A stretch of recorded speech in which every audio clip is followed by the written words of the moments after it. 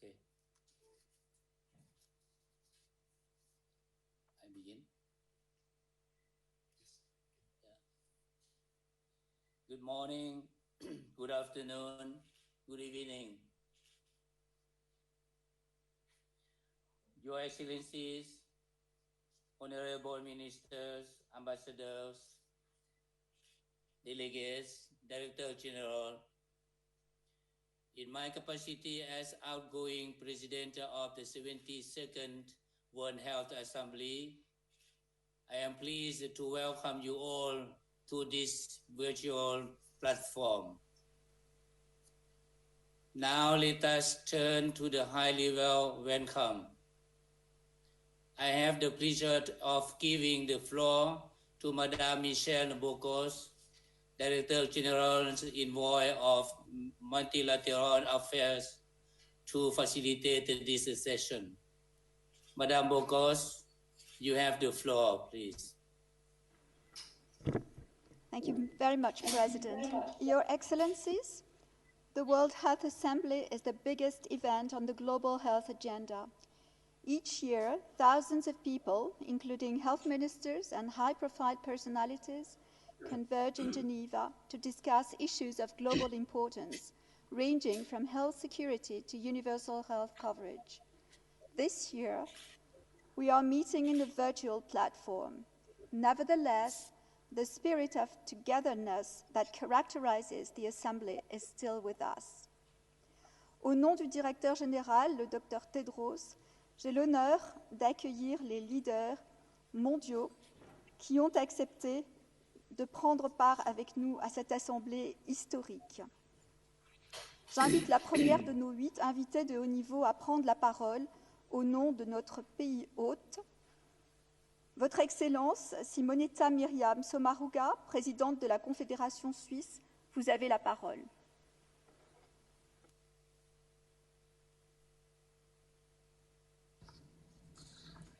Monsieur le Président, Monsieur le Directeur Général, Mesdames et Messieurs les ministres, Excellences, Mesdames et Messieurs les délégués. La crise que tous les États membres de l'Organisation mondiale de la santé sont en train de vivre est un défi majeur pour nous tous. La Suisse remercie l'OMS pour son engagement de chaque instant face à la pandémie. La Suisse exprime aussi toute sa gratitude envers le personnel de santé. Il a démontré son dévouement sans faille et son courage aux 4 coins du monde. Monsieur le Directeur général, en ces circonstances si particulières, je vous assure du soutien plein et entier de mon pays à l'OMS et je réaffirme les fondements de notre engagement, l'adhésion au multilatéralisme, la solidarité et la coopération internationale. Aujourd'hui, plus que jamais, ces fondements sont indispensables. Il s'agit de les fortifier et surtout pas de les ébranler. C'est pourquoi la Suisse travaille à constituer une coalition de pays représentant chacun une région du monde. Le but est de garantir une sécurité sanitaire universelle avec en son centre l'OMS, dépassant les clivages pour mieux protéger nos populations. Pour ce faire, il sera impératif d'analyser les mesures qu'ont prises les différents pays, ceci dans le but de renforcer le règlement sanitaire international et les échanges à venir. Par le passé, l'OMS a su tirer les leçons des épidémies qu'elle a dû affronter. Je suis convaincu que l'organisation saura également examiner de manière critique la crise actuelle pour améliorer encore sa gestion des urgences sanitaires. Pour l'heure, il est néanmoins essentiel de se concentrer sur la gestion de cette crise. L'OMS doit pouvoir se nourrir des expériences faites dans chaque pays, mais elle doit aussi pouvoir agir de manière autonome et proactive pour faire face aux urgences sanitaires. Il est tout aussi important d'assurer une grande marge de manœuvre financière à l'OMS. Aujourd'hui, l'organisation dépend à près de 80% de contributions volontaires. Posons-nous tous la question. est-il décent d'exiger tellement d'elle et de payer de manière aussi arbitraire? La crise actuelle montre à quel point il est vital de disposer d'une organisation forte, efficace et universelle, engagée sur le long terme. Or, pour que cette organisation puisse agir, elle doit disposer d'un financement durable qui lui permette de garantir de manière indépendante son expertise. Monsieur le directeur général, face à la crise que nous traversons, soyez assurés de la pleine collaboration de la Suisse. Nous tous, États membres de l'Organisation mondiale de la santé, avons pour tâche de sauver des vies, de protéger la santé de la population, de soigner les malades. Nous y parviendrons seulement si nous agissons ensemble en unissant nos forces dans un cadre multilatéral, celui de l'OMS. Je vous remercie. Je vous remercie, Excellence. Le secrétaire général des Nations Unies, M. Antonio Guterres, nous fait le plaisir d'être avec nous aujourd'hui. Excellence, vous avez la parole.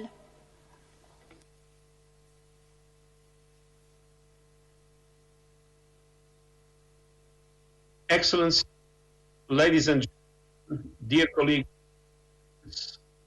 thank you for this opportunity to address you on the greatest challenge of our age. The COVID-19 pandemic has demonstrated our global fragility. Despite the enormous scientific and technological advances of recent decades, a microscopic virus has brought us to our knees. We do not yet know how to eradicate, treat, or vaccinate against COVID-19. And we have no clear idea when we will be able to do these things. But the fragility exposed by the virus is not limited to our health systems. It affects all areas of our world and our institutions. The fragility of coordinated global efforts is highlighted by our failed response to the climate crisis.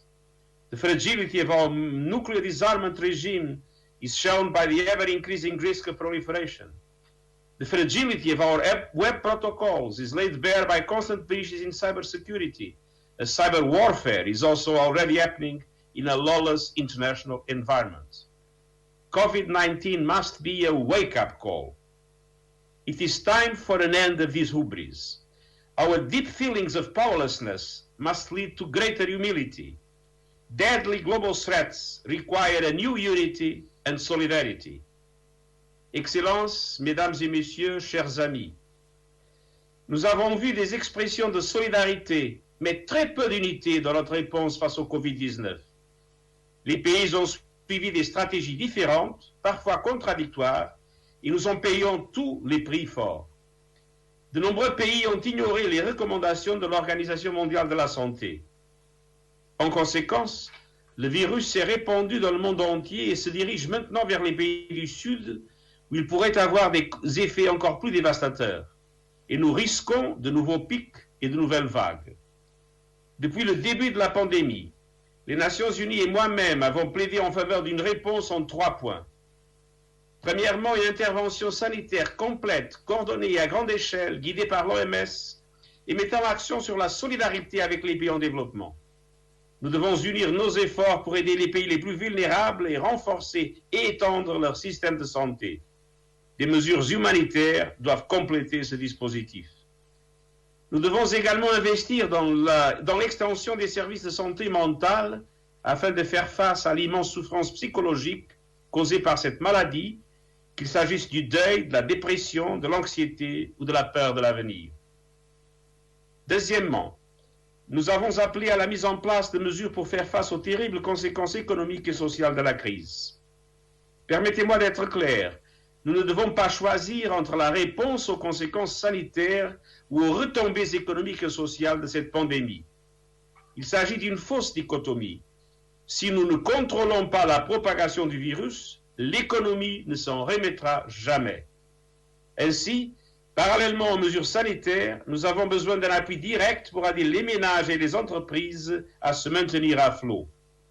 Il faut porter une attention toute particulière aux plus touchés, les femmes, les personnes âgées, les enfants, les bas salaires et les autres groupes vulnérables.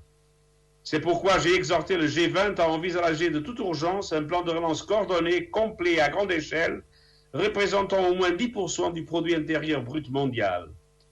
Si les pays développés ont les moyens d'y parvenir par eux-mêmes, nous devons voir une augmentation massive des ressources disponibles pour les pays en développement.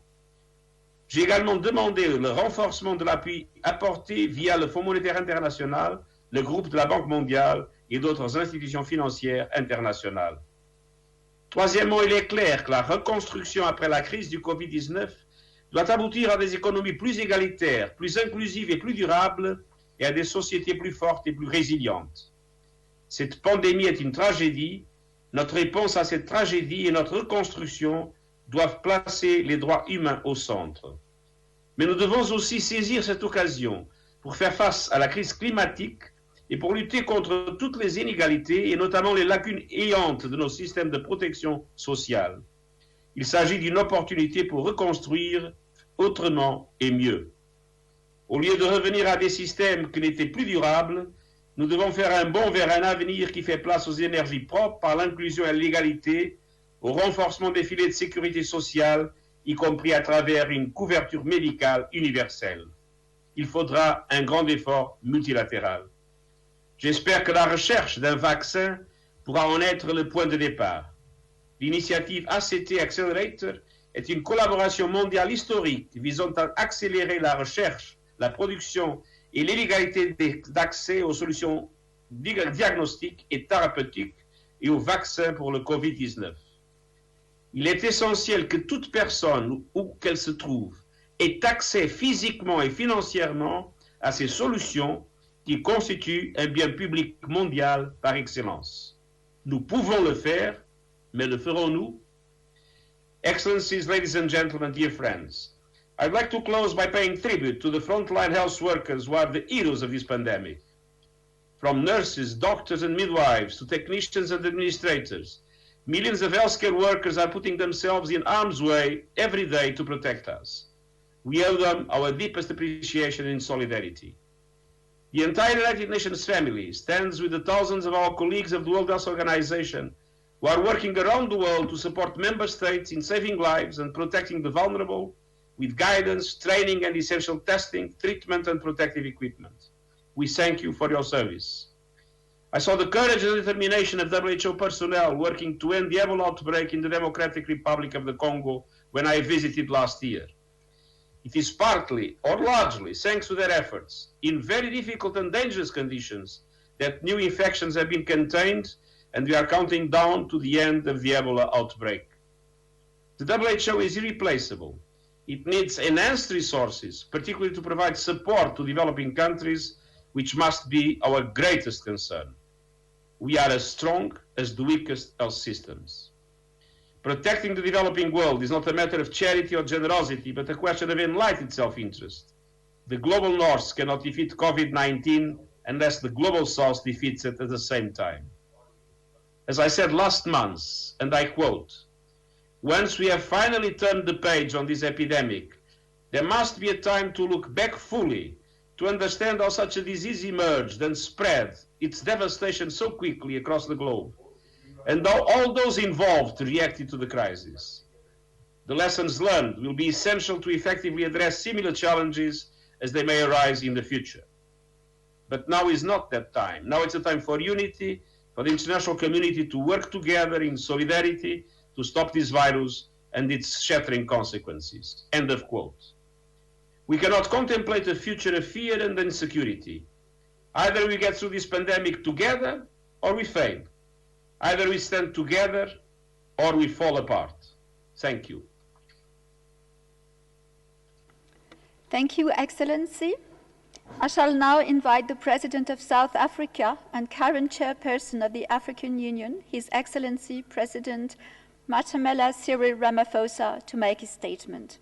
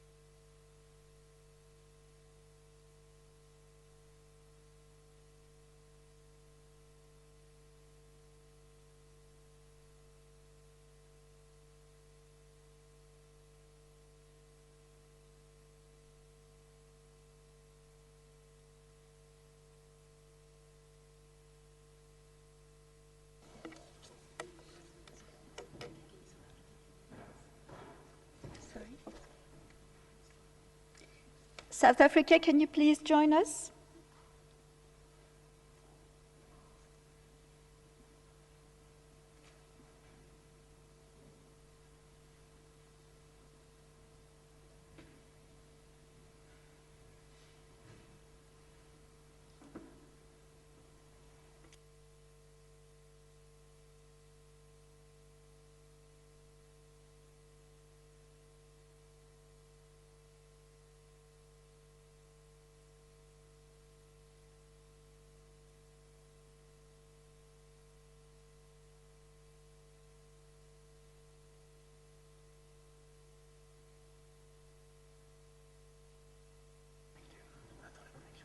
I think we are waiting for the connection with South Africa. Just a few more seconds, and we should have South Africa online now.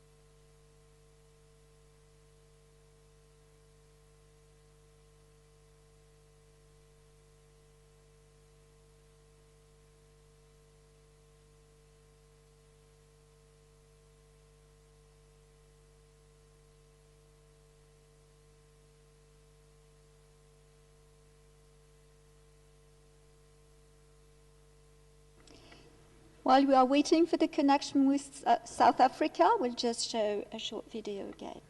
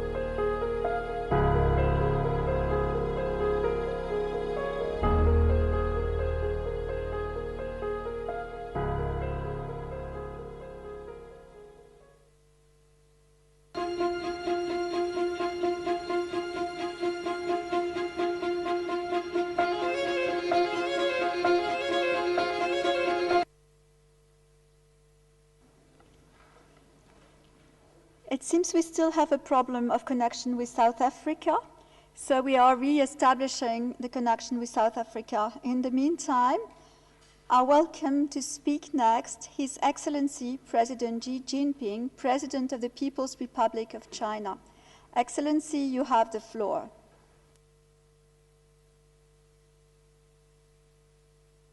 大会主席先生，世界卫生组织总干事先生，各位代表，首先，我认为，在人类抗击新冠肺炎疫情的关键时刻，举行这次世卫大会具有十分重要的意义。人类正在经历第二次世界大战结束以来最严重的全球公共卫生突发事件。新冠肺炎疫情突如其来，现在已经波及210多个国家和地区，影响了70多亿人口，夺走了30余万人的宝贵生命。在此，我谨向不幸罹难者表示哀悼，向他们的家属表示慰问。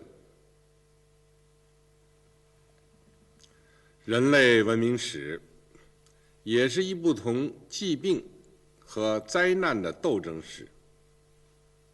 病毒没有国界，疫病不分种族。面对来势汹汹的新冠肺炎疫情，国际社会没有退缩，各国人民勇敢前行，守望相助，风雨同舟，展现了人间大爱，汇聚起同疫情斗争的磅礴之力。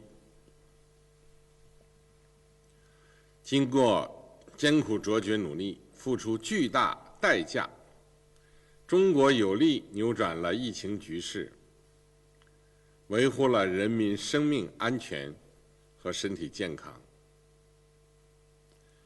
中方始终本着公开、透明、负责任的态度，及时向世卫组织及相关国家通报疫情信息，第一时间发布病毒基因序列等信息，毫无保留同各方分享防控和救治经验，尽己所能，为有需要的国家提供了大量支持和帮助。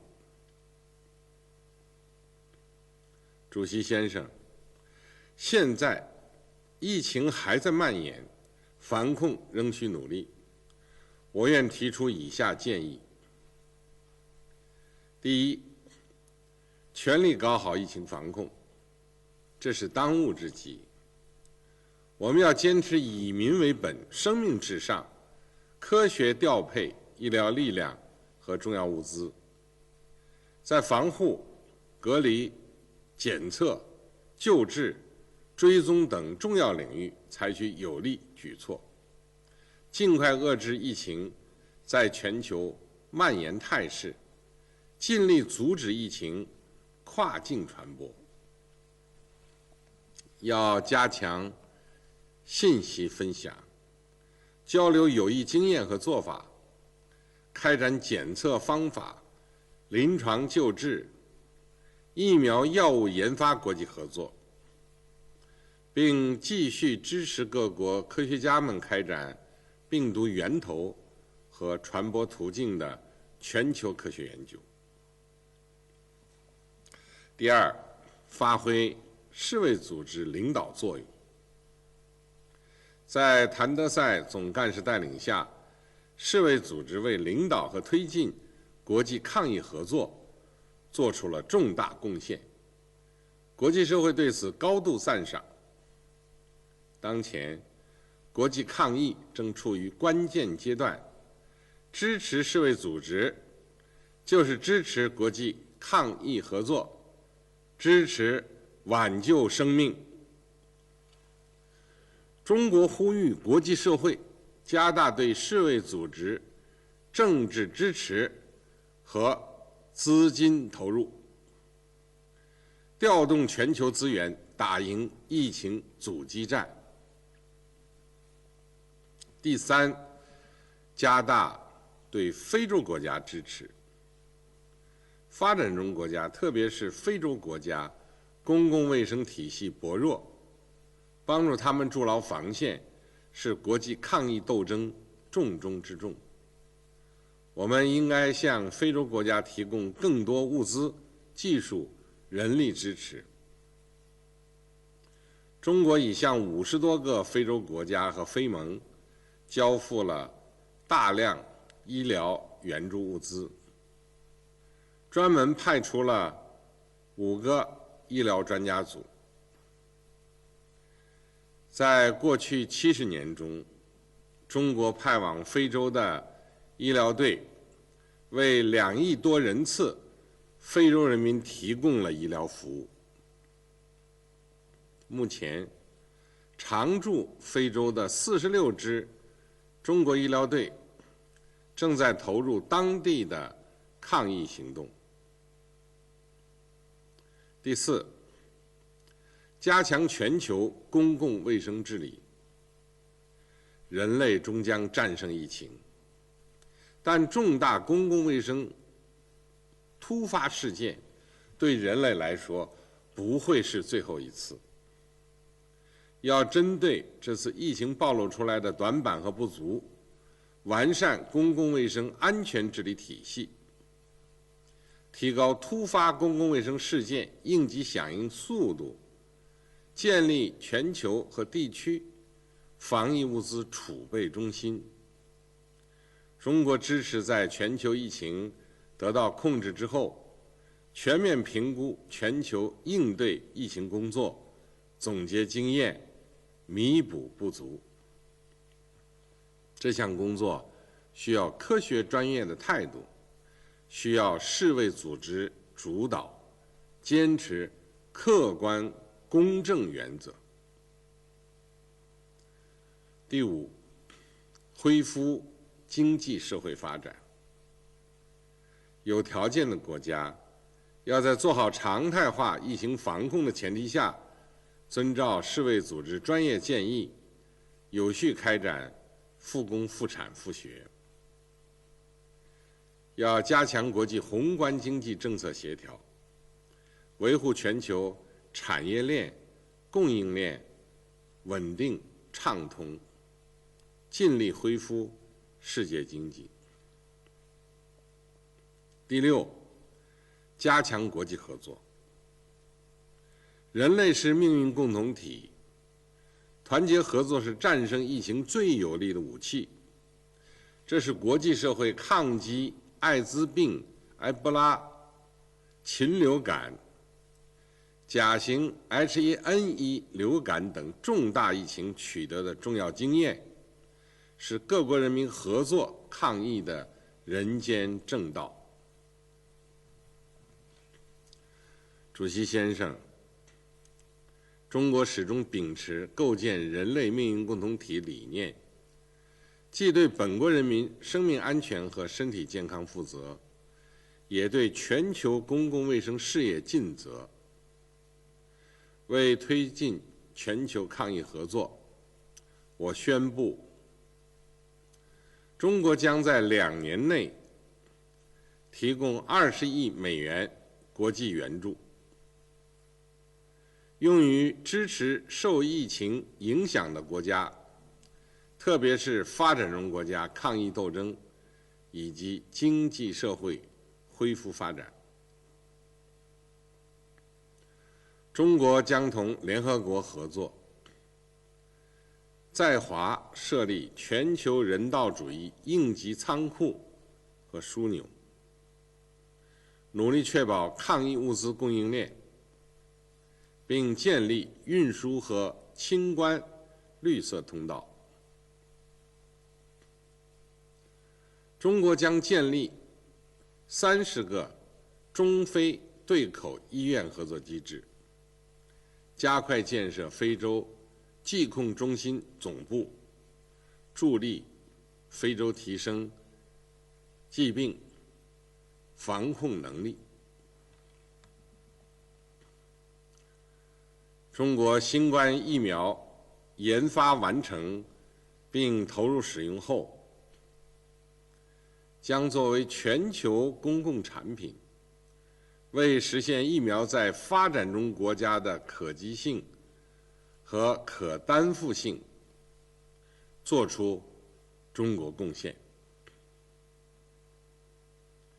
中国将同20国集团成员一道，落实暂缓最贫困国家债务偿付倡议，并愿同国际社会一道，加大对疫情特别重、压力特别大的国家的支持力度，帮助其克服当前的困难。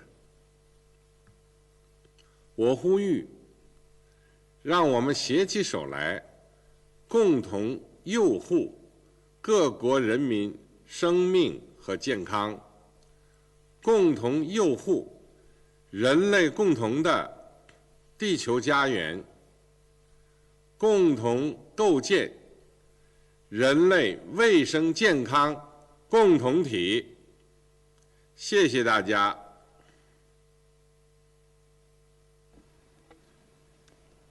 Thank you, Excellency. J'ai le plaisir à présent de donner la parole au président de la France, Son Excellence le président Emmanuel Macron. Vous avez la parole. Monsieur le Président de l'Assemblée mondiale de la santé, Monsieur le Secrétaire général des Nations unies, Mesdames et Messieurs les chefs d'État et de gouvernement, Monsieur le Directeur général de l'OMS, je veux vous remercier de m'avoir invité à ouvrir avec vous cette 73e Assemblée mondiale de la santé. Cette session est sans nul doute l'une des plus importantes de l'histoire de l'Organisation mondiale de la santé. Elle doit être un moment d'unité, de solidarité, mais aussi de lucidité et d'action face à la crise mondiale inédite que nous traversons tous. Souvenons-nous de ce qui a présidé à la fondation de l'OMS en 1948, bâtir un monde nouveau où chacun pourrait jouir d'une meilleure santé, parce que c'est le droit fondamental de tout être humain. Souvenons-nous des progrès aussi accomplis depuis, de tout ce que nous avons su faire ensemble avec l'OMS, avec tous les acteurs de la santé mondiale, au service de cet objectif. L'augmentation de l'espérance de vie, le recul de la mortalité infantile, l'éradication de maladies meurtrières comme la variole, le combat qui reste entier quant à lui contre la tuberculose, le paludisme ou le VIH, pour l'élargissement de l'accès aux médicaments, à la vaccination, pour le renforcement des systèmes de santé. La pandémie de Covid-19 a bouleversé nos vies, nos sociétés, a mis nos économies à l'arrêt, a aussi révélé nos vulnérabilités à tous. Elle nous a rappelé aussi, s'il le fallait, toute la valeur de la santé humaine et de ceux qui en prennent soin. Je tiens, en cette année consacrée par l'OMS aux sages-femmes et aux infirmiers, à saluer tous ceux qui, chaque jour, sont sur le terrain pour prendre soin des autres, parfois au péril de leur vie, comme l'épouvantable attaque contre une maternité en Afghanistan l'a encore montré tragiquement il y a quelques jours. Alors, au moment où les soignants se battent contre la pandémie, au moment où les populations de tous nos pays font face avec courage, nous n'avons pas le droit de nous diviser. Nous n'avons pas le droit de nous dérober. Nous avons collectivement un devoir d'efficacité. La priorité absolue, la seule qui vaille, c'est de venir à bout de cette pandémie. Chacun de nous porte en lui une partie de la solution. États, organisations internationales, fonds spécialisés, organisations de la société civile, industrie pharmaceutique, banques de développement, citoyens. Ce n'est qu'en unissant nos forces que nous viendrons à bout de cette pandémie. Nous avons besoin de l'OMS pour son rôle irremplaçable de coordination, pour son expertise scientifique, sa connaissance du terrain. Nous avons besoin d'une OMS forte face au Covid-19. Et l'OMS, c'est nous, ce sont ses États membres. Il dépend donc de nous de lui permettre de jouer tout son rôle dans la réponse internationale aux pandémies. C'est la raison pour laquelle la France a décidé il y a quelques jours de renforcer substantiellement le soutien financier apporté à notre organisation. C'est la raison pour laquelle, aux côtés de l'OMS, avec nos partenaires européens, avec l'ensemble des acteurs de la santé mondiale, nous avons lancé l'initiative ACT-A pour soutenir massivement la recherche, accélérer le développement et permettre un accès universel aux moyens de lutte contre la pandémie. Parce que oui, un vaccin, s'il est découvert face au Covid-19, sera un bien public mondial auquel chacun devra pouvoir avoir accès. C'est une question d'efficacité. Tant que la maladie sera la réalité de quelques-uns, elle sera une menace pour tous. C'est une question de principe. La santé humaine ne se discute pas, ne se réserve pas, ne se monnaie pas. L'Europe s'engage pleinement dans la construction de la réponse internationale à la pandémie. Le 4 mai dernier, la conférence de financement organisée par la Commission européenne a permis de mobiliser 7,5 milliards d'euros au service des objectifs d'ACT-A. Avec ses partenaires internationaux, l'Europe porte dans cette session une réponse solide pour renforcer l'application du règlement sanitaire international, améliorer les systèmes d'alerte et de réaction aux urgences, renforcer la recherche, mieux comprendre en toute transparence et avec un esprit de coopération la crise à laquelle nous sommes confrontés et en tirer tous les enseignements et donc mieux y répondre. Nous devons regarder en face avec lucidité, avec exigence, ce qui a fonctionné et ce qui n'a pas fonctionné dans la gestion internationale de la crise. Nous avons l'occasion d'apporter une réponse unie à la pandémie, sans complaisance, sans accusation non fondée. Unie, exigeante, lucide, c'est notre responsabilité. J'appelle l'ensemble des membres de cette Assemblée à la responsabilité et à l'action. Au nom de ce qui a présidé à la fondation de notre organisation et au nom d'un droit fondamental de l'humanité, l'espérance.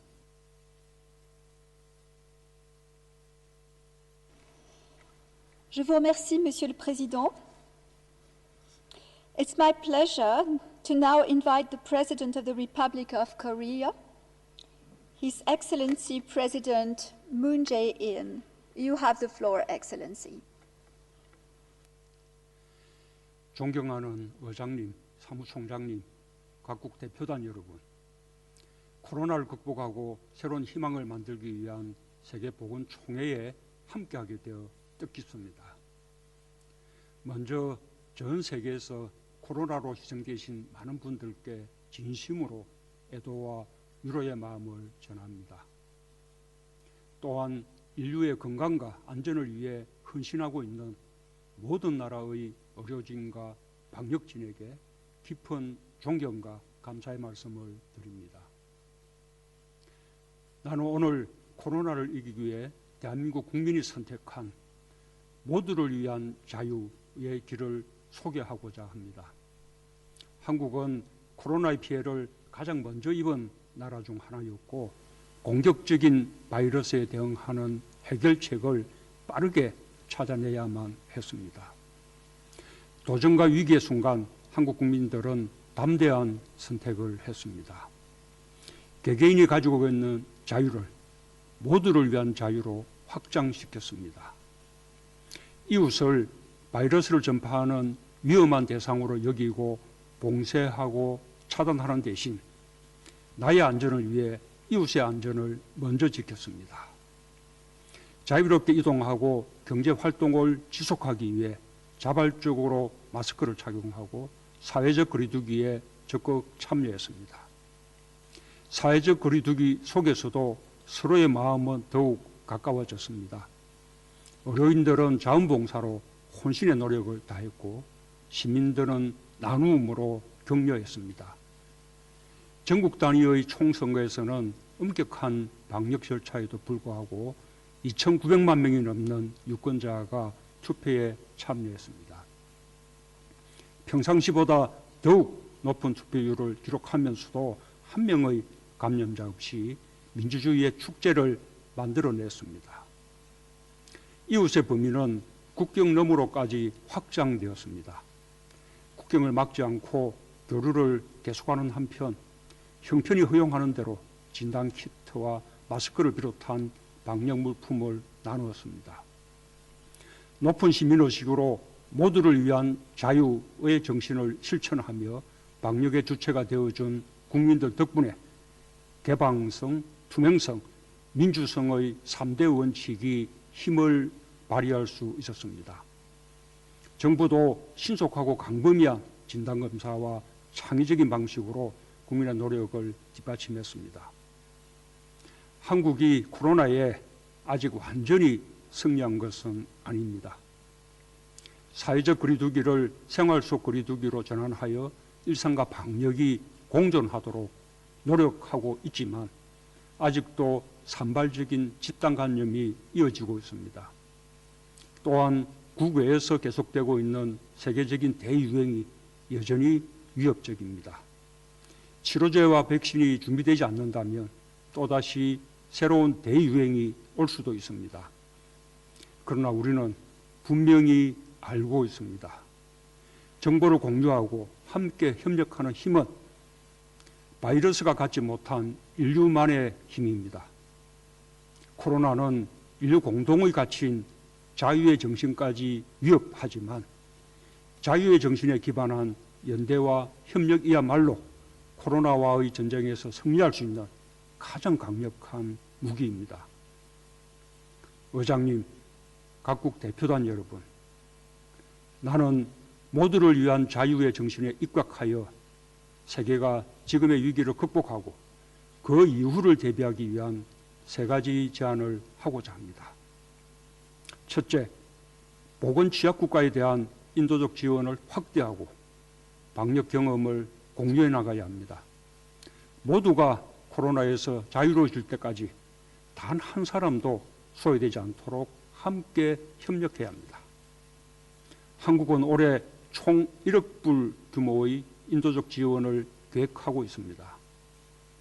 위기 대응과 출입국 정책에 이르기까지 그동안 축적해온 경험과 데이터도 지속적으로 국제사회와 공유해 나갈 것입니다. 인류의 건강을 함께 지키기 위해 WHO와 적극 협력해 나갈 것입니다. 둘째, 백신과 치료제 개발을 위해 국경을 넘어 협력해야 합니다. 개발된 백신과 치료제는 인류를 위한 공공재로서 전 세계에 공평하게 보급되어야 할 것입니다. 한국은 백신과 치료제 개발을 위한 WHO의 노력을 전적으로 지지합니다. 한국은 세계 백신 면역 연합, 글로벌 펀드, 국제의약품 구매기구, 국제 백신 연구소의 공여국으로 참여하고 있으며 올해부터 감염병 혁신 연합에도 기여할 예정입니다. 셋째, WHO 국제보건 규칙을 비롯한 관련 규범을 빠르게 정비하고 기속력을 갖춰야 합니다. 우리는 언제라도 올 수 있는 신종 감염병 위기에 보다 신속하고 효과적으로 대응할 수 있어야 합니다. 감염병 관련 정보를 국가 간에 더욱 투명하게 공개하고 조기 경보 시스템과 협력 체계를 공동으로 구축하는 노력이 필요합니다. G20 정상회의와 아세안 플러스 3 정상회의에서 논의된 협력 방안들이 더욱 구체화될 수 있기를 바랍니다. 존경하는 의장님, 사무총장님, 각국 대표단 여러분, 위기 앞에서 인류는 각자 도생이 아니라 연대와 협력을 선택해야 합니다. 위기일수록 세계는 상호 신뢰와 포용으로 단합해야 합니다. 국제사회가 모두를 위한 자유의 가치를 더욱 굳게 공유한다면 우리는 지금의 위기 극복을 앞당기고 포스트 코로나 시대의 희망을 더 크게 키울 수 있을 것이라고 믿습니다. Thank you very much, Excellency. We are now trying to reconnect with South Africa to listen to President Ramaphosa's speech. If you are online, can you please click on the video?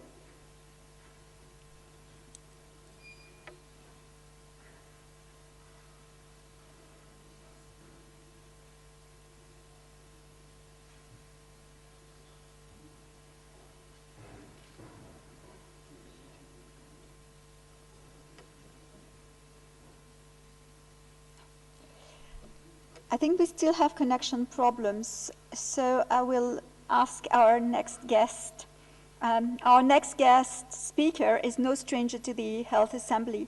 Please join me to welcome the Chancellor of the Federal Republic of Germany, Angela Merkel. Your Excellency, you have the floor. Sehr geehrter Herr Generaldirektor Tedros, Exzellenzen, sehr geehrte Damen und Herren. Wir erleben eine globale Krise. Fast 5 Millionen Menschen weltweit, die sich Stand heute mit dem Coronavirus infiziert haben und ebenfalls Stand heute rund 300.000 Todesfälle weltweit, außerdem geschlossene Grenzen und herbe Einschnitte im Wirtschafts- und Alltagsleben zeigen, dass kaum ein Land von der Pandemie und ihren Folgen verschont bleibt. Diese Krise kann kein Land allein lösen. Wir müssen gemeinsam handeln. Daher danke ich Ihnen allen, die Sie an der Weltgesundheitsversammlung teilnehmen, um gemeinsam nach Lösungen zu suchen. Dabei kann uns helfen, dass die Ebola-Epidemie in Westafrika im Jahre 2014 zu notwendigen Reformen der Weltgesundheitsorganisation geführt hat. Auch die G7 und die G20-Staaten haben das Thema Gesundheit zu einer Priorität gemacht. Und auf der UN-Generalversammlung im letzten Jahr haben wir den globalen Aktionsplan für ein gesundes Leben und das Wohlergehen aller Menschen verabschiedet. Gleichwohl zeigt die Coronavirus-Pandemie noch einmal besonders nachdrücklich, dass wir weltweit noch mehr tun müssen. Für bessere Frühwarnmechanismen und Präventionsmaßnahmen, für mehr Forschungskooperation, für stärkere Gesundheitssysteme. Die Weltgesundheitsorganisation ist die legitimierte globale Institution, bei der die Fäden zusammenlaufen. Weil das so ist, müssen wir immer wieder prüfen, wie wir die Abläufe in der WHO weiter verbessern können. Dazu gehört auch, für ein nachhaltiges Finanzierungssystem zu sorgen. Am dringendsten aber ist jetzt natürlich die Coronavirus-Pandemie einzudämmen. Hierfür bedarf es weltweit geeigneter Diagnostika und Therapeutika. Außerdem gilt es, einen Impfstoff zu entwickeln, der natürlich für alle zugänglich und bezahlbar sein muss. Nicht zuletzt müssen wir die vielfältigen wirtschaftlichen und sozialen Folgen der Pandemie gemeinsam abfedern. Wie wir mit der Herausforderung umgehen, wird unsere nationalen Gesellschaften wie auch die internationale Gemeinschaft prägen. Ich bin überzeugt, dass wir die Coronavirus-Pandemie überwinden werden. Je mehr wir global gemeinsam daran arbeiten, umso schneller und besser wird uns das gelingen. Ich ermuntere alle, sich daran zu beteiligen, und ich danke allen, die zum globalen Gemeinwohl beitragen. Thank you very much, Madam Chancellor. I have the pleasure to welcome the Prime Minister of Barbados, Her Excellency Mayor Amo Motley. You have the floor, Excellency. Good afternoon, Mr. President and distinguished delegates. Today I join with the defenders of democracy across the Caribbean Community region, the wider Americas, and indeed the small island developing states of the world, who recognize the importance of fearless, robust leadership.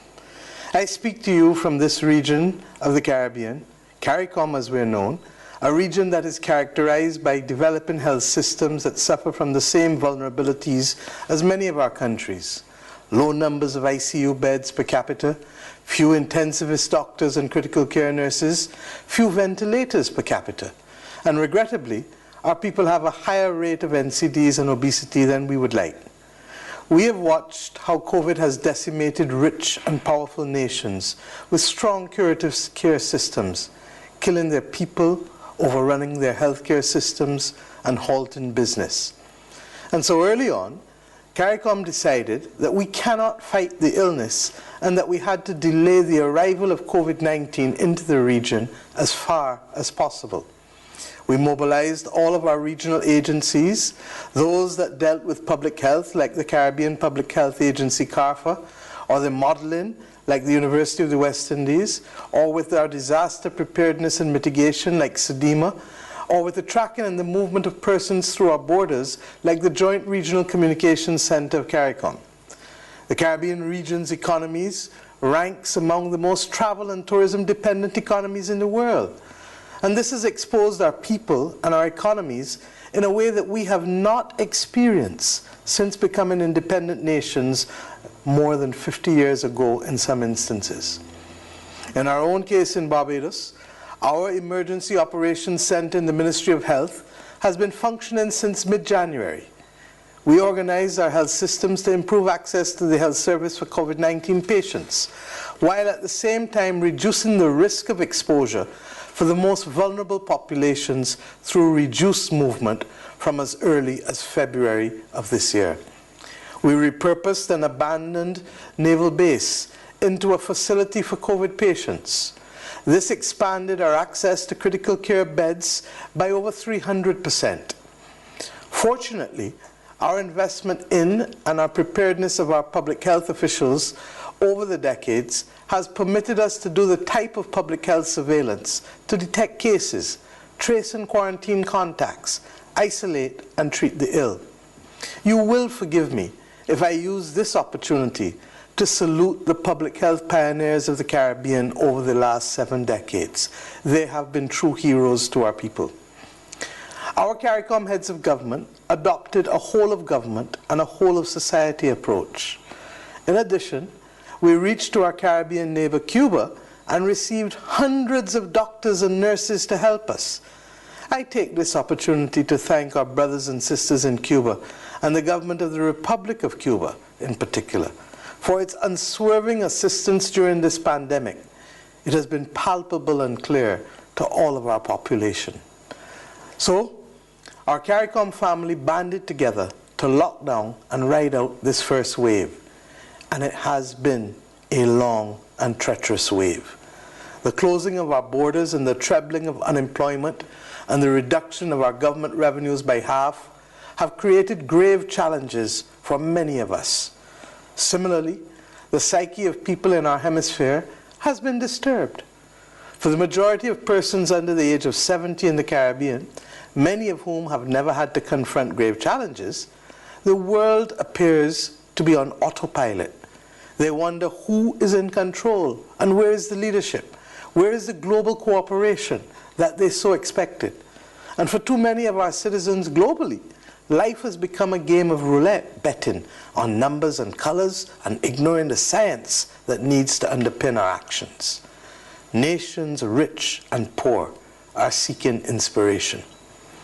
This is a crisis, therefore, that strikes not only at the heart of our humanity, but also at the organization of our human societies. It is a crisis that calls for global leadership that will allow us to rebuild our humanity, our environment, and the equity so badly needed in our societies and our economies.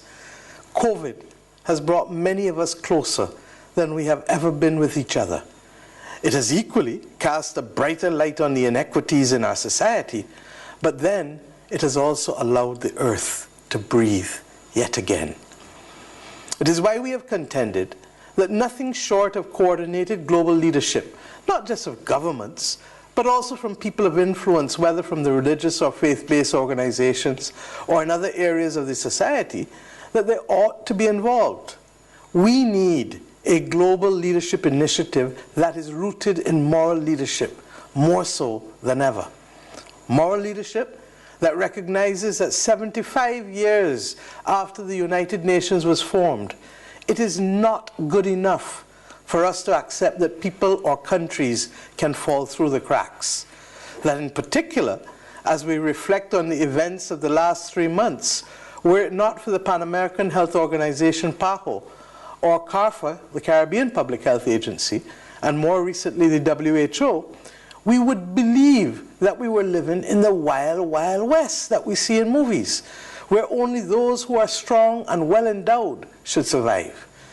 It is the intervening hand of these agencies that I just mentioned that has sought to move us as a region closer to a level playing field.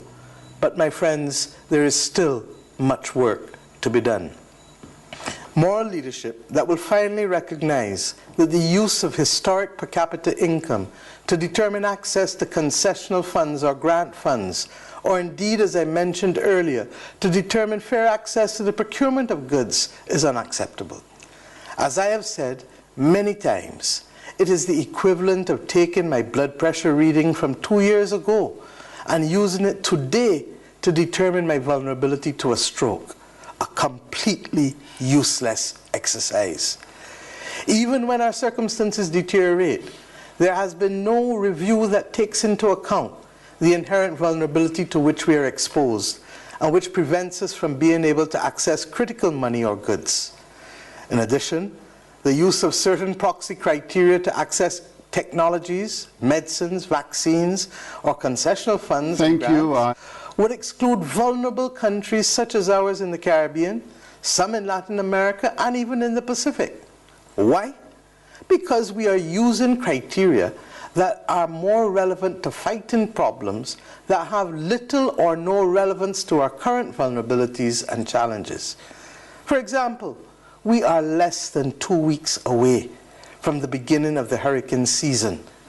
Tropical Storm Arthur has already formed off of the Bahamas, well in advance of that start. Many of us are already confronting droughts and the presence of sargassum weed as a result of the climate crisis, and it is wreaking havoc in our societies. But none of these challenges are captured by per capita income or by maternal mortality rates. None of them. In addition, where there is global market failure, as is happening now, small middle-income states are at risk of not being seen or heard, or not even accessing critical goods and supplies. I take this opportunity to thank Dr. Tedros for reaching out to the Executive Director of the Global Fund last evening to advocate for the countries in the region that have been excluded from procurement through the consortium of critical COVID-19 medical supplies. We need to be included. It is also therefore clear that we need therefore additional criteria to determine equitable access and fair allocation, criteria that better take into account that vulnerability which we have. And if we're asking for the same solution for climate, for external shocks, as we are asking for the pandemic, it is because all three destroy our capacity to produce as nations and the ability of our people to survive.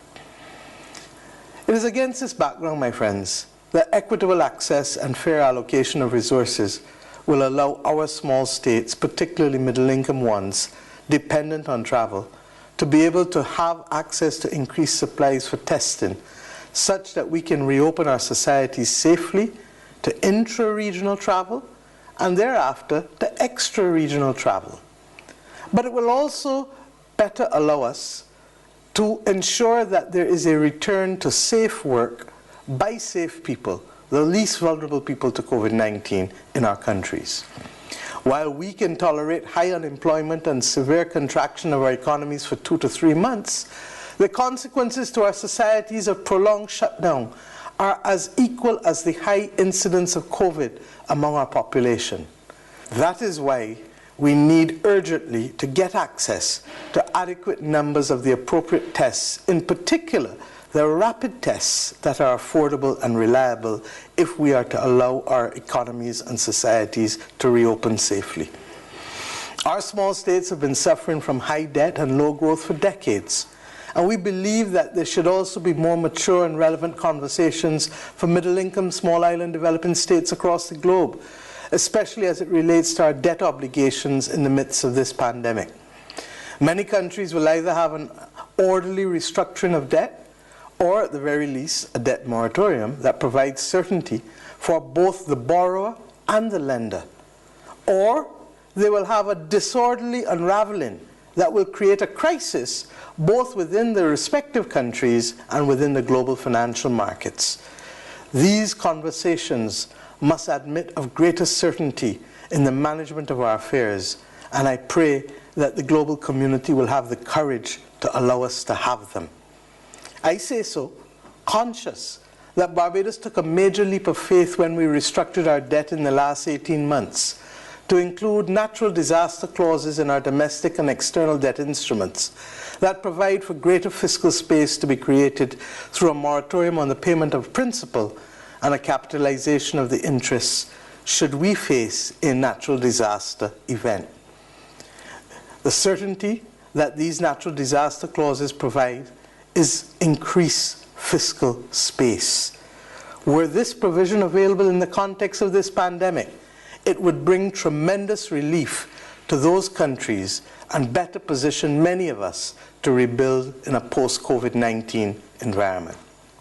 Let me at this juncture express my appreciation to Director General Dr. Tedros and the WHO for the recent appointments of Sir Andrew Whitty and Dr. Ngozi Okonjo-Iweala, a dear friend of the Caribbean, as special envoys for the North and South respectively for the WHO's Access to COVID-19 Tools Accelerator. It is intended that they will ensure that there's a framework for equitable access to tests, therapeutics, and a vaccine, if ever there is one. In addition, our Caribbean countries salute your inclusive leadership and recognize that without your timely interventions, the efforts of PAHO and CARFA would be stymied as we try to meet the needs of our populations. 42 years on, our community still believes that the principles of Alma Ata must mean something, that we should have equitable access to the supplies we need, that we should be able to afford to save the lives of our citizens, and that the solutions should be appropriate to our context. I must add at this point that global moral leadership also means that in aid of supporting human lives, which none of us can replace, that there ought to be a suspension of international sanctions imposed against countries. Whatever differences or difficulties we may have with each other, they can be put on pause while we wrestle to the ground this awful pandemic. For wherever it exists, it affects each and every one of us.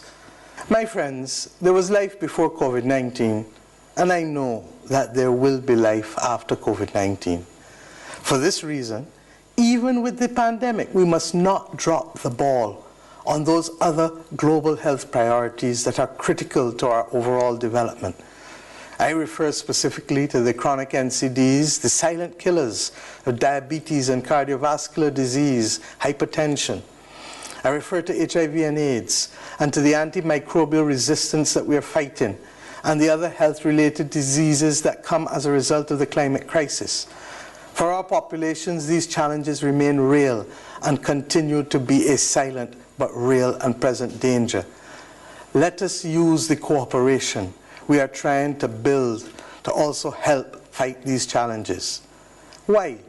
Because solidarity, unity, and partnership remain enduring principles for us. These are the principles that led our Caribbean countries to embrace the pursuit of democracy in the late 1930s, just as they also were the principles that helped the world rebuild after 3 decades of challenges 75 years ago with the formation of the United Nations and the Bretton Woods institutions. I pray that we will have the fortitude to fight against these challenges of our times, relying on these same principles of solidarity, unity, and partnership. I wish the leadership and management of the World Health Organization success in its efforts to promote health, to keep the world safe, and to serve the vulnerable people of our world as it is required to do. Your mission 73 years on, after your formation, remains critical. I say to you as I leave, the world watches on with bated breath. We wish you all of the very best as you deliberate over these 2 days, for so much depends on it. Thank you. Thank you, Excellency. We come back now to South Africa, and I invite the President of South Africa, current Chairperson of the African Union, His Excellency President Matamela Cyril Ramaphosa, to make his statement. Thank you. I would like to welcome this opportunity to address the World Health Assembly. We are in the midst of the most serious public health emergency our world has experienced in over 100 years. containing the coronavirus pandemic has dwarfed all other issues facing the international community and individual countries. The pandemic has profound social, political, economic, and security implications for all of us.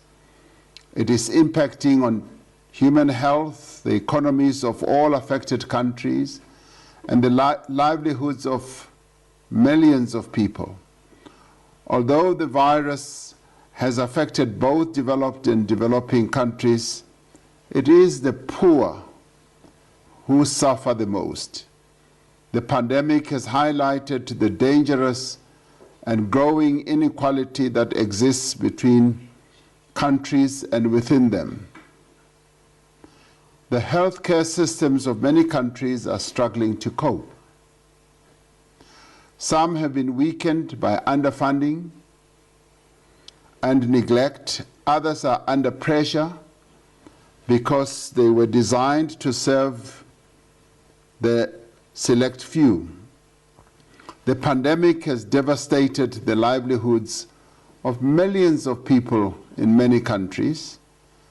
The global recovery depends on our ability to accept the reality that this virus will be with us for some time and that we need to prepare to adapt accordingly. The social distancing, hygiene, and other protocols recommended by the World Health Organization must become part of our everyday lives. Africa affirms its full support for the World Health Organization, which has been key in guiding the international response to the pandemic.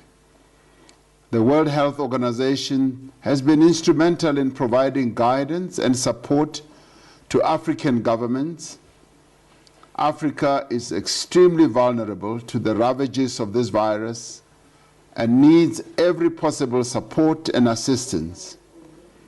The African Union has taken very deliberate steps to respond to the scourge. The African Union has made a call for developing countries to be assisted in their efforts to combat the pandemic and to rebuild their economies. This assistance needs to include debt relief. It also needs to include assistance with regard to diagnostic and therapeutic medical supplies. To turn back the frontiers of the pandemic, we must also deepen international collaboration as well as solidarity around issues like research and development and investment. We fully support the initiative by the World Health Organization, together with many other governments, in assisting the developing countries. For its part, South Africa is participating in several research initiatives. We must ensure that there is equitable access to medical equipment, technologies, in all respects. In this final decade towards the attainment of the Sustainable Development Goals, we must press ahead with our goal of making universal health care a reality for all the people of the world, and no one must be left behind. The virus has demonstrated the essential value of universal health coverage, and this is where we need full solidarity.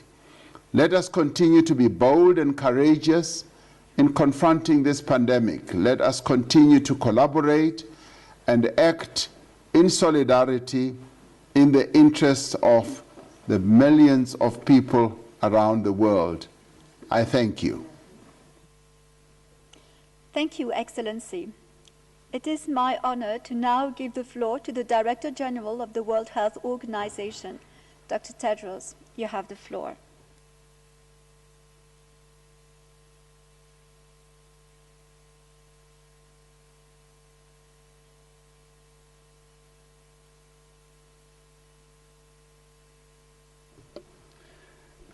Thank you, Ambassador Bokoz.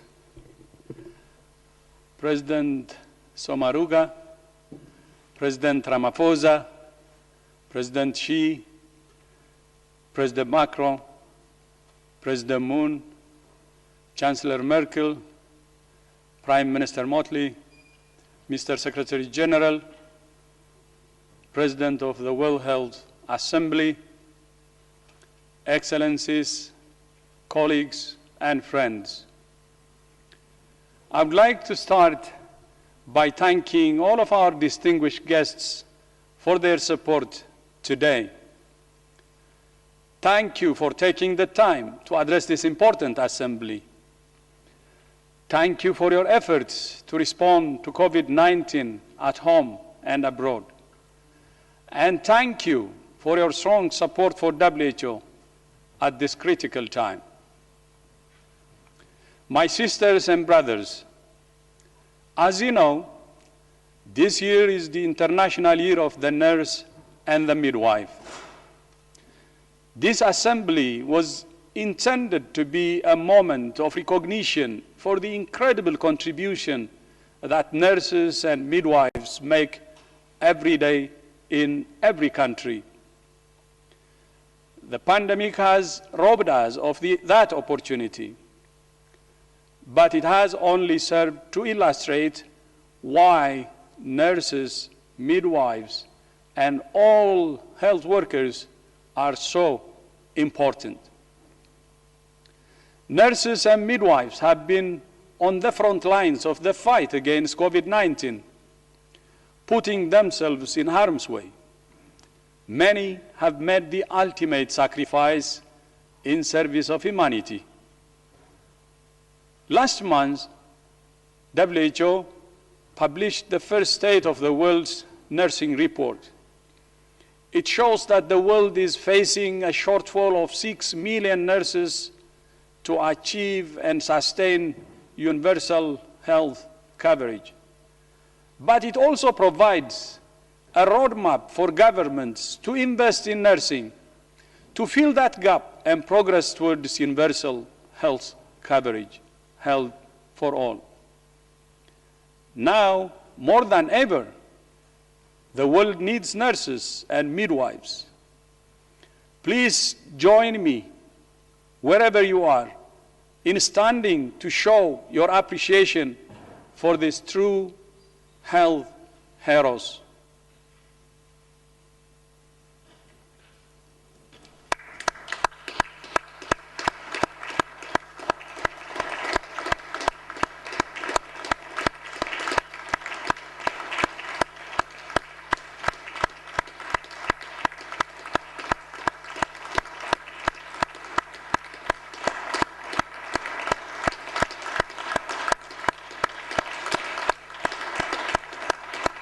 Thank you. Thank you. We have come together as the nations of the world to confront the defining health crisis of our time. We come in grief for those we have lost. We come with concern for those still fighting for their lives. We come with determination to triumph over this common threat. And we come with hope for the future. The world has confronted several pandemics before. This is the first caused by a coronavirus. This is a dangerous enemy with a dangerous combination of features. This virus is efficient, fast, and fatal. It can operate in the dark, spread silently if we are not paying attention, then suddenly explodes if we are not ready, and moves like a bushfire. We have seen the same pattern repeated in cities and countries the world over. We must treat this virus with the respect and attention it deserves. More than 4.5 million cases of COVID-19 have now been reported to WHO, and more than 300,000 people have lost their lives. But numbers don't even begin to tell the story of this pandemic. Each loss of life leaves a scar for families, communities, and nations. The health impacts of the pandemic extend far beyond sickness and death caused by the virus itself. The disruption to health systems threatens to unwind decades of progress against maternal and child mortality, HIV, malaria, tuberculosis, non-communicable diseases, mental health, polio, and many other of the most urgent health threats. And yet, this is so much more than a health crisis. Lives and livelihoods have been lost or upended. Hundreds of millions of people have lost their jobs.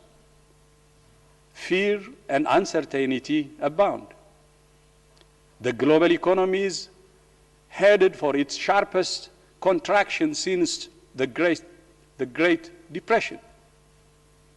The pandemic has brought out the best and worst of humanity, fortitude and fear, solidarity and suspicion, rapport and reclamation. This contagion exposes the fault lines, inequalities, injustices, and contradictions of our modern world. It has highlighted our strengths and our vulnerabilities. Science has been hailed and scorned. Nations have come together as never before, and geopolitical divisions have been thrown into sharp relief. We have seen what's possible with cooperation and what risk without it. The pandemic is a reminder of the intimate and delicate relationship between people and planet. Any efforts to make our world safer are doomed to fail unless they address the critical interface between people and pathogens and the existential threat of climate change that's making our Earth less habitable. For all the economic, military, and technological might of nations, we have been humbled by this very small microbe. If this virus is teaching us anything, it's humility. Time for humility. 6 months ago, it would have been inconceivable to most that the world's biggest cities would fall early quiet, that shops, restaurants, schools, and workplaces would be closed, that global travel would grind to a standstill, that simply shaking hands could be life-threatening. Terms once used only by epidemiologists like reproduction number, physical distancing, and contact tracing have become common parlance. In less than 5 months, the pandemic has encircled the globe. All countries have faced challenges in coming to grips with this virus, rich and poor, large and small. Low-income countries, small island developing states, and those suffering from violence and conflict are trying to confront this threat in the most challenging of circumstances. How do you practice physical distancing when you live in crowded conditions? How do you stay at home when you have to work to feed your family?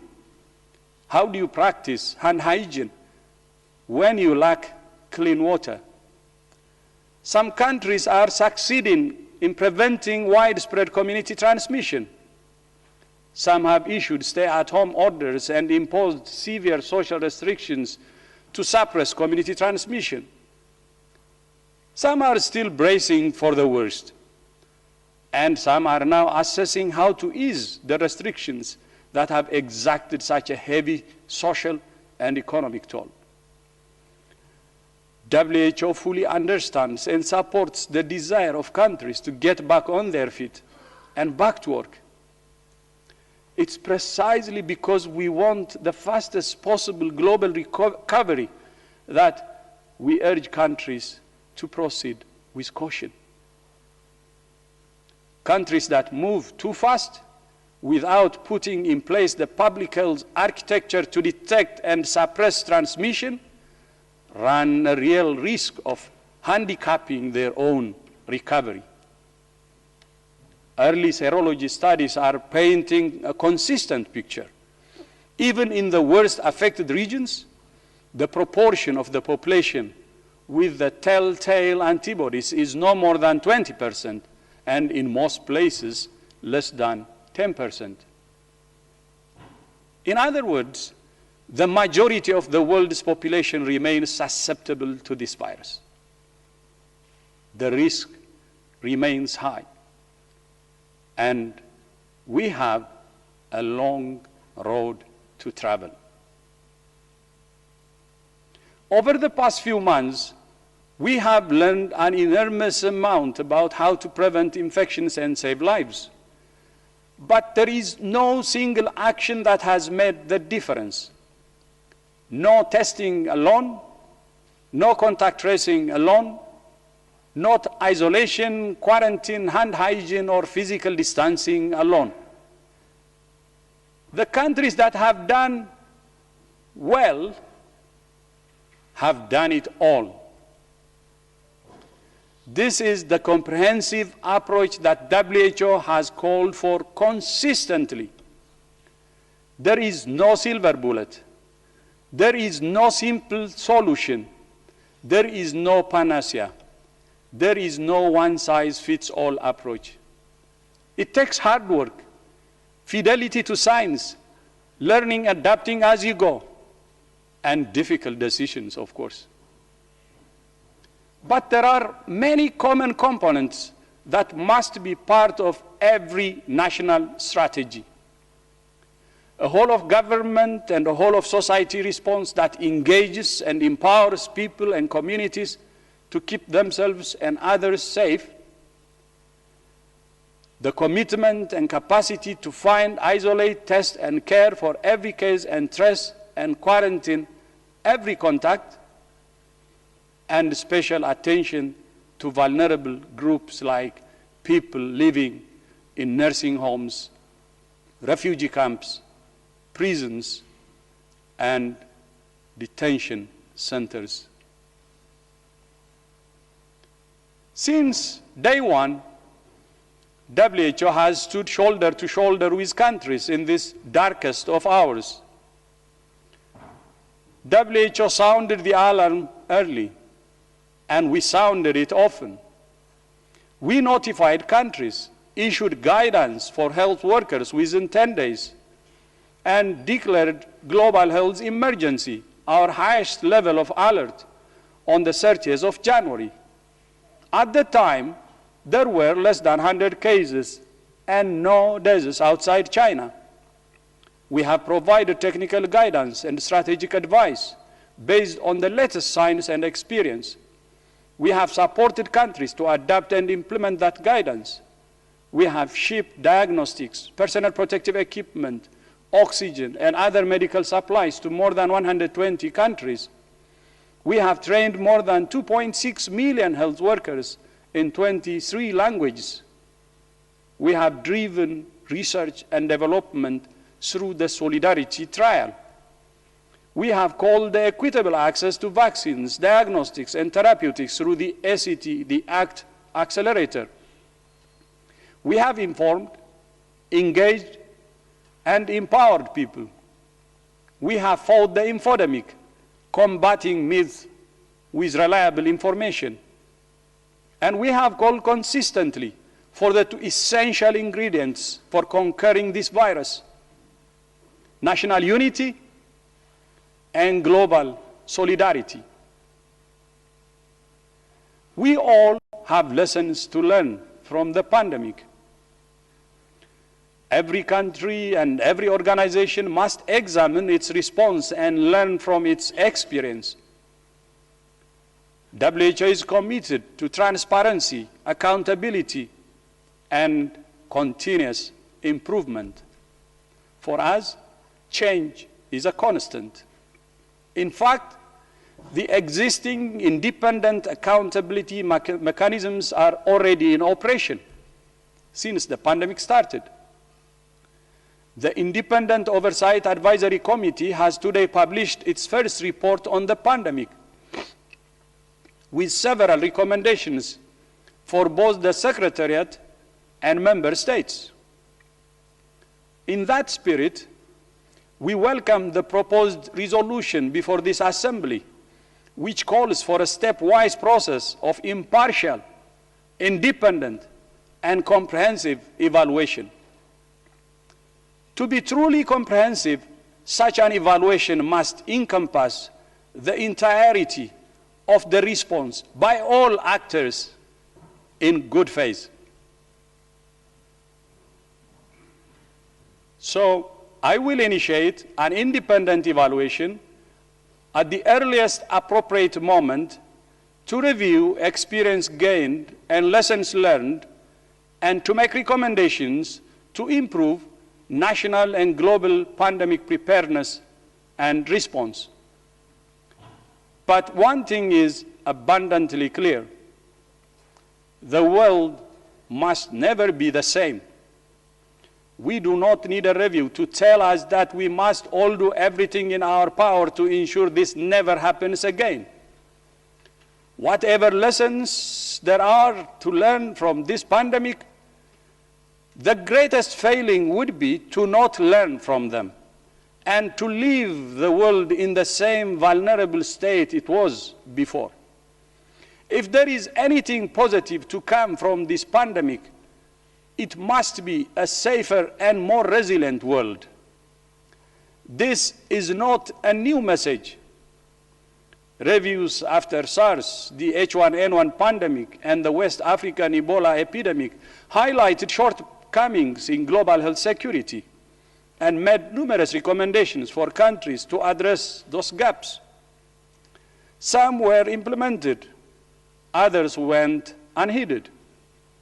The SARS outbreak gave rise to the revision of the international health regulations in 2005. The H1N1 pandemic saw the creation of the Pandemic Influenza Preparedness Framework, and the Ebola outbreak of 2014 and 15 led to the establishment of the Pandemic Emergency Financing Facility, the WHO Emergencies Program, and the Independent Oversight Advisory Committee. The world doesn't need another plan, another system, another mechanism, another committee, or another organization.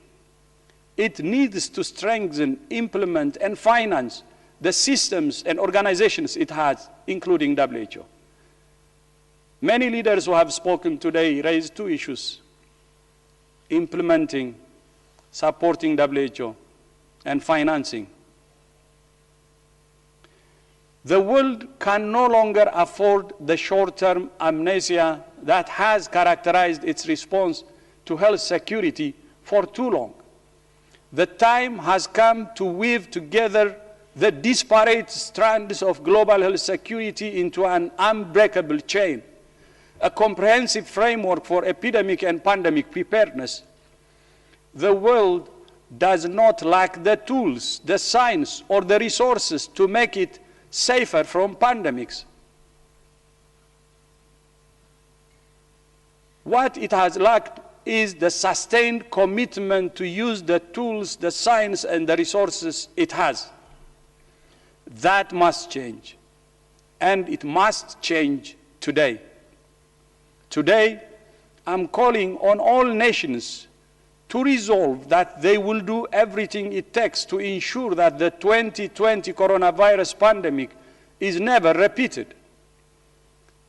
I'm calling on all nations to invest in strengthening and implementing the many tools at our disposal, especially the global treaty that underpins global health security, the international health regulations.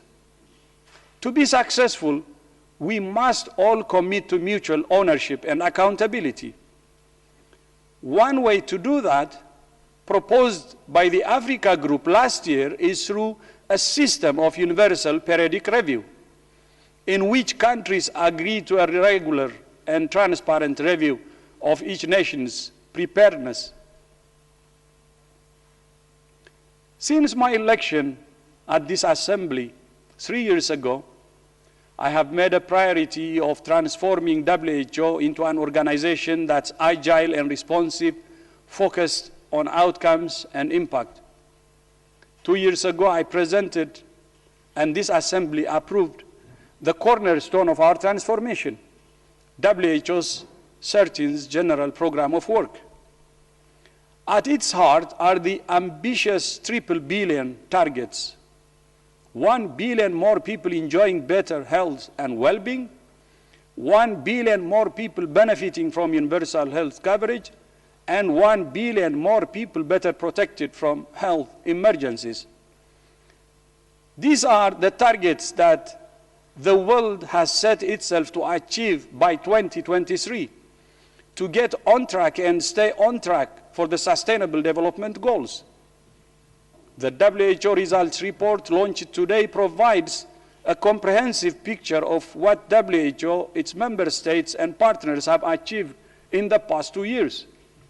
On healthy populations, we have made important progress to improve the air people breathe, the food they eat, the water they drink, the roads they use, and the conditions in which they live and work are the most important actually in bringing health. On universal health coverage, the world came together last year to endorse the political declaration on UHC, an unprecedented commitment to the ideals of health for all. We have expanded access to prevention, testing, and treatment for HIV, TB, malaria, hepatitis C, hypertension, diabetes, cancer, and more. And to keep the world safe, WHO has investigated, when necessary, responded to more than 900 events in 141 countries. That includes coordinating a huge and complex response to the Ebola outbreak in the Democratic Republic of the Congo, complicated by violence, a mobile population, and a weak health system. All of these efforts have been supported by an increased focus on science, evidence, and data. In the coming year, we will launch the WHO Academy to provide training for millions more health workers around the world. And the WHO Foundation will be launched in the next few weeks to broaden WHO's donor base. I am proud of the progress WHO has made in this and many other areas. However, much work remains to be done. Even before COVID-19, the world was off track for the SDGs. The pandemic threatens to set us back even further. It exploits and exacerbates existing gaps in gender equality, poverty, hunger, and more. Already we have seen the impact of the pandemic on immunization campaigns and many other essential health services. But the challenges we face cannot be an excuse to abandon hope of achieving the triple billion targets or the SDGs. On the contrary, they must serve as motivation to redouble our efforts and to work aggressively in pursuit of the healthier, safer, fairer world we all want.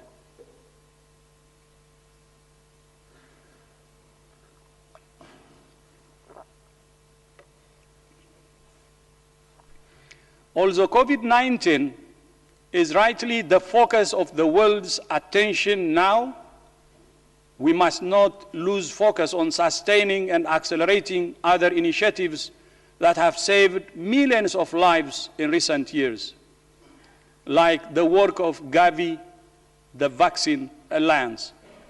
Over the past 20 years, Gavi has supported countries to vaccinate 760 million children, preventing more than 13 million deaths.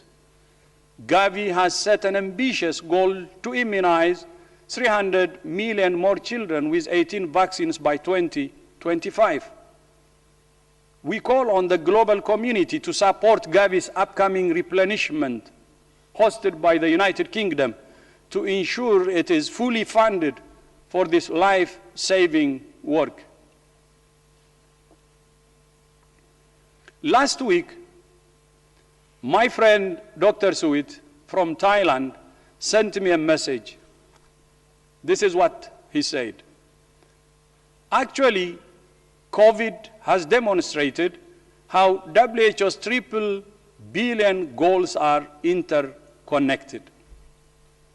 Universal health coverage plays big roles in the COVID response in many countries, and healthy lives mean less deaths from COVID. I couldn't agree more. COVID-19 is not just a global health emergency. It is a vivid demonstration of the fact that there is no health security without resilient health systems or without addressing the social, economic, commercial, and environmental determinants of health. More than ever, the pandemic illustrates why investing in health must be at the center of development. I will repeat this. More than ever, the pandemic illustrates why investing in health must be at the center of development. We're learning the hard way that health is not a luxury. It is a necessity. It is a necessity. Health is not a reward for development. It is a prerequisite. Health is not a cost. It's an investment. Health is a pathway to security, prosperity, and peace. My brothers and sisters, 40 years ago, the nations of the world came together under the banner of WHO to rid the world of smallpox. They showed that when solidarity triumphs over ideology, anything is possible. The COVID-19 pandemic is posing a similar threat, not just to human health, but to the human spirit. We have a long road ahead in our struggle against this virus. The pandemic has tested, strengthened, and strained the bonds of fellowship between nations, but it has not broken them. The COVID-19 pandemic is asking us two fundamental questions. What sort of world do we want? And what sort of WHO do we want? The answer to the first question will determine the answer to the second. Now, more than ever, we need a healthier world. Now, more than ever, we need a safer world. Now, more than ever, we need a fairer world. Healthy, safe, and fair. And now, more than ever, we need a stronger WHO. There is no other way forward but together. I thank you. Thank you so much.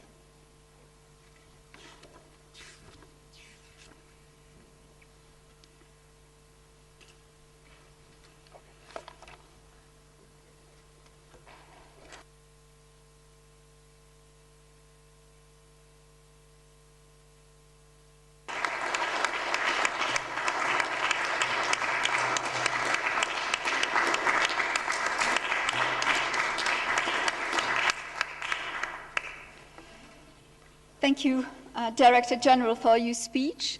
This concludes the high-level welcome.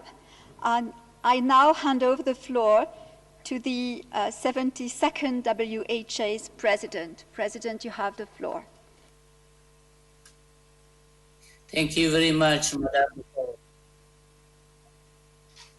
Excellencies, before I officially open the assembly, I would like to make a few remarks. As the world fights the COVID-19 pandemic, the Secretary General of UN, His Excellency Mr. Guterres, just said, Now is the time for unity. The COVID-19 pandemic is in all countries. It affects every person in the global community or all aspects of life, regionally, nationally, and globally. Our health, well-being, social life, and economic viability are challenged, even threatened. Our lockdown is necessary to keep COVID under control, but hampers our ability to conduct our routine work. Furthermore, we expect economic recovery to take a long time. While we advocate to maintain domestic and international support for health and social programs, and expect to reduce fiscal space for them globally. Because of lower and middle income countries have less reserve, we will bear the weight of the slow economic recovery disproportionately. At the same time, we phasing out of various programs that support improving delivery and routine services. For example, we are in the transition period for Gavi graduate. Together, these all with our reaching the Sustainable Development Goal and other international targets. Thus, we are requesting flexibility during this transition period. We have heard today from a broad cross-section of leaders in their fight against COVID-19.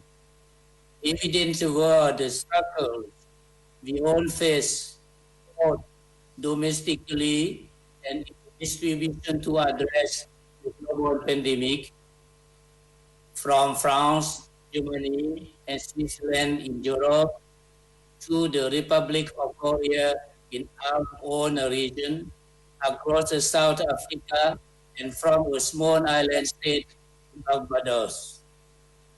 The message from President Xi Jinping has inspired us so much to fight the pandemic. And we are so pleased to learn from the success of the scientists in handling the COVID-19 pandemic in the country, as well as its active participation and mobilization of global efforts to fight against the novel virus. Furthermore, China has played a significant role in providing the valuable assistance in the medical equipment and expertise to developing countries. They have also supported to the World Health Organization to take charge the global efforts and solidarity that is needed more than ever at this critical time. We highly evaluate the concept of community of health for mankind raised by President. This has demonstrated the true spirit of global partnership for humanity that China has undertaken, and we really appreciate that. Excellencies, Honorable Director General, ladies and gentlemen, with this spirit, I would like now to welcome you to the 73rd World Health Assembly. Let us now turn to election of the President. In accordance with the rules of the rules of procedure, at each regular session, Health Assembly shall elect the President and 5 Vice Presidents who shall hold office until their successors are elected. In advance of the Health Assembly, a white paper has been created which contains names of candidates proposed for consideration following consultations within their respective regions as well as their respective countries. To consider the nomination for the office of the President of the 73rd World Health Assembly, I recall that accordance with the practice of regional rotation, which the Assembly has followed for many years, the President of the 73rd World Health Assembly is chosen among the list of members of the nation of the Americas. I understand that Excellency Ms. Ben, permanent representative of Bahamas to the United Nations Office, Geneva, is proposed for office of President of the Third World Health Assembly. Is this proposal acceptable? In the absence of any, and as appears that there are no other proposals, I suggest, in accordance with the rule of the rules of procedure, that the Assembly approve the nomination and elect President by Ambassador Ben by elected President of the 73rd Assembly. Congratulations, Ben.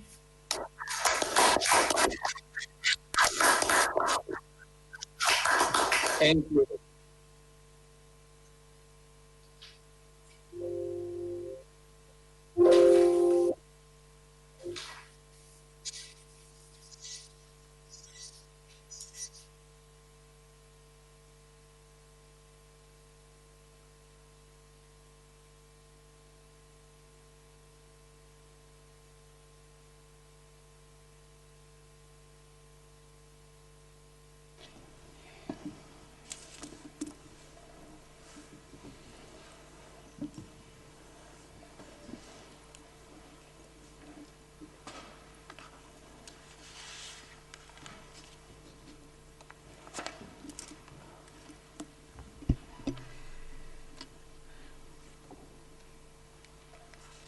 Your Excellencies, Honorable Ministers, Ambassadors, Delegates, Director General, I would like to thank this august Assembly for their trust in electing me as the President of the 73rd World Health Assembly. I would like to express my appreciation to my predecessor, Dr. Bonkong Sahavong, Minister of Health, Lao People's Democratic Republic, for his contribution to the last World Health Assembly. We shall now turn to the nomination for the offices of Vice Presidents of the Health Assembly. I would like to recall that since a delegate from a member of the region of the Americas has filled the post of president, it would be equitable to choose the vice presidents from among delegates coming from the other 5 WHO regions. In this regard, the following proposals have been received. His Excellency Mr. Li Song, People's Republic of China. Mrs. Jacqueline Lydia Mukulu, Congo. Mr. Roberto Shivata, San Marino. Dr. Akimram Elton, Sudan. Dr. Varaz Tencharo Onsa Tiem, Thailand. Before I put the proposal to decision, may I make the following request? A few delegations have raised their hands before the meeting began. Please, may I ask those delegations to lower their hands now? If a delegation wishes to request the floor, it needs to raise its hand. So, of course, it is important that everyone start with hands down. This will enable us to proceed in an orderly fashion. So, I have just read the names of the 5 proposals for vice presidents. Are these proposals acceptable to the Assembly?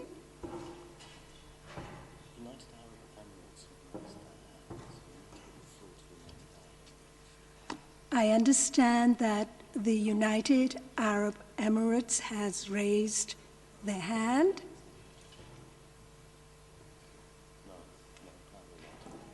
I understand that their hand has been lowered. This is new for all of us, so please bear with us all. We're going to get through it. Patience, everyone. In the absence of any objections, I take it that it is the wish of the Health Assembly to elect by acclamation the 5 delegates I mentioned previously for the post of vice presidents of the 73rd World Health Assembly.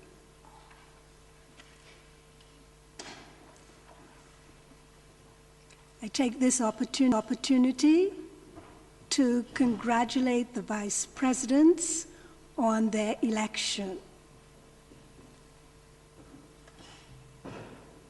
I shall now determine by lot of order in which the vice president shall be requested to serve should the president be unable to act in between sessions.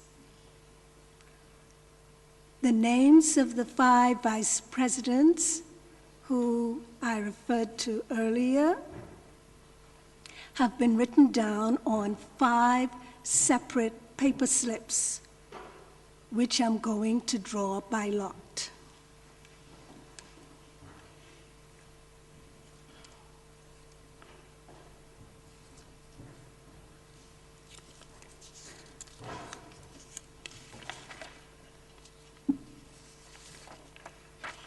Mrs. Jacqueline Lydia Mukulu, Congo.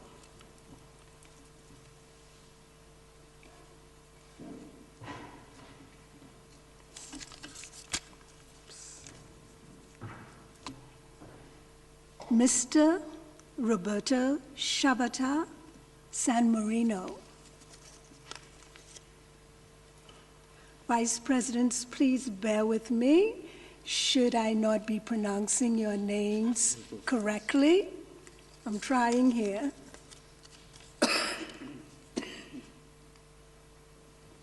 Dr. Viraj Tencharadon Ansantiam, Thailand. I'm getting there.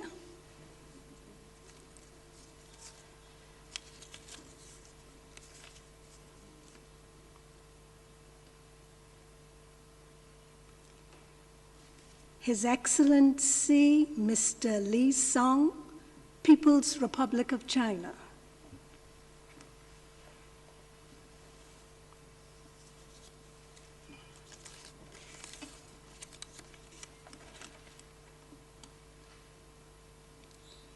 Dr. Akram Elton, Sudan.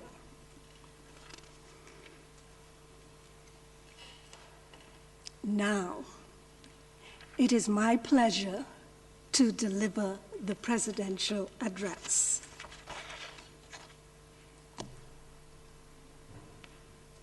Your Excellency President Dr. Boon Khong Siatavang, Director General Dr. Tedros Adhanom Ghebreyesus, Honorable Ministers and Heads of Delegation, ladies and gentlemen. I join the Assembly in congratulating Dr. Sihathavong, Minister of Health of the Laos People's Democratic Republic, for the poise, eloquence, and order he brought to the chair of the President during the 72nd World Health Assembly. In these uncertain and challenging times facing the global community, the resolute and inspiring leadership of the Director General remains certain, and we commend you and this organization, Dr. Tedros, which requires the global mantle for a healthier, safe, and fairer world. This presidency has great meaning for the people of the Commonwealth of the Bahamas, and indeed the Caribbean community and diaspora. I would like to take this opportunity to personally thank the government and people of the Commonwealth of the Bahamas for the confidence they have shown in selecting me to serve in this post at such an historic time. It is indeed an honor and privilege. We convene the 73rd Assembly during an unprecedented time in history when the global community is faced with negative health, social, and economic effects of the spread of the coronavirus. And the Assembly convened virtually, bringing together participants from across the globe. The public health community has faced challenges in the past. Global health issues transcend national boundaries and governments and call for action on the part of the global forces that determine the health of people.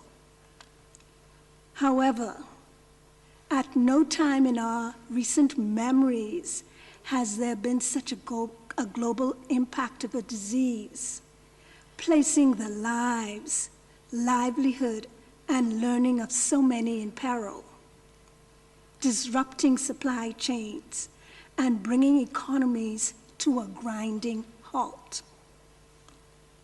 Statistically, in terms of numbers, the burden of COVID-19 has risen to over 4 million confirmed cases and close to 300,000 deaths in all 6 regions of the World Health Organization. In the wake of COVID-19, we have witnessed stock markets tumbling, unemployment rising in historic highs, conditions in fragile settings exacerbated, and peace and social cohesion threatened. Over the centuries, global action has yielded countless successes for global health, improving not only longevity, but also the quality of life. Ancient Babylonian civilization heralded the sewage systems designed to protect water supply from contamination and disease. The discovery of pasteurization in the 1860s was a turning point in securing the safety of food supplies.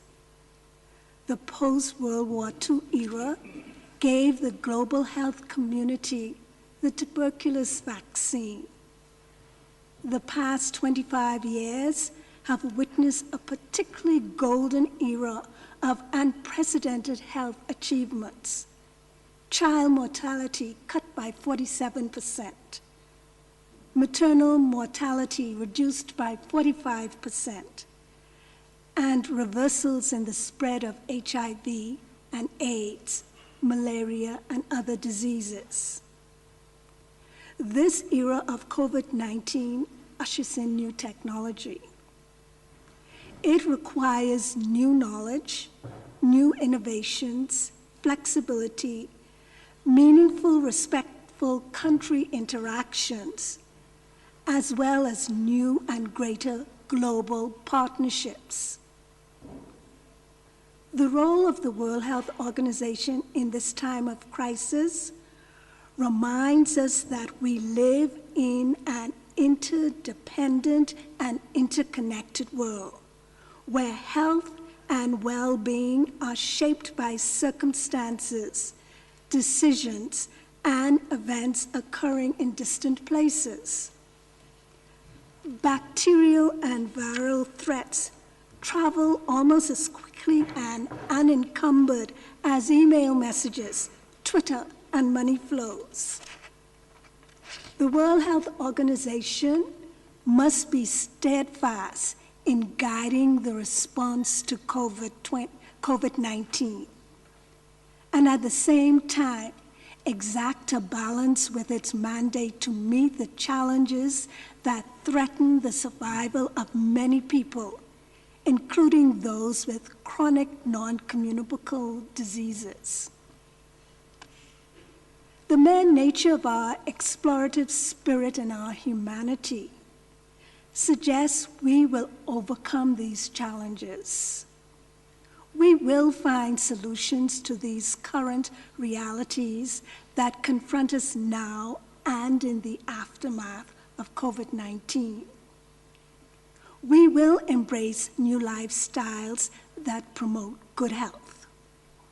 We will repurpose and maximize our resources.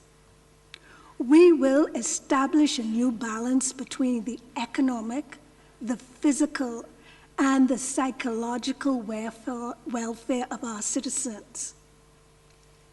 While we have lost a generation of elder citizens and those with comorbidities due to COVID-19, we must be resolute to preserve those who are with us.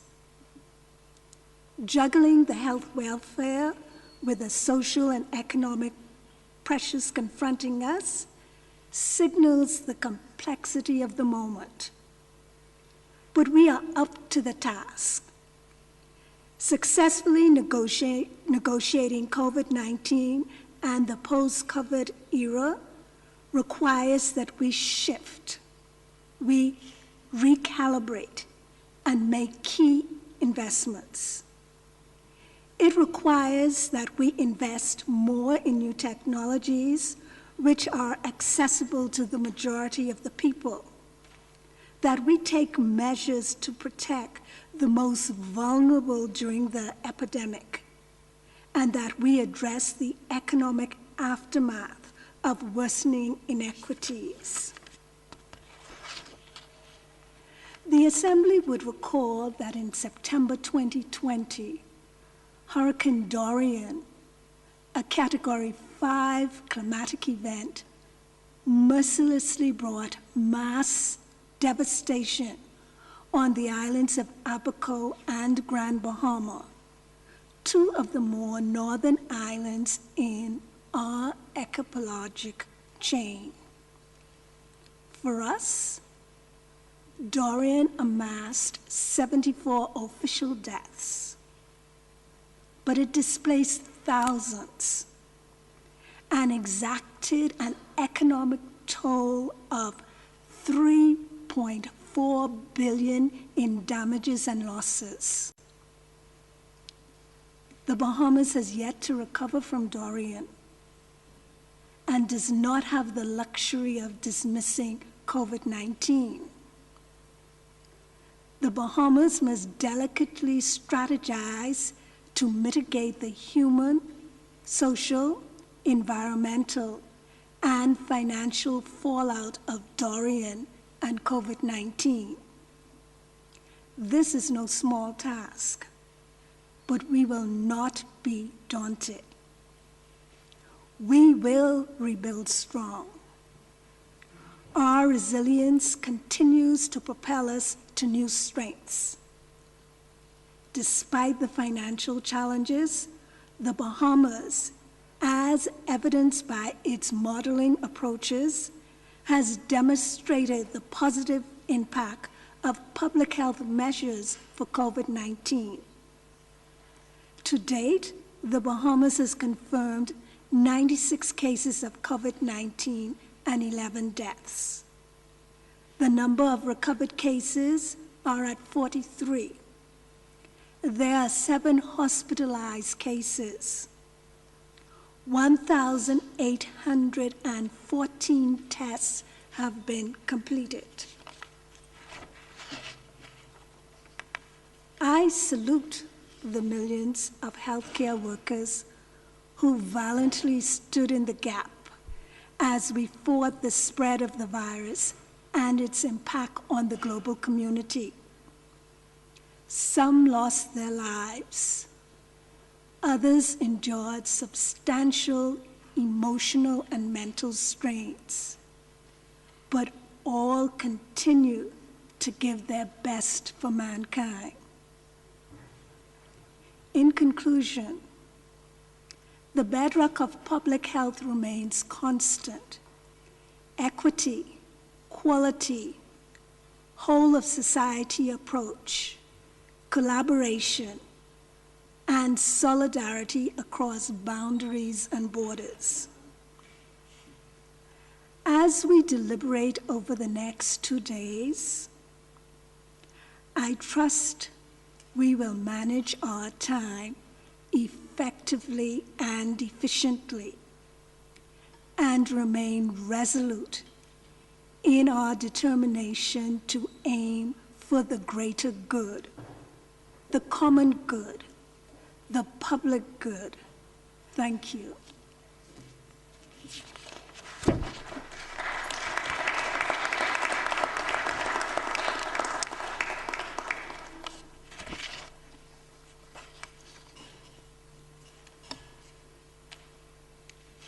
The Assembly will now consider the special procedures to regulate the conduct of the virtual de minimis meetings of the World Health Assembly, which are contained in Annex 1 of document A73/33.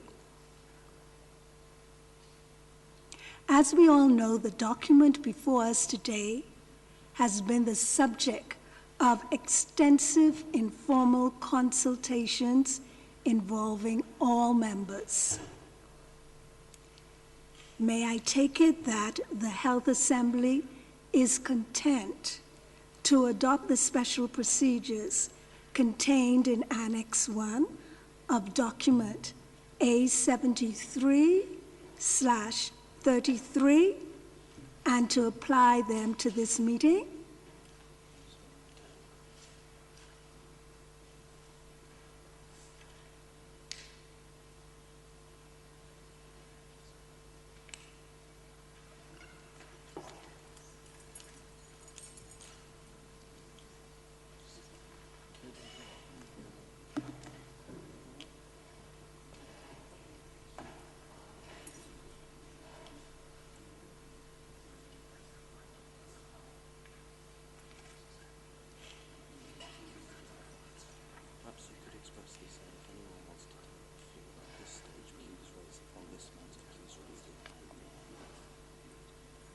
Should any delegation wish to take the floor on this particular matter, could you please indicate now by raising your hand?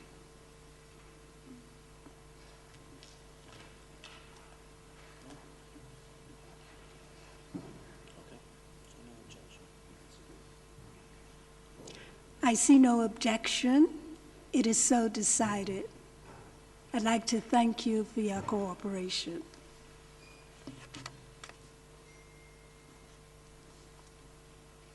Now, Turning to the matter of credentials, and in line with the special procedures just adopted, I would like to invite Her Excellency, Ms.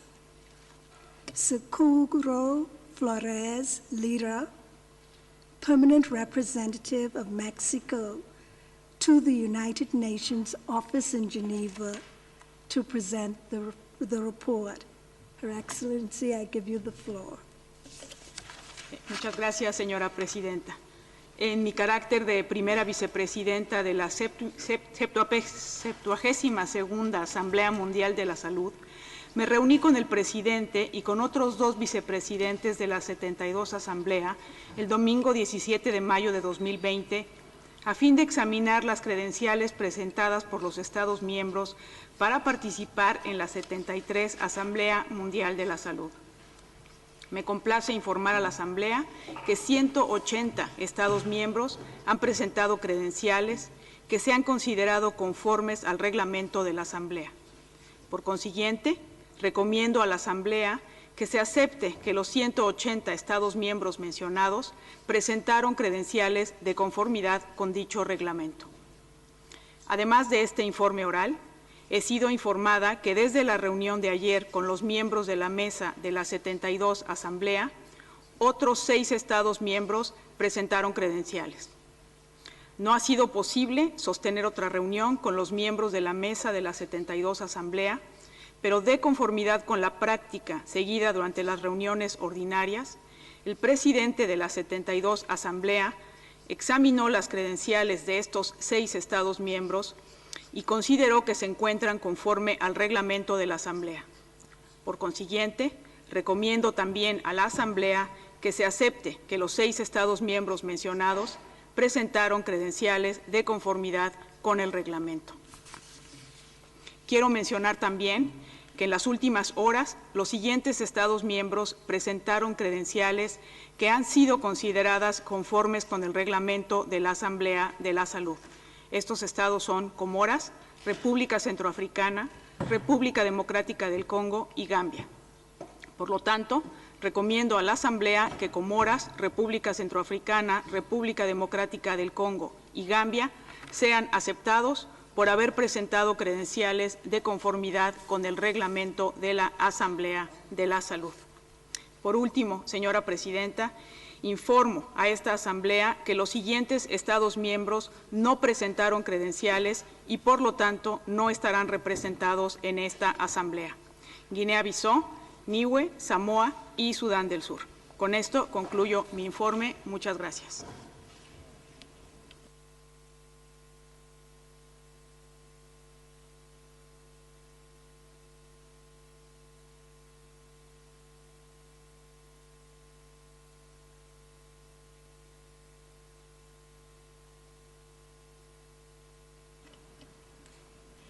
My apologies. Thank you, Her Excellency. May I take it that the Assembly agrees to Her Excellency's report?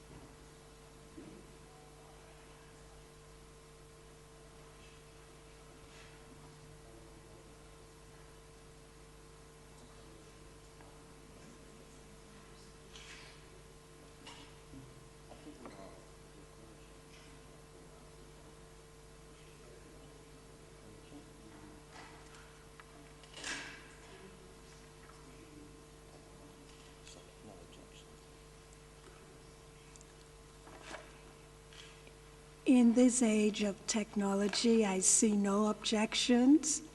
It is so decided.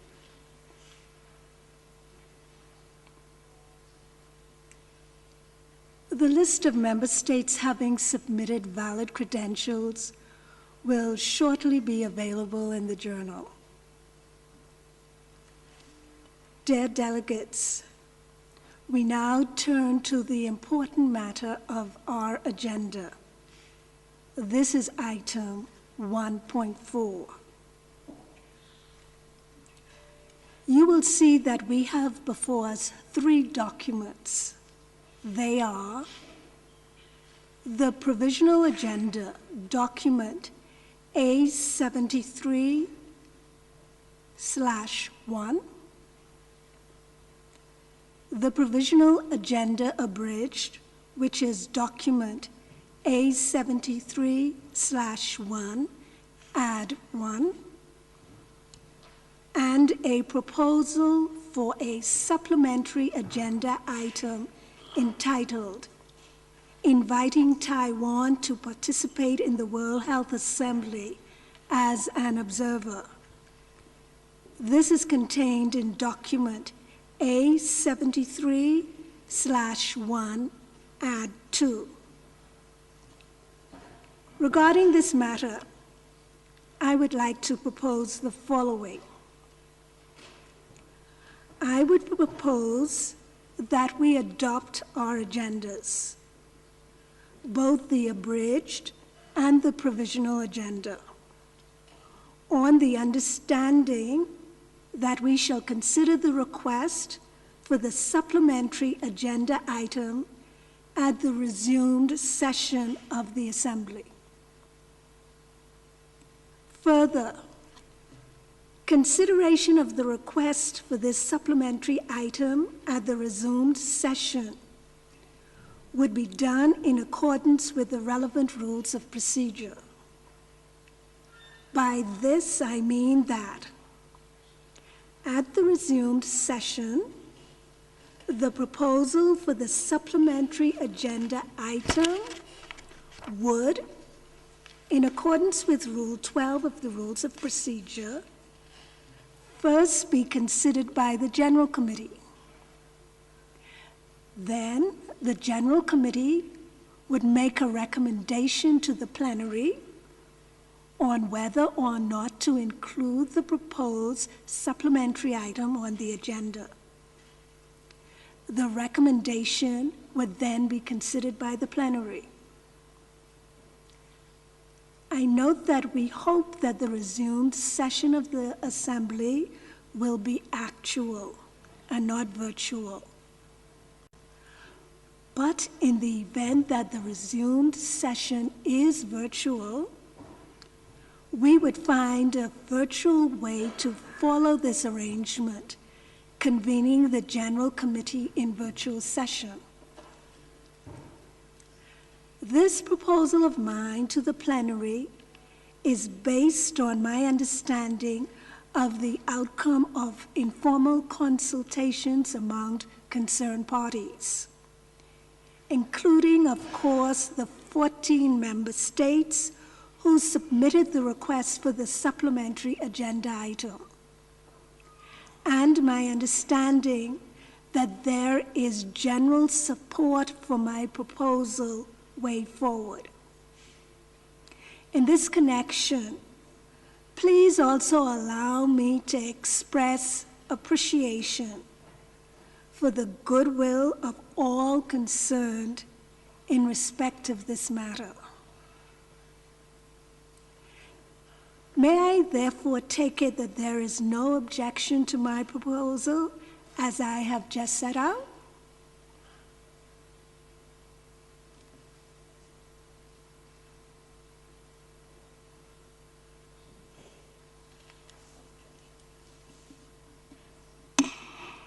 I see no objection. It is so decided. Thank you for this decision. Accordingly, the agendas are hereby adopted, and the proposal for a supplementary item shall be considered at the resumed session in accordance with the relevant rules of procedure.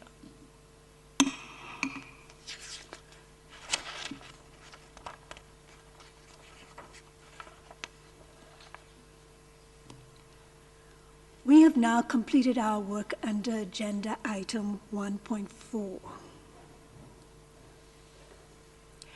Before turning to the next item, I would like to recognize the statements provided during the opening and recognizing the important relevance of these to the discussion on COVID-19 pandemic, and propose that they be added to the official records of the meeting.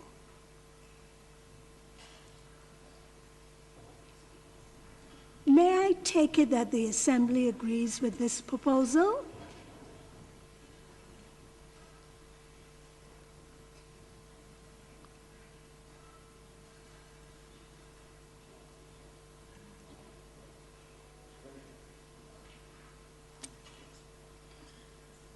I see no objections. It is so decided.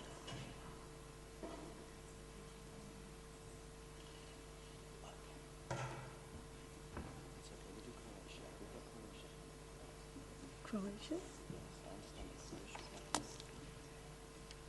I understand that Croatia would like to take the floor.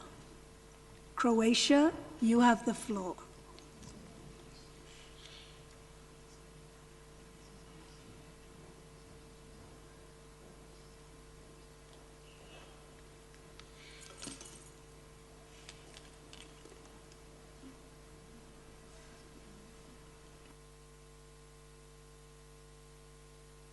Yes. Thank you, Chair. The European Union works closely with the World Health Organization on a wide range of subjects, both within the European region and on a global level.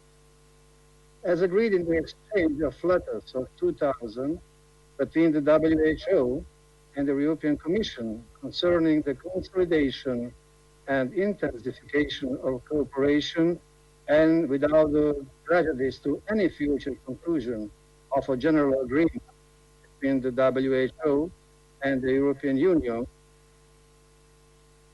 European Union delegation attends the World Health Assembly as observer.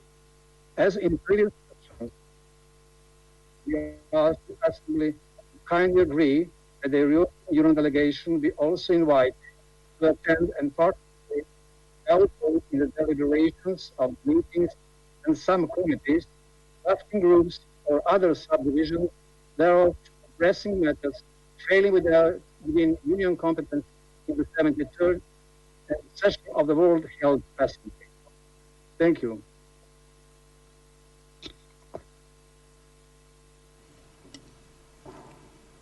May I take it that the Assembly agrees?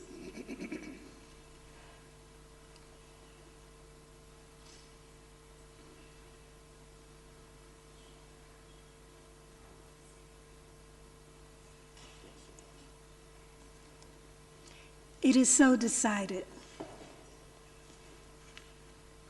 Now, let us turn to item 3 of the agenda. Address by Dr. Tedros, the Director General. Thank you. Thank you, Your Excellency. First of all, congratulations on your election, and look forward to support you in any way possible and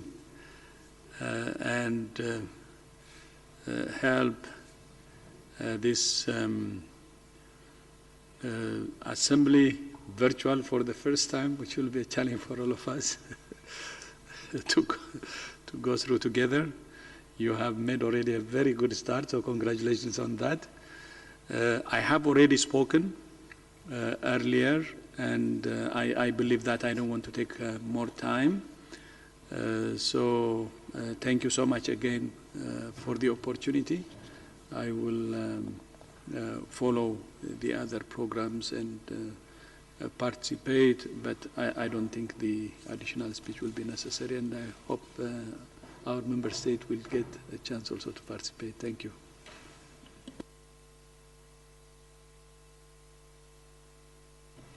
Thank you, Dr. Tedros. Now we shall turn to the statements of delegations, which will be provided under item 3.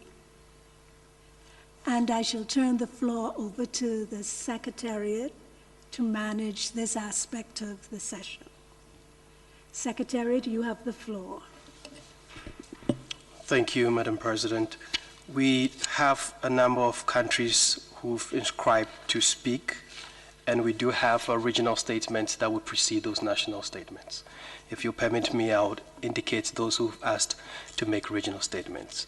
We do have Antigua and Barbuda, Estonia, Azerbaijan, Congo, Djibouti, Montenegro, Nauru, the Netherlands, Tunisia.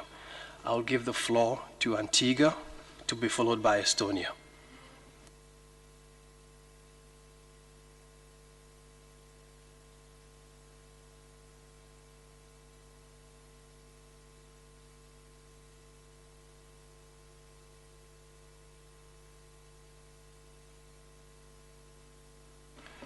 It appears we don't have Antigua yet. We would go to Estonia and then to Azerbaijan. Estonia, you have the floor.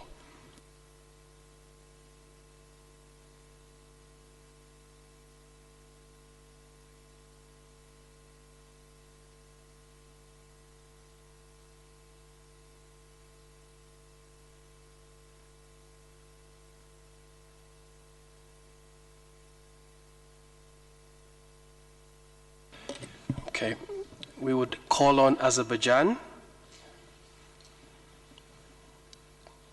Azerbaijan, you have the floor.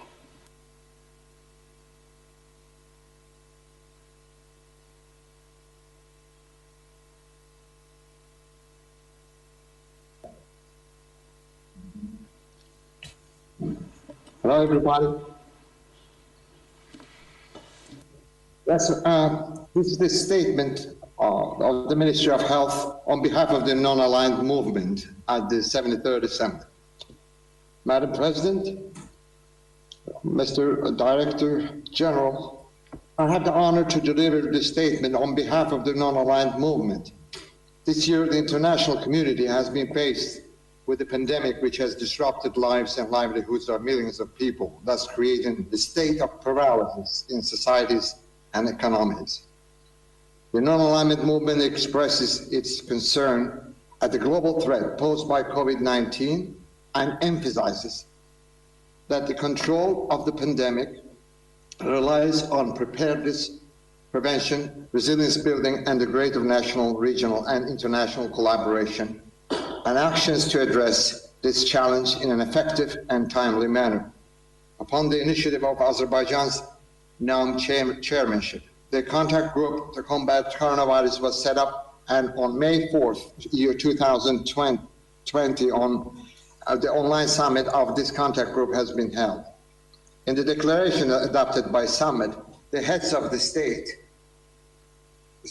and the governments expressed their full support to the WHO while recognizing its critical role, guidance, and leadership in ensuring the effective response of the international community.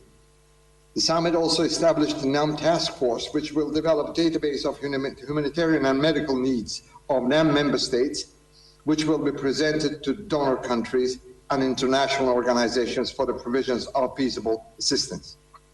During the summit, His Excellency the President of Azerbaijan also announced a donation of another $5 million to WHO to support the most affected NAM member states. The non-alignment movement reiterates its traditional support for multilateralism with the United Nations at its core, expresses full support to UN Secretary General initiatives to fight the pandemic, and acknowledges that preserving and strengthening the values of multilateralism and international cooperation is fundamental to promoting and supporting all three pillars of the United Nations. We also express our strong condemnation at the promulgation and application of unilateral coercive measures against member states of the movement that are applied in violation of the Charter of United Nations and international law.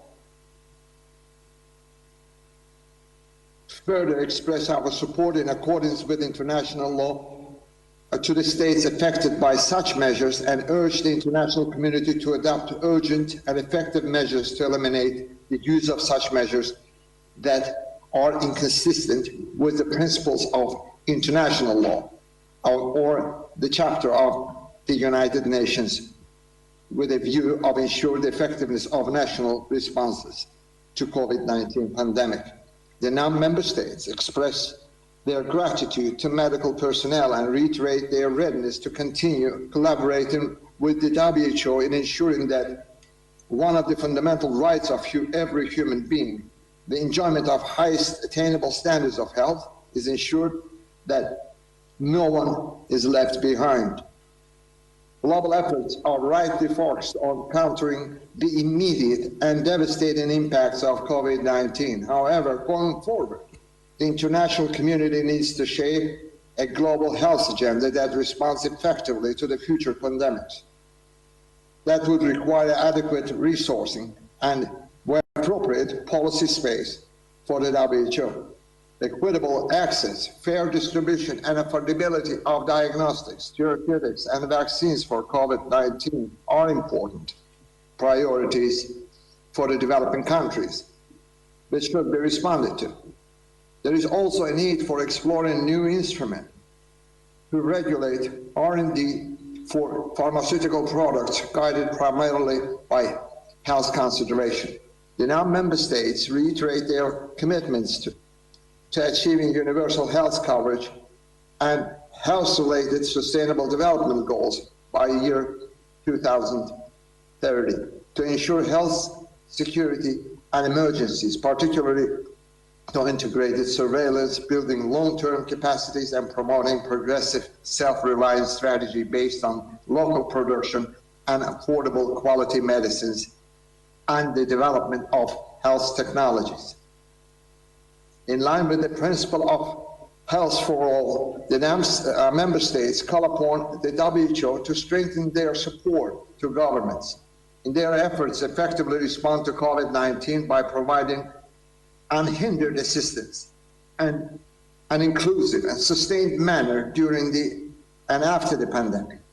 In this context, helping the most vulnerable people, including the people under the foreign occupation, including detainees, should enjoy the special attention in line with respect and dignity and leaving no one behind.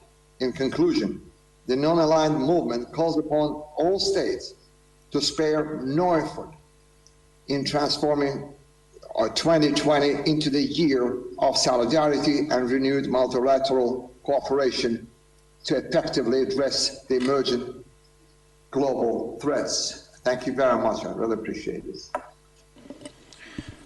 Thank you very much. I will now call on Croatia, who will be speaking on behalf of the European Union and EU member states. You have the floor, Croatia.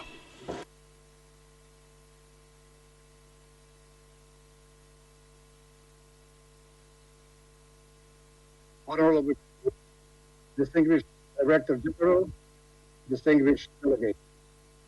I have the honor to speak on behalf of the European Union and its member states. The candidate countries, Montenegro and Albania, the country of the stabilization and association process, and the potential candidate Bosnia and Herzegovina, Ukraine, and the Republic of Moldova, as well as Romania, align themselves with this statement. The global outbreak of the COVID-19 pandemic has challenged the world in unprecedented way and put a heavy toll on people, societies, and economies. Strengthening efficient multilateralism and response is more essential now than ever before. We commend the WHO for its leadership and thank all WHO staff for their tireless and excellent work.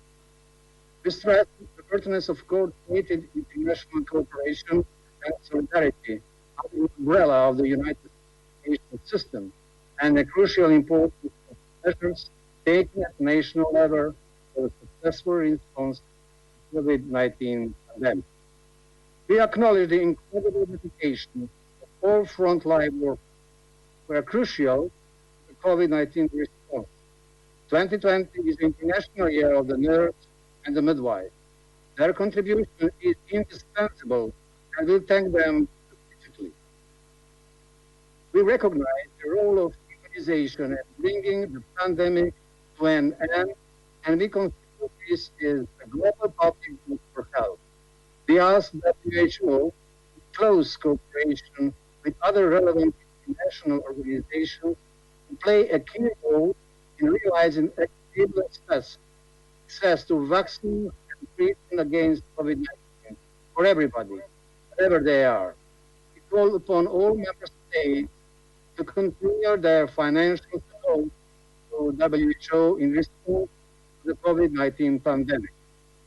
Now is also the time to show our solidarity towards the most affected and fragile states, in line with the Agenda 2030 and the principles of leaving no one behind. Our intensified efforts in achieving the SDGs will contribute largely to mitigate the negative effects of the COVID-19 crisis.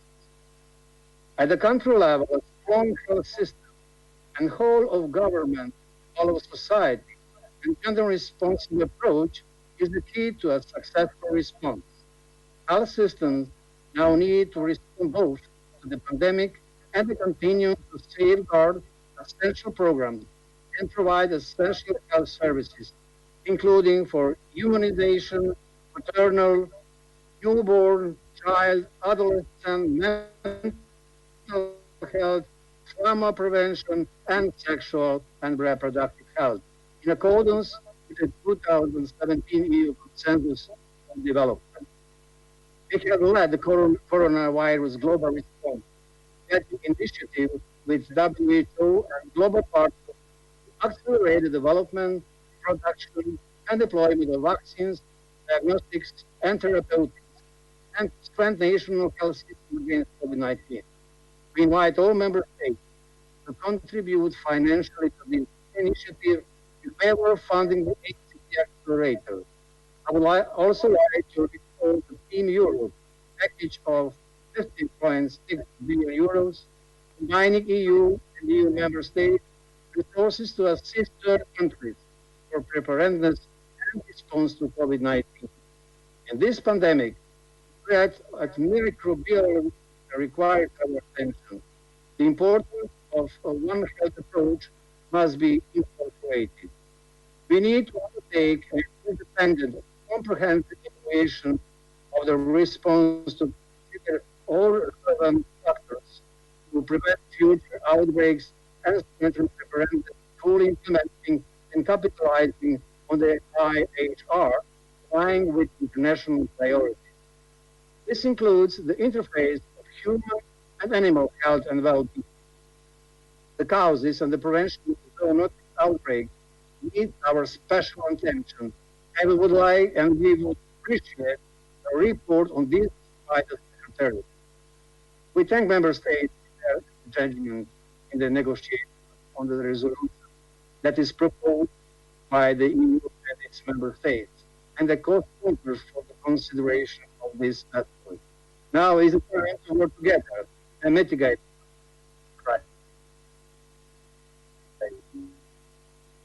the health of each individual pen. Thank you very much. Thank you very much, Croatia. I now call on Congo, speaking on behalf of the African region. Congo, you have the floor, please.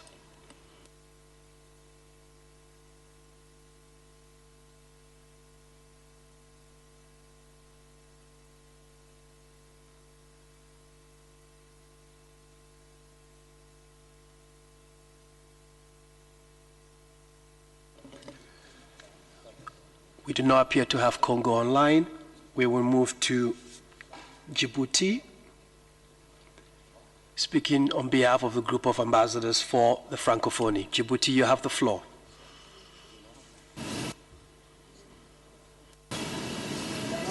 En ces circonstances si particulières, marquées par une crise sanitaire sans précédent, permettez qu'à l'entame de mon propos, je rende hommage à toutes les victimes du Covid-19, dans le monde. Je voudrais également exprimer notre respect et toute notre admiration à l'endroit du personnel soignant où qu'il se trouve dans le monde. Cette crise a ébranlé et continue de mettre sous pression le système de santé du monde entier, y compris les plus performants. Elle nous a montré combien nous sommes vulnérables aux chocs et maladies émergentes et combien finalement nous y sommes si peu préparés. La République de Djibouti, sous les instructions du président de la République, du chef du gouvernement, son Excellence M. Ismaël Omar Guelleh, a très tôt fait le choix d'un dépistage massif et précoce pour identifier au plus vite les cas positifs, tracer leurs contacts, les isoler et les traiter. Des décisions courageuses de fermeture des frontières aériennes et terrestres ont été rapidement prises.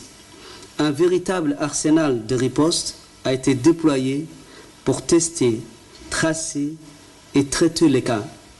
Les sites de quarantaine et de prise en charge ont été rapidement mis en place. Nous avons privilégié une politique de prévention rigoureuse, soutenue par la promotion des mesures barrières et le confinement général de la population. Il faut le souligner, la pandémie de Covid-19 présente à Djibouti un profil particulier, avec près de 90% des cas asymptomatiques ou polysymptomatiques. La réponse proactive et intensive menée depuis le début de cette crise a contribué à atténuer les impacts de cette pandémie. Ce tableau a encouragé mon gouvernement à entamer une profonde réflexion pour sortir du confinement imposé de façon graduelle et progressive. Ce déconfinement se soumettra à des mesures encore plus drastiques de vigilance, prévention et de contrôle de l'infection. Toutefois, mon pays a payé un lourd tribut, en particulier dans le domaine socio-économique. Il s'agira maintenant de sauvegarder les acquis et redoubler d'efforts vers un développement durable. La couverture sanitaire universelle n'aura jamais autant pris sens. Plus que jamais, l'heure est à la mise en place de systèmes de santé résilients, à même de surmonter des crises d'une telle ampleur. Avant de clore mon propos, je voudrais, au nom du gouvernement, saluer le leadership de l'Organisation mondiale de la santé et les efforts considérables menés dans le cadre de cette lutte contre cette pandémie. Restons unis et solidaires. Je vous remercie. Thank you very much, Ambassador. Could I ask Estonia to take the floor? Estonia on behalf of the Nordic and Baltic states. Estonia, you have the floor, please.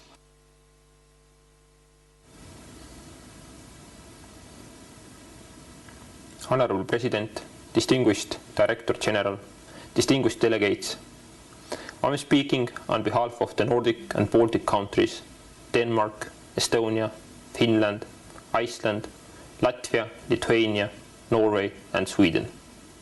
The Nordic and Baltic countries would like to express our gratitude and full support to the World Health Organization in leading the global health response in this crisis, which is challenging our health systems, societies and economies.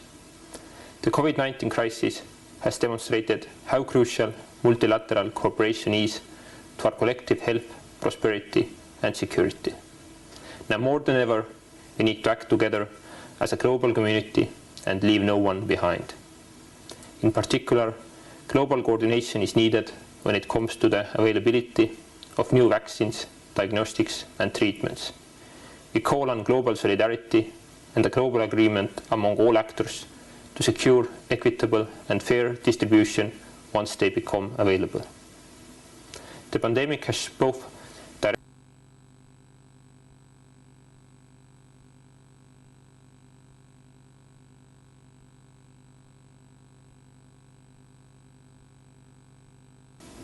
We must take action to counter these ill effects of the pandemic. We call on governments to make measures to protect the vulnerable, to increase supportive frameworks and social protection. Further, we would like to emphasize the importance of addressing the gendered impacts of the COVID-19 pandemic. The health, social and economic consequences have a disproportionate effect on women and girls. Women constitute up to 70% of frontline health workers and are facing an increased risk of exposure to the virus, while access to essential health services, including sexual and reproductive health rights, is limited during the crisis. Evidence shows that there is an increase in maternal and child mortality and violence against women. At the same time, the disease has been particularly serious in older men, and they make up a large percentage of mortality. We therefore encourage all countries to apply a gender lens in their COVID-19 response and recovery plans. The escalation of COVID-19 cases in conflict areas, among refugees, migrants and other vulnerable people in countries with weak health systems is a real concern and might have a detrimental impact on global well-being and stability. We very much welcome the United Nations consolidated appeal as part of COVID-19 Global Humanitarian Response Plan and highly valued work of World Health Organization and all the health and humanitarian workers in the front line. Finally, we support an independent and comprehensive evaluation of the international health response to the current pandemic.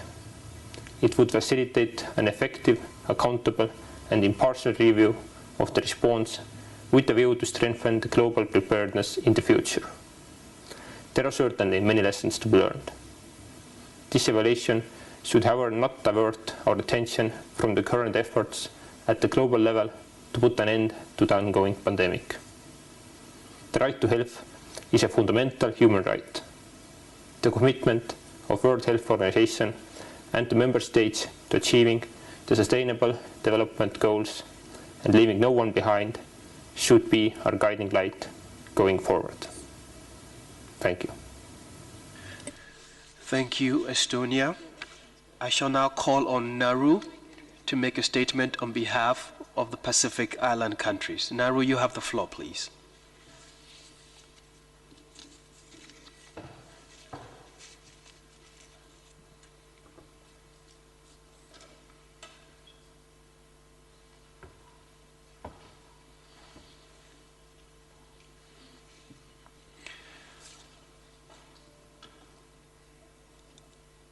Nauru, you have the floor.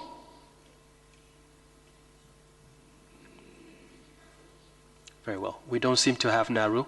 May I kindly invite the Netherlands to make a statement on behalf of the Global Health Agenda Group, to be followed by Tunisia. Netherlands, you have the floor, please.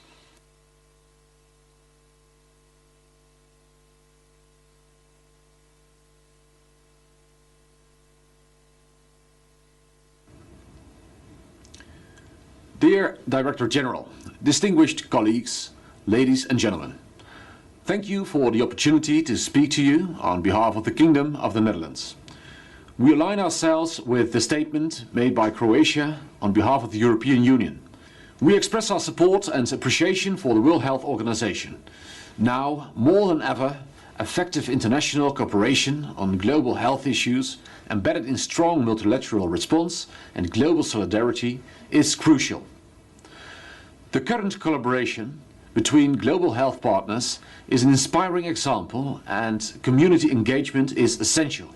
Development of effective and safe vaccines, diagnostics and therapeutics is urgent. Public and private sectors across the globe have to step up their joint efforts.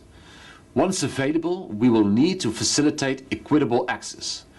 Therefore, we welcome the patent pool initiative of Costa Rica and the WHO. Strengthening the implementation of the international health regulations and of health systems remain of vital importance. The Netherlands is promoting this as a chair of the Global Health Security Agenda Initiative. The COVID-19 crisis is a serious wake-up call that universal health coverage is not a nice-to-have, but a need-to-have. I would like to echo the words of Director General Tedros. No one is safe until everyone is safe. Meanwhile, we should not lose sight of pre-existing crises and ensure that essential services and activities continue, in particular of WASH, mental health and psychosocial support and sexual and reproductive health and rights. the World Health Organization, all staff and frontline workers can continue to count on our support, and we thank you again for your impressive efforts. Thank you.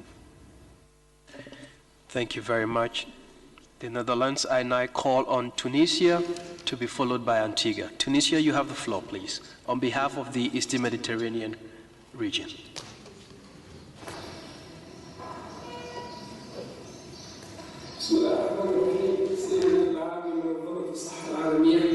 السيد رئيس الدورة الثالثة والسبعين للجمعية العالمية للصحة، أصحاب المعالي وزراء الصحة، حضرات السيدات والسادة، إنه من دواعي فخري أن نشارككم أشغال هذه الدورة، والعالم يشهد جائحة كورونا التي مست الكثير من الدول الصديقة والشقيقة والتي نبدي تضامننا تجاهها. وأود أن أشكر الدكتور تيدروس أدانوم غيبريسيوس على كل ما بذله من جهد لقيادة المنظمة حتى تكون في خدمة الشعوب في مواجهتها لهذه الجائحة. وأشكر كذلك الدكتور أحمد بن سالم المنظري مدير المكتب الإقليمي لمنظمة الصحة العالمية للشرق المتوسط لمساهمته الجادة في مكافحة هذا الوباء على المستوى الإقليمي. لقد تمكنت بلادنا من فضل خطة استراتيجية لمواجهة الكورونا قادتها الدولة وشارك فيها المجتمع المدني والكثير من المتدخلين من أن تحد من انتشار هذا الوباء. وقد سجلنا أول حالة يوم 2 مارس 2020 وتدرجت الوضعية رويدا حتى أصبح اليوم بهذا التاريخ لدينا 1032 حالة وسجلنا 45 حالة وفاة، وهذا ما مكن منظومتنا الصحية من استمرار قدرتها على الاستجابة. السيد الرئيس، زملائي، السادة الحضور، إن الوضع الحالي يجعلنا نستخلص درسا كبيرا وهو ضرورة الاعتماد على سياسات التوقي والحيطة وعلى ضرورة الرفع من قدراتنا التنظيمية حتى نتمكن من إدارة هذه الجوائح باقتدار ونحمي الصحة العامة. في الختام أود أن أعبر لكم عن رغبتي في أن تقود منظمة الصحة العالمية مبادرة لضمان عدالة فرص الحصول على المستلزمات الطبية وخاصة خلال الأزمات الصحية العالمية. تمنياتي لدورتنا بالنجاح والتوفيق وشكرا لكم. Thank you very much, Tunisia. I will now call on Congo to deliver a statement on behalf of the African region. Congo, you have the floor, please.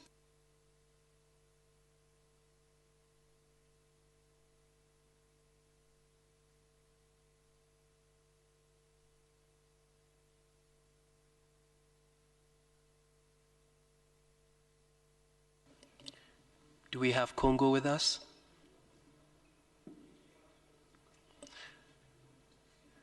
Okay. Madam President, that concludes for the regional statements. We will move now to national statements, if you permit me. We have Côte d'Ivoire, Singapore, Denmark, United Kingdom, and Argentina.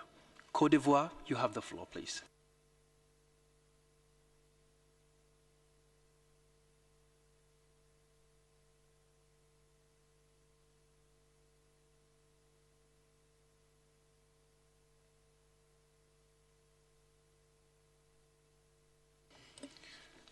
We will move to Singapore. Singapore, you have the floor, please.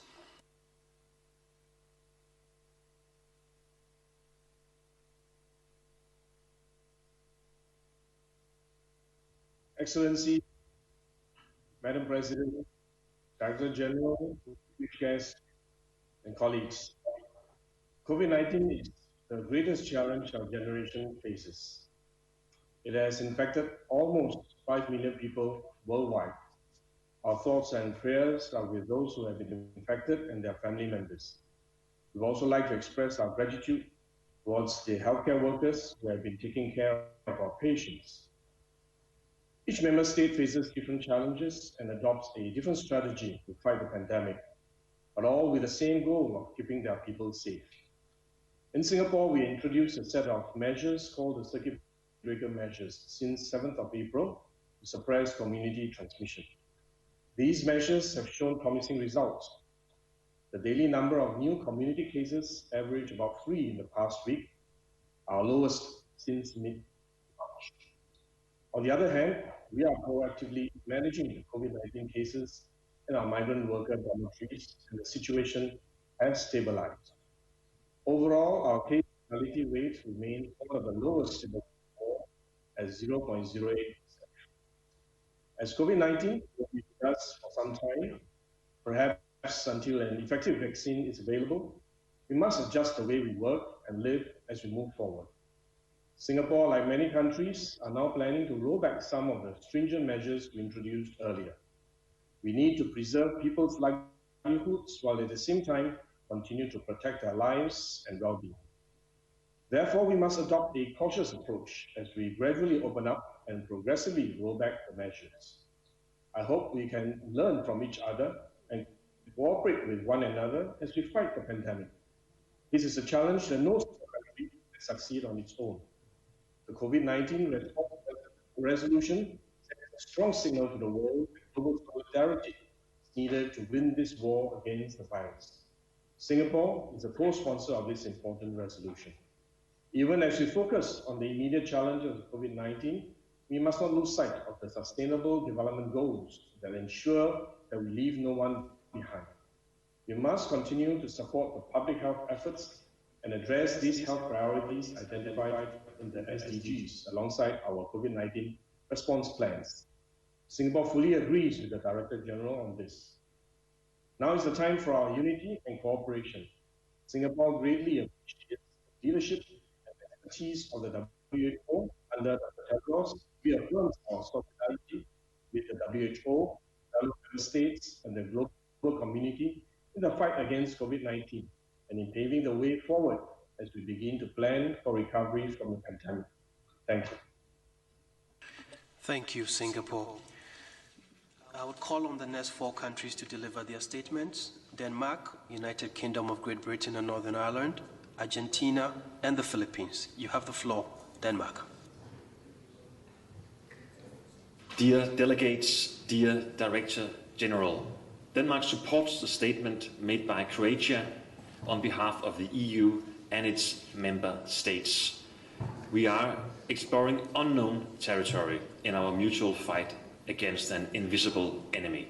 And I would like to thank the WHO and its staff for the tireless efforts in guiding and assisting countries throughout this global crisis. We need you now more than ever. We can only beat the pandemic if we act together in international solidarity and with the UN system in a coordinating leading role. We need to learn from this crisis, and I welcome an independent evaluation with the aim of strengthening global response in the future. For now, we must focus our energy on getting through the crisis, on taking the necessary precautions, on developing and producing vaccines, diagnostics, and treatment accessible to all. COVID-19 has demonstrated the catastrophic potential of communicable diseases and the importance of the availability of effective medicines. In this regard, the crisis also highlights the importance of our effort in relation to AMR. Denmark stands ready to contribute to support the development of concrete One Health solutions. A pandemic also has severe impact on access to health services, including sexual and reproductive health and rights. Evidence shows that during crisis there is an increase in maternal and child deaths, sexual and gender-based violence, and a decrease in family planning services. So let us use this unique situation to accelerate progress, and let us do so together through strong multilateral cooperation. Thank you for your attention. Thank you, Denmark. We have the United Kingdom of Great Britain and Northern Ireland.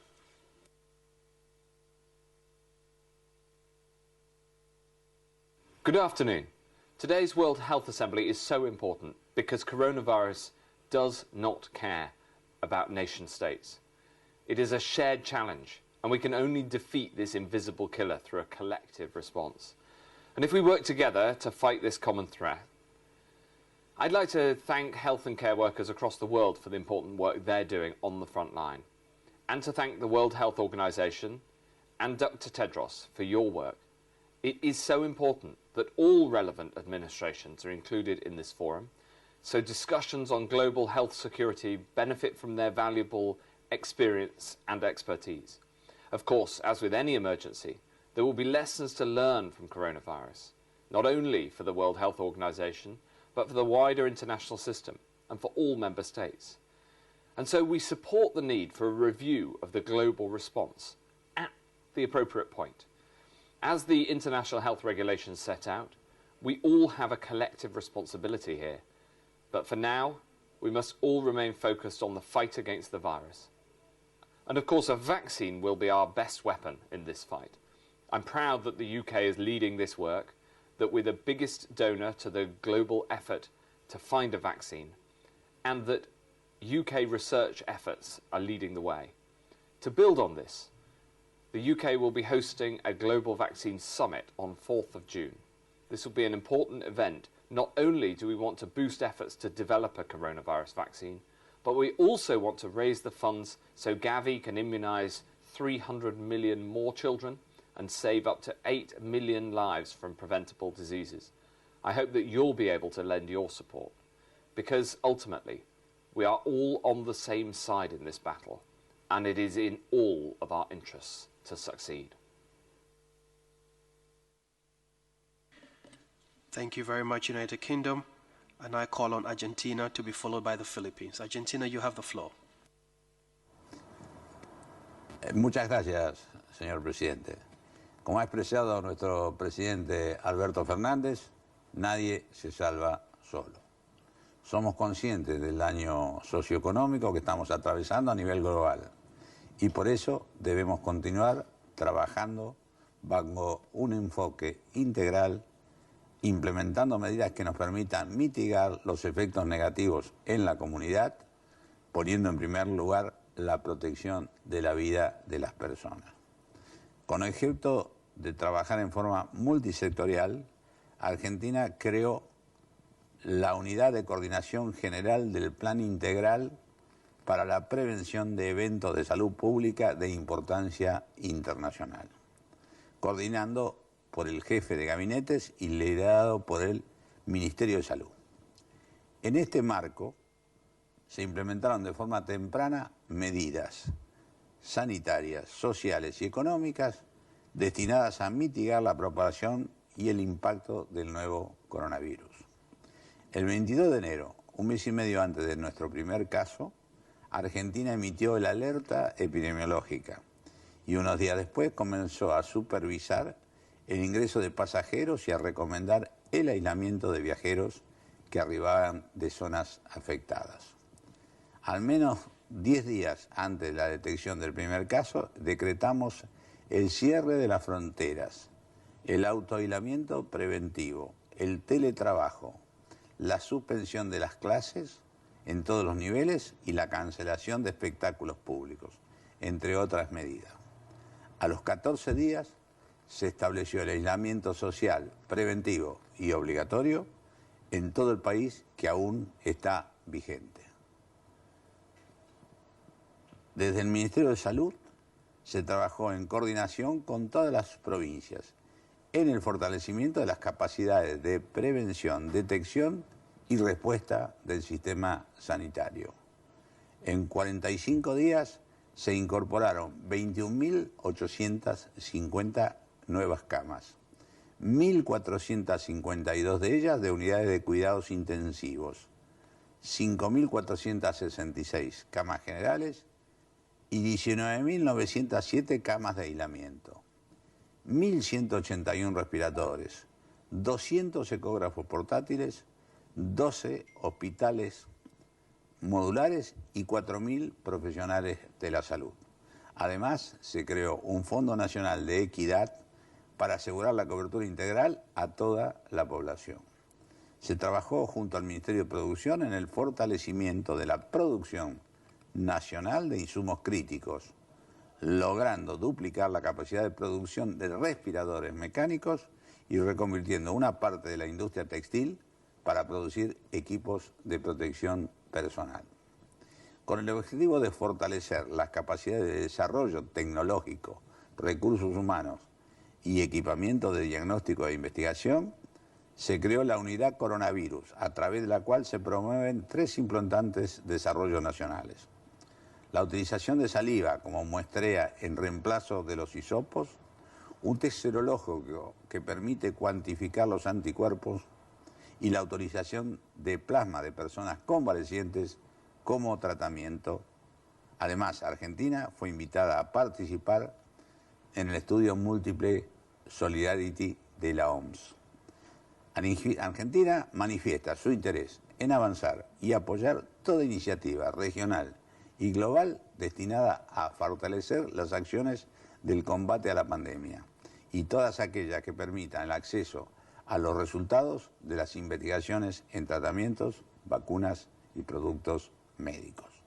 Es necesario que los Estados puedan impulsar acciones que garanticen el acceso al conocimiento de estos bienes públicos globales a través de licencias gratuitas o suficientemente accesibles para todas las sociedades del mundo.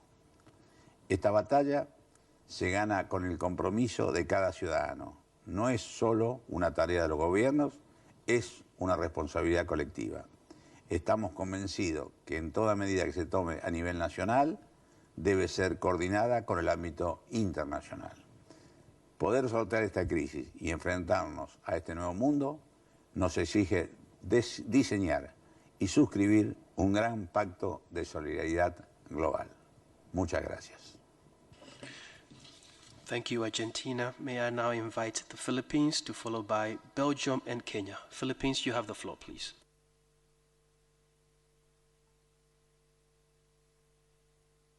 Health Assembly President, Director General, Dr. Tedros Adhanom Ghebreyesus, fellow ministers, honorable delegates. The Philippines responded to the COVID-19 pandemic with a whole-of-government and whole-of-society approach, emphasizing quick response, resource management, and strategic communication. To guarantee health system resiliency on the road to national recovery, the Philippines is ramping up the country's testing capacity with increased licensed testing and mega-swabbing centers, clearly defining patient pathways for both COVID-19 and non-COVID-19 patients through province and citywide community-managed healthcare provider networks, defining the guidelines for mass repatriation and quarantine for migrant Filipinos, developing guidelines on non-pharmaceutical interventions as we transition to the new normal. We commend Dr. Tedros for his leadership and thank the WHO for being the primary external support for the public health and clinical management of the pandemic and for emphasizing the UN framework for socio-economic response to COVID-19. We are participating in the WHO Solidarity Trial using 4 treatment regimens. Looking at the future, we call on the WHO to put a spotlight on the global code of practice on the recruitment of migrant health workers in a pandemic. Universal healthcare in countries of origin, transit, and destination should not leave behind the migrant populations. We also call for sustained support for the WHO Health Emergencies Program to help countries with weaker health systems. And lastly, the Philippines appeals to the WHO to facilitate regional and global solutions in the procurement of PPEs, testing kits, and medical equipment in view of the global shortage. Fellow member states, as we fight the pandemic, you have our firm commitment to stand shoulder to shoulder with you in working for a safer and healthier world. Thank you. Thank you, Philippines. May I now invite Belgium to be followed by Kenya. Belgium, you have the floor. Chair, colleagues, Director General, let me start by expressing my personal gratitude to healthcare workers across the world for their dedication during challenging times. So, Chair, Belgium fully aligns to the statement made by Croatia on behalf of the European Union and its member states. We need three essential instruments in the fight against COVID-19: a whole of government approach, effective health systems, and diagnostic therapeutics, vaccines, and other medical equipment. So the World Health Organization plays an essential role in the management of all three of these instruments. Therefore, I explicitly express my support to the WHO and its leadership. So allow me to make a few remarks, colleagues. First, a reliable and coherent monitoring of the pandemic is key. Belgium decided to report death from confirmed COVID patients, but also the suspected cases. Although WHO recommended this approach, we note that we are one of the very few countries to do so. Unless we all register data in a uniform way, and effective monitoring is impossible. Secondly, in search of a treatment and a vaccine, we need international cooperation, coordination, and also solidarity. We count on the WHO to help us create instruments to assure the equitable access to a possible vaccine. Belgium has a strong tradition regarding the development of new treatments and vaccines. We recently allocated 5 billion euros to CEPI for research and decided to invest 20 million euros in an academic anti-infection unit, a Belgian vaccinopolis, to quickly test and evaluate the efficacy of vaccines on humans. Belgium is ready to show its international solidarity by making ICU beds available for humanitarian personnel in his hospitals. To end, I would like to stress the importance of accessible primary care health service. In order to mitigate the collateral damage of this crisis, we should avoid interruptions in essential initiatives on vaccination, sexual and reproductive health, HIV/AIDS, TB, malaria, and neglected tropical diseases. I thank you for your attention. Thank you, Belgium. I will now invite Kenya to be followed by Côte d'Ivoire and then France. Kenya, you have the floor, please.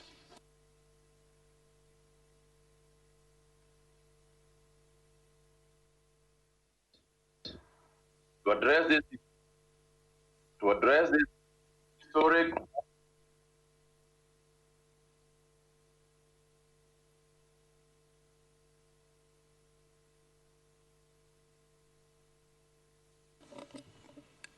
Honorable Minister, I'm afraid we cannot hear you. We'll come back to Kenya when we have sound quality. Can you hear me now? We can now. Please proceed, Honorable Minister.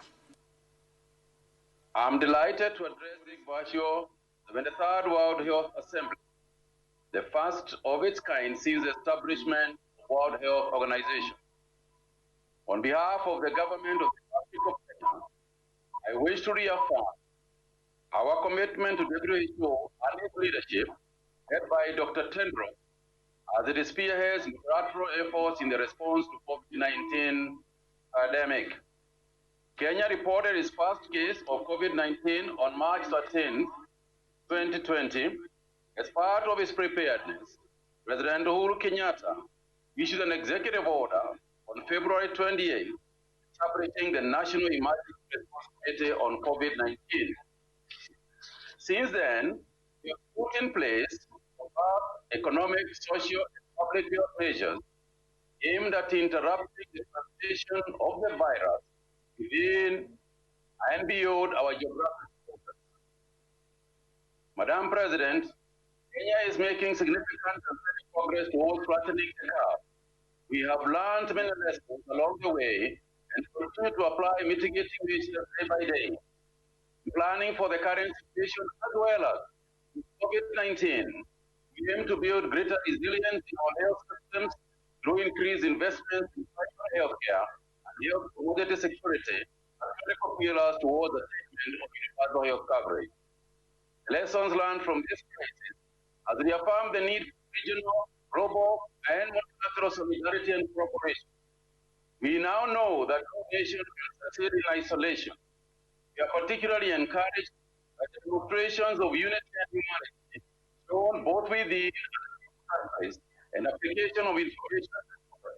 We thank all those who continue to support and collaborate with Kenya. Kenya therefore joins efforts aimed at ensuring universal, timely, and equitable access to COVID-19 tools as global public good for health. There is urgent need for the business community, including the pharmaceutical industry, to pay the profit motive and support the response to this pandemic. Otherwise, should we continue to behave normally, the pandemic will treat us abnormally. Recognizing that 2020 is the year of nurses and midwives, Kenya appreciates the critical role played by nurses and midwives in frontline health during this pandemic. Fortunately for us, so far, Kenya has not lost any workers to the disease. Let us all work together to end this pandemic. We march together, leaving no one behind. I thank you. I thank you, Kenya. I will now invite Côte d'Ivoire to be followed by France and then Bahamas. Côte d'Ivoire, you have the floor, please.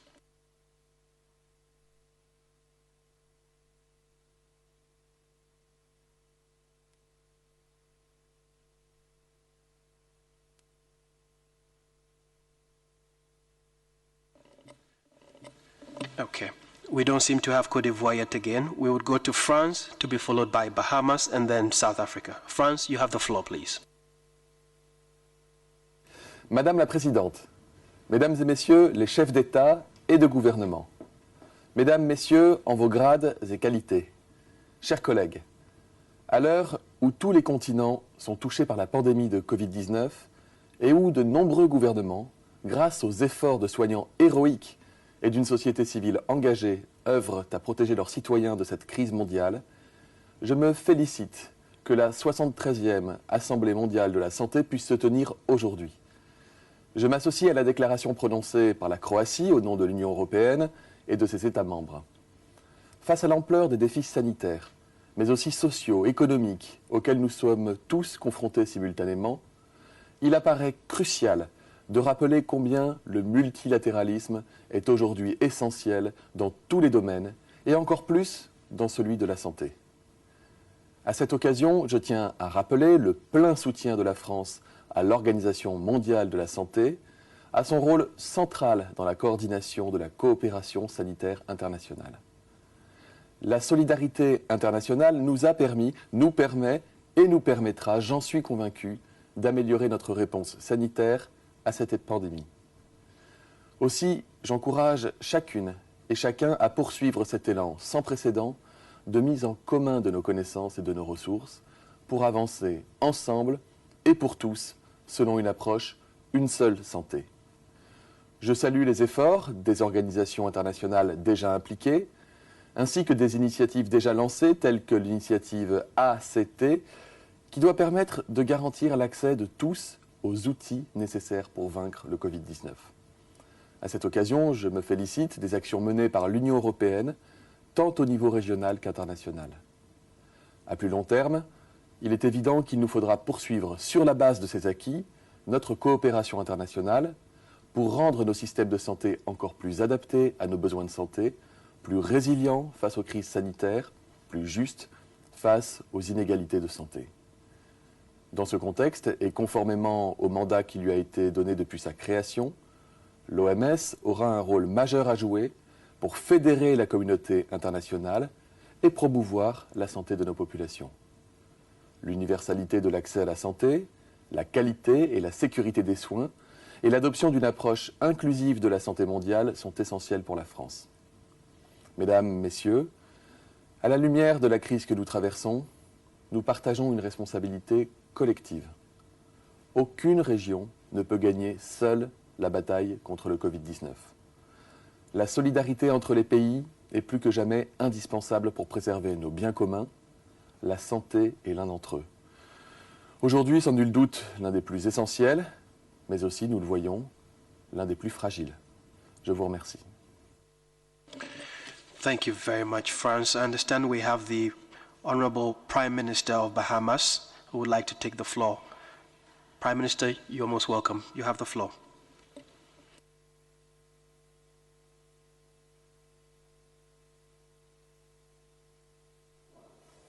Mr. President, Director General, and distinguished colleagues, today we must embrace the challenges of COVID-19 and the opportunities it presents in terms of healthcare and social care and stability. We must chart a new course. We must acknowledge the new realities that are upon us as we develop and adopt innovative and relevant technologies to manage our societies and daily activities.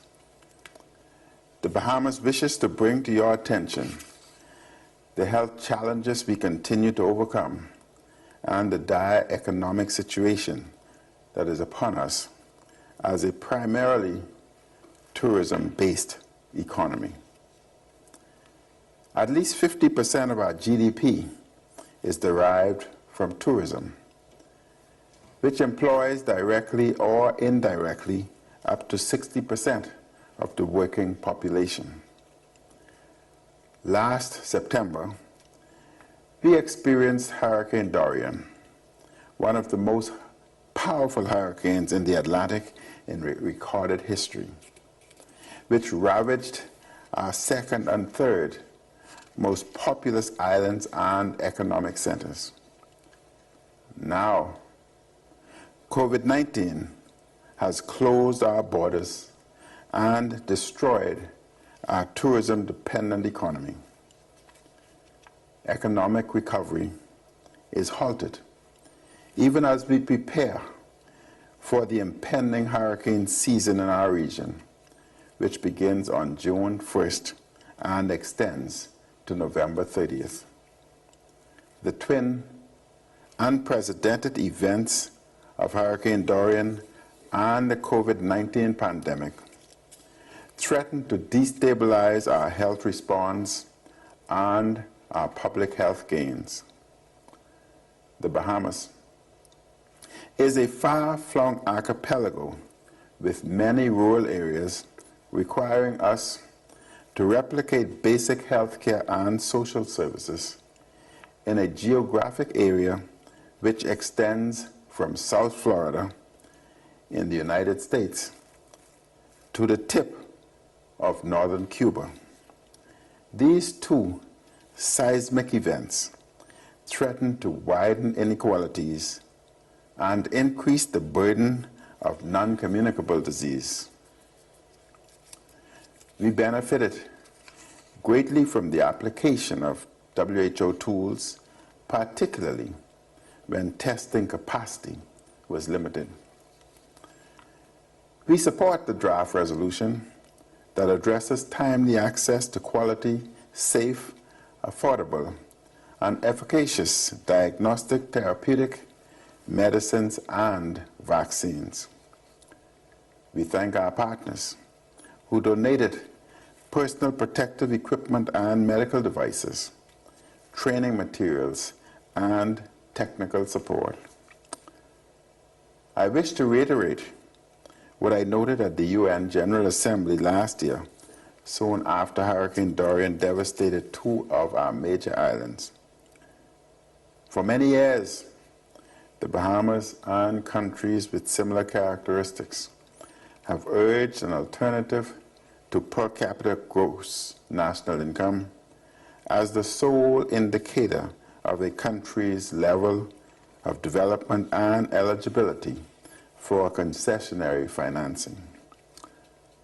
I also noted in my 2018 address to the General Assembly, we remain concerned and disappointed that the use of the distorted matrix of GDP per capita as a measurement of national wealth and viability causes the Bahamas to be assessed more favorably than it should be for contributions to international organizations and for the receipt of grants and international assistance when disaster strikes.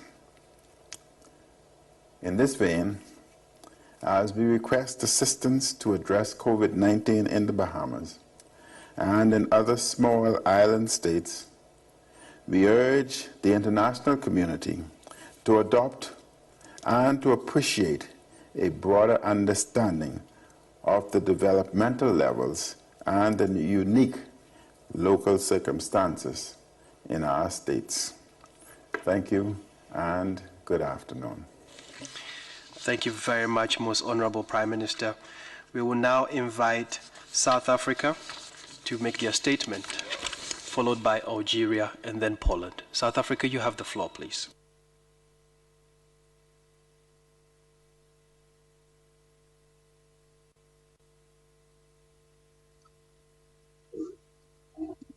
Thank you. Thank you, President.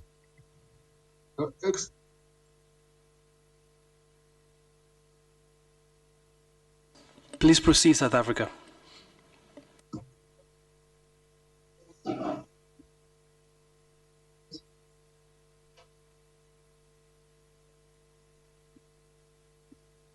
South Africa, you may proceed with your statement, Honorable Minister. Thank you.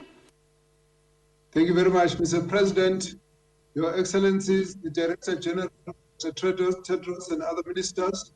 South Africa joins the international community to respond with agency to the scourge and devastating COVID-19 and to collectively loss of the many lives that have been lost from the virus.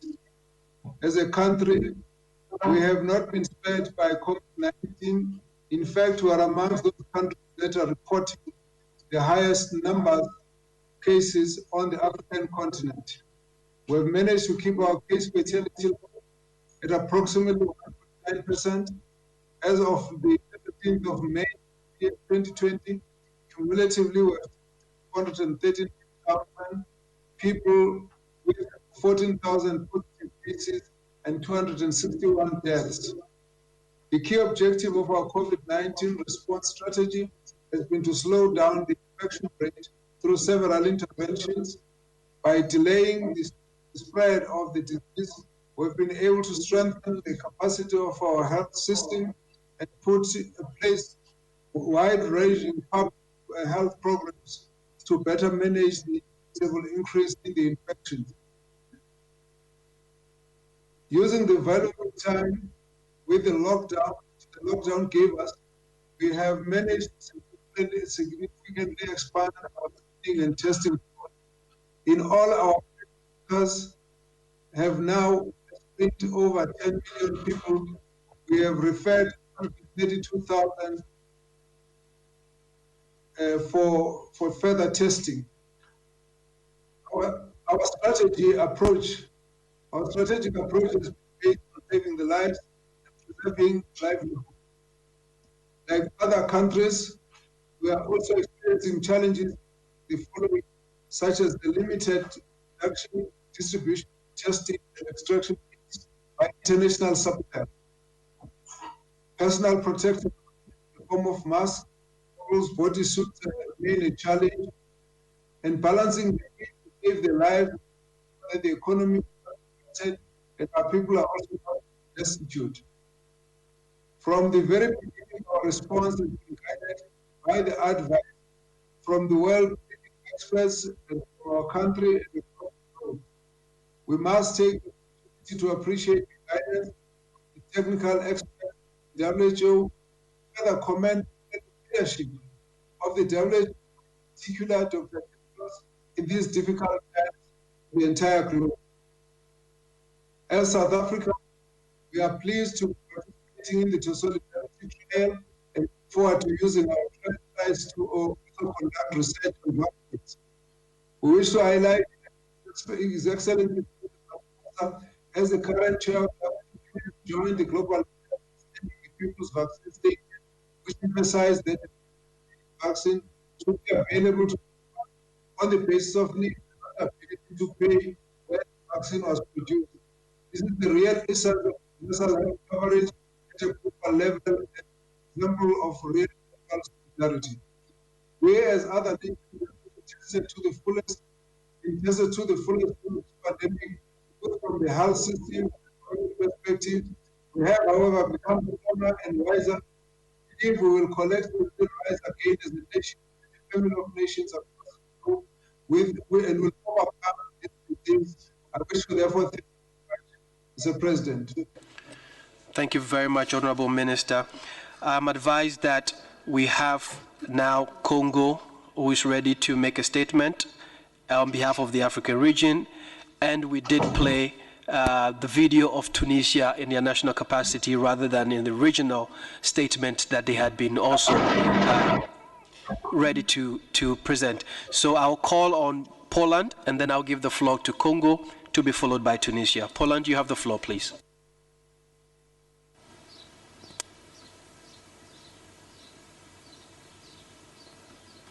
Honorable Chair, distinguished Dr. Tedros, colleagues, Poland fully aligns itself with the statement delivered by Croatia on behalf of the EU and its member states. The world is facing a challenge that we must respond to in a spirit of solidarity and cooperation. A lot has already been done, but yet there is still much to do. To start with, I would like to thank WHO for its leading role and coordination in the global COVID-19 pandemic's response. We also express our deepest appreciation for the work and dedication of medical staff around the world. In this difficult time, you stood up to the challenge. Poland participates in the global efforts to combat the pandemics. We take part in the WHO Solidarity Trial. We have also sent our medical teams to other countries to support their fight against COVID-19. Moreover, Polish government has pledged funds contributing to ACT Accelerator. Last but not least, a drug produced by a Polish pharmaceutical company is registered as an element of supportive therapy for coronavirus infections. The global goal for the coming future is to find an effective drug and vaccine against COVID-19. We must make sure that both the drug and the vaccine will be equally accessible and affordable so that no one is left behind. Transition phase is ahead of us. We need to plan it very consciously and carefully to respond to the challenges ahead of us in the best possible manner. We are witnessing history, but we are also the ones who make it. Only by uniting our efforts we can combat COVID-19 pandemics. We declare our full commitment in the fight against the new coronavirus, and we ask the whole international community to unite its efforts in the spirit of solidarity and trust. Thank you. Thank you very much, Honorable Minister. I'll now invite the Minister of Health for Congo to speak on behalf of the African region. Madam, you have the floor.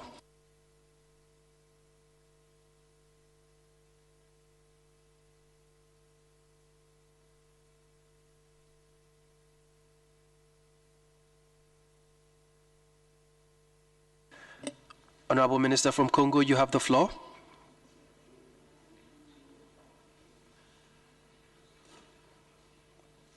Okay.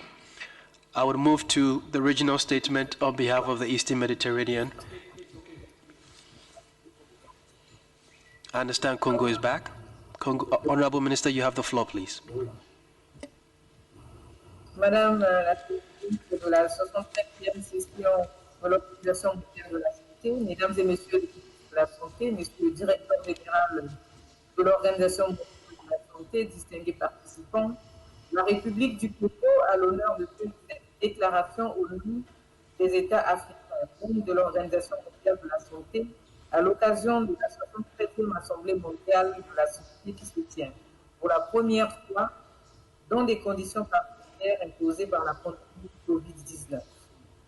Depuis plusieurs mois, tous les continents sont confrontés à cette maladie qui a gravement modifié notre mode de vie et soumis à rude épreuve la résilience du système de santé ainsi que les efforts du personnel de santé de nos pays respectifs.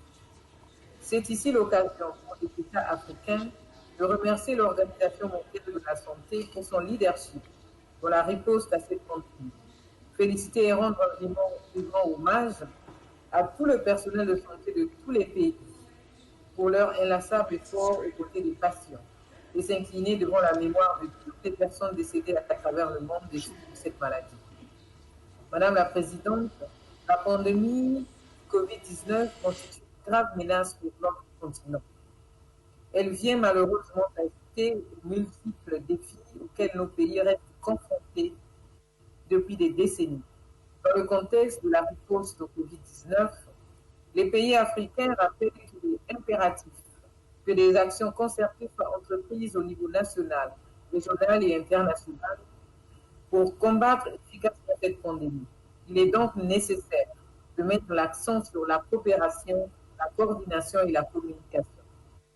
C'est dans cet élan que le continent africain a mis en place un groupe de travail d'experts du CDC, un groupe de travail africain sur le coronavirus AFSCOR et un comité de coordination au niveau ministériel. Il a aussi créé le Fonds de réponse Covid-19 de l'Union africaine. Nous saluons toutes les initiatives prises par le président en exercice de l'Union africaine à cet effet. Madame la Présidente, notre stratégie commune sur le Covid-19 met l'accent sur 3 piliers essentiels. Réduire la transmission, limiter les décès, réduire ou limiter les effets socio-économiques et culturels. Le Centre africain de contrôle et de prévention des maladies, ici Afrique, avec ses centres de collaboration régionaux, continue de soutenir les États membres de l'Union africaine dans leur activité de préparation et d'intervention. Nous comptons également sur le soutien de l'Organisation mondiale de la santé et de tous les autres partenaires, y compris les secteurs publics et privés. Madame la Présidente, les États africains, en collaboration avec l'OMS, ne se détournent pas de l'objectif de fournir des soins de santé primaire pour tous. La riposte au Covid-19 doit nous rappeler qu'il est essentiel de renforcer les soins de santé primaire et de les placer au cœur des efforts d'amélioration de la santé et du bien-être pour tous. L'Organisation mondiale de la santé est encouragée à aider continuellement les pays à renforcer la résilience de leur système de santé si nous voulons atteindre les objectifs de développement durable à l'horizon 2030. Dans le même ordre, bien qu'il reste encore beaucoup à faire, les pays africains réitèrent l'objectif santé pour tous et appellent au renforcement des moyens de diagnostic, à la facilitation des approvisionnements en matériel et réactifs et des efforts mondiaux en matière de vaccination, de la prévention en général et de la promotion de la santé. L'appui de l'OMS dans la recherche de solutions en vue d'annuler la dette des pays africains est vivement souhaité. En effet, la situation socio-économique et sanitaire actuelle de l'Afrique, accentuée par la pandémie de Covid-19, appelle une fois encore l'OMS à clarifier si les produits finaux issus des recherches en cours sur le Covid-19 seront rendus disponibles dans le domaine public, où ils seront protégés par les brevets et autres droits de propriété intellectuelle. Aussi, si l'OMS militera pour le développement de produits par l'usage des flexibilités et le partage des technologies. Les pays africains seront favorables à toute démarche relative à l'effet de promouvoir les droits des États membres de l'OMS à l'accès aux médicaments pour tous, ainsi qu'aux technologies nouvelles. Madame la Présidente, avant de clore mon propos au nom des ministres de la Santé et des pays africains, je tiens à réitérer notre soutien au Dr Tedros et à la Direction générale de l'Organisation mondiale de la santé dans la recherche de solutions aux problèmes de santé publique à travers le monde. On vous remercie. Thank you very much, Honorable Minister. May I now invite the Minister of Health for Tunisia to make a statement on behalf of the Eastern Mediterranean region. Honorable Minister, you have the floor. Thank you.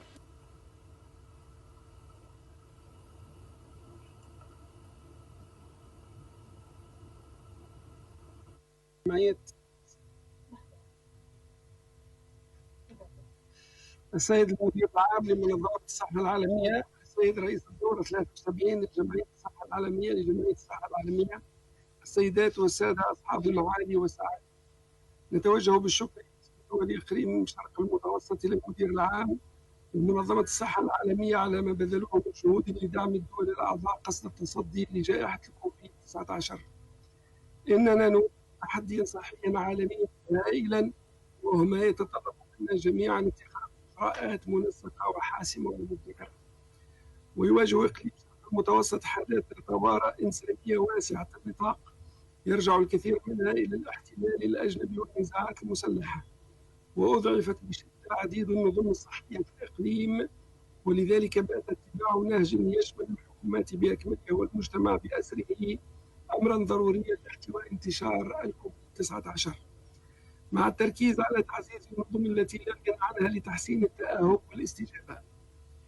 ونذكر أن الدول والقيادات الصحية العالمية قطعوا على أنفسهم عهدا غير مسبوق يوم 24 أبريل بالعمل معا لتعجيل باستحداث وإنتاج لقاحات وعلاجات جديدة لفيروس كوفيد-19 ولضمان المسؤوليات في الحصول عليها في جميع أنحاء العالم.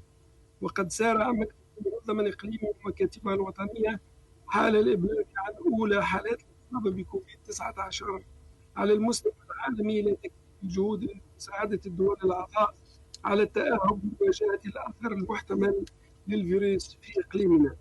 ونعرب عن الشكر للمدير الإقليمي على المساعدة الفنية والعملياتية والمادية القيمة، وقد تجسدت عبر كيفية تصدي الدول الأعضاء لهذه الجائحة القيم الواردة في رؤية منظمة الصحة العالمية للإقليم رؤية 2030 التي تشدد على التضامن والعمل من أجل الصحة للجميع والجميع.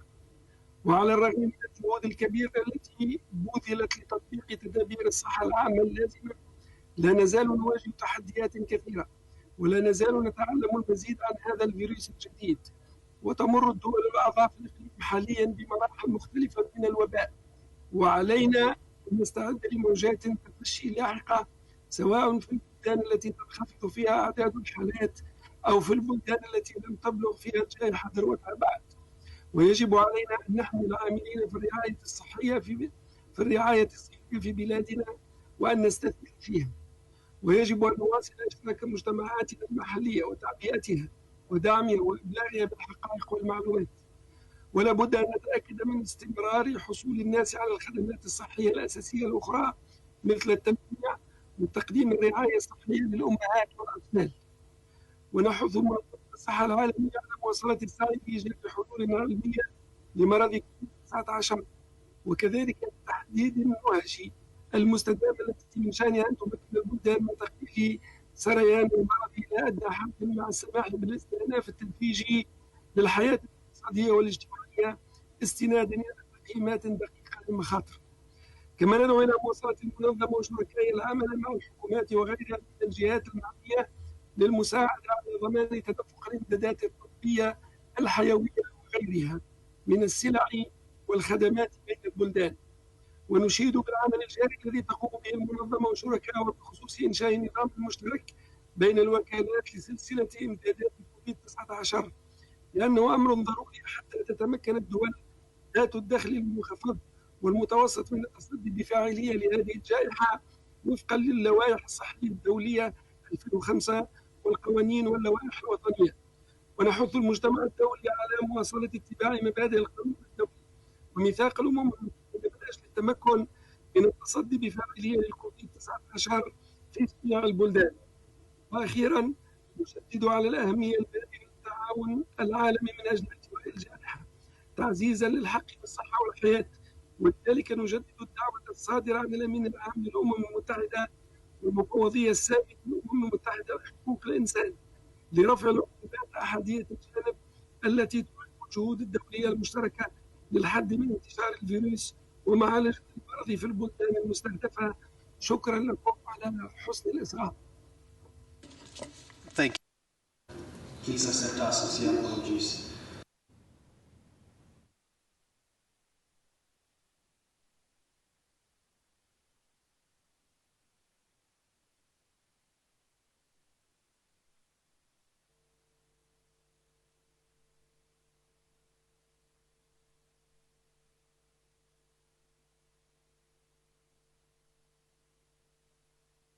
Okay, we don't seem to have Algeria. We would now proceed to Botswana, to be followed by Zimbabwe, and then Germany. Botswana, you have the floor, please.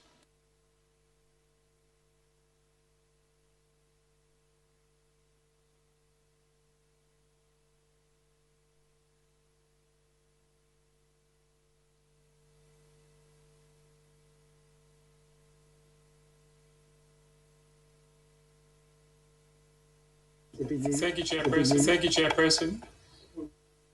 Botswana note with satisfaction all efforts made by the World Health Organization to control and contain the COVID-19 pandemic, one of the most unprecedented outbreaks, and perhaps by far one of the most sobering public health emergencies the world has experienced in a long time. The assistance provided by WHO to member states in order to strengthen their capacity to prevent, detect, and confirm rapid response to public health risk and save life has no doubt mitigated what could have been a telling catastrophe, particularly for the developing countries. We, however, note with concern some challenges associated with our historic weak health systems, such as inadequate resources and emergency response to public health threats. Other issues relate to financing, incident management systems, public awareness, and community engagements, further compounded by porous borders. We equally note the economic development and social consequences of this outbreak and the constellation of threats to lives and livelihood of our people. Chairperson, there is now need more than ever for all member states and development partners to step up health security efforts by reinforcing the development of resilient health systems and improve efforts for prevention, alert, and response to public health emergency. Botswana therefore calls for greater investment in emergency preparedness and research and development to ensure a robust global health risk framework. Following the outbreak in Botswana, His Excellency the President established a multi-sectoral National Public Health Emergency and Preparedness Committee and a National Presidential Task Force to coordinate the response. The main focus of our response is on prevention, preparedness, recovery, and continuity of the health system and the economy. Through our efforts, we have so far tested about 13,000 people, which translates to about 6,000 tests per million. And we've registered 25 COVID-19 positive cases, 17 recoveries, and only 1 death. Chairperson, as Botswana, we reaffirm our support for the WHO and its leading role in the global health governance and public health emergency. I commend the Director General, Dr. Tedros, and his team for a sterling job. In conclusion, I wish to express my appreciation for the frontline workers and support staff the world over for their hard work and sacrifice. We are a resilient species, and we shall overcome. I thank you. I thank you, Honorable Minister. May I now invite Zimbabwe to be followed by Germany, Fiji, and Malta.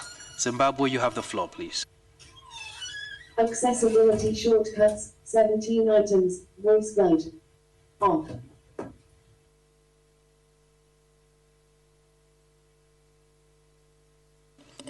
Honorable Minister from Zimbabwe, you have the floor.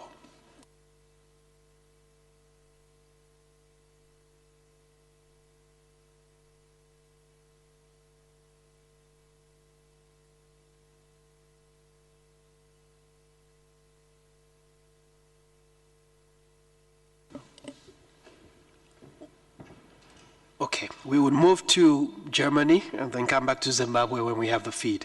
Germany, you have the floor, please.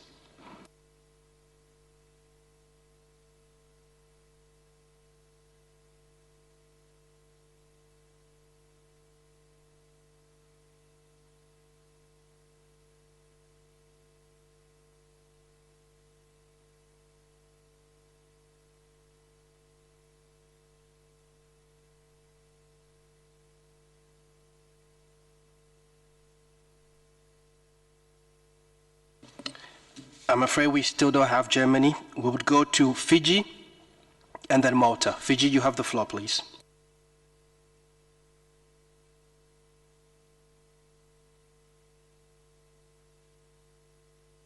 Bulubinak, the Director General of World Health Organization, Dr. Tedros Ghebreyesus, Honorable Ministers and delegations from member states, distinguished excellencies, donor partners, and philanthropists. global WHO technical support teams, ladies and gentlemen, I am indeed honored to address you all today. The COVID-19 global pandemic is no doubt an extraordinary event for all humanity and has brought suffering to countless families and communities across the globe. I take this time on behalf of the government and the people of Fiji to express our deepest and most sincere sympathy to governments and citizens of all nations who have lost loved ones from the COVID-19 pandemic. Fiji's Prime Minister, the Honorable Jose Aburenge Bainimarama, has been at the forefront of our fight against COVID-19. His firm leadership and the support of Cabinet and the critical government agencies and statutory bodies ensured an efficient decision-making process and the timely implementation of containment strategies that reduce the risk of spread of the disease in the community. Three main drivers that greatly facilitated Fiji's preparedness and response effort were the approval by government for a supplementary COVID-19 budget that provided additional funding to the Health Ministry, the amendment to the Fiji Public Health Act, and the declaration of a state of natural disaster for the COVID-19 disease. The declaration of 2 states of natural disaster, with one being the result of a disease outbreak, is unprecedented in Fiji's history. However, those critical actions enable us to make crucial decisions and implement measures that ensure the protection of public safety, the timely intervention for those who are suspected or confirmed with the disease, and the ultimate recovery for those under our hospital care. Our border control measures were instituted and rapidly escalated as the pandemic continued its global spread. Social or physical distancing measures that were implemented nationally included targeted community lockdowns, night curfews, and the closing of amusement centers like cinemas, liquor bars, nightclubs, gyms, and community swimming pools.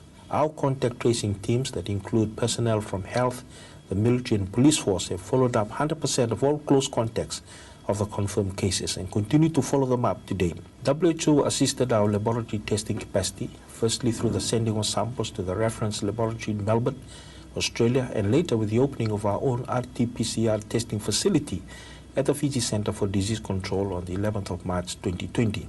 As I speak, Fiji has recorded 18 cases of COVID-19, 14 of which had recovered, and 4 are still active, and with an overall recovery rate at the moment at 78%. Fiji has successfully broken the chain of transmission within the community with strong and timely public health measures, and particularly with the early removal of every case and their close contacts into dedicated health facilities with monitored isolation. Fiji experience has shown that a whole-of-government approach is absolutely necessary, with decisive leadership and swift implementation of strategies are critical for lowering mobility and mortality from this pandemic. Fiji has also shown that in the presence of the impact of climate change, the ability of a small island nation to mount an effective response to an outbreak of infectious diseases will require a Herculean effort that will impact greatly on its resources for many years to come. I thank you. I thank you, Fiji. We understand Zimbabwe is online. We would give the floor to the Honorable Minister of Zimbabwe, and then we'll come to Germany and Malta. Zimbabwe, you have the floor, please.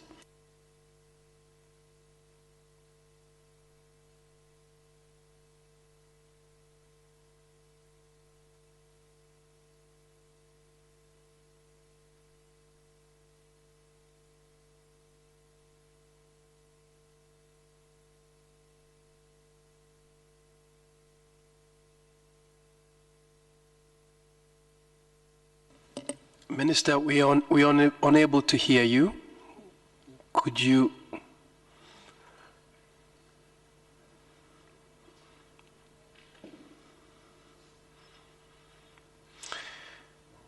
Okay, we will try again. Do we have the Honorable Minister of Health for Germany online?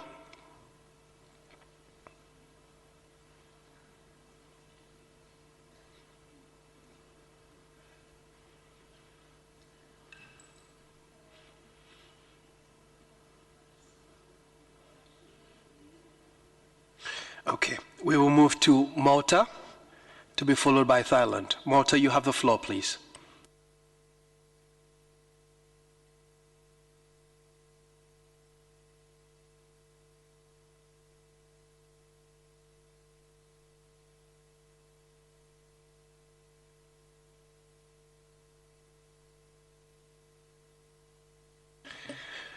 We'll move to Thailand.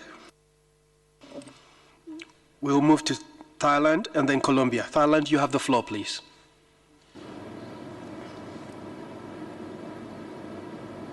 Mr. President, we are at war against COVID-19. Thailand has hammered down the epidemic and is cautiously moving into the dancing stage. We have learned important lessons.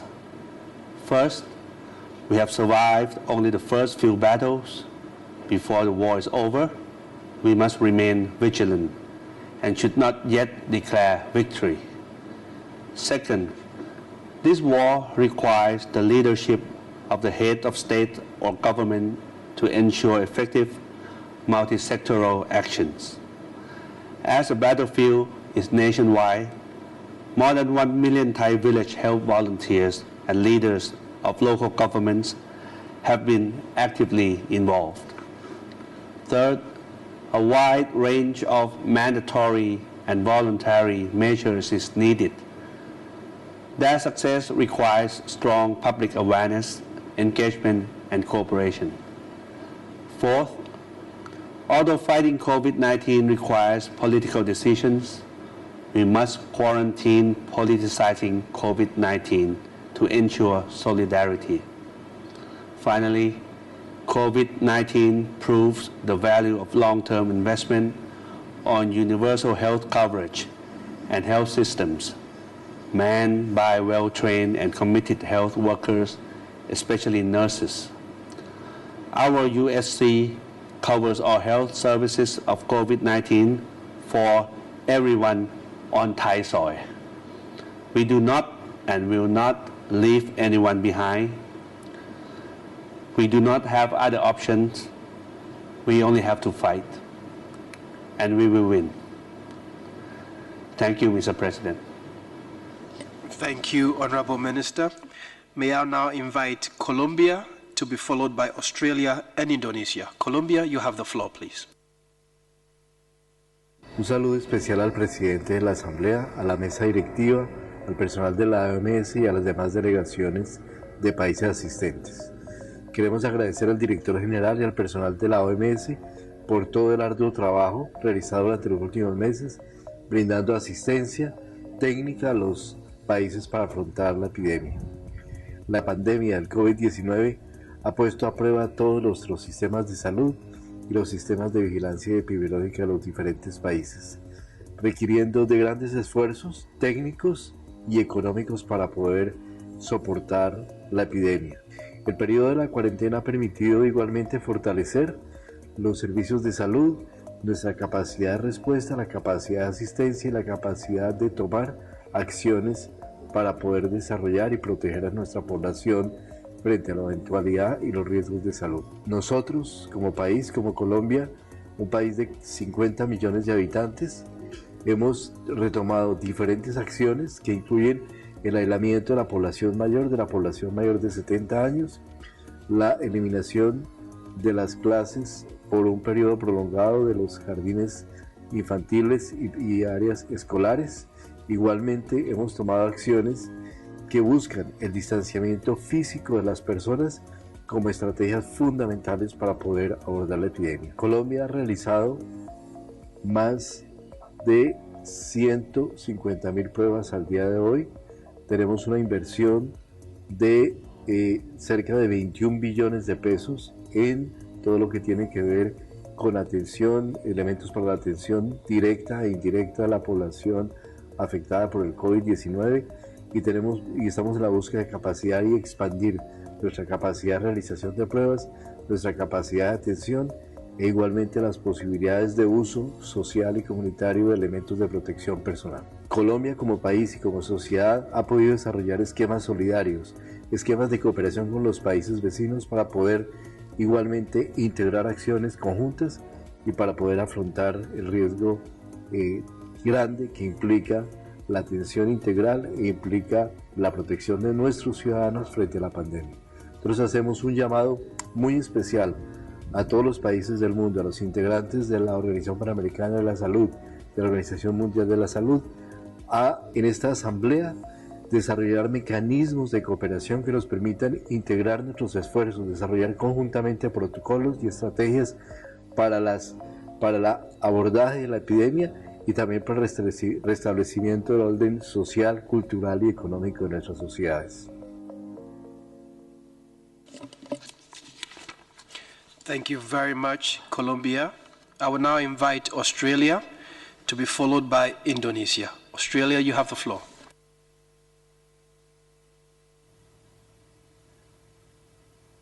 Australia recognises the suffering many countries are enduring, and we stand in solidarity with our frontline health workers and express our condolences to all the families of COVID-19 victims.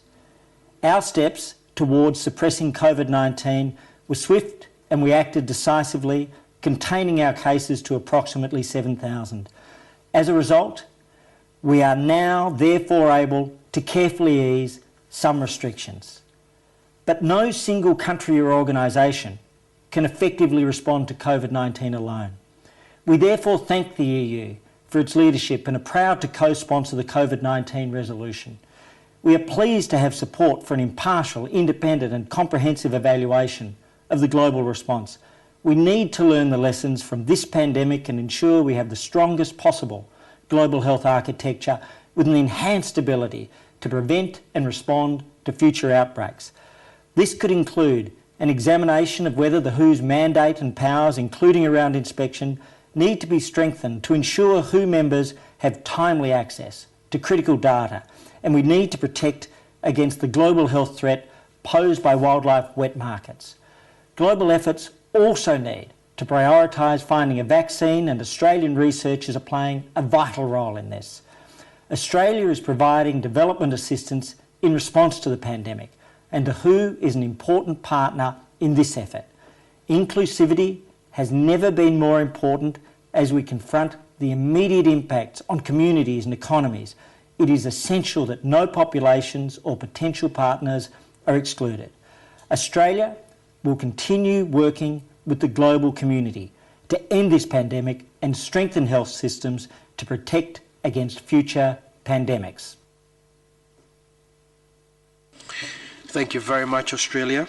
We will now invite Indonesia, and I understand that Germany is back online now, so we'll go to Germany after Indonesia. Indonesia, you have the floor, please.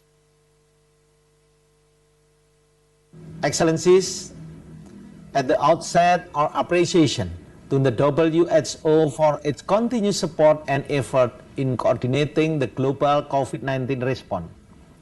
We extend our sympathy and condolences to all who has been affected. Today, the world come together to fight a common enemy that has impacted gravely the global social and economy to every country. Indonesia joined global effort to continue increasing concerted measures to prevent, detect, and respond COVID-19. In its own part, Indonesia has formulated a series of policies to fight COVID-19 in all aspects of health, social, and economy through whole government and whole society approach. Allow me to stress out the importance for us to deliver a unified and synergized action to end COVID-19 by first, strengthening our political solidarity. Second, ensuring the global supply chain for accessing essential medicine and medical equipment for all countries remain open, and to ensure a mechanism for equitable and timely access to affordable medical and vaccine for COVID-19. Third, supporting the strengthening of the national health capacity of countries in need remain crucial. Multilateralism should remain the platform for international cooperation, and Indonesia commit to support the success of WHO Solidarity Trial and ready to contribute to upscaling production of a new antiviral and vaccine COVID-19 for global need. Thank you. Thank you very much, Indonesia. Unfortunately, we appear to have lost Germany again, but they'll come back online. Could we try Zimbabwe and then Cote d'Ivoire? Zimbabwe, you have the floor.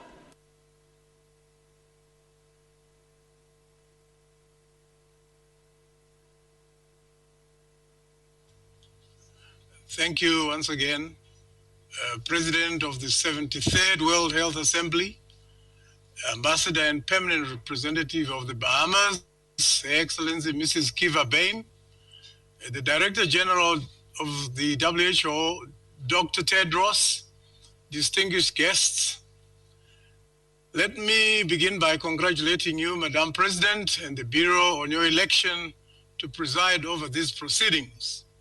Allow me also to express our sincere condolences to the families who lost loved ones to COVID-19 and our solidarity with all countries. Zimbabwe commends Dr. Tedros, the whole entire WHO staff, and the global health workforce for their hard work. In response to the COVID-19 threat, our President, His Excellency, Comrade Emerson Mnangagwa, declared a state of national disaster on the 17th of March 2020 and announced the postponement of major national events and discouragement of travel to and from high-risk countries. Zimbabwe recorded its first COVID-19 case on 21 March 2020 and introduced a national lockdown on the 30th of March 2020. We have recorded 46 cases, 18 recovered, and lost 4. Going forward, we plan to increase the number of tests per day, but we are hampered by lack of access to test kits and PPE. We have improved our COVID-19 surveillance and contact tracing with a mobile app. And one of our challenges was quickly decentralizing operations to provinces.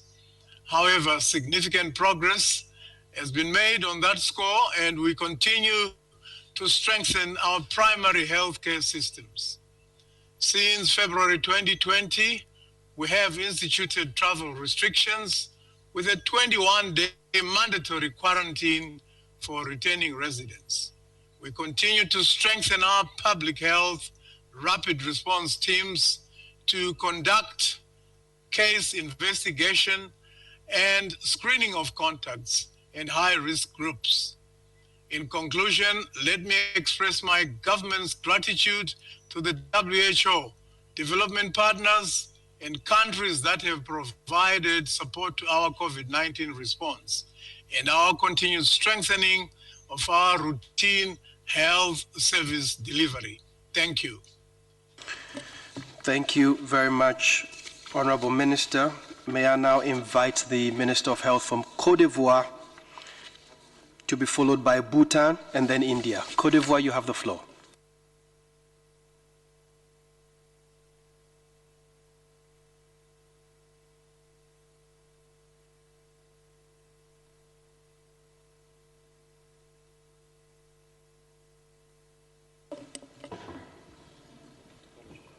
Honorable Minister, we don't seem to have a sound. We will come back to you when your sound is a bit more audible. Could we now invite the Minister of Health for Bhutan to be followed by India? Thank you. Bhutan, you have the floor.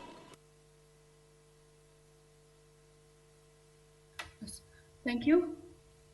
Madam President, Excellencies, Honorable Ministers, and distinguished delegates, first of all, I would like to convey the warmest greetings of His Majesty the King, the Royal Government, and the people of Bhutan to the 73rd World Health Assembly.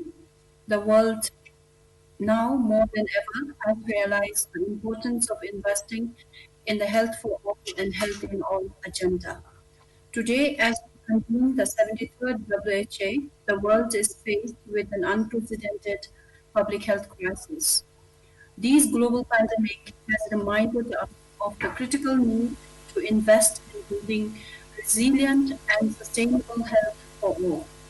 Excellencies, ladies and gentlemen, we thank the Director General for the efficient leadership and progressive role of the organization in responding and coordinating with the member states and partners in our preparedness and response efforts in combating the current pandemic. Bhutan is pleased to note the global solidarity expressed by member states, and I convey my sincere prayers and goodwill to contain the global outbreak and restore peace and well-being.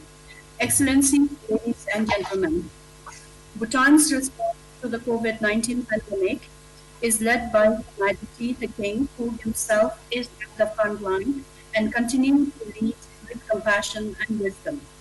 Guided by the wisdom of His Majesty, Bhutan's response has been a whole of a society approach to ensure that no individuals and families face any hardship due to the current pandemic. Excellencies, ladies and gentlemen, Bhutan strongly supports that this global pandemic can only be addressed successfully through united and concerted effort of all member states. Therefore, we would like to add our voice to the long list of member states who have expressed their unwavering support to the united resolution to respond to COVID-19. Excellencies, ladies and gentlemen, Bhutan reaffirms our commitment to work collectively towards the benefit of not only the Bhutanese, but also the population around the world. We also wish to send a strong reminder to support and secure safety of our health professionals and other frontline workers who are directly at the forefront battling COVID-19. Lastly, I, on behalf of the government, would like to extend our support and cooperation for a successful deliberation with sincere prayers for good health and happiness for all. Tashidele, and I thank you. Thank you very much, Bhutan. We would now invite the Honorable Minister for Health for India and to be followed by Malta. India, you have the floor, please. Her Excellency, Ms. Keva Bain, President of the World Health Assembly, Dr. Tedros, Director General of WHO, and Excellencies, at the very outset, I wish to express my deepest condolences at the loss of lives across the world due to COVID-19. I also take this opportunity to express my sincere gratitude for the efforts of those who are in the front line of this battle. We in India undertook the COVID-19 challenge with the highest level of political commitment.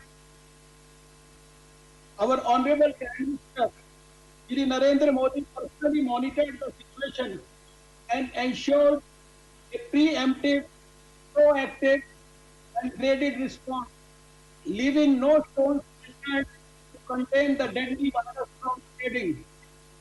India took all necessary steps well in time, including surveillance and entry, evacuation of stranded overseas, massive community surveillance through robust disease surveillance network, strengthening of health infrastructure, capacity building of over 2 million frontline human resources, risk communication, and community involvement. I think we did well, and we did well. We are learning and we are confident of doing better in the months to come. Excellency, today there are compelling circumstances that have forced us all to meet virtually. The 73rd World Health Assembly is the first ever virtual health assembly. It is unprecedented, but it's also perhaps the most important one ever. Because as we sit and discuss here, a pandemic continues to kill thousands of people and also causing a deep global recession. This is the time when humankind must come together.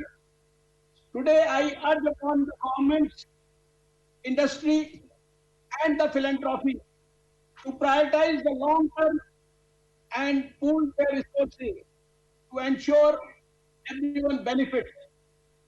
On our part, India is playing a key role in fostering bilateral and regional partnerships. Under our Prime Minister's able leadership, India has supplied essential medicines to 123 nations as an expression of solidarity. Therapeutics, diagnostics, and vaccines for the whole world is the only way out of the pandemic. Global collaboration is paramount. Governments, industry, and philanthropy must pool resources to pay for the risk, research, manufacturing, and distribution, but with the condition that the rewards should be available to everyone, regardless of where they have been developed. Today, in the two-day deliberations, we should share our learnings from how each one of us has tackled the catastrophe since January, how we can support the financial or technical gaps that some of our member states may have, and agree to continue R&D in an aggressive and collaborative way. In congratulating all those who are striving to save humanity, we welcome efforts to make all international institutions more reflective of 21st century realities. India will always stand with such efforts to foster meaningful and broad-based change. I close my speech today with a loud applause for all those across the world who are in the forefront of this battle against the deadly virus. I stand here to honor the doctors, the nurses, the paramedics, the scientists, the journalists, the delivery boys, security staff, sanitation staff, and the police personnel. The forgotten words today playing superhuman. They are our real heroes. Many thanks for the opportunity to speak before this gathering. Thank you, Honorable Minister. May I now invite Malta to be followed by Iran. Malta, you have the floor.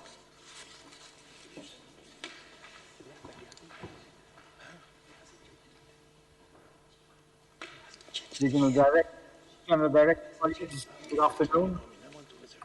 Malta aligns itself with the statement delivered by APM on behalf of the Council of the European Union. If ever there was a time for nationalism and for solidarity between nations and between regions, now is that time. There is no doubt that each and every one of us in each and every country that we live and work in will be judged, will be scrutinized, we will be audited, and I'm sure in some instances there will be recriminations. And as all of us have to stand to the scrutiny, so does WHO. And yes, there will be a time when WHO's actions, policies during these weeks and months will be scrutinized. But now, in my opinion, is the time for support and the time for closing ranks. And Malta supports WHO in its work over the last 4 months, and we augur that it seems to work with the same zeal and dedication that it has done so far. International solidarity has to happen in practice. The big issue over the next few weeks, months, possibly years, is the production and the availability of vaccines to all and to all citizens in all the world. Lives matter wherever they are in the world. Therefore, it is absolutely essential that there is no part of our global society which is excluded from the availability of vaccines and when they are. And I am sure and I am positive that WHO has an important role to play in this. And Malta will want to support WHO in this. Thank you very much. Keep up your good work. Thank you, Honorable Minister. May I now invite the Minister of Health for Iran.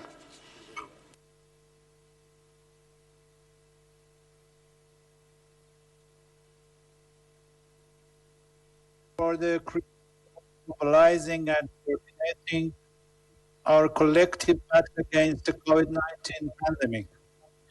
The organization truly deserves to be supported, not pressured by any member state. My country has been hit hard by the outbreak. However, we have managed to flatten the curve and reduce the mortality rate drastically due to extensive public health measures taken on the basis of the whole-of-state, whole-of-society approach. In our ambitious national campaign to curb the virus, more than 78 million people were screened using our strong PHC infrastructure in a stepwise referral system, which resulted in dramatic reduction in hospital admissions. In second round of screening, 22 million high-risk people were targeted.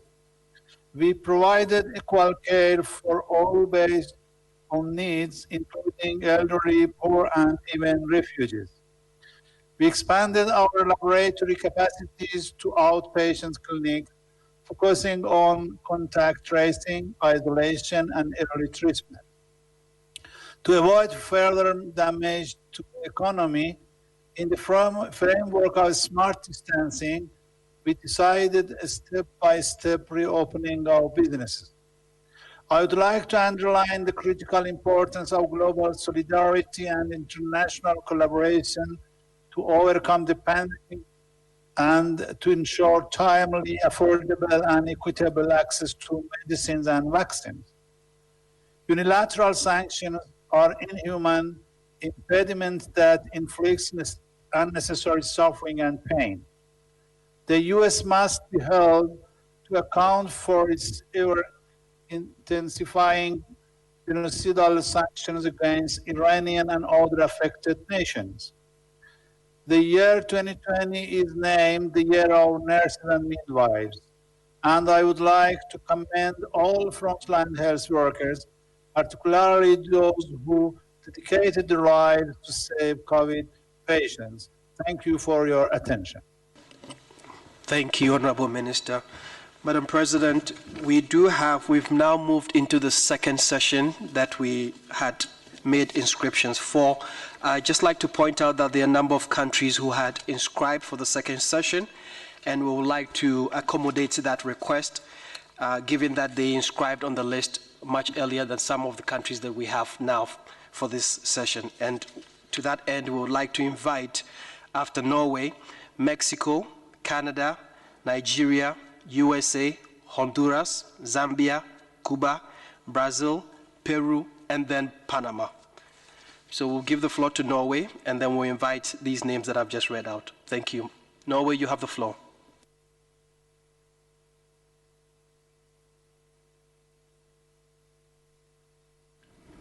President, we are amidst one of the worst crises of our time. We are profoundly grateful to all those who put themselves at risk to save others. We must remain focused. We must uphold health and human rights while minimizing effects on the economy and social well-being. Afterward, we must evaluate and improve. The World Health Organization have Norway's full support. President, crisis worsens existing inequality. We must therefore protect the most vulnerable and honor humanitarian principles. We must ensure access to essential health services, including sexual and reproductive health service. Keep addressing non-communicable diseases and violence and abuse. We will leave no one behind. It is our shared duty to contribute to the rapid development of a vaccine and to commit to making it globally accessible and fairly distributed. Norway, as a co-lead for the COVID-19 Global Summit, is dedicated to work with others to realize this goal. To prepare for future outbreaks, all global health actors should contribute to strengthening health system. The SDGs Global Action Plan can play a crucial role. President, we had to shut down our societies, but not our hearts. Solidarity and militarism will prevail. Let us use this opportunity to come out as a stronger community on the other side. Thank you. Thank you very much, Honorable Minister. May I now invite Mexico to give their statement. You have the floor, Mexico. Embajadora Keva Bain, Presidenta de la 73ª Asamblea Mundial de la Salud. Doctor Tedros Adhanom Ghebreyesus, Director General de la Organización Mundial de la Salud. Ministros, jefes de delegación, representantes de organizaciones internacionales, delegados, señoras y señores. Me es muy grato dirigirme a ustedes, colegas de todas las regiones del mundo, en esta ocasión histórica que nos convoca a celebrar la 73ª Asamblea Mundial de la Salud en forma virtual. Aunque separados en espacio, nos encontramos más unidos que nunca.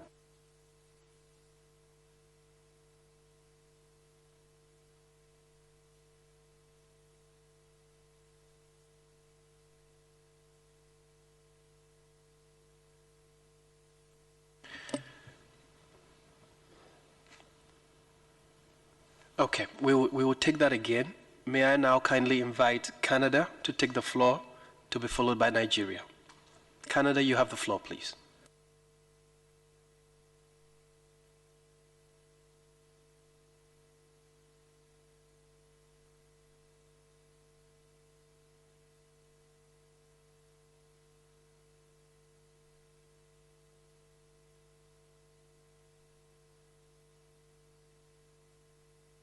Okay, we would take Nigeria and then come back to Canada and Mexico. Nigeria, you have the floor, please.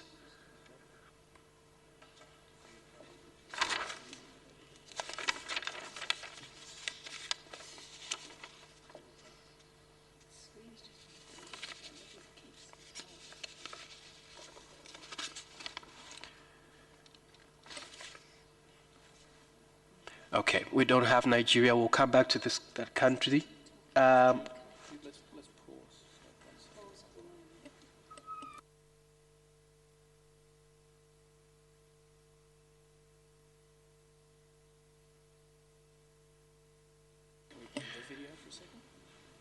We will come back after a short recess. I think we have a slight technical challenge. We would. Is Mexico ready? Mexico, you have the floor.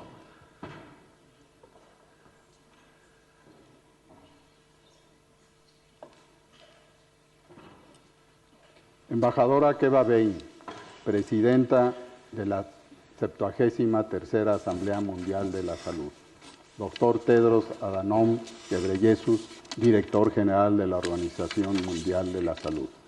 Ministros, jefes de delegación, representantes de organizaciones internacionales, delegados, señoras y señores. Me es muy grato dirigirme a ustedes, colegas de todas las regiones del mundo, en esta ocasión histórica que nos convoca a celebrar la 73ª Asamblea Mundial de la Salud en forma virtual. Aunque separados en espacio, nos encontramos más unidos que nunca, con un objetivo en común: hacer frente a los embates del coronavirus, anteponiendo siempre la salud a los intereses comerciales, así como proteger la integridad de nuestro personal sanitario y prepararnos para lo que vendrá después del primer brote. El SARS-CoV-2 vino a desenmascarar otras pandemias iguales o más graves que el virus mismo, tales como el sobrepeso, la obesidad, la diabetes, la hipertensión arterial, siendo todas determinantes prevenibles que merman la calidad y la esperanza de vida de nuestras comunidades. No podemos ni debemos volver a la normalidad. Necesitamos voltear al pasado y replantearnos nuestros hábitos y estilos de vida. No existe mejor oportunidad en la historia para incrementar nuestros esfuerzos a favor de la buena alimentación y asumir la salud medioambiental como determinante indivisible de la salud humana y colocarla permanentemente en nuestras agendas bajo los compromisos de la Agenda de Desarrollo Sostenible. México reconoce el importante esfuerzo de la Organización Mundial de la Salud para llevar a cabo esta reunión. Estamos convencidos que, en este momento tan complejo, tenemos la oportunidad de orientar y coordinar aún más la respuesta mundial de forma integral y coordinada, basada en evidencia científica, voluntad política y solidaridad internacional. Se ha hecho evidente la necesidad de consolidar los sistemas de salud centrados en las personas y guiados por los principios de justicia y solidaridad como la base para garantizar la salud como un derecho sin distinciones de ningún tipo. Este es el cimiento para fortalecer nuestra preparación ante futuras amenazas sanitarias. México ha comenzado, bajo la administración del presidente Andrés Manuel López Obrador, una transformación del sistema de salud con el objetivo de convertir el derecho a la salud en una realidad, fortaleciendo la atención primaria de la salud de forma integral y construyendo un sistema que no presente barreras en la prestación de los servicios. Esto ha permitido tener una respuesta a la pandemia cercana a la gente, privilegiando el acceso a los servicios oportunos de salud, buscando centrar la respuesta en las comunidades. En este espíritu, México trabaja para respetar los derechos humanos de la población, integrando una perspectiva de género en todas nuestras acciones. Es vital no permitir que el COVID-19 sea factor de discriminación, estigma o xenofobia, afectando a las poblaciones más vulnerables. Asimismo, México destaca la extraordinaria labor del personal de salud para enfrentar esta crisis. Nos parece ineludible reconocer, en el marco del Año Internacional de los Profesionales de Enfermería y Partería, su papel central para el fortalecimiento de los sistemas de salud y alcanzar las metas planteadas en el Objetivo 3 de los ODS, incluida la reducción de las desigualdades en el acceso a la salud. Las desigualdades también han estado presentes en el suministro de equipos médicos. Por ello, México, reconociendo los principios de solidaridad y cooperación como pilares de la acción global, presentó ante la Asamblea General de Naciones Unidas un proyecto de resolución para garantizar, a través de la solidaridad y la cooperación internacional, el acceso mundial justo, transparente, eficiente y oportuno a herramientas preventivas, productos sanitarios, vacunas y otros equipos médicos necesarios para hacer frente a la pandemia. Bajo estos mismos principios, México participa en el ensayo Solidaridad de la OMS a fin de encontrar un tratamiento eficaz contra el COVID-19 y asegurar el acceso equitativo a dicho tratamiento. México refrenda su compromiso y hace un llamado para que, basados en el derecho humano a la salud, continuemos colaborando para superar esta emergencia y fortalecer la capacidad global para hacer frente a las amenazas futuras a la salud mundial. Debemos trabajar como un todo, una salud mundial para todas y todos en todos los rincones del mundo. Si trabajamos unidos, lograremos salir adelante. Gracias. Thank you very much, Minister. We will now invite Canada to be followed by Nigeria. Canada, you have the floor, please.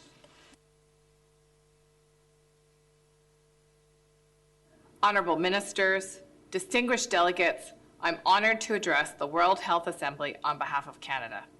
2020 est l'année internationale des sages-femmes et du personnel infirmier. Je tiens donc à souligner le rôle essentiel qu'ils jouent, eux et tous les travailleurs de santé de première ligne dans la réponse à la COVID-19. The ever-evolving COVID-19 pandemic requires us to learn constantly, to share widely, and to act quickly to support an evidence-based response. Global cooperation on health has never been more important, and that's why Canada values the leadership of the World Health Organization. Our institutions are helping us accomplish together what we cannot do alone. This includes collaborative research and development efforts to make a future treatment or vaccine available, accessible, and affordable. The COVID-19 pandemic has reinforced the importance of working together to build a global health community where everyone is included. A world where we are better able to support the most vulnerable and at-risk populations. We must do better to reduce inequalities related to age, gender, and income that have been intensified by this pandemic. And we must continue to address mental health and well-being. No one should suffer in silence. Strong and resilient health systems and primary health care help us to prepare better, respond more quickly, and recover faster. We can and we will learn from this pandemic, including through a comprehensive post-crisis review, to ensure we are all better prepared the next time. As we build a new normal, Canada is ready to do its part. Thank you. Thank you, Canada. May I now invite the US to be followed by Nigeria and then Honduras. United States of America, you have the floor.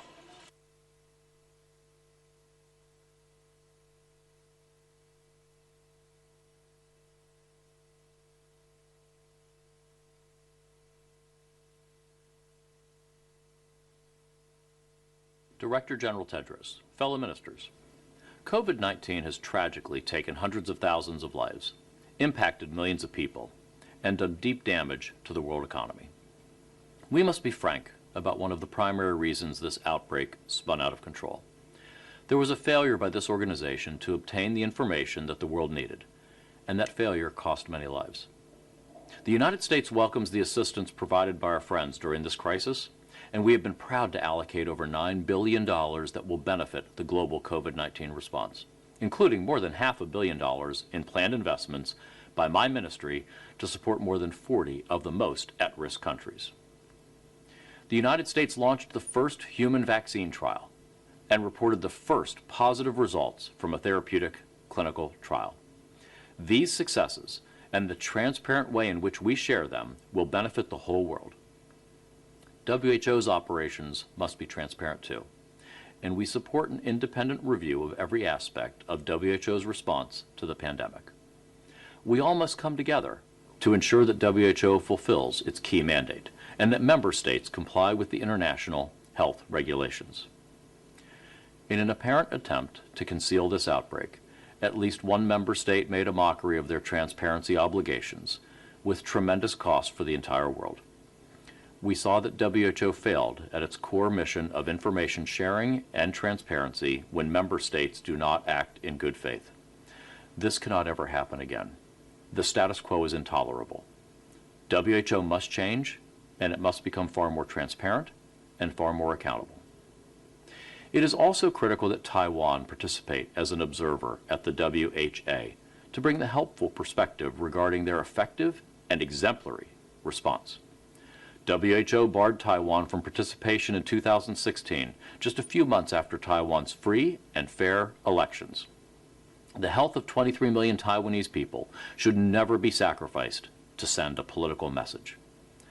Although we are all focused on the immediate response, we need a more effective WHO right now to help win this fight and demonstrate to our citizens that we are working to prevent such catastrophes in the future.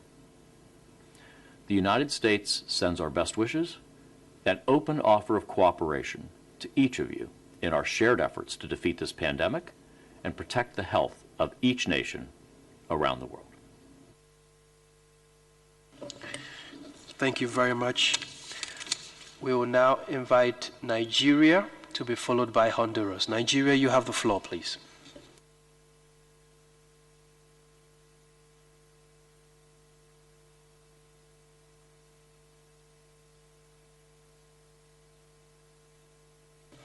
Nigeria, Honorable Minister, are you with us? Okay. Could we kindly move to Honduras to be followed by Zambia? Honduras, you have the floor, please. En mi condición de secretaria de la Salud de la República de Honduras, mi país se complace en participar en la 73ª Asamblea Mundial de la Salud, una asamblea fuera de serie sin duda alguna que se ha llevado a cabo en tiempos en los que la solidaridad y la cooperación entre los países son más necesarios e indispensables que nunca. Hoy nos enfrentamos a desafíos sin precedentes. El reto más grande es disminuir el impacto en la salud y en la vida de las personas y a la vez disminuir los daños colaterales sobre nuestra economía y en los sectores más vulnerables. A medida que la pandemia se propaga por los países, es imperativo estrechar los lazos de cooperación y solidaridad, incluyendo los países que han desarrollado acciones exitosas, como China-Taiwán, que se ha convertido en un modelo para muchos Estados miembros. No dudamos que al incluirlos como socios, la OMS y los Estados miembros nos beneficiamos enormemente de su experiencia. Honduras reconoce el liderazgo excepcional de la Organización Mundial de la Salud en la respuesta y contención de COVID-19, ya que han estado trabajando mano a mano con nosotros en el abordaje de esta tremenda crisis sanitaria.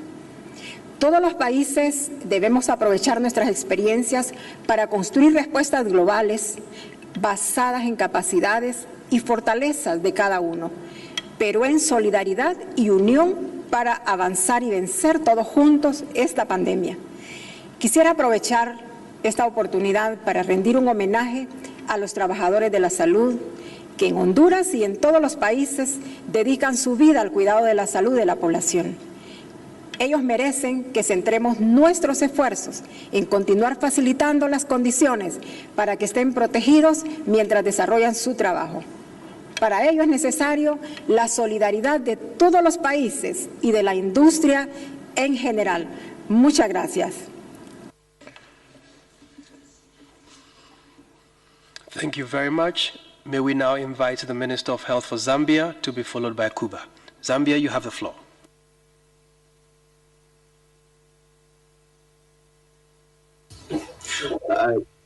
Mr. President, honorable ministers, distinguished ladies and gentlemen, Zambia, the stewardship of the Republican President, His Excellency Dr. Edgar Chagolungu, has been her health system to reposition universal health coverage anchored on primary care. In this transformation agenda, public health security is a high priority for us and led to the birth of the Zambia National Public Health Institute, which is the technical arm that oversees the surveillance, epidemic preparedness, and response. In response to the COVID-19 outbreak, Zambia activated the Public Health Emergency Center and set up the incident management system. A COVID-19 response plan based on the whole government, whole society collaborative approach has been crafted that seeks the delicate balance between allowing key areas of the economy to run while abating a public health crisis. The response focuses on surveillance, case detection, case management, diagnosis, infection prevention and control, human capital enhancement, and risk communication and engagement. At this effect, Zambia has recorded 761 cases of COVID-19, with 7 related deaths and 192 recoveries. Zambia calls for perpetuated solidarity and unity of purpose. Let the world liberate resources to enhance the expansion of laboratory testing platforms, full procurement for PPEs, and invest in research for vaccines. Zambia appreciates the role World Health Organization has played and the leadership of Dr. Tedros in pitching universal health coverage and health emergencies at the apex of the global health agenda. We further thank all the health workers globally that have battled COVID-19 at the front line and pay our respect to all those who paid the ultimate price. Finally, Zambia reaffirms its call for health system strengthening, for universal health coverage, and enhanced efforts to fight HIV/AIDS, TB, malaria, NCD, maternal deaths, and child deaths. Together, we can defeat COVID-19, push the UHC agenda, and make the world a safer place to live in. I thank you. Thank you, Honorable Minister. We will now invite Cuba to be followed by Brazil, Peru, and Panama. Cuba, you have the floor, please.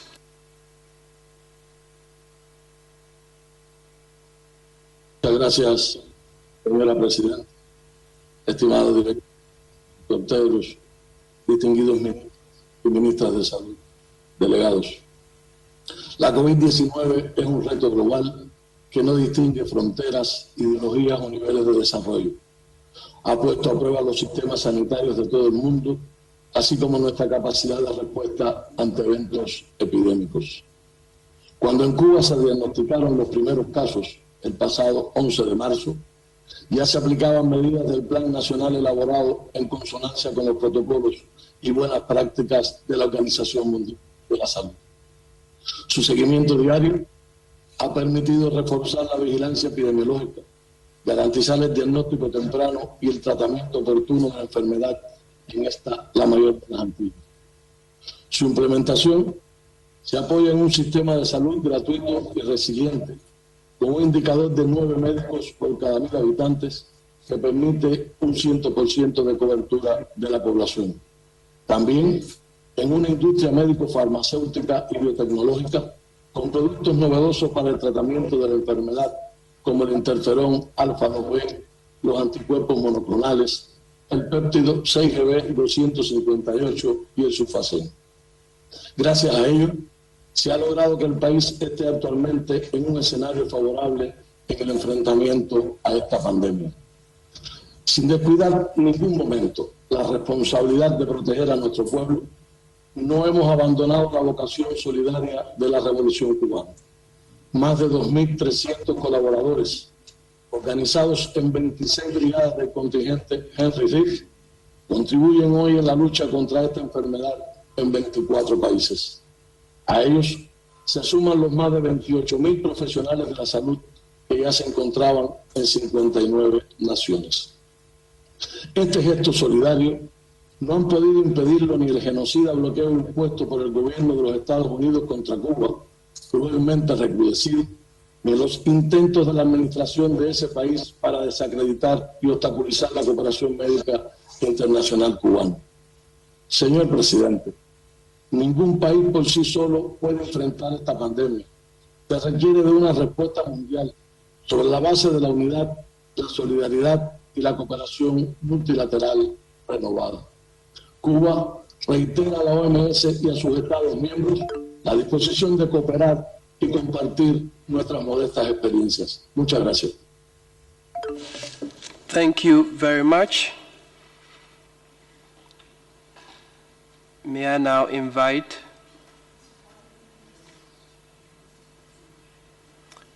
Brazil to be followed by Peru.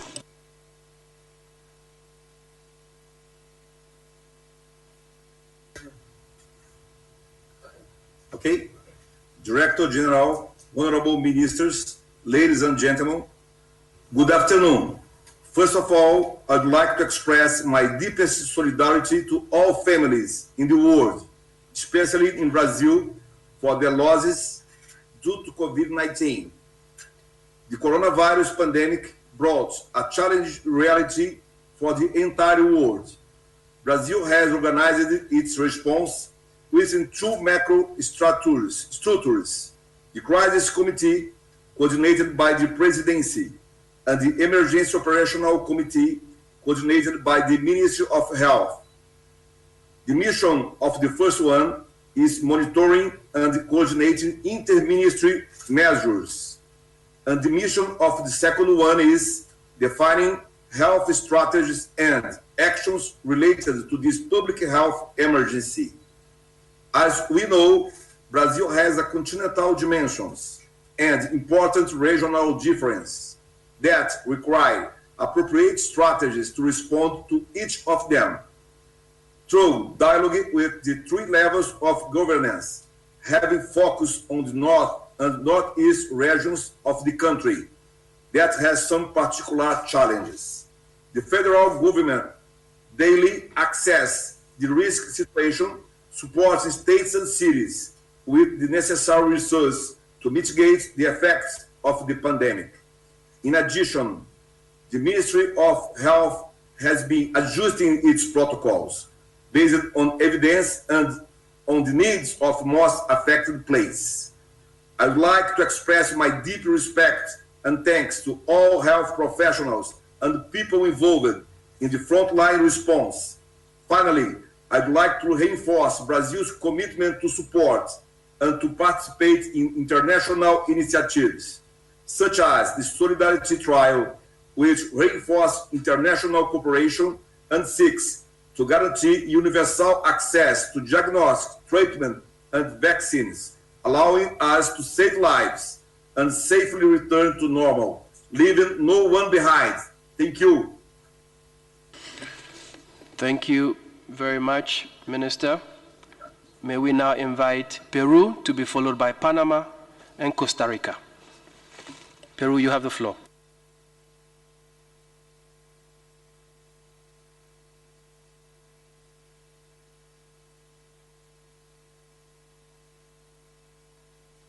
Muchas gracias. El Perú expresa sus condolencias a quienes han perdido seres queridos en la pandemia y el mayor reconocimiento a la valerosa entrega del personal de salud, mayoritariamente mujeres, en el mundo.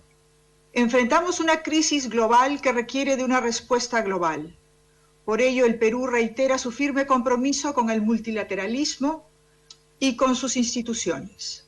Reconocemos el gran esfuerzo de la Organización Mundial de la Salud y creemos necesario reforzar su mandato para enfrentar a las pandemias y coadyuvar en el fortalecimiento de los sistemas sanitarios y las capacidades de preparación y respuesta a nivel nacional, regional y global. La gravedad de esta tragedia mundial nos obliga a considerar los tratamientos, tecnologías médicas y una eventual vacuna contra el COVID-19 como bienes públicos globales que deben ser accesibles a todos de manera oportuna. Rechazamos tajantemente las prácticas que vulneran las reglas del comercio internacional, como son las expropiaciones de productos médicos.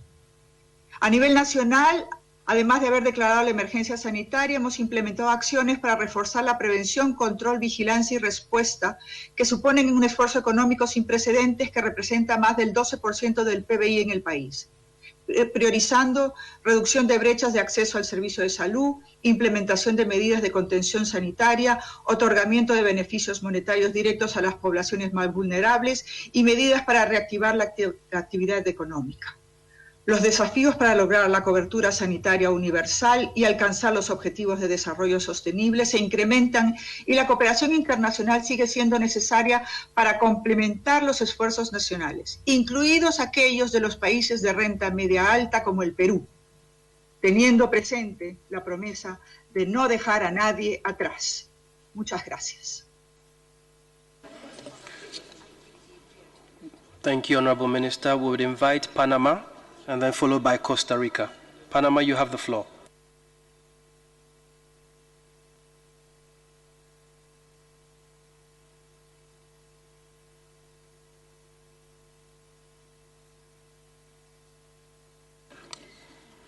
Panama? Okay, we would invite Costa Rica to take the floor. Costa Rica, you have the floor.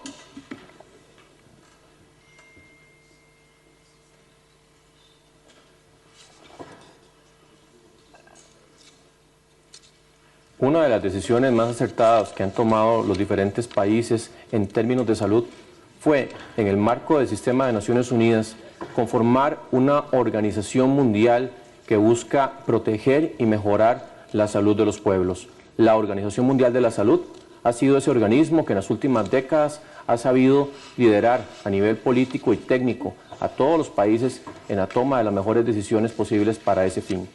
En medio de la coyuntura tan difícil, lo que representa la pandemia del COVID-19, se hace necesario que demos un paso más y que logremos concentrar toda la tecnología, todos los conocimientos, todos los insumos posibles en un repositorio universal de patentes para que todos los países podamos hacer uso de todos esos conocimientos. Esta pandemia va a durar muchos meses más y este mecanismo que permite una actitud altruista para que todos podamos salir adelante en medio del COVID-19 se hace sumamente necesario, y no solamente por un tema de salud, sino incluso por un tema humanitario. Nosotros esperamos y confiamos en que la OMS seguirá fungiendo en ese liderazgo tan importante para todos los países como ese faro en salud que va dando todas esas políticas y lineamientos para salir adelante en ese tema tan importante.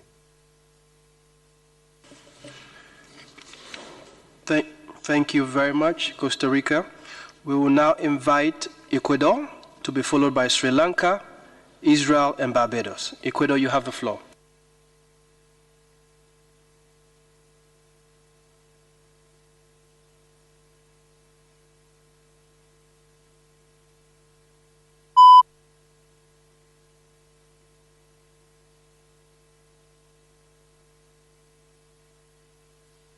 To have Ecuador, we would invite Sri Lanka, followed by Israel.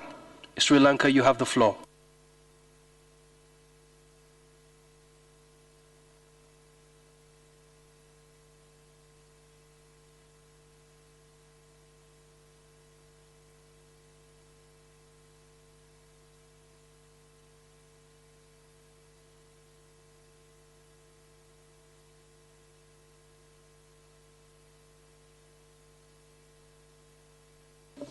Sri Lanka, you have the floor, please.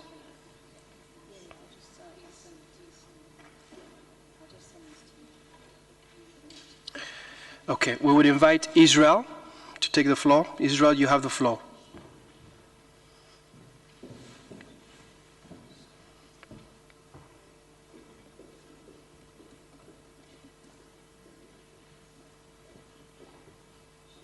Members, Excellencies, Israel would like to express its sincere appreciation for the tireless effort of all frontline workers, including medical teams, and to the WHO supporting and coordinating the response to COVID-19 pandemic. We would like to emphasize the imperative role of multilateral and global cooperation in responding to this pandemic, and the importance of access to information as well as provision of meaningful contribution by all stakeholders in addressing this global challenge. Israel was one of the first countries to take steps to prevent the spread of the virus. After the first case was confirmed, Israel issued travel warning and restriction and introduced isolation requirements. These early steps proved effective and ensured that the health system would not be overburdened. It also allowed for the launch of exit strategy on May 3rd, including gradual reopening of the educational system and the economy. Recognizing that COVID-19 does not distinguish between people and its public order, Israel has strengthened its cooperation with the Palestinian Authority in order to mitigate the virus effect and provide the necessary means, guidance, and medical supplies. This fruitful collaboration was reinforced and commended by the UN Secretary General as a positive example of fighting the virus together. Excellency, we retain our commitment to strengthening the cooperation to effectively address the current global challenge. We are confident that global collaboration, the sharing of knowledge and necessary means in the spirit of protecting human life and leaving no one behind is the right path to overcome this crisis successfully. Thank you. Thank you very much. I would invite Georgia to be followed by Barbados and then Turkey. Georgia, you have the floor, please.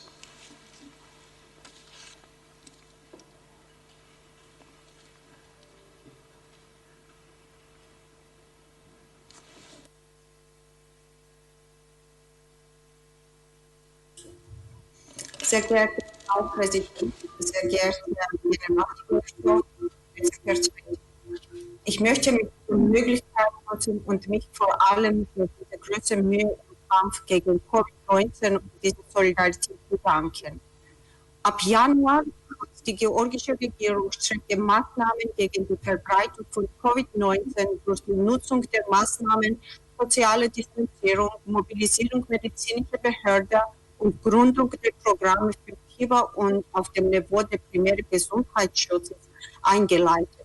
Eine der Hauptfaktoren unserer Erfolgs bestand in raschen Reaktionen und Präventionsmaßnahmen, wobei die zielgemäße Testung, Isolierung sowie Behandlung aller möglichen Fälle im Fokus stand.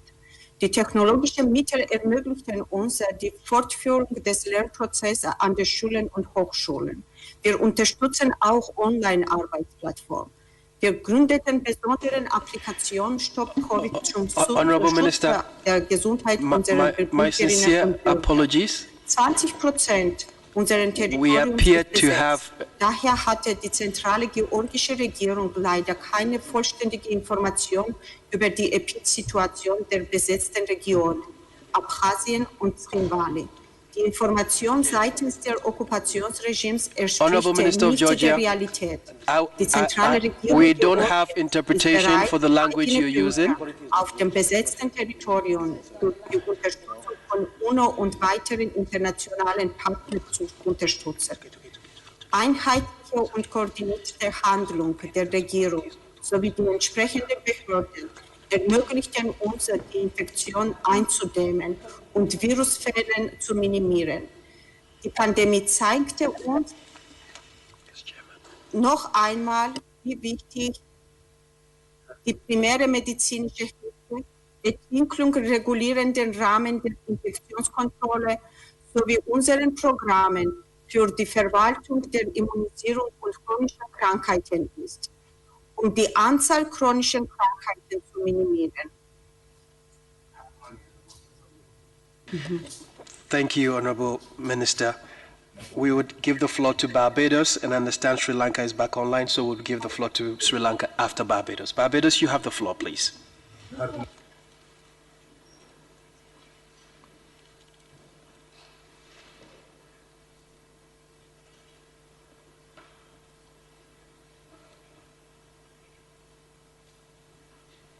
We don't appear to have Barbados. Could we kindly ask the Minister of Sri Lanka to deliver his statement?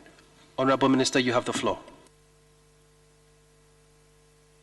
At the outset, on behalf of the government of Sri Lanka, let me appreciate the leadership of Dr. Tedros, Director General of WHO, for excellent guidance provided during this challenging time of COVID-19.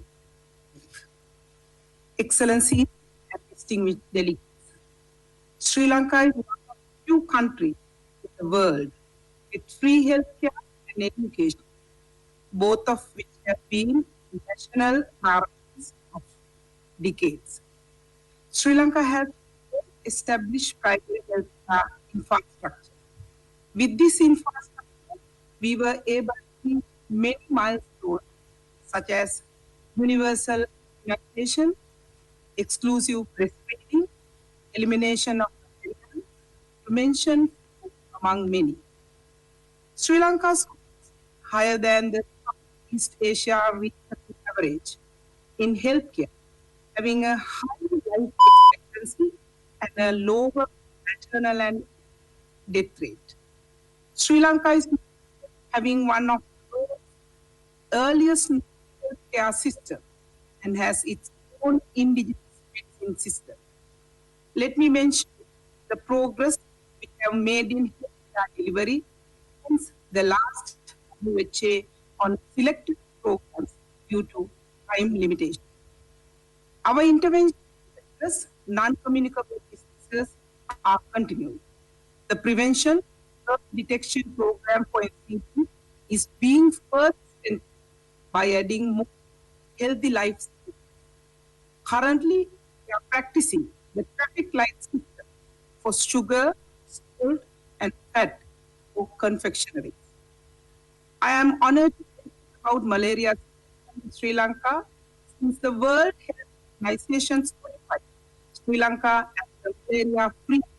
We are continuing to maintain the status of preventing the introduction of malaria. Before concluding, I would like to emphasize about the present pandemic of COVID-19 while giving attention controlling COVID-19. We are determined to provide our continuing care for another disease, ensuring smooth misconduct of healthcare services in Sri Lanka.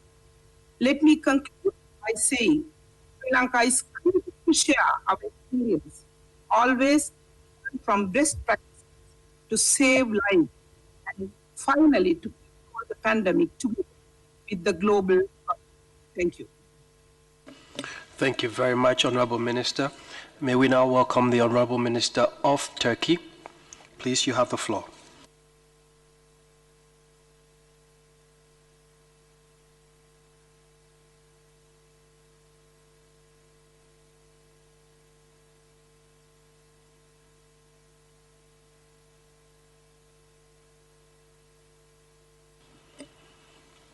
Honorable Minister from Turkey.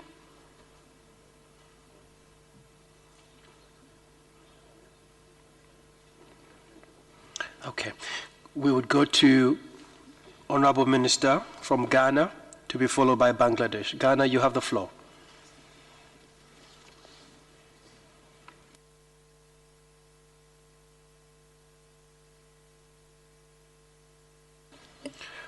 Honorable Minister from Ghana, you have the floor.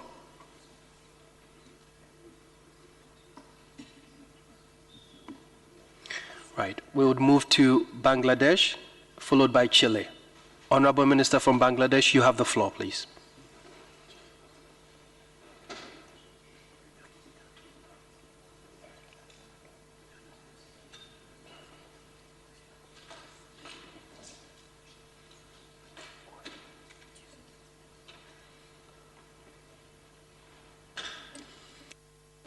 We don't appear to have Bangladesh online. Could we now move to Chile to be followed by Malaysia? Chile, you have the floor, please.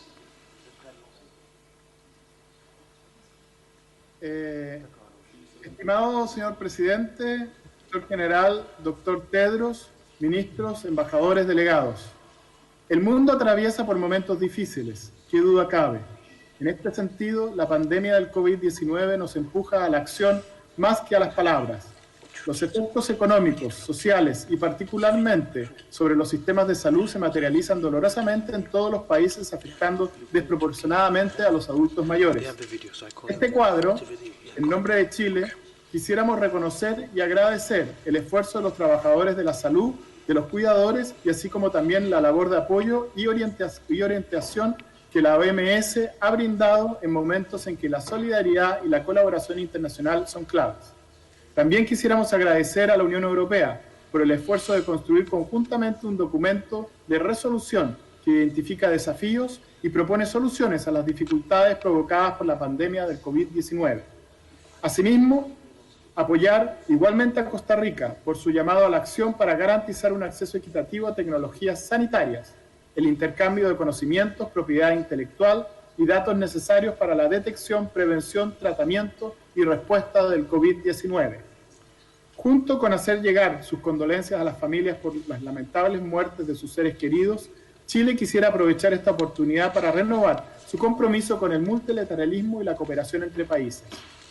Vemos la necesidad urgente de reforzar la arquitectura global del multilateralismo y en particular la de la salud global. Esta situación de extrema gravedad a la vez abre una oportunidad única para reforzar la gobernanza y repensar cómo queremos que nuestros pueblos vean el sistema multilateral, más ágil, efectivo, robusto y transparente en la toma de decisiones globales.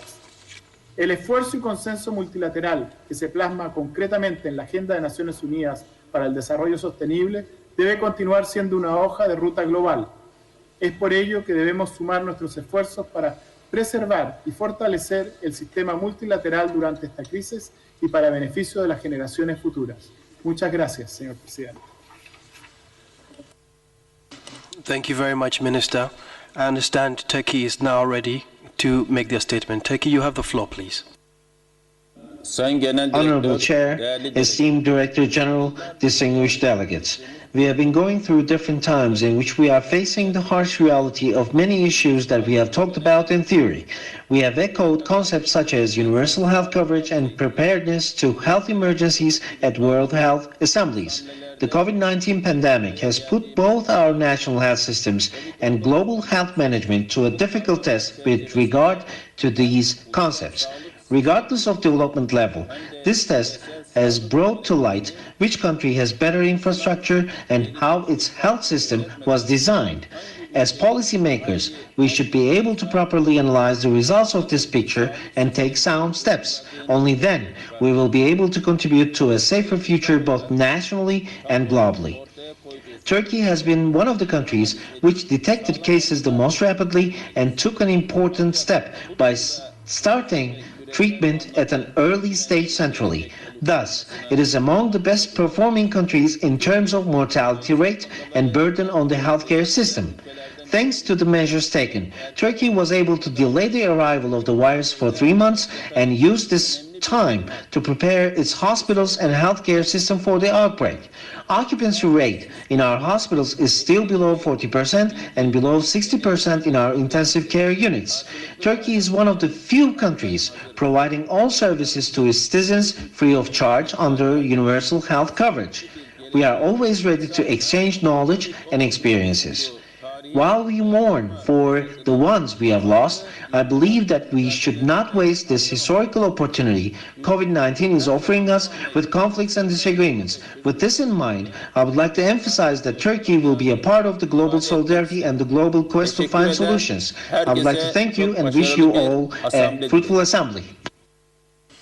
Thank you very much, Honorable Minister. We understand Bangladesh is online. Honorable Minister, you have the floor.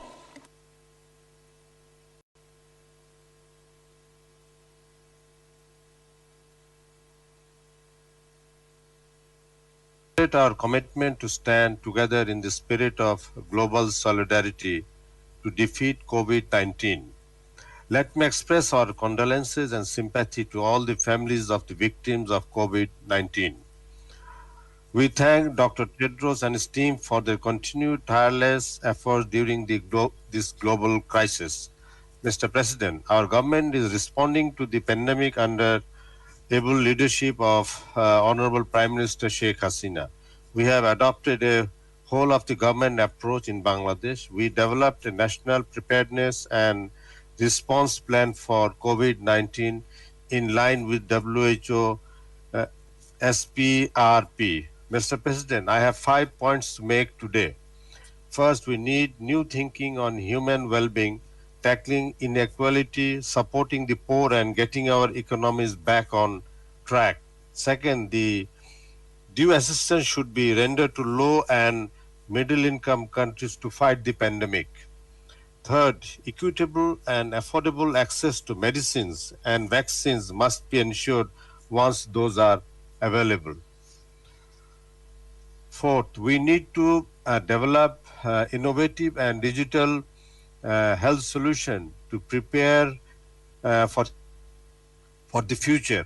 Finally, we must not forget our commitment to achieve SDGs, including universal health coverage, and to ensure improved nutrition for all. Mr. President, 2020 is a special year to our nation as it marks the birth centenary of our father of the nation, Bangabandhu Sheikh Mujibur Rahman. Eradicating COVID-19 could be the best gift to our nation and to the world on this historic occasion. Thank you very much. Thank you, Honorable Minister. I also understand that the Minister of Health for Ghana is now online. We would welcome him and then give the floor to Malaysia. Honorable Minister, you have the floor, please.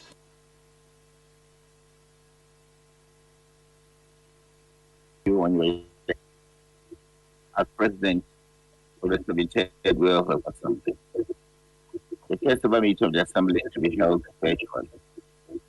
I also wish to commend the Director General, Dr. Tedros, for his detailed and instructive address on how the WHO is coordinating global response to the COVID-19 pandemic. Ghana's national response is an all-of-government approach based on our universal health coverage roadmap with a well-defined, integrated governance structure chaired by His Excellency, the President, Nana Addo Dankwa Akufo-Addo.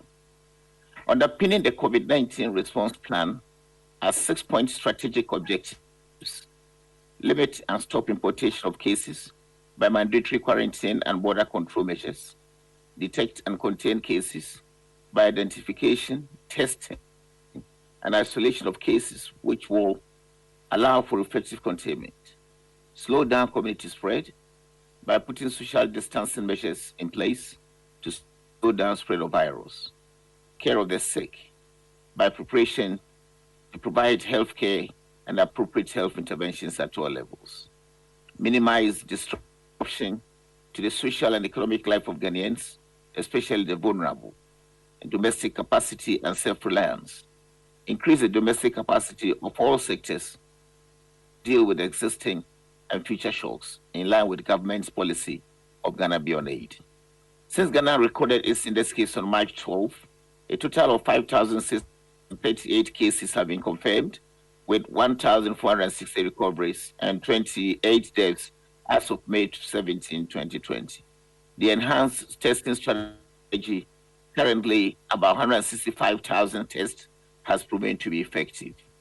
Ghanaian scientists are working to determine the strains circulating in Ghana to inform treatment options. On global response to the pandemic, Ghana affirms the importance of multilateral cooperation and global solidarity. We call for scale-up of research and development for medicines, therapeutics, and vaccines to address supply constraints. We also affirm the central role of WHO in leading and coordinating global response to the pandemic. Thank you very much. Thank you very much, Honorable Minister. May I now invite the Minister of Health for Malaysia, followed by Saudi Arabia and Jordan. Malaysia, you have the floor, please.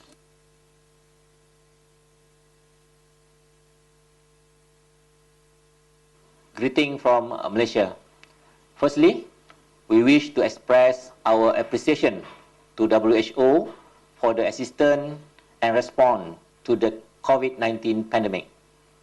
We acknowledge the fast action in mobilizing funds and linking member states with dialogue sessions and development partners, in addition to the regular exchange of information virtually amongst member states coordinated by WHO. We are all aware that this COVID-19 pandemic has impacted so many socio-economic sectors across the spectrum. Livelihood of people have been struck hard by this disease. Malaysia agrees that people in vulnerable situations are at risk the highest.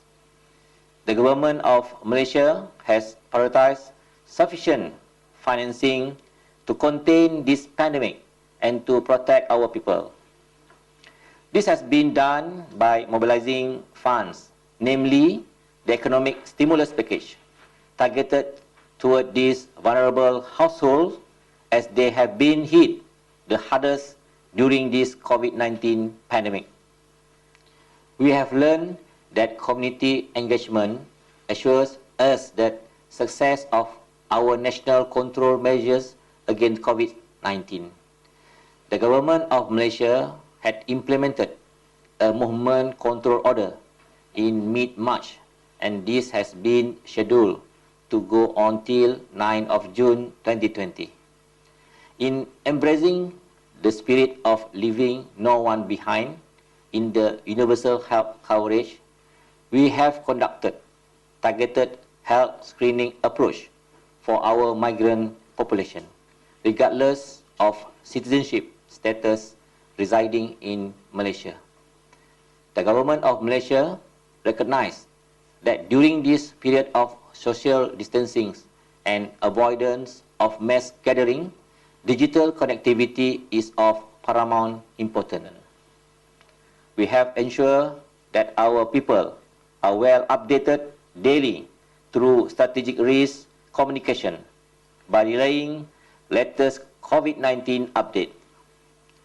As we adjust ourselves to the new normal and social distancing, it is timely to strengthen the regional cooperation that we have, as we need to plan ahead for the post-pandemic era. As traders and businesses look forward to reopening their business, we request utmost cooperation from our communities, and this can only be done by educating them with facts and evidence. Malaysia is happy to cooperate in research and development of medicine and vaccine to enhance our capabilities in both prevention and treatment of COVID-19. Malaysia is part of WHO Solidarity Trial and look forward to a promising outcome. Ultimately, we are all fighting against the same enemy, and with unity and good regional cooperation, we will win this. At the end of this holy month, it is finally here to grace us with happiness and prosperities. Hence, Malaysia would like to take this opportunity to wish all our Muslim colleagues and friends Eid Mubarak. Thank you very much. Thank you, Honorable Minister. I will now invite the Minister from Saudi Arabia to be followed by Jordan and China. Minister, you have the floor, please. رئيس منظمة الصحة العالمية، الحضور الكرام، نجتمع هذا اليوم في ظروف استثنائية لم نشهد لها مثيلا، وضعتنا جميعا أمام اختبار شديد تظهر فيه أهمية التعاون والعمل الجماعي. إن تجاوز هذه الأزمة يتطلب استجابة عالمية عاجلة واستثنائية، حيث أن مسؤوليتنا الأولى هي ضمان حماية شعوبنا من الأمراض واتخاذ أقصى التدابير الممكنة للقضاء عليها. وعلينا كمجتمع دولي أن نتخذ إجراءات جريئة وفورية للحد من فقدان الأرواح وتسريع الجهود المبذولة لاحتواء الأثر الكارثي الذي يخلفه الفيروس على الإنسانية. لقد اتخذنا في المملكة العربية السعودية على الصعيد الوطني وعلى أعلى مستوى في قيادة الدولة ومنذ مستوى مبكر جدا خلال أزمة كوفيد-19 إجراءات وقرارات وخطوات احترازية غاية في الأهمية، وكان لهذا التحرك المبكر الأثر الواضح في تأخير دخول المرض إلى المملكة، مما قلل كثيرا من الآثار المترتبة على الجائحة، ونتج عن ذلك الانخفاض الملحوظ في معدل الوفيات الناتجة عن كوفيد-19 والقدرة العالية للنظام الصحي على الاحتواء داخل المنشآت الصحية. كما اتخذت المملكة العربية السعودية خطوات فعالة ومبكرة في مجال التعاون مع المجتمع الدولي للتصدي لجائحة كوفيد-19، وقد ارتكزت كل الخطوات على الالتزام التام باللوائح الصحية الدولية، استجابة لنداء القادة في مجموعة ال20 خلال القمة الافتراضية للقادة في 26 مارس بسد الفجوة التمويلية الحالية لمواجهة جائحة كوفيد-19. فقد بادرت المملكة العربية السعودية بالمساهمة بمبلغ 500 مليون دولار أمريكي لمساندة الجهود الدولية في التصدي لجائحة فيروس كورونا المستجد كوفيد-19، ومن ضمنها منظومة الصحة العالمية تم تخصيص مبلغ 80 مليون دولار أمريكي لصالح أنشطة الاستجابة لحالات الطوارئ العالمية وتطوير النظم الصحية والتدريب، ودعم أنظمة الإنذار المبكر والاستجابة للأوبئة والجوائح استجابة للنداء الذي أطلقته منظمة الصحة العالمية.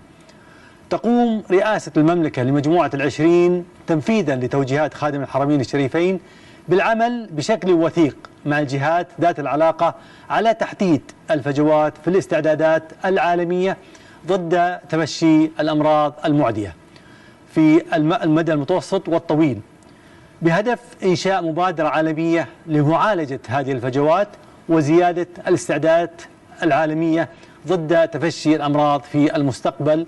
وفي المقابل فإن المهارات والقدرات الأساسية اللازمة لتطوير اللقاحات والأدوية للأمراض الناشئة لا تزال بحاجة إلى تطوير واختبار وإطلاق لقاحات وأدوية نوعية تسهم في تقليل وطأة المرض وتقليل آثاره البشرية والاقتصادية والاجتماعية.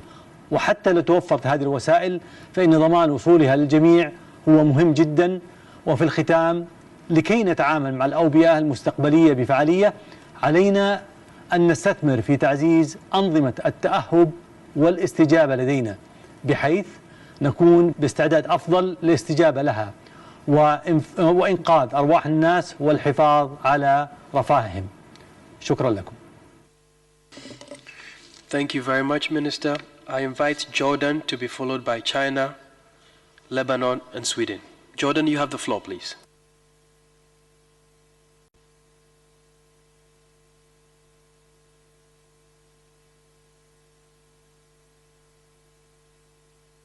مساء الخير أصحاب المعالي. أنا الدكتور عدنان إسحاق مساعد الأمين العام للرعاية الصحية الأولية. سألقي هذه الكلمة نيابة عن معالي وزير الصحة الدكتور سعد جابر، والذي يبلغكم أشد الاعتذار لعدم تمكنه من الحضور. يأتي انعقاد أعمال هذه الدورة بظروف استثنائية نتيجة انتشار جائحة كورونا في معظم دول العالم، وما خلفته هذه الأزمة من تداعيات سلبية على جميع مناحي الحياة وبخاصة على الاقتصاد العالمي. ونحن في الأردن بعد أن تم تسجيل أول إصابة بكوفيد 19 تاريخ 2 آذار 2020، وقد تم سن قانون الدفاع الوطني بتاريخ 17 آذار وتفعيل حالة الطوارئ لاحتواء تفشي جائحة فيروس كورونا. وتبنت الحكومة إجراءات صارمة للتصدي لخطر هذا الفيروس الجديد، تمثلت بإغلاق المطارات والمدارس والجامعات والمعابر الحدودية الجوية والشركات الخاصة والخدمات العامة غير الأساسية. Honorable Minister, I'm sorry to interrupt you, but it appears we don't have interpretation at the moment. Could we ask you to restart? Apologies for that. We missed out on your statement due to lack of interpretation. Sincere apologies. Please start again if you may. Okay. وبفضل القيادة الحكيمة لجلالة الملك عبد الله الثاني الذي وجه الحكومة بالتعامل مع المرحلة بكل جاهزية والتحضير لما بعد الأزمة، حيث وجد الأردن نفسه أمام خيارات صعبة في مواجهة هذا الفيروس، خاصة تأثيراته الاقتصادية التي باتت تهدد بإغلاق الكثير من الأنشطة وتقييد الحركة وارتفاع مخاطر الركود الاقتصادي في الربع الثاني من العام الحالي. وكان قطاع السياحة من بين أكثر القطاعات تضرراً في المملكة نتيجة جائحة كورونا. ويفكر الأردن جدياً في استئناف عمل جميع القطاعات الاقتصادية بعد أن تم احتواء هذا الوباء، ولكن ستواكب عودة النشاط الاقتصادي في الأردن استمرارية العمل والتقيد بإجراءات السلامة العامة التي تتضمن استخدام وسائل الوقاية الشخصية والحد من تفشي المرض والحفاظ على قدرة القطاع الصحي على الاستجابة والاستمرار بإجراءات التقصي الوبائي وزيادة الفحوصات العشوائية في مختلف المواقع وللفئات الأشد خطورة، وتكثيف الفحوصات للقادمين من خلال المعابر الحدودية وإجراءات الحجر الصحي للمشتبه بهم، وعزل المرضى الذين يصيبهم هذا الوباء في المستشفيات المخصصة لهذه الغاية. وشكرا.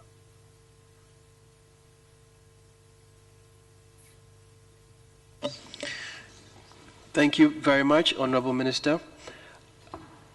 I would invite China to be followed by Lebanon. China, you have the floor.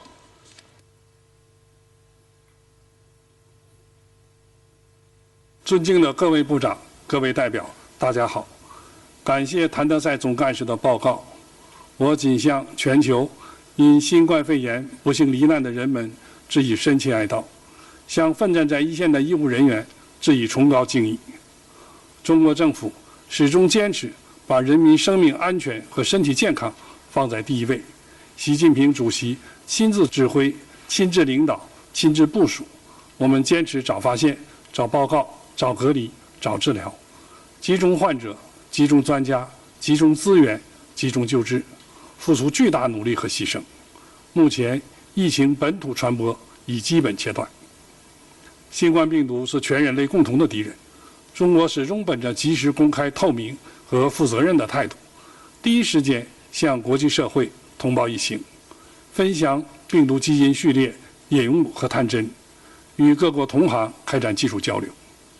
我们铭记国际社会的宝贵支持，力所能及的向有需要的国家提供物资和技术援助，积极参加世卫组织加快新冠肺炎疫苗和药物研发、生产和公平分配的全球合作倡议。各位部长，各国利益紧密相连，人类命运休戚与共。我们呼吁各方团结一致，支持世卫组织发挥领导作用，坚决反对谣言、污名化与歧视，携手帮助卫生体系脆弱国家提高应对能力。只要我们同舟共济，一定能够战胜疫情，并向实现健康相关的可持续发展目标不断迈进。谢谢。Thank you very much, Minister. We understand Germany is now ready to take the floor. We would give the floor to Germany and then we'll go to Lebanon. Germany, you have the floor, please. Thank you, Chair. Director General Dr. Tedros, ladies and gentlemen. COVID-19 is the biggest challenge of our time. Many consequences are still unclear, including adverse long-term effects, such as inadequate care to combat other diseases, negative effects on vaccination programs, or economic consequences that affect the financing of health systems. Vaccination and medication has to become available to all mankind.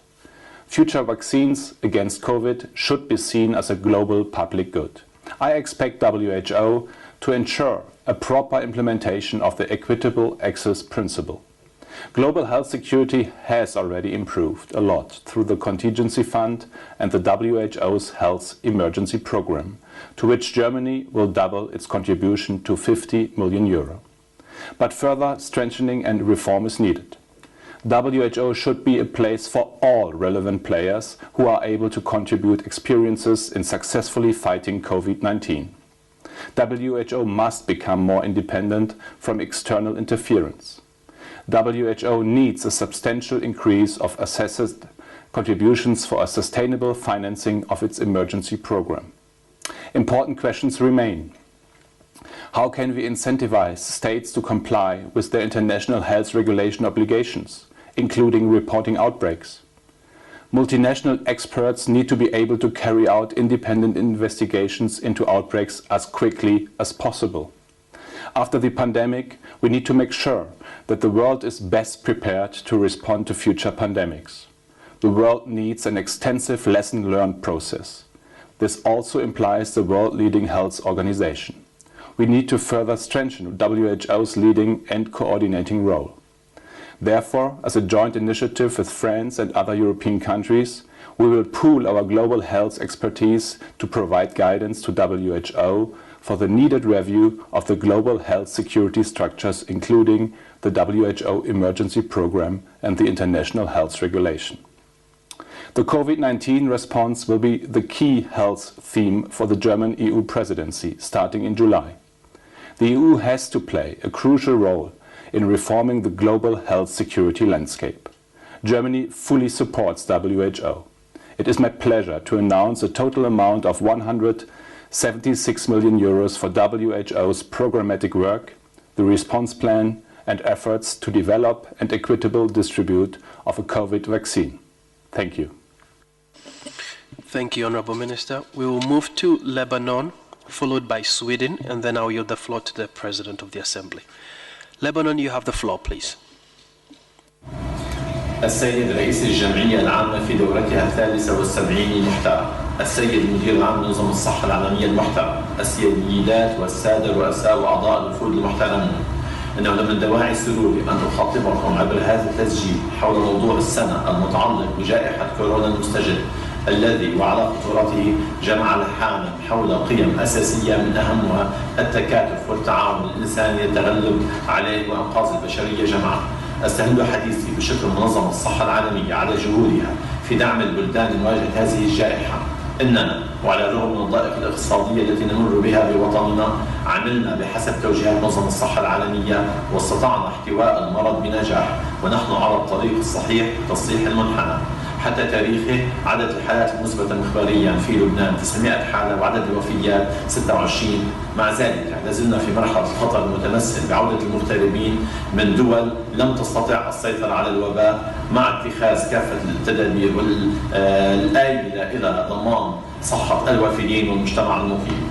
بدأنا منذ فترة برفع عدد الفحوصات المخبرية من حوالي 200 فحص باليوم إلى حوالي 2000 فحص باليوم، وذلك بأخذ عينة من جميع القادمين من السفر والمخالطين والحالات المشتبهة أو التي تعاني من عوارض تنفسية. إننا ندعو للمزيد من التضامن الدولي، ليس فقط لمساعدة الدول على تحمل أعباء المرض، بل أيضا لمساعدة جهود الأبحاث لإيجاد اللقاح في أقرب وقت ممكن، ونعول على منظمة الصحة العالمية كما عهدنا على دعمها اللوجستي والتقني لتمكين قدرات بلدنا للاستمرار بمواجهة هذا الوباء الخطير وتخطي هذا الوقت العصيب. وشكرا.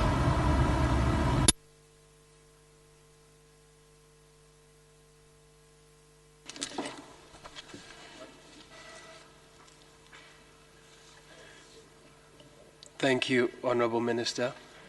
We will now give the floor to the Minister from Sweden, and then we'll pass the floor to the President of the Assembly.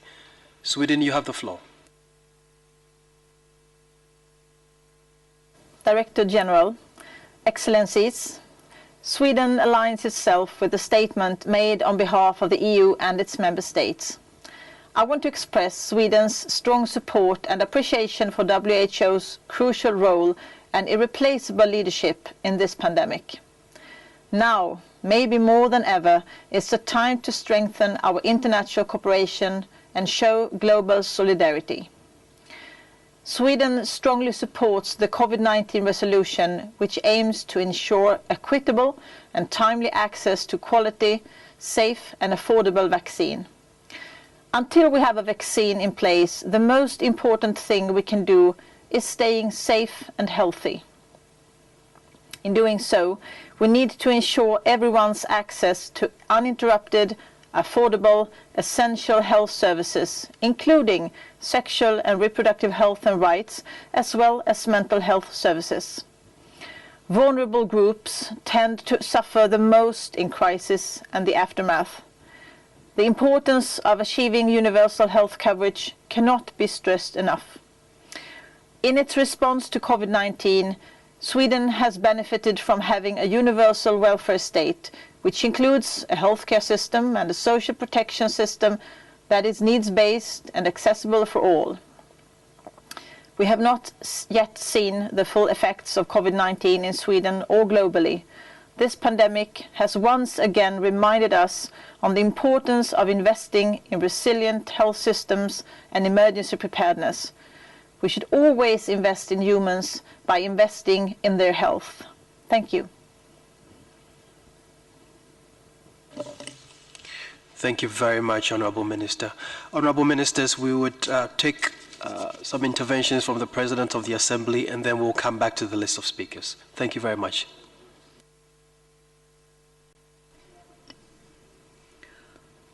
Honorable delegates, I wish to seek your indulgence to make an adjustment to our speaking arrangements. Conscious that our session is moving forward with steady momentum now, and having given regard to the advice of our technical support team, I would like to suggest that we continue in session under this agenda item, but I would also note that perhaps we take a short break at 1800 for about 15 minutes. I note that some member states have indicated a strong preference for certain speaking times, and the Secretariat will do their best to accommodate these requests. However, notwithstanding this, I think there is merit in continuing to make good progress on this agenda item with a view to concluding it this evening, including moving to adopt the associated resolution. And in that regard, delegations wishing to be added as a co-sponsor of the draft resolution on COVID-19, you may send an email to co-sponsorship@who.int. Let me repeat that, please. co-sponsorship@who.int. You should do that before 20 Central European Time. That's 20 Central European Time. Now, I thought I should address delegates on a matter of rights of reply.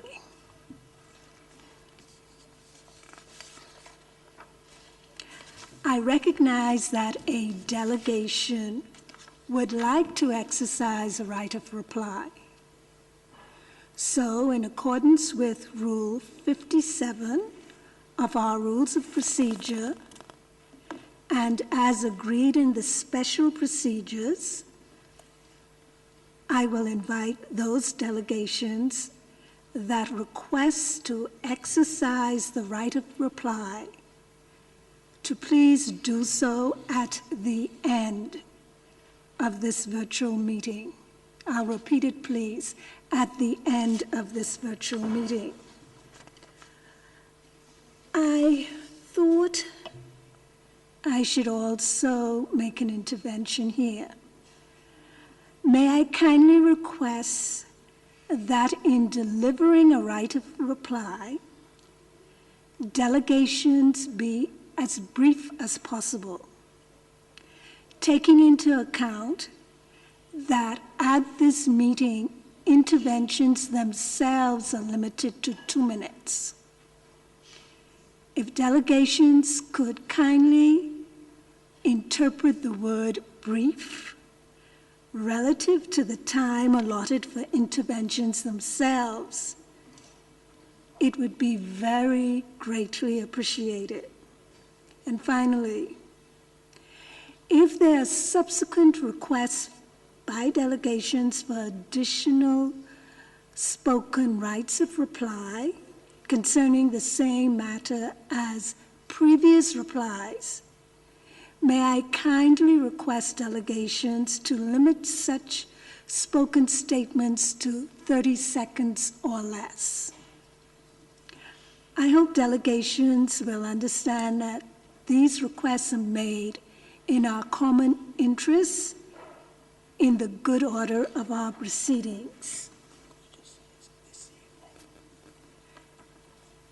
So, yes, I'm getting further clarification here. The rights of reply at the end of the virtual meeting this evening. So does everybody get that? It's this evening, please. And I would just ask for everyone's cooperation. We only have 2 days, so thank you very much.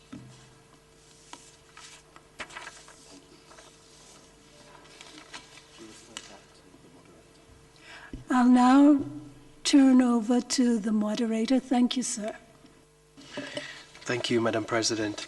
We have the Minister of the Republic of Korea, and I understand the Minister of Algeria and Nigeria have also joined us. So we will go to Korea first, and then we'll take up our other 2 ministers who couldn't connect earlier.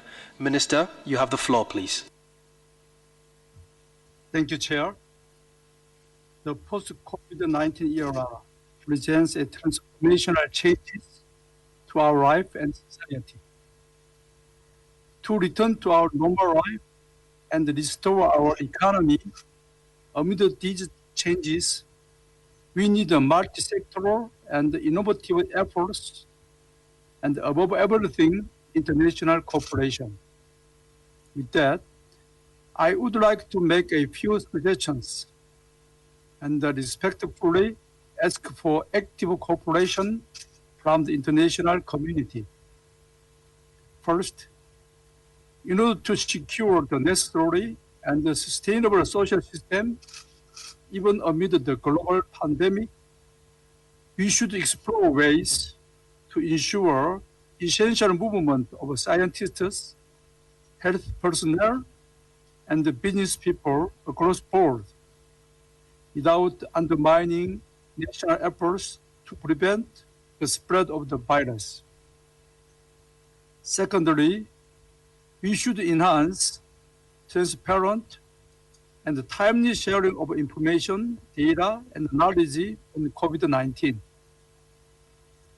Korea has been sharing its response measures alongside characteristics and analysis of confirmed cases with the international community in a transparent manner. The country will continue to share its experience and knowledge with the world using various channels. Thirdly, we should actively take part in development and the distribution of treatment and vaccine for COVID-19. I highly recognize the launch of the access to COVID-19 tools accelerate.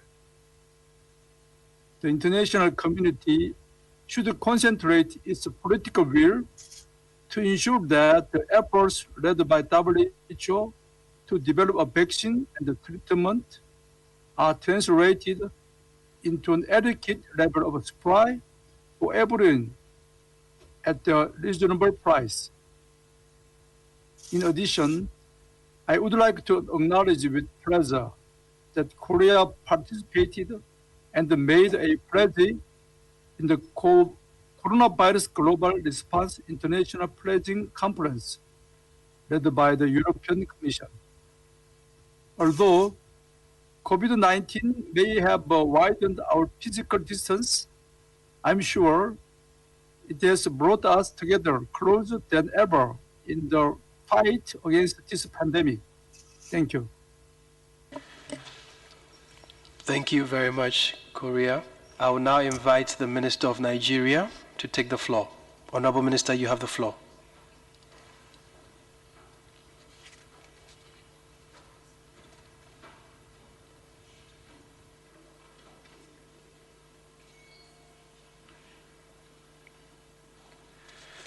Okay.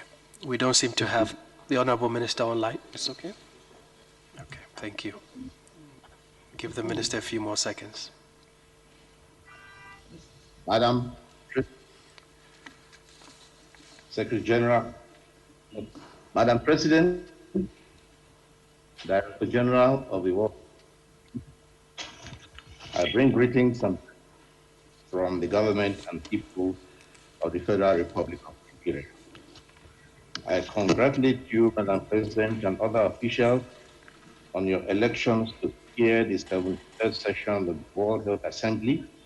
I recognize the achievements of the World Health Organization under the able leadership of Director General Dr. Tedros and his agenda in the fight against the COVID-19 pandemic.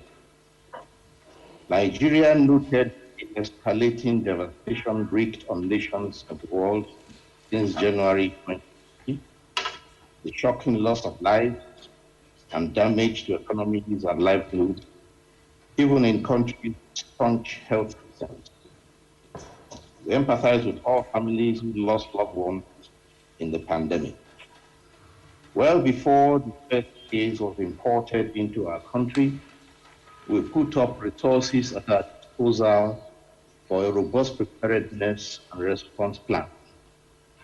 Early screening with thermal cameras and collection of health and travel history information from arriving passengers at all points of entry and strengthening infection prevention and control measures let us buy time to address health system gaps with the help of WHO partners and donors.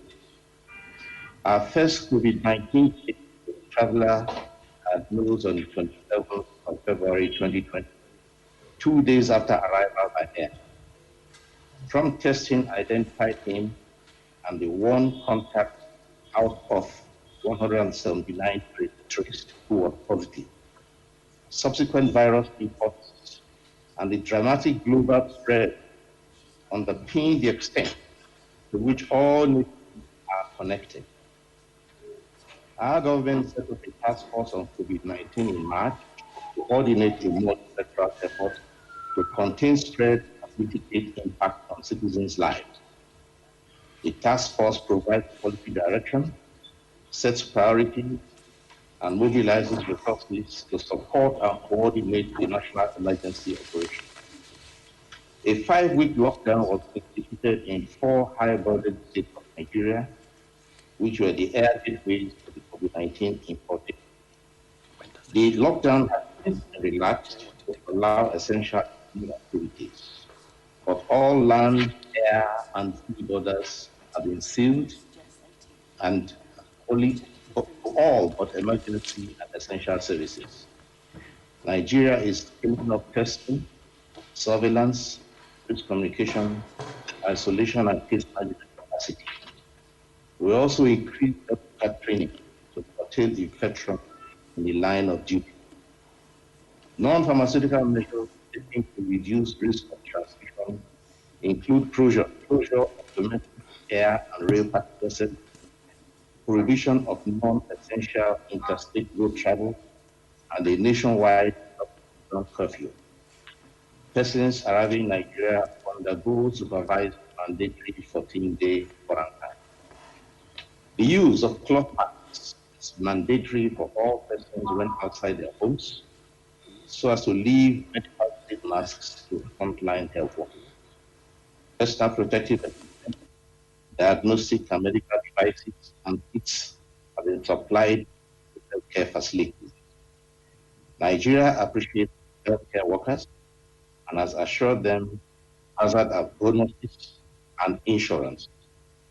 The COVID-19 pandemic has elicited new levels of collaboration between private and public sectors and among nations and agencies, which will hopefully help develop and transform health sectors around the world and bring together players in industry, banking, business, and philanthropy.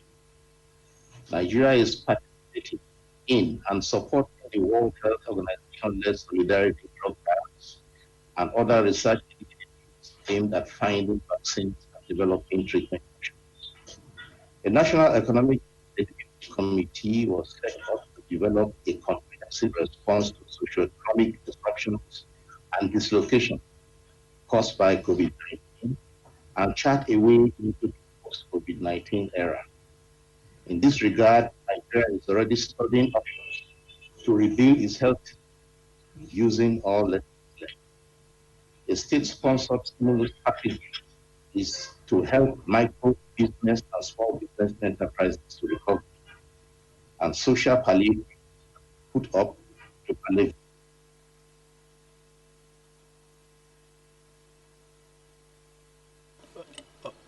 Sorry, it appears we've lost feed from Nigeria. We will proceed then to Montenegro, followed by Italy. Before we do, I'm instructed by the President to convey to honorable ministers to seek your kind indulgence to be as succinct as you possibly can. We understand that you do want to convey a lot of the things that you are doing in your country, but the President would like us to accommodate all the speakers that are on our list. So we will seek your kind indulgence, honorable ministers. Montenegro, you have the floor, followed by Italy. Thank you.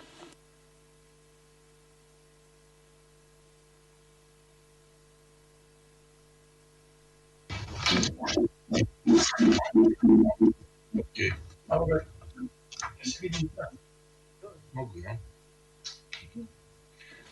Honorable of the World Health Assembly, Director General, I would like personally continue to support you provide countries such as Montenegro, especially in these difficult to fighting COVID-19.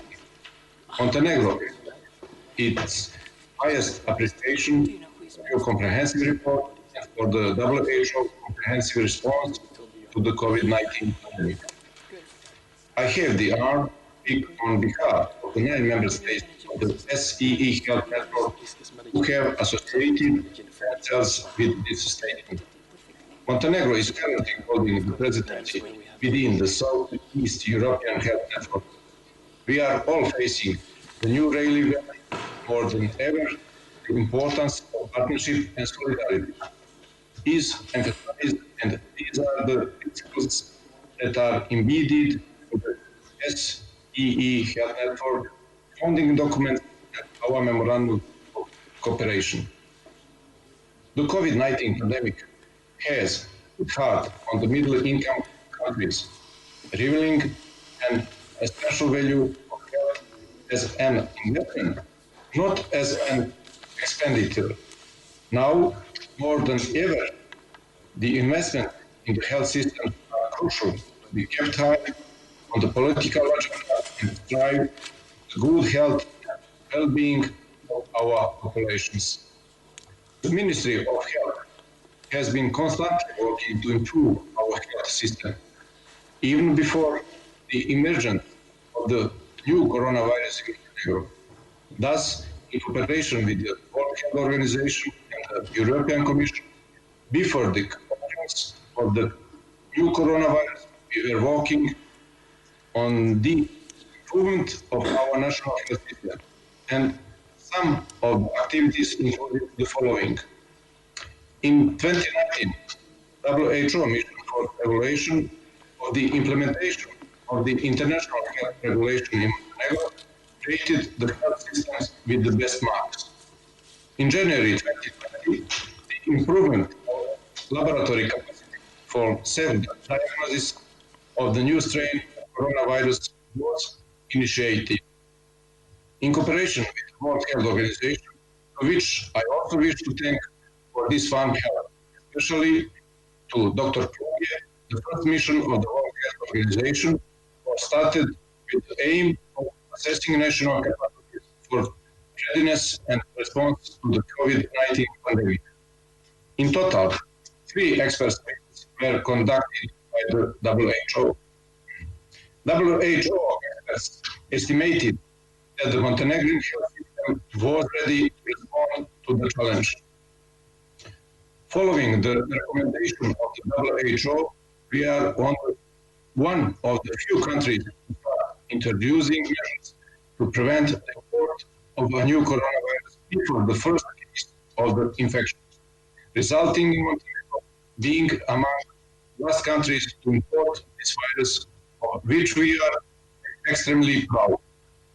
On March 17, Montenegro confirmed the first 2 cases of the new coronavirus infection. Quarantine temporary hospitals were formed based on the scenarios. We have succeeded in dropping an epidemic curve so as not to put a strain on the health system.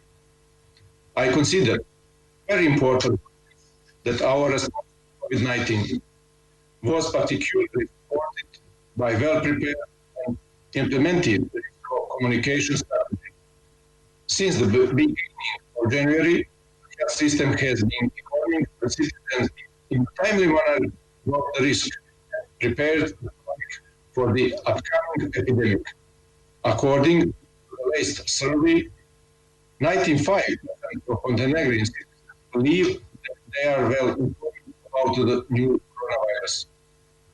The new coronavirus has so far been confirmed in 324 people in Montenegro.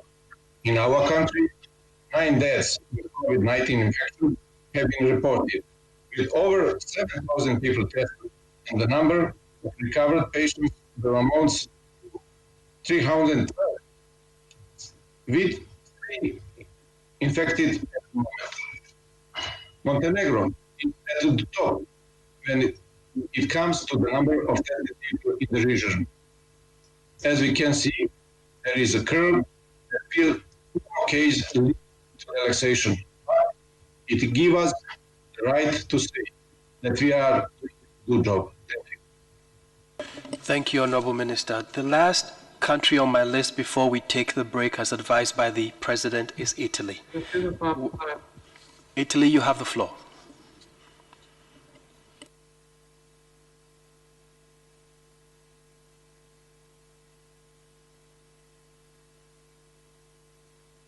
Italy, you have the floor, please.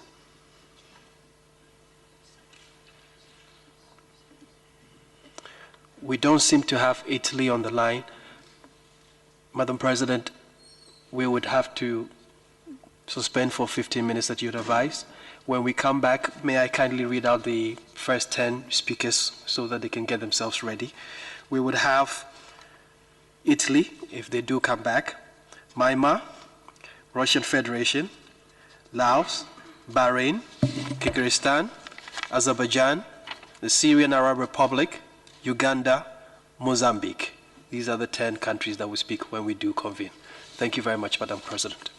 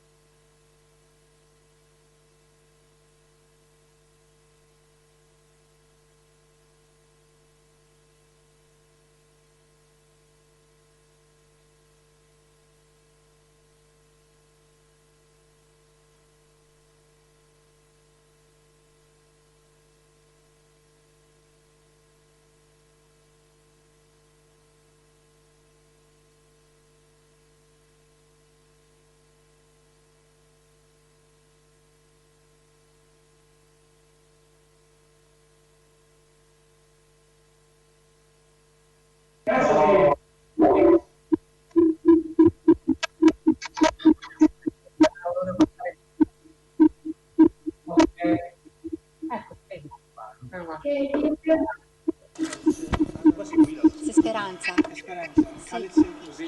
Attends. Good afternoon. No, sono Ok, dammi il numero, poi io vedo qua perché qualcuno sta già cercando di chiamare Speranza. 0039. Sì. Good afternoon. Can you hear us? 070. Ah, scusami, 073. Yes. Do you hear me? 4005. Ok. I'm Roberto Speranza. Okay. Can you say a few words? Ok, e si chiama Mariangela, 1, 2, 3, 4, Pompa. 5, 6, Ah, Maria Grazia. 7, 8, 9, 10, 11, 12. Non lo so.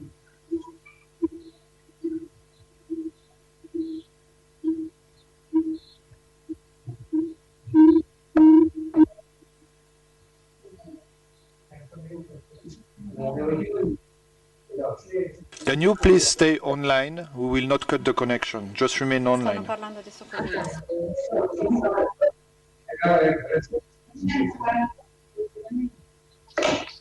Tanto vedo su Twitter se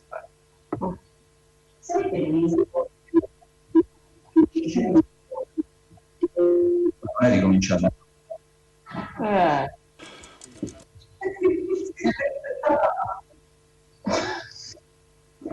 Adesso c'è questo. Stiamo facendo il filmato, è scritto... No, no.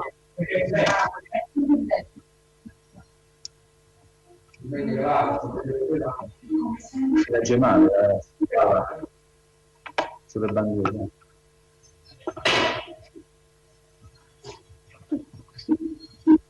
Sì, sì, Eccola. Eccola, dire sto meglio così. sì, sì, alziamo la bandiera.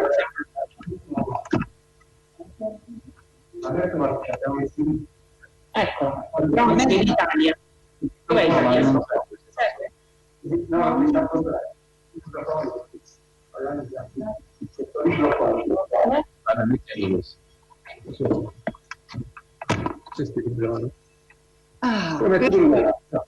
sembra perfetto.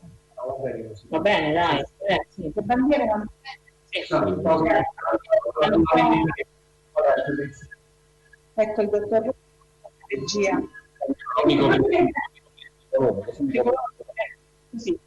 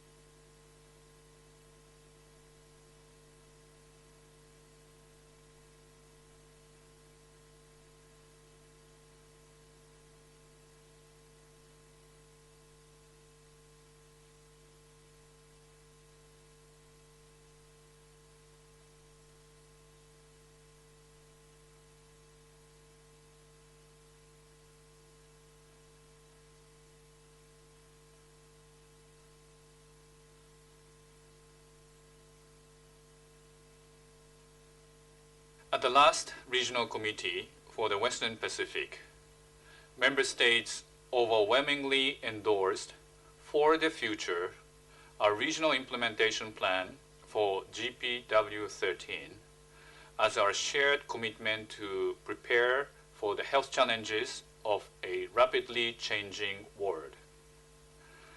At the time, few would have predicted how soon and how intensely we would be challenged in the form of COVID-19.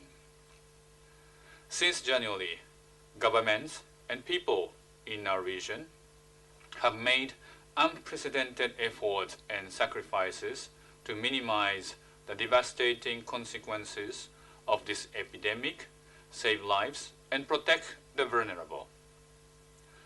We are grateful that today there is no large-scale community transmission in the Western Pacific. Each week, we have met with member states, sharing the latest on the virus and effective approaches to tackle it. Countries in the Western Pacific have been applying the very principle upon which our shared vision was built. For example, standing together in solidarity. Every country is important, from the biggest to the smallest, including the Pacific Island countries.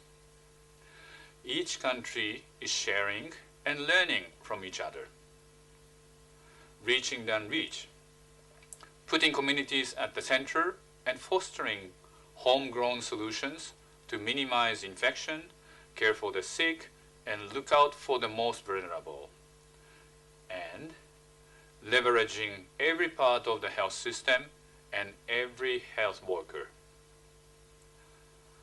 COVID-19 is an encounter with the future. We know others will come. This would include the health impact of climate change, surging rate of non-communicable diseases, and rapidly aging populations. Our regional vision for the future is more relevant than ever. So many people around the world have suffered from COVID-19. I think it is not just our responsibility to respond to this outbreak, but it is our obligation to make our societies and health system stronger and better prepared to face the challenges of tomorrow.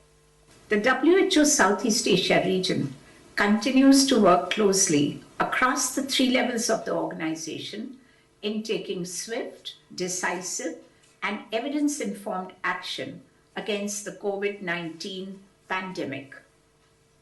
The region continues to be guided by the Delhi Declaration, which health ministers of the region adopted in 2019, stressing a risk-based approach to emergency preparedness and response, which since 2014 has been one of the region's 8 flagship priorities. It was on the 13th of January that the first reported case was detected outside of China in Thailand. Since then, member state action, led at the highest levels with a whole of government and whole of society approach, has restricted the regional's case count to a comparatively low level. Thailand has now flattened the curve and is preparing to further lift restrictions. India launched very early containment measures, including a complete nationwide lockdown with a massive scale-up of lab capacities. Bangladesh, Indonesia, and Nepal are using WHO's Go Data tool to carry out robust contact tracing.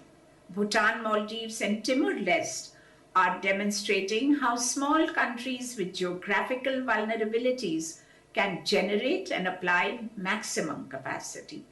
India, Indonesia, Thailand, and Sri Lanka have taken the initiative to participate in WHO's path-breaking solidarity trial, and Myanmar and DPR Korea were among the first countries to develop and finalize their preparedness and response plans. WHO has provided member states in the region its full technical, operational, and material support, from sharing key guidance and training health personnel to providing PPE and laboratory equipment and helping to plan, identify, and meet resource requirements. The region's pursuit of universal health coverage, with a focus on human resources for health and essential medicines, has strengthened health systems region-wide, which is helping member states to protect the continuity of essential health services as they directly respond to the pandemic. We have a rich tradition of solidarity and mutual support, which is reflected in the Southeast Asia Regional Health Emergencies Fund, which has been fully harnessed from the start of the outbreak. The region's world-class medicine and vaccine manufacturing capacity will be critical to global efforts to develop and produce safe and effective therapeutics and vaccines, and to ensure they are equitably distributed to all of humanity. WHO is committed to moving forward to control and suppress spread and empower individuals and communities to stay safe, healthy, and well. Your Excellencies, ladies and gentlemen, I am glad that the World Health Assembly is able to meet, although virtually. We have much to do. COVID-19 is sweeping across the Eastern Mediterranean region, but case numbers in most of our countries have not yet reached the explosive levels seen in some other regions.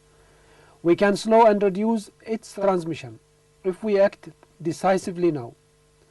We have been working hard with our member states to make the most of this opportunity. We are concentrating resources to maximize our impact, including very significant input from the polio program. And we are coordinating with the regional partners from UN agencies, NGOs, academics, and donors. We are also playing our part in the wider global response. WHO's logistical hub in Dubai is a major asset. So far, over 150 shipments of PPEs and laboratory supplies have been shipped to 100 countries across all 6 WHO regions. I am profoundly thankful to the donors and partners who are supporting our efforts. But we face serious challenges. 2/3 of our countries are affected by emergencies, and the pandemic threatens to be catastrophic for fragile health systems and vulnerable populations. It is already undermining access to essential health services, such as immunization, which we cannot afford to lose. And all too often, conflicting parties are ignoring the call for a global ceasefire, putting health workers at risk and making it even harder to contain the pandemic. As the current crisis shows, we are all part of a single global family. Let us come together with solidarity and determination to defeat our common foe. Thank you.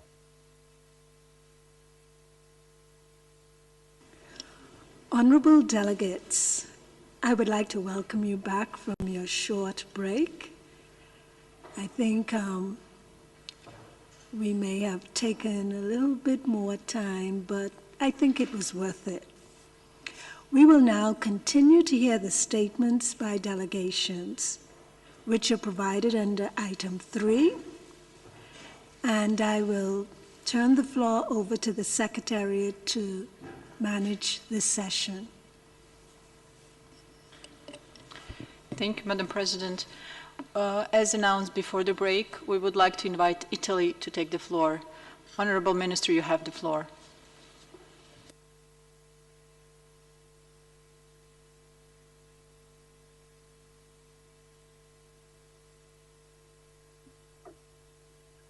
Vado. Madam Chair, honorable ministers, distinguished delegates, Italy aligns itself to the statement of Croatia on behalf of the European Union and its member states. Firstly, I would like to express our appreciation for the decision to convene this session of the World Health Assembly, and I want to thank WHO for the support of these months. In this period, we have all taken measures to stop the COVID-19 pandemic, and we must be ready to account promptly for for our choices to our citizens and their representatives.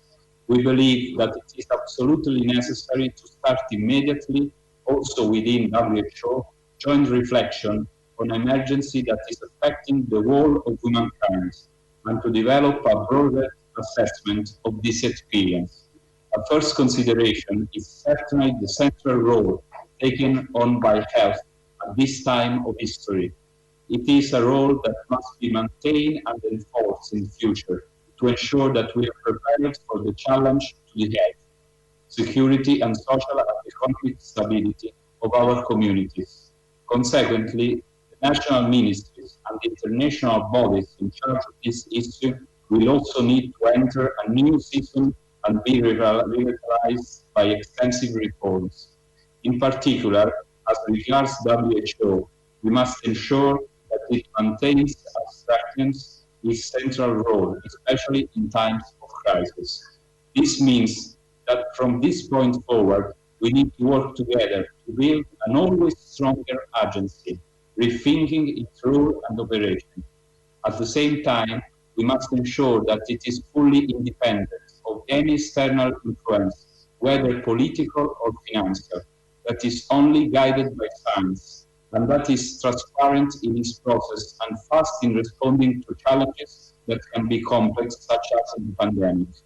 We should all commit to supporting this process from today, allocating appropriate human and financial resources to it, with the objective of raising the global preparedness and response capacity of individual states, with the support of the agency high-level technical and scientific expertise and solid organization at the service of all people. A fundamental challenge is the development of a safe and effective COVID vaccine. We have to fight to consider it a global public good, a right of everyone and not a privilege of few. Thank you very much. Thank you, Inteli. We would now go back to the two regional group statements that we had technical problems with in the previous session, and we would like to call Djibouti. Monsieur le ministre, vous avez la parole. Monsieur le directeur général, j'ai l'honneur de prononcer cette déclaration au nom du groupe des pays francophones membres et observateurs de l'Organisation internationale de la francophonie. Pour commencer, notre groupe présente ses condoléances les plus attristées aux familles éplorées par la pandémie du Covid-19 dans le monde entier. Le groupe francophone souhaite également exprimer sa reconnaissance envers les professionnels des services de santé et tous les autres travailleurs de premier plan qui font preuve d'un immense courage et de dévouement dans l'exercice de leurs fonctions pour contenir la propagation de la pandémie, mais aussi pour assurer les services essentiels au fonctionnement de nos sociétés. Le groupe francophone se félicite du rôle de chef de file de l'OMS dans le cadre de la coordination de la réponse à la pandémie du Covid-19. Le groupe salue également les efforts déployés par les Nations Unies et ses partenaires, ainsi que les actions entreprises dans ce sens au niveau régional et sous-régional en réponse à la pandémie du Covid-19, particulièrement en ce qui concerne la protection des populations les plus vulnérables. Notre groupe se félicite des initiatives engagées par l'Organisation internationale de la francophonie afin d'accompagner ses États membres et leurs populations respectives dans le contexte de la lutte contre ce virus, en particulier dans les domaines éducatifs, socio-économiques, numériques et culturels.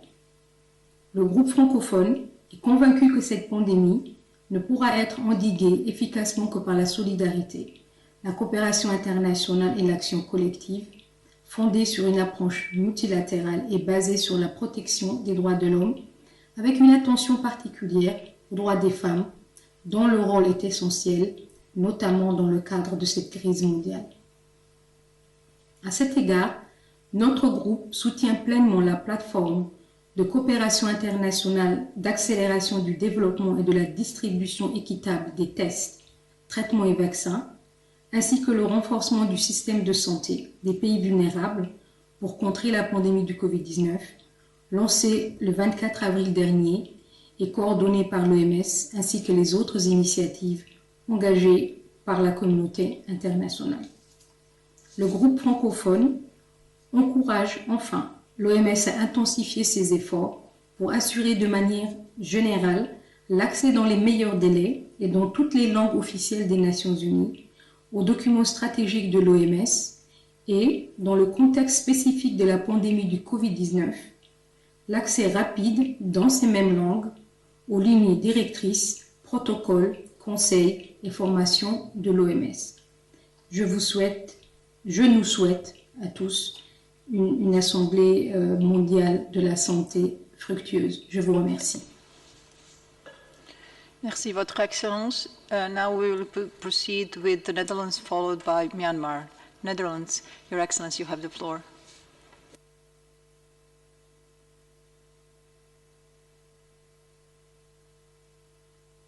Dear colleagues, it's an honor to address you as a chair of the steering group of the Global Health Security Agenda, the GHSA. The GHSA represents over 70 member states, important international organizations, and non-governmental and private sector members. Our common aim is as simple as it is difficult. We want to improve the worldwide implementation of the WHO international health regulations. And that's easy said, but we all know it's not easy getting it done. But what we know is this: it's a crucial global tool when it comes to preparing ourselves against outbreaks of infectious diseases such as COVID-19. The situation we all find ourselves in today, with lockdowns, overflowing ICUs, and our economy suffering, proves that an effective implementation of the international health regulations is more important than ever. The members of the GHSA work from the principle that solidarity and cooperation are key. And we do this from a One Health perspective, as human, animal and environmental health are complexly linked, as the current zoonotic pandemic so clearly illustrates. It's our common aim to bolster pandemic preparedness and response capacities in countries by spurring political commitments and actions, by engaging the range of sectors with expertise in health security, and by drawing on expertise from across our diverse membership. We share knowledge and good practices widely. While all of us know that the best way to deal with this crisis is to stay at home, we also know that the road out of this mess is the road on which we walk together. For this, the GHSA calls on everybody to commit to specific, focused and concrete actions now, so the world will be better prepared to brave the next outbreak in the future. I thank you. Thank you for that group statement, and we now continue with the national statements. Myanmar to be followed by Algeria. Myanmar, Your Excellency, you have the floor.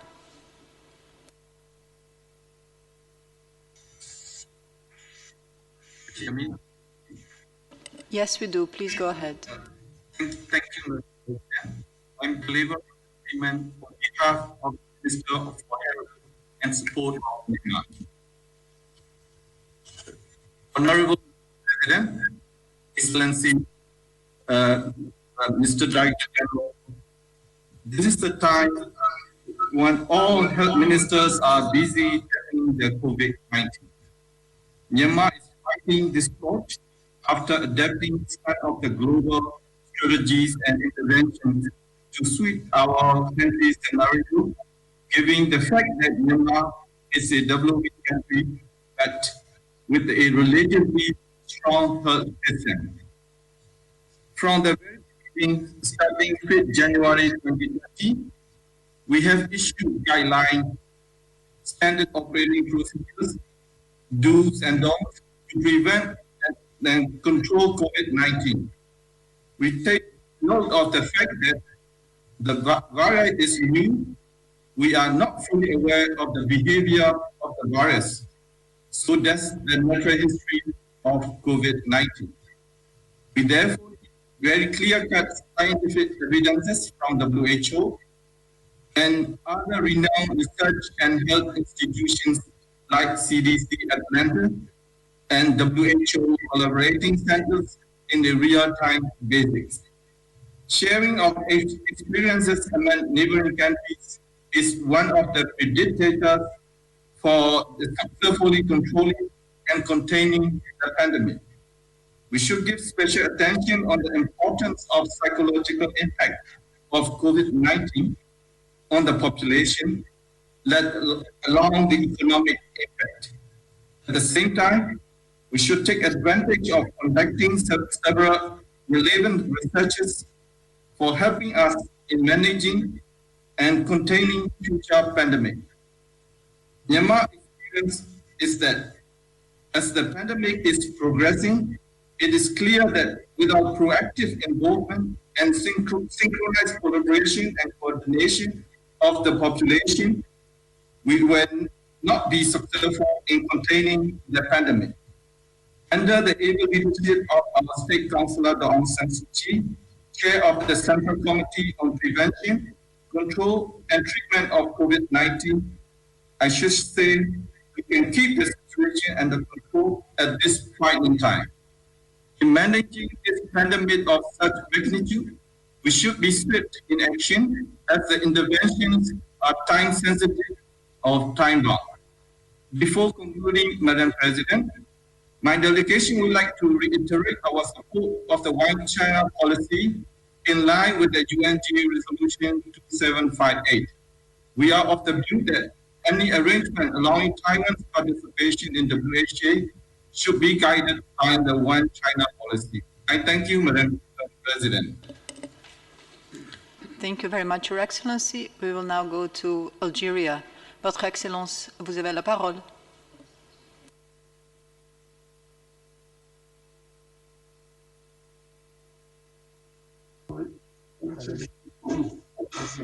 Madame, Monsieur le directeur général de l'OMS, honorables participants, l'Algérie tient d'abord à exprimer ses condoléances attristées aux familles et aux proches des victimes de la pandémie de Covid-19 et rendre hommage, un vibrant hommage à tous les premiers intervenants engagés dans la lutte contre cette pandémie. Cette pandémie nous rappelle le bien fondé de notre Assemblée qui incarne l'importance du multilatéralisme, de la solidarité et de la coopération internationale auquel mon pays réaffirme son profond attachement. Madame la Présidente, dès l'apparition du virus, des mesures multisectorielles d'envergure ont été prises par les autorités algériennes pour endiguer la propagation du virus. Elles reposent sur la prévention, la communication, le confinement des foyers d'infection, l'adoption d'un protocole thérapeutique national et la standardisation des diagnostics ainsi que le renforcement des capacités de dépistage. À l'évidence, nous ne saurions nous satisfaire d'une réponse nationale. C'est pourquoi l'Algérie demeure résolument engagée au sein du continent africain et auprès des pays frères afin de renforcer nos capacités de riposte au niveau régional sous l'égide de l'Union africaine et en collaboration avec le Bureau régional Afrique de l'OMS dont nous tenons à saluer le leadership de sa directrice, le Dr Ouetti. À cet égard, l'Algérie salue le rôle prépondérant du système des Nations Unies et le leadership de l'OMS dans la mobilisation de ressources et la coordination des efforts déployés à tous les niveaux pour apporter une réponse globale à la COVID-19.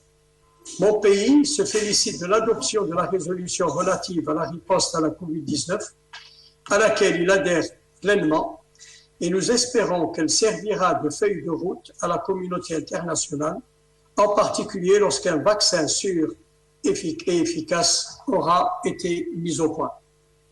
Il nous est apparu primordial que référence soit faite à l'accès universel aux produits et aux technologies de santé nécessaires pour lutter contre la COVID-19,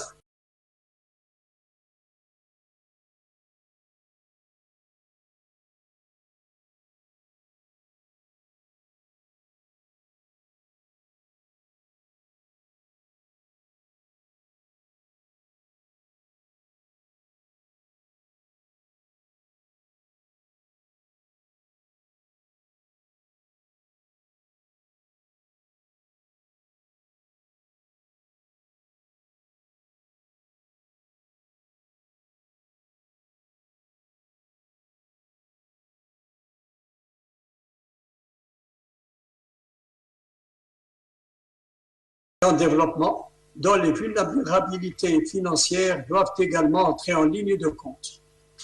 En prévision de l'après-crise qui s'annonce, nous serons tous appelés à tirer les enseignements de cette pandémie afin d'éviter qu'une telle catastrophe ne se reproduise. Un bilan pour lequel l'OMS sera amené à jouer un rôle central. Pour sa part, l'Algérie continuera d'œuvrer en ce sens, ainsi qu'à la réalisation de la santé pour tous et des objectifs de développement durable. Je vous remercie.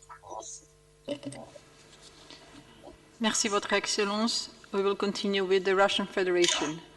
Уважаемый министр, вам слово.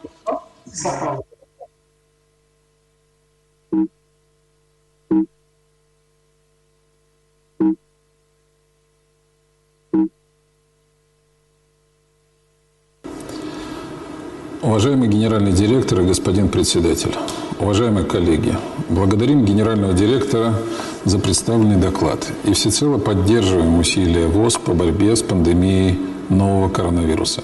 Реализуемый Российской Федерацией комплекс мер позволил не допустить взрывного распространения COVID-19 внутри страны. Для этого были приняты широкие противоэпидемические меры, введен режим нерабочих дней продолжительностью 1,5 месяца. И организовано масштабное тестирование населения. Ежедневно проводятся более 150 тысяч тестов, и они ежедневно увеличиваются. Организована массовая информационная кампания. Для оказания своевременной медицинской помощи оперативно проведена переподготовка более 1,4 миллиона специалистов. Развернуты более 130 тысяч специализированных медицинских коек, в том числе с реанимационной защитой. Медицинский персонал обеспечиваться средствами индивидуальной защиты, хотя на начальном этапе мы испытывали трудности. Предпринятые меры позволили достичь одного из самых низких показателей летальности. В России производятся в том числе тест-системы. Их сегодня более 20. Разрабатываются лекарственные препараты полного цикла, которые уже доступны для клинической практики. Ведется интенсивная работа над вакцинами для профилактики заболеваний. Через месяц планируется начать их клиническое исследование. Подготовлен национальный план снижения ограничительных мер. Российская Федерация выступает за укрепление ВОЗ в качестве лидера международного сотрудничества в сфере здравоохранения. Отмечаем ее важнейшую роль в координации многосторонних усилий по борьбе с COVID-19. С целью содействия ВОЗ нами были выделены финансовые и методические ресурсы, поддержаны инициативные проекты организации. Российские эксперты приняли участие в страновых миссиях ВОЗ по вопросам борьбы со вспышкой коронавируса. В завершении хотел бы подчеркнуть, что только совместными усилиями нам удастся одержать победу над инфекцией. Благодарю вас за внимание. Спасибо большое. La République démocratique populaire Laos. Votre Excellence, vous avez la parole.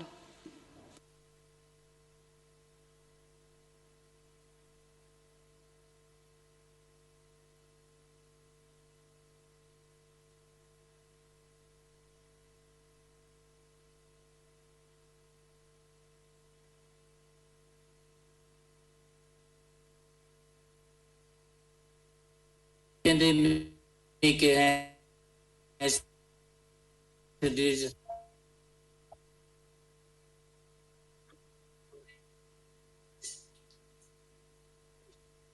has adopted the traditional ways of living, traveling, and working, and it will stay with us for some time, if not forever.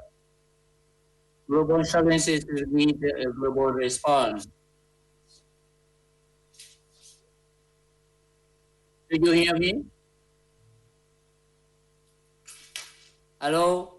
Yes, we can hear you. Please go ahead, Your Excellency. Hello? Yes, we can hear you. You can proceed, please. Okay.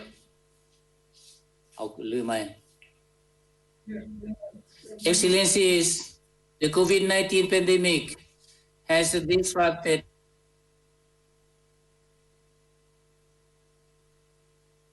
the traditional ways of living, traveling, and working, and its global challenges need a global response. We acknowledge and thank Dr. Tedros for his key role for bringing a global solidarity to address this crisis. Low and middle income countries are the most vulnerable and need special attention and assistance. At this time, the WHO needs support more than ever to effectively carry out its critical duties on global coordination and assistance around the world. Madam President, my country is very limited resources and capacity to deal with a large number of infected people. We therefore took early preventive measures to contain infection as much as possible. We profoundly thank the valuable assistance from the friendly countries and international organizations who help us to limit the number of infected cases to 19 with no deaths. We have taken this precious time with a few cases to strengthen our hospital capacity, including infection prevention and control, and to build committee mechanisms to detect cases early. I also firmly hope that the assistance will be continued so that we can meet the SDGs and no one will be left behind. In closing, I wish more solidarity and collaboration to overcome this difficult situation and better maintain essential health services. We confirm our full support and cooperation for the success of the meeting. I do thank you. Thank you, Your Excellency. I would now like to invite Bahrain to take the floor. Distinguished Minister, you have the floor.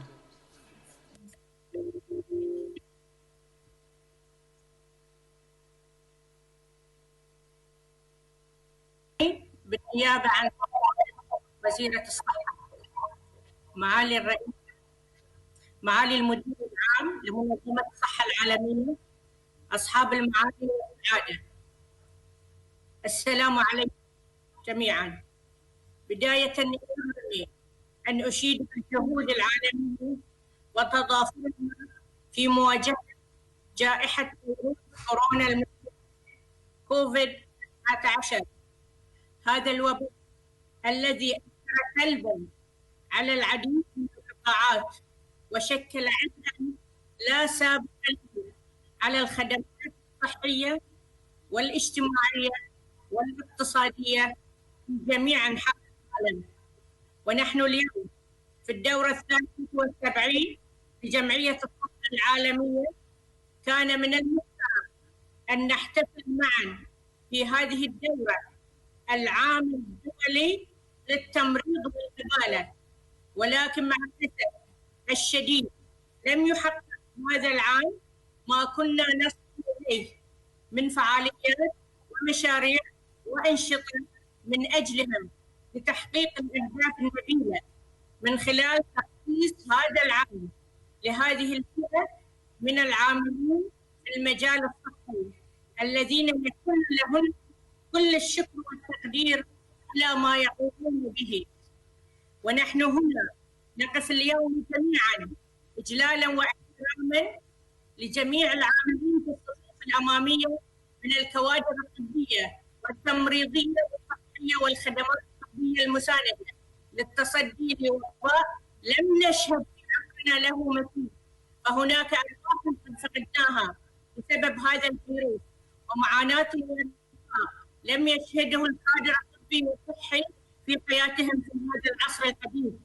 مع تعرضهم للمخاطر من هذا الوباء، الحياة في زمن كورونا صعبة على الجميع، والمطلوب في هذه المحنة والأزمة توحيد الجهود والتعاون بين دول العالم واتخاذ الإجراءات الشاملة للحد من انتشار الفيروس بأسرع وقت ممكن، واتخاذ التدابير الوقائية الفعالة للحد من هذه الجائحة وسرعة إيجاد العلاج لإنقاذ ما يمكن إنقاذه، ولمنظمة الصحة العالمية دور فعال في ذلك الإنساني وتهمنا جميعا. معالي الرئيس، لقد كان لتبني مملكة البحرين النهج الحكومي المتكامل في الاستجابة لجائحة كوفيد-19 دورا مركزيا بالغ الأثر في إبطاء وتيرة انتشار المرض. لقد تم إعداد خطة استجابة شاملة ركزت على مبدأ القيادة الاستراتيجية الموحدة والفاعل، حيث يقود الجهود الوطنية بصورة مباشرة صاحب السمو الملكي الأمير سلمان بن حمد آل خليفة ولي العهد نائب القائد الأعلى النائب الأول لرئيس مجلس الوزراء حفظه الله. وقد تم تشكيل فريق وطني بعضوية ممثلين من جميع الجهات الحكومية يتولى إدارة كافة الإجراءات الاحترازية والسياسات واتخاذ العديد من التدابير للتخفيف والاحتواء وتعبئة الجمهور مع تنفيذ أعلى معايير التتبع والمخالطة للحالات المختلفة. كما حصلت حكومة البحرين حرصت على توفير التمويل اللازم من أجل زيادة الطاقة الاستيعابية للمستشفيات ومواقع الحجر والعزل في الخطط المخبري، ووضع خطة لتأمين المسؤولات اللازمة لعمل الفتوحات المخبرية ومعدات العناية المركزة ومعدات الحماية. كما تم وضع خطة كاملة لتكثيف القوى العاملة اللازمة وتأهيلهم وتدريبهم. وفيما يخص إدارة الحالات وتحسين القدرة العلاجية، أثبتت البروتوكولات العلاجية المعتمدة في مملكة البحرين فعاليتها في تعافي عديد كبير من الحالات الإصابة. وقد كانت البحرين الأولى عربيا بالانضمام إلى اختبار التضامن لتجربة أول لقاح، كما وبدأنا التجارب السريرية للعلاج بالنسبة المتعافين. معالي الرئيس، ختاما لبياننا هذا أود أن أقتبس مقولة لمعالي المدير العام الدكتور تدرس، وهي: لن يكون أحد مأمن حتى يصبح الجميع بأمان. وعليه لابد لنا كدول أن نواصل جهودنا وتضافرنا معا مع منظمة الصحة العالمية حتى نتغلب على هذا الوباء يدا بيد دون أن يتخلف أحد عن الركب. شكرا سيدة الرئيسة. Thank you, Your Excellency. I would like to invite Kyrgyzstan. Kyrgyzstan, Your Excellency, you have the floor. Позвольте приветствовать всех участников заседания 73-й сессии Всемирной ассамблеи здравоохранения и выразить признательность генеральному директору Всемирной организации здравоохранения, уважаемому доктору Тедросу Гебрейсусу, за организацию сессии в онлайн-режиме. Эпидемия COVID-19, объявленная 11 марта Всемирной организацией здравоохранения как пандемия, стала серьезной угрозой странам мира и их народам, диктуя новые измерения мирового порядка. В соответствии с рекомендациями Всемирной организации здравоохранения для предупреждения завоза и дальнейшего распространения коронавирусной инфекции, Кыргызская республика проводит активную работу по выявлению, изоляцию лиц, контактировавших с зараженными лицами, а также лечение больных с диагнозом COVID-19.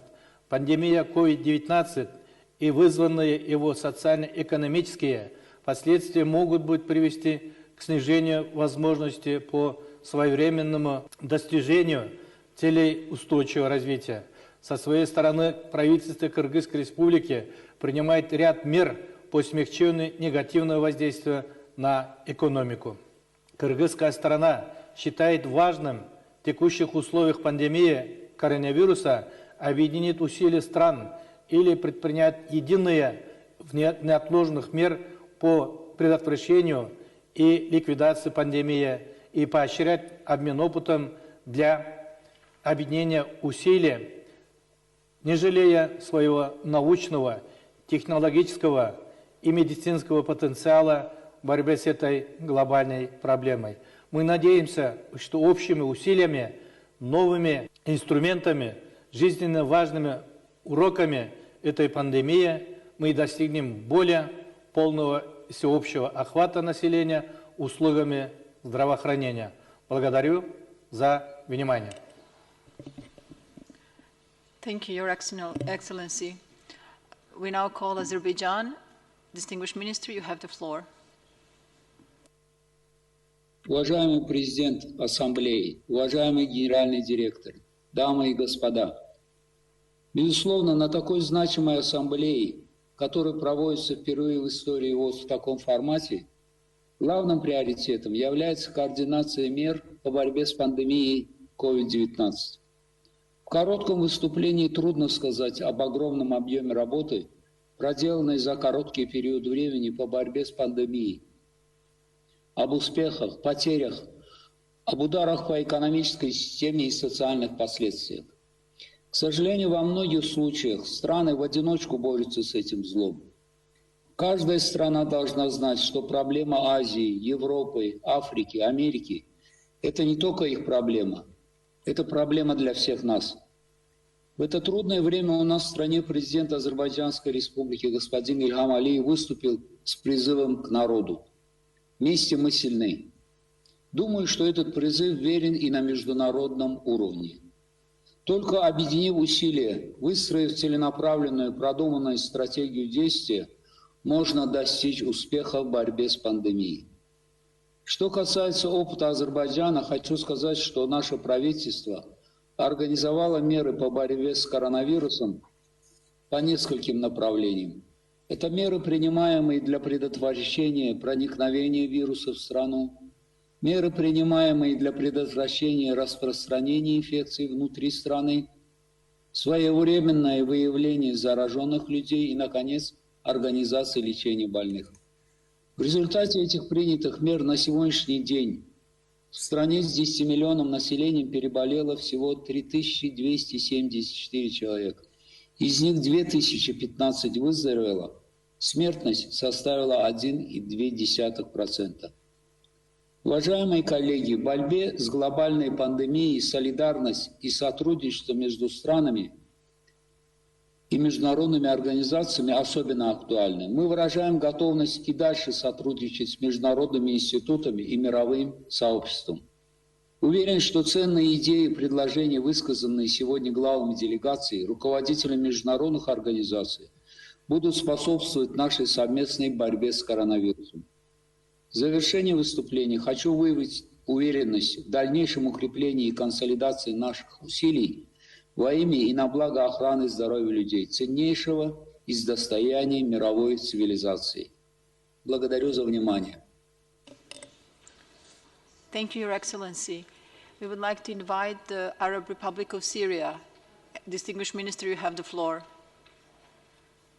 تنعقد أعمال الدورة الحالية لجمعية الصحة العالمية افتراضياً في وقت حالت فيه جائحة كوفيد-19 دون عقدها بشكلها التقليدي لتأكيد ضرورة الالتزام بالمبدأ الأساسي الذي تدعو إليه الأمم المتحدة، وهو التضامن والتعاون الجماعي في مواجهة التحديات والترفع عن تسييس عمل منظم، ولا سيما أن العالم يواجه اليوم جائحة تلقي بتداعيات خطيرة وقصيرة وقد تكون طويلة الأمد على النظم الصحية والاقتصادية. وفي سوريا يستجيب العاملون الصحيون للجائحة بشجاعة وفي ظل ظروف استثنائية فرضتها الحرب الإرهابية المستمرة منذ أكثر من 9 سنوات والمترافقة مع الإجراءات الاقتصادية القصرية الجائرة أحادية الجانب والتي تقيد قدرة القطاعات الخدمية ولا سيما القطاع الصحي.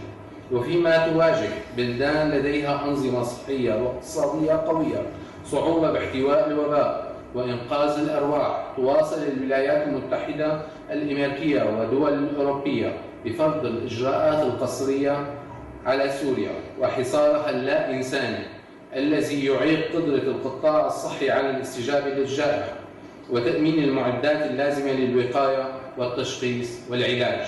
ومن هنا نجدد مطالبنا برفع الإجراءات القصرية عن بلادنا لتتمكن من حماية أمنها الصحي وحياة وسلامة مواطنيها في مختلف الظروف، ونشجب إصرار تلك الدول على عرقلة تضمين مشروع القرار المعروض على الدورة الحالية حول الاستجابة لوباء كورونا التزامات واضحة برفع الإجراءات التي تعيق قدرة الدول المستهدفة على مواجهة الوباء بفاعلية.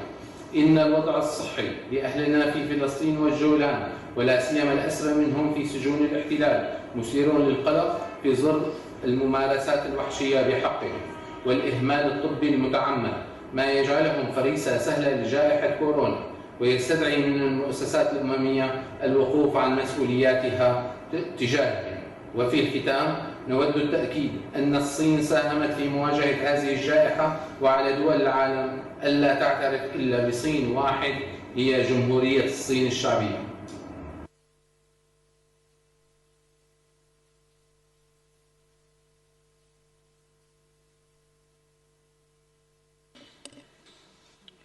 Thank you, Your Excellency. We would like to give the floor to Nauru. Distinguished Minister, you have the floor.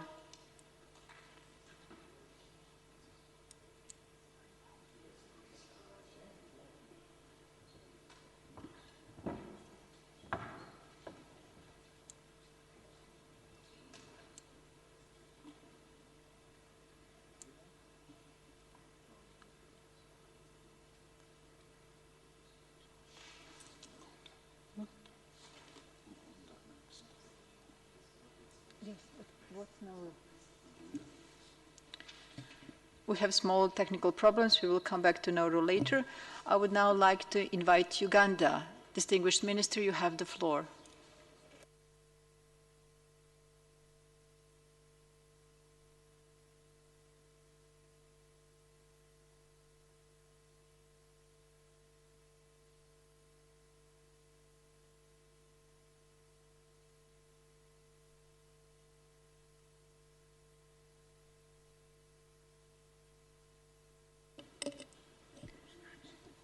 We will proceed to Mozambique now. Votre Excellence, vous avez la parole.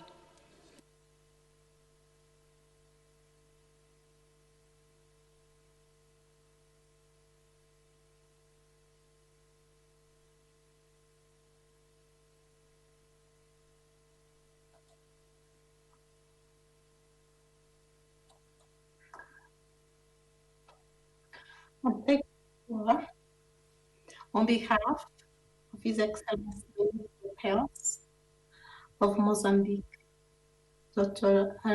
Tiago, Madam President, Honorable Ministers of Health, Director General of WHO, distinguished delegates, Mozambique aligns itself with statement presented by Congo on behalf of the African Group.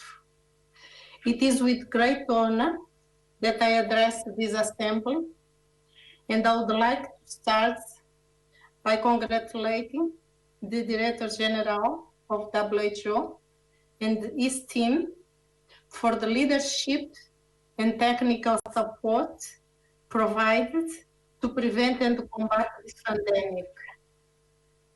Allow me to convey a message of encouragement from His Excellency Filipe Jacinto Nunes, President of the Republic of Mozambique, and the government for the efforts made by the United Nations agencies, in particular WHO, in responding to COVID-19. It is with that value of this support that Mozambique still registers a relatively small number of COVID-19 cases. We are convinced that if we continue to work with all stakeholders, including communities, we can break the chain of the infection transmission. Until today, Mozambique registers 145 cases of COVID-19 with no deaths, and is following all the protocols from WHO regarding prevention, health promotion, diagnosis, and treatment. We take this opportunity to thank all the health professionals from all over the world, as they are the main front line in this titanic struggle. Finally, We reiterate our commitment to continue to make coordinated efforts to overcome current constraints and call for the need to strengthen the implementation of the global strategy on public health action plan and innovation, attributing greater investment in research and development, which can contribute to discovery of drugs and vaccines against COVID-19, and thus to improve the health situation of our communities. I thank you for the attention. Thank you, Your Excellency. I would like to read out the 10 following countries on our speakers list. It will be starting with Qatar and then following with Luxembourg, Barbados, Niger, Paraguay, Portugal, Armenia, Mali, Iceland, Lithuania, and Latvia. Qatar, distinguished minister, you have the floor.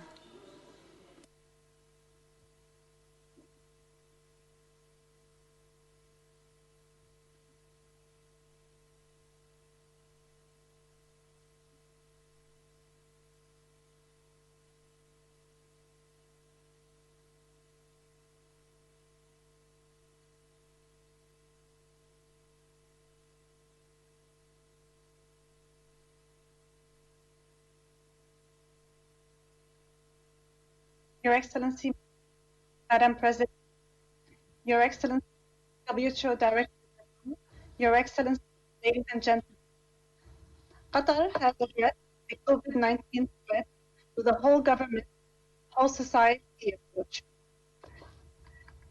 Continuity plans were put into action to ensure that our everyday activities, the businesses and society at large function as normally as possible during this pandemic.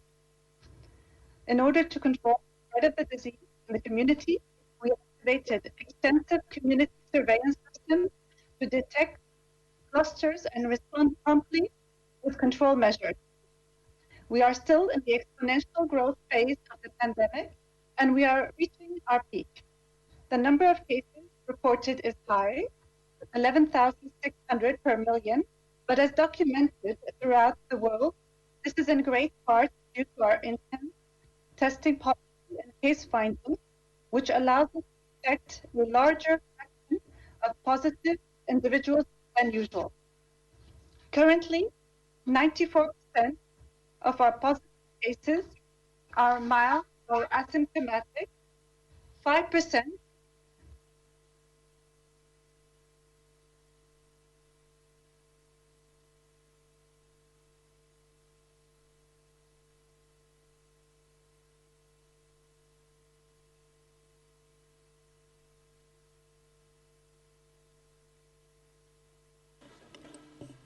Your Excellency, we have some technical problems. We lost you.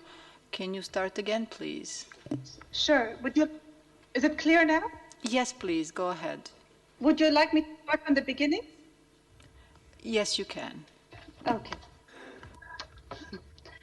Your Excellency, Madam President, Your Excellency, WHO Director General, Your Excellencies, ladies and gentlemen, Qatar has addressed the COVID-19 threat with a whole government, whole society approach. Continuity plans were put into action to ensure that our everyday activities, the businesses and society at large, function as normally as possible during this pandemic. In order to control the spread of the disease in the community, we activated extensive community surveillance systems to detect clusters and respond promptly with control measures. We are still in the exponential growth phase of the epidemic as we are reaching our peak. The number of cases reported is high, 11,600 per million, but as documented throughout the world, this is in great part due to our intensive testing policy and case finding, which allows us to detect a larger fraction of positive individuals than usual. Currently, 94% of our positive cases are mild or asymptomatic. 5% require hospitalization, and only less than 1% end up in the ICU. We have seen very few deaths among patients with COVID-19. Our case fatality rate is currently 0.5 per 1,000. We believe that this picture, different from that of a number of other countries, is attributable to several factors. The overall young age of our population, the active search for cases through an intense testing program. We have tested approximately 56,000 persons per million, and a very efficient and effective healthcare system which diagnoses and treats the most severe patients early enough to improve their course of disease and decrease complications. To prepare our healthcare system to respond to the challenges posed by the epidemic, we activated our contingency plan to increase our capacity in infrastructure, manpower, and resources to deal with any anticipated surge required as a result of increase in demand. We intensified our relevant training programs and ensured that our staff have the necessary PPE for their safety. And to ensure that all our patients are taken care of and not overlooked while we are fighting COVID-19, we transformed our healthcare services, primary elective care, and particularly for those with chronic diseases, are assisted virtually to ensure that this vulnerable group of population have continuity of care.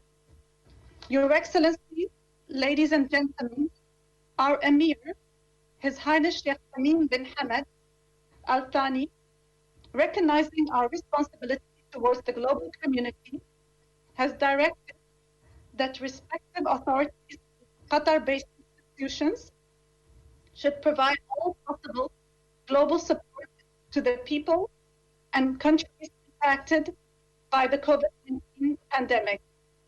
As a result, Qatar Airways has carried around 1 million global citizens back to their home countries, as well as repatriated thousands of travelers stranded by coronavirus aviation shutdown through chartered flights. Qatar Fund for Development has also provided around 132.5 tons of medical aid to 13 countries so far. In this regard, we believe that universal, timely, and equitable access to and fair distribution of all quality, safe, and efficient and affordable essential health technologies and products should be ensured in line with the Doha Declaration on the TRIPS Agreement and Public Health. The State of Qatar has also recently co-launched alongside South Korea, Canada, and Denmark, and Sierra Leone in a virtual event at the United Nations headquarters in New York, the Group of Friends of Solidarity for Global Health Security to combat the coronavirus pandemic COVID-19. We call on all countries to join us in this initiative, and we thank WHO. Thank you, Ed. Thank you, Madam Minister. We go to Luxembourg now. Your Excellency, you have the floor.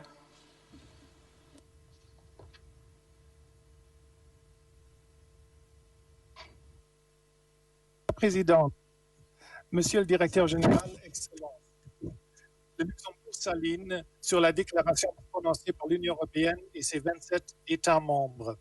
Nous déplorons la perte tragique de vies humaines et les souffrances que subissent les peuples du monde entier dans le cadre de cette crise sanitaire inégalée. Nous exprimons notre fort soutien au multilatéralisme, au rôle et au leadership joué par l'OMS dans la réponse à cette pandémie. Nous remercions le directeur général et son équipe, ainsi que tout le staff de l'OMS pour leurs efforts inlassables pour contenir la pandémie. Nous rappelons le rôle fondamental du personnel de santé joué dans cette crise et le lourd prix payé par les agents de santé dans leur mission quotidienne visant à sauver des vies. Nous rappelons le besoin du développement sûr et efficace d'un vaccin contre le Covid-19 équitable, accessible à tous et à des prix abordables qui devra servir de bien commun global. Nous soulignons le besoin d'une approche basée sur les droits de l'homme, ne laissant personne pour compte. Et nous rappelons l'urgence de protéger la santé et les droits maternels, sexuels et reproductifs. En tant que partenaire fiable et flexible de l'OMS, le Luxembourg soutient le besoin de revoir à la hausse les contributions obligatoires et volontaires des États membres de l'OMS afin de contribuer à renverser son financement chronique. Nous soulignons également le besoin de faire preuve de réactivité et de la plus grande transparence dans le partage des informations dans la réponse à la crise. Nous rappelons que la priorité reste de tester toute personne pour permettre un traçage efficace et identifier toute personne porteur du virus, visant à mettre en quarantaine tous les cas testés positifs et les contacts proches, doublés d'une approche qui respecte les gestes barrières. Enfin, nous soutenons l'idée d'une évaluation indépendante de la gestion de la crise une fois la crise terminée. Finalement, l'action, la solidarité et la coopération à l'échelle internationale sont plus que jamais nécessaires pour faire face à cette pandémie. Nous sommes confiants dans notre capacité de surmonter cette crise en travaillant étroitement ensemble. Je vous remercie. Merci, Monsieur le Ministre. Distinguished Minister from Barbados, you have the floor.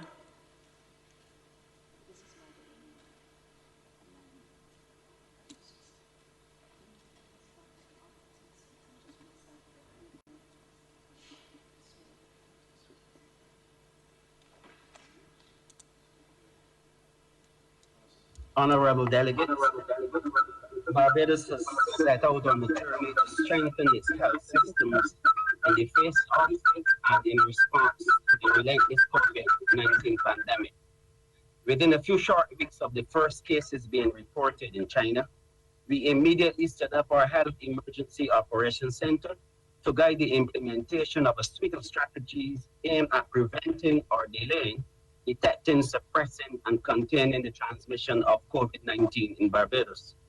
Key highlights of our response have included procuring urgently needed medical equipment and supplies in an environment of global scarcity, strengthening the infrastructure of the healthcare system, including building laboratory capacity for the diagnosis of COVID-19.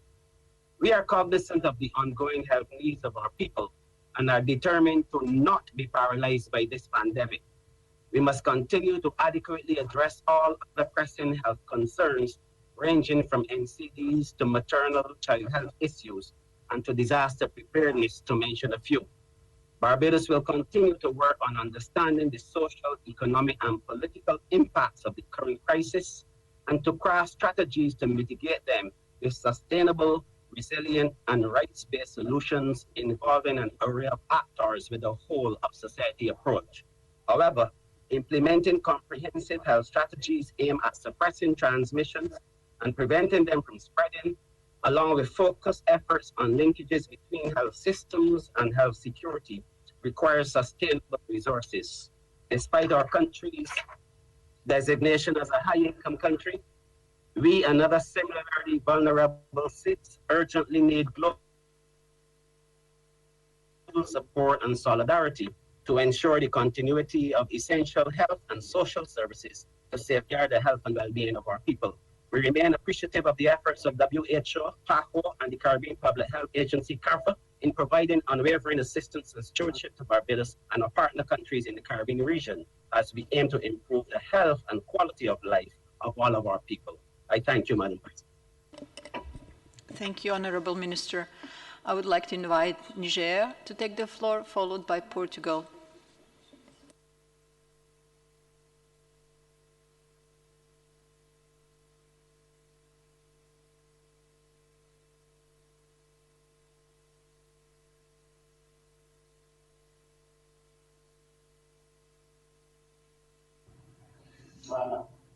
Madame la Présidente, distingués délégués, permettez-moi tout d'abord d'adresser mes chaleureuses salutations et félicitations à Madame la Présidente ainsi que les autres membres du bureau de la présente Assemblée pour leur élection.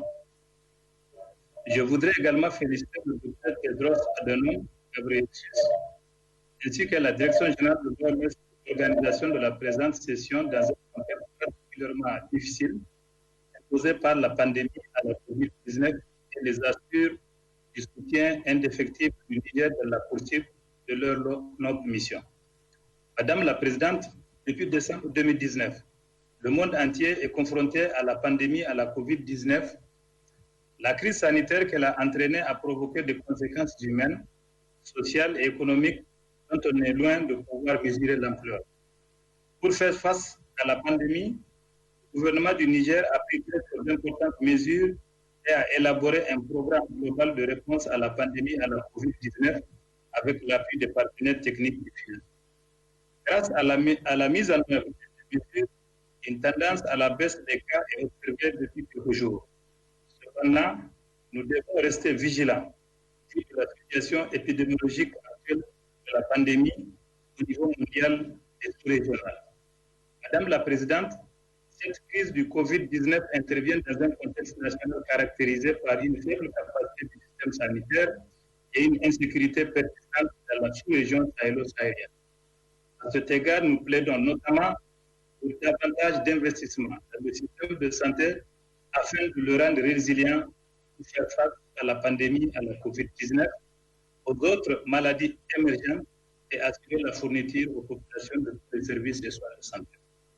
Madame la Présidente, pour terminer, permettez-moi de remercier l'OMS et les autres partenaires bilatéraux et multilatéraux pour l'assistance multiforme en prévention et gestion de la pandémie qui nous apporte au moment où nous en avons.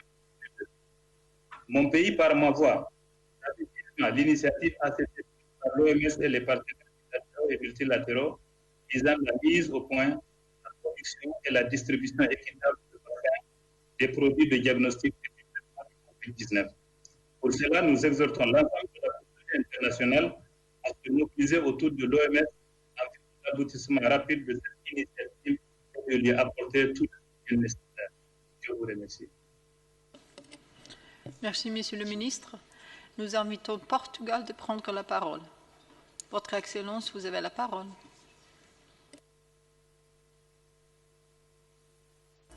Senhor Diretor-Geral, caros colegas e delegados, há um ano, quando reunimos pela última vez em Genebra, seria difícil imaginar que a próxima Assembleia Mundial decorreria nestas circunstâncias.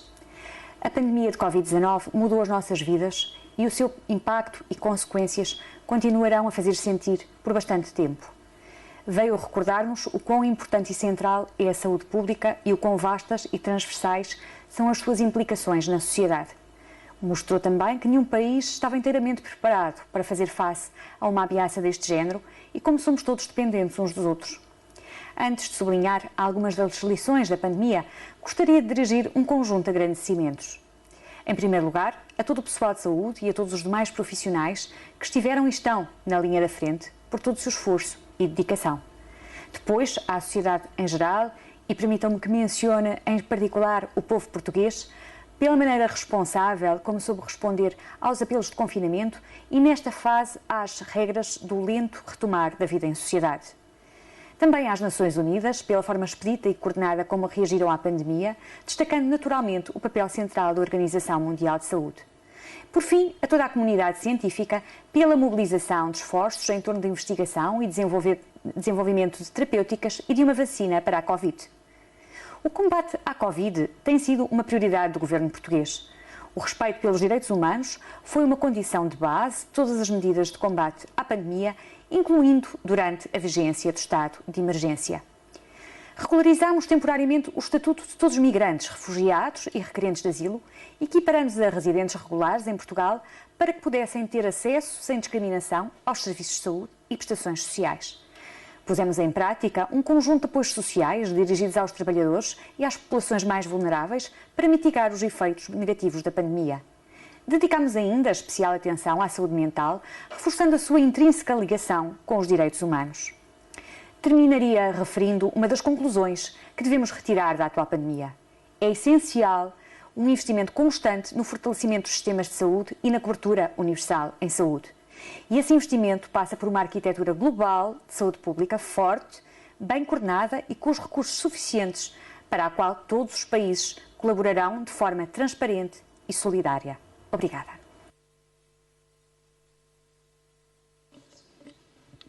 Thank you, Madam Minister. Now I'd like to invite Armenia. Your Excellency, you have the floor. Honorable President, Director General, Ministers, Excellencies, distinguished delegates. We thank the WHO for convening World Health Assembly at this critical time. COVID-19 pandemic is spreading worldwide. This session is not only the first visual meeting of WHA, but also the most important one to understand where we are and discuss further way forward in implementing our joint approach to response to COVID-19 nationally and globally. It is my honor to represent the Republic of Armenia by the delegates in the fight against COVID-19. Every single day of the past months, every single hour, we engaged ourselves in a battle wrapped in uncertainties. The path of our response from side may seem like a walking in the dark. But the good news is that the strategies of early detection, isolation, testing, contact tracing, and quarantine, along with physical distancing, have shown to be critical elements to slow the disease transmission. Dear colleagues, the COVID-19 pandemic pushed many of us into new realities. But one thing is clear for now. Priorities have not been changed and became bolder. Let me summarize 4 lessons learned. First, the COVID-19 outbreak revealed gaps in our systems, but also showed our strengths developed from the valuable experience responding to other health threats. The epidemic proved that health is one of the most important priorities of all governments. Second, emergency preparedness is a core for effective response and containment of the epidemic. Armenia has the wealth of experience in implementing agile emergency capacities, but we should certainly revise the approach to implementation of unified measures and communication. Third, beating NCD is also at the core of COVID-19 response. Epidemic is the most powerful with NCDs. Therefore, we should continue focusing on prevention, early detection, and management of NCDs to prevent the onset of diseases, neither struggling to save their lives during any epidemic. Fourth, as COVID-19 continues to spread around the world, ultimately, the fight with the pandemic requires new tools, more research, and innovation at global level. Pandemics of this magnitude do not respect borders. Therefore, they require global action to counter and overcome the crisis. Indeed, the national community, regional cooperation, and global solidarity are essential to these efforts. I thank you for your attention. Thank you, distinguished minister. Would like to invite Iceland to take the floor. Your Excellency, please go ahead. You have the floor. President, Director General Dr. Tedros, honorable ministers, distinguished delegates. Iceland would like to thank WHO for its guidance and leadership in combating COVID-19. The pandemic concerns us all. A global platform like WHO is important when fighting a common threat. In Iceland, we have followed WHO guidelines and leadership. We have been able to delay and prevent the spread of the virus, safeguard our healthcare system, and protect our population. The Icelandic healthcare system has endured the pressure of the pandemic. We have managed to build a strong and resilient public health system that is both flexible and adaptive. The lessons we have learned will be useful when planning for the future. The outbreak is causing unprecedented crisis with increased unemployment and insecurity affecting people all around the world. We need to monitor the impact on people's mental health and well-being, protect our social infrastructure, and ensure that no one is left behind. Attention must be made to vulnerable groups like women and children, as well as the populations of the developing countries. We are still in the middle of the pandemic. Continued global solidarity is essential. This includes collaboration in research and in the development of a vaccine against the virus. We live in a community of nations where we share common goals. which we recognize as the UN Sustainable Development Goals. Let's make these goals guide us on our way forward, building on the principle of leaving no one behind. Thank you, Your Excellency. Would like to invite Lithuania. Your Excellency, you have the floor.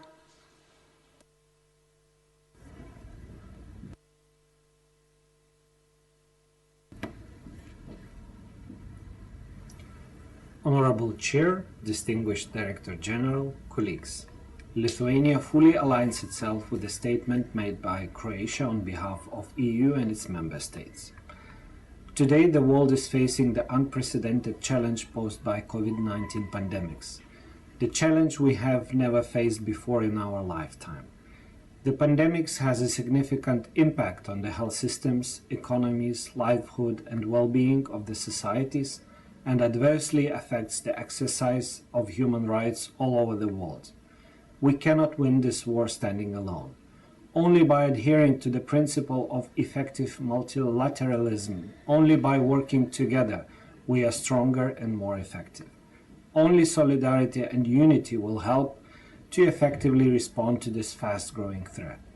We emphasize the need for the global leadership in coordinating joint international efforts and actions. Therefore, we recognize and appreciate the leadership and efforts of the World Health Organization in supporting and guiding member states as they fight the pandemics. We also recognize the importance of research and development, including the development of vaccines and their accessibility and affordability, diagnostics and treatment, as well as the availability of personal protective equipment equitably to all population groups. Lithuania reacted very rapidly to the extent of the spread of the virus in the world and the threats posed by it to human health and life, and has taken effective measures to contain the virus from spreading. Lithuania remains committed to working together with the international community in responding effectively to COVID-19 crisis. Thank you. Thank you, Distinguished Minister. We would now like to invite Latvia to take the floor. Your Excellency, you have the floor.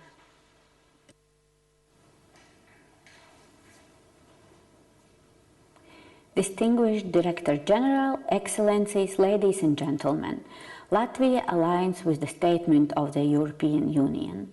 Currently, due to COVID-19, the whole world is undergoing a challenging time that tests not only the national health system's capacities, but also society's physical and mental health. The virus has affected all possible sectors, but there is no time to mourn the losses and adversity associated with COVID-19. This is time toward finding solutions to the current challenges, to evaluate response actions, draw conclusions on which measures work better than others, and to move forward with renewed vigor into the future. Latvia is one of those countries where the response to COVID-19 was very well managed. It is due to the hard work of our epidemiologists who studied each case very thoroughly, tracing the cases and contacts. We have applied the whole government approach following closely the epidemiologists' advice. We have dedicated health workers. Population has followed sanitary guidelines. It has been a common effort. The first lesson that we learned was that the evidence-based approach is the best. Latvia highly evaluates the contribution, support and guidelines of the World Health Organization and its coordinated approach not only in the initial stage of COVID-19, but also now in the transition phase. Latvian government also supported the work of WHO by a voluntary contribution to the Strategic Preparedness and Response Plan. Undeniably, COVID-19 is a painful experience for the whole world. It has shown the need for coordination and international cooperation transcending national boundaries. Latvia believes that only together and united in solidarity we can overcome challenges and prevent future pandemics. Thank you. Thank you, Madam Minister. We would like to invite Kazakhstan. Your Excellency, you have the floor.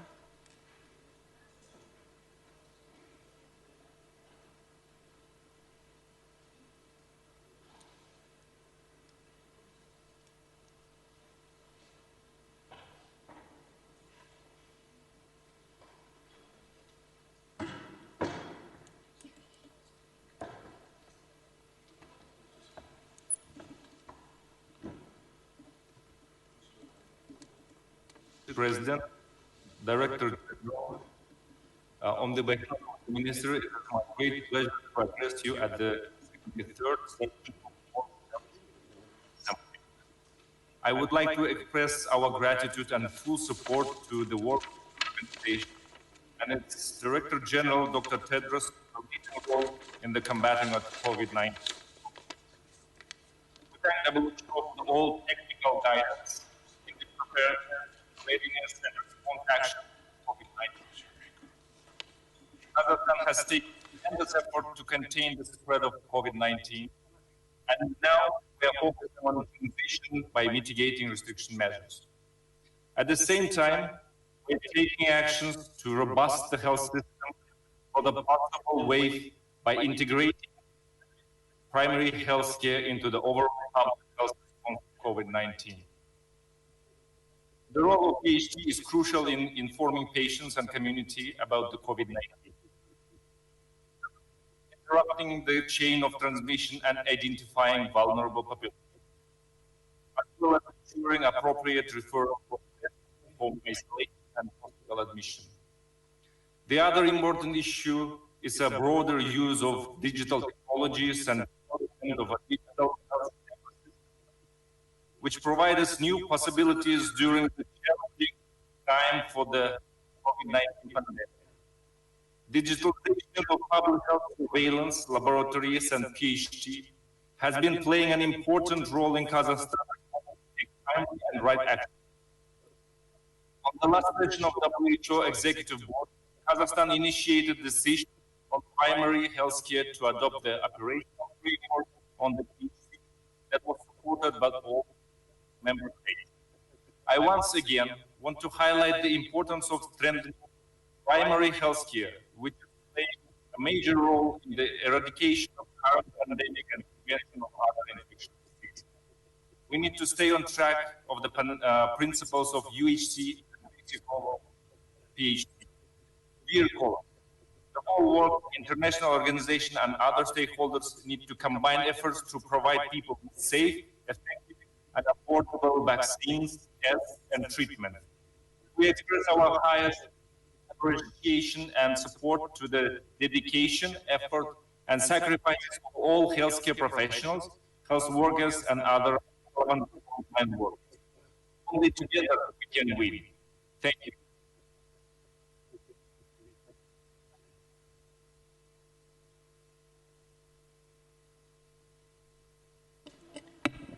Thank you. We would like to invite Morocco. Your Excellency, you have the floor.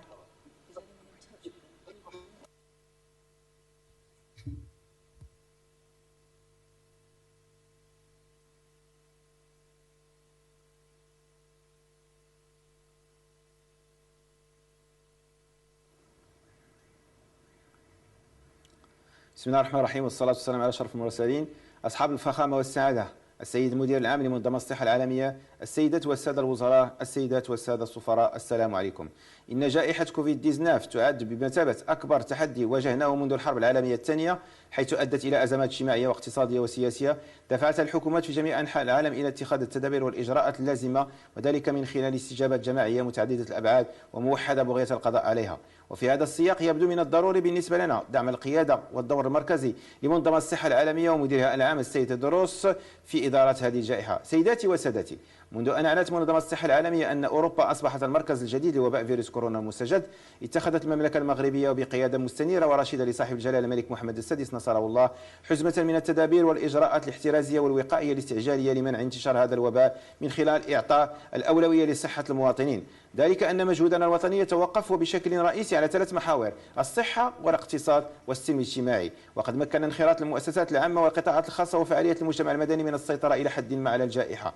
وتميزت الإجراءات المتخذة بتعليق جميع الرحلات الدولية وإغلاق جميع الأماكن العامة وإلغاء كل التجمعات الكبيرة والتشجيع على الحجر المنزلي ثم الحجر الصحي الإلزامي وإنشاء صندوق خاص بتدبير الجائحة. وبخصوص قطاع الصحة تم إعطاء الأولوية لتعزيز البنية التحتية الصحية وتقوية العرض الصحي وإنشاء هيئة قيادة الأزمة وتعزيز التكفل الطبي وكذا وضع استراتيجيات علاجية واعتماد خطة تواصلية تضمن نشر التقرير اليومي حول تطور المرض وكذا الإجراءات الوقائية. إن الخروج من الحجر الصحي رهين باستقرار الحالة الوبائية بالمملكة المغربية، كما أن تدبير هذه الجائحة لا يمكن أن يكون ناجحا إلا في حالة الولوج الشامل لوسائل الكشف والعلاج وبأسعار معقولة للجميع. سيداتي وسادتي، إن المبادرة الإفريقية التي أطلقها صاحب الجلالة الملك محمد السادس نصره الله تعد إطارا عمليا لتضافر الجهود والموارد، ذلك من خلال تقاسم التجارب والممارسات الجيدة. إن انخراط الجميع تحت ريادة منظمة الصحة العالمية سيمكن لا محالة من مكافحة هذه الجائحة. وشكرا لكم على حسن استماعكم والسلام عليكم ورحمة الله. Merci, Monsieur le Ministre. Roumanie, Votre Excellence, vous avez la parole.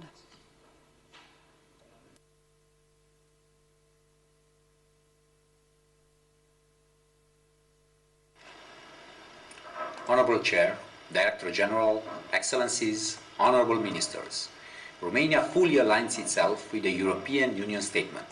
The COVID-19 pandemic brought us together today in a virtual format. The same exceptional circumstances have called upon us to come together to show resolve, commitment, and solidarity. The coronavirus knows no boundaries, no social status, religious belief, or political preference. I would like to express my deepest sympathy to all the families of the victims of this unequal battle, with a special thought for all those on the forefront of the fight against COVID-19. I'm confident that we will emerge stronger from this dramatic crisis, but to do so, we need a coordinated and human rights-based approach. I would like to thank World Health Organization for the constant and qualified support to member states, demonstrating leadership as coordinating authority in this time of crisis. Romania's national containment strategy has used a comprehensive approach of identifying, testing, tracing, isolating, and treating infected persons. Romania, as most states, faced difficult decisions in responding to the pandemic. Lockdowns, closure of schools, restrictions on services, physical distancing, border closures with a significant socio-economic impact. Our citizens deserve our appreciation for respecting rules and coming together in this very difficult time. This crisis can and should be an opportunity to build a more resilient world by thinking and acting at a global, regional, and national level. We need to partner in order to develop and to ensure equitable access to safe and effective medicines and vaccines against COVID-19. Thank you. Thank you, Honourable Minister. I would now like to invite Ireland. Your Excellency, you have the floor.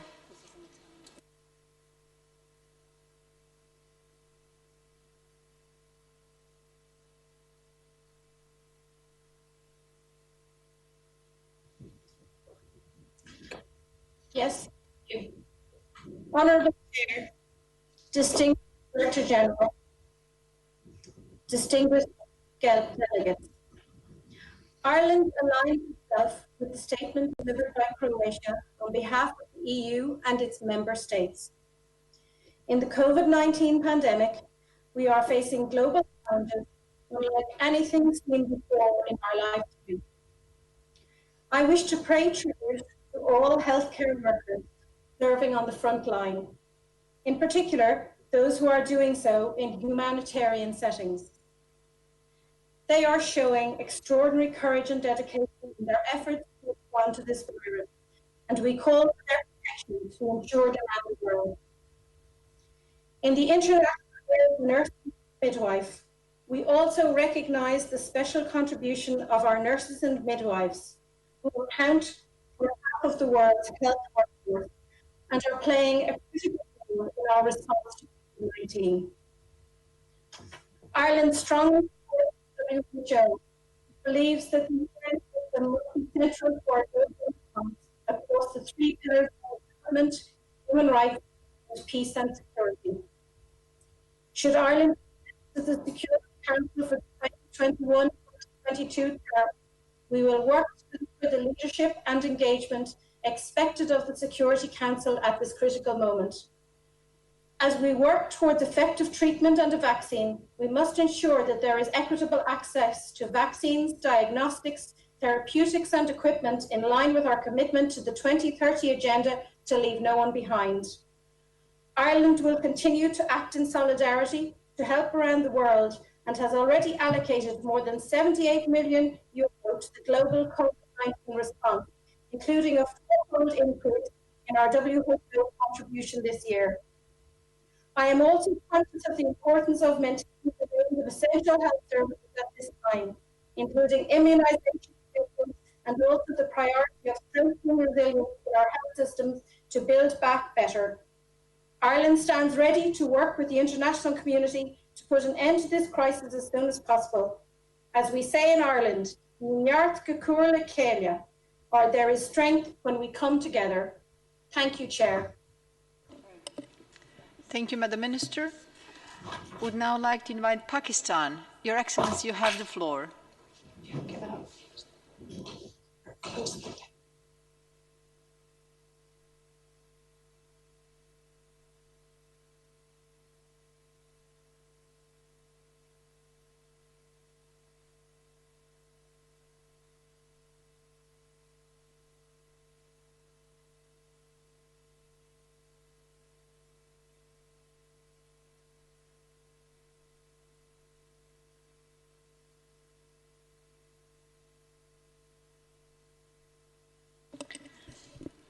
We have some technical problems. Pakistan, we will continue to Cambodia. Your Excellency, you have the floor.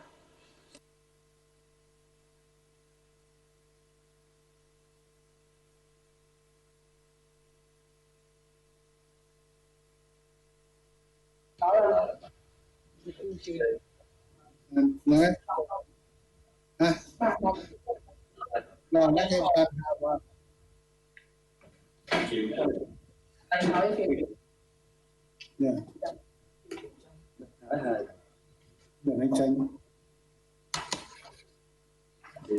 Your Excellency, we can hear you.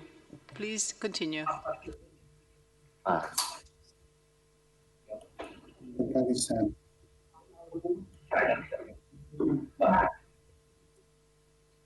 Honorable Presidents, Honorable Dr. Tedros, Honorable Ministers, distinguished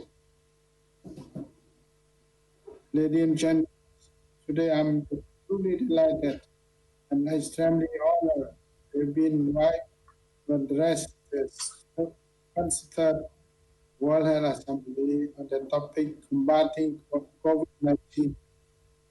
On behalf of the Royal Government of Cambodia and my own behalf, I would like to express my deep appreciation for the invitation extended by His Excellency Dr. Tedros, Director General of the World Health Organization. COVID-19 shows Cambodia is a small country with a big heart. Cambodia has been calling for global international solidarity. No one can overcome the COVID-19. Cambodia has been recognized globally for the management of the Western cruise ship Haven and 2020. The decision which has become the Prime Minister of Cambodia chose to accept the ship in Cambodia that was running short on supply to being turned away from several parts of the world. In collaboration and coordination with the World Organization, USCDC, and Super Board, and other partners, we are making effort in managing the screening, quarantine, lab testing, onward transfer of passengers and crew members. Cambodia and managing the cruise ship event highly appreciate relations and work. At the time, the common health by COVID-19 required life, solidarity, and vital cooperation more than ever. I believe that the World Health Organization and UN special agency should handle the question related to Taiwan and according to the One China principle set for Resolution 2758 of the UN General Assembly, the Resolution 25.1 of the World Health Assembly. Cambodia respects the decision of the Republic of China and set up also matters. Since the first case expected on 27 January, Cambodia made our heavy effort to rapidly respond all 150 confirmed cases with no death and 102 recovered today. We did not have any new cases for more than 1 month. However, in our high vigilance, we are currently gradually adjusting our public health and social measures through wise approach to maintain social economic continuities. Cambodia's development master plan 19 with 9 priorities. One, incident management and planning, second, civil land and resource assessment, 3, laboratory, 4, clinical document and healthcare services, 5, infection prevention and control, 6, non-pharmaceutical health material, 7, risk education, 8, point of entry, 9, operational logistics. The Honorable Minister, National Committee Combat COVID-19 has established and we met some the Prime Minister of Cambodia, then the Interministerial Committee Combat COVID-19 with Prime Minister has played a role and is leading and coordinating the preparation and playing each role and responding, leading, coordinating the implementation measures across the whole of government and whole of society, including screening, quarantine, contact tracing, pharmaceutical, and reducing risk in their own setting, as well as supporting communication and messaging, health measures for communities, addressing the social and economic impact and ensuring business continuity with strongly support by the provincial communities to combat COVID-19 at the subnational level. Good progress has been made on the implementation of the master plan. Funding has been mobilized from the Royal Cambodia Development private sectors and civil society, national hotline enforcement team, capacity, testing enhanced, value physical distancing measures, like school closure, mask closure, and other technologies to reduce transmission. Health facilities and upgrade to manage COVID-19 patients with health workers. Excuse me. Management and infection prevention. Excuse me, I would like to interject here. My apologies, but the distinguished delegate has far exceeded the allotted time. He needs to wrap up, please. And many countries now have been supporting Cambodia in fighting against COVID-19 today. Finally, I wish you as head of the delegation, ladies and gentlemen, good health and success with deliberations. Thank you, Honourable Minister. Would like to invite New Zealand. Your Excellency, you have the floor.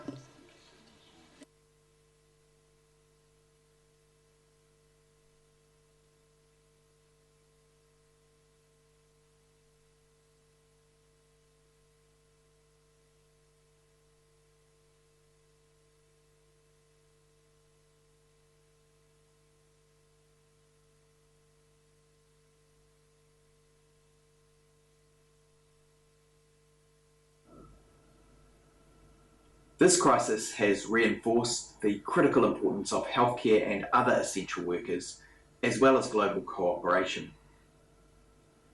New Zealand has looked to the information and experience of others to help shape a response appropriate for our own national context. We've also been open to sharing our experience in the hope that it will benefit others. Our relationship with the Pacific is particularly important in this respect.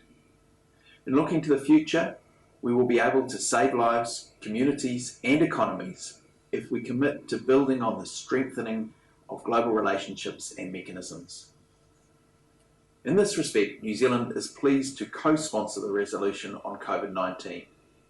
We very much hope that all member states join with us in taking the steps towards a new era of global solidarity. It is vital that we uphold principles of non-politicisation and inclusivity when we come together at the international level. There is much work ahead, and New Zealand stands ready to work alongside the WHO, other member states and organisations. This experience has reinforced the critical role of the WHO, and we have borne witness to the excellent support provided to our neighbours in the Pacific, as well as using WHO's technical products nationally.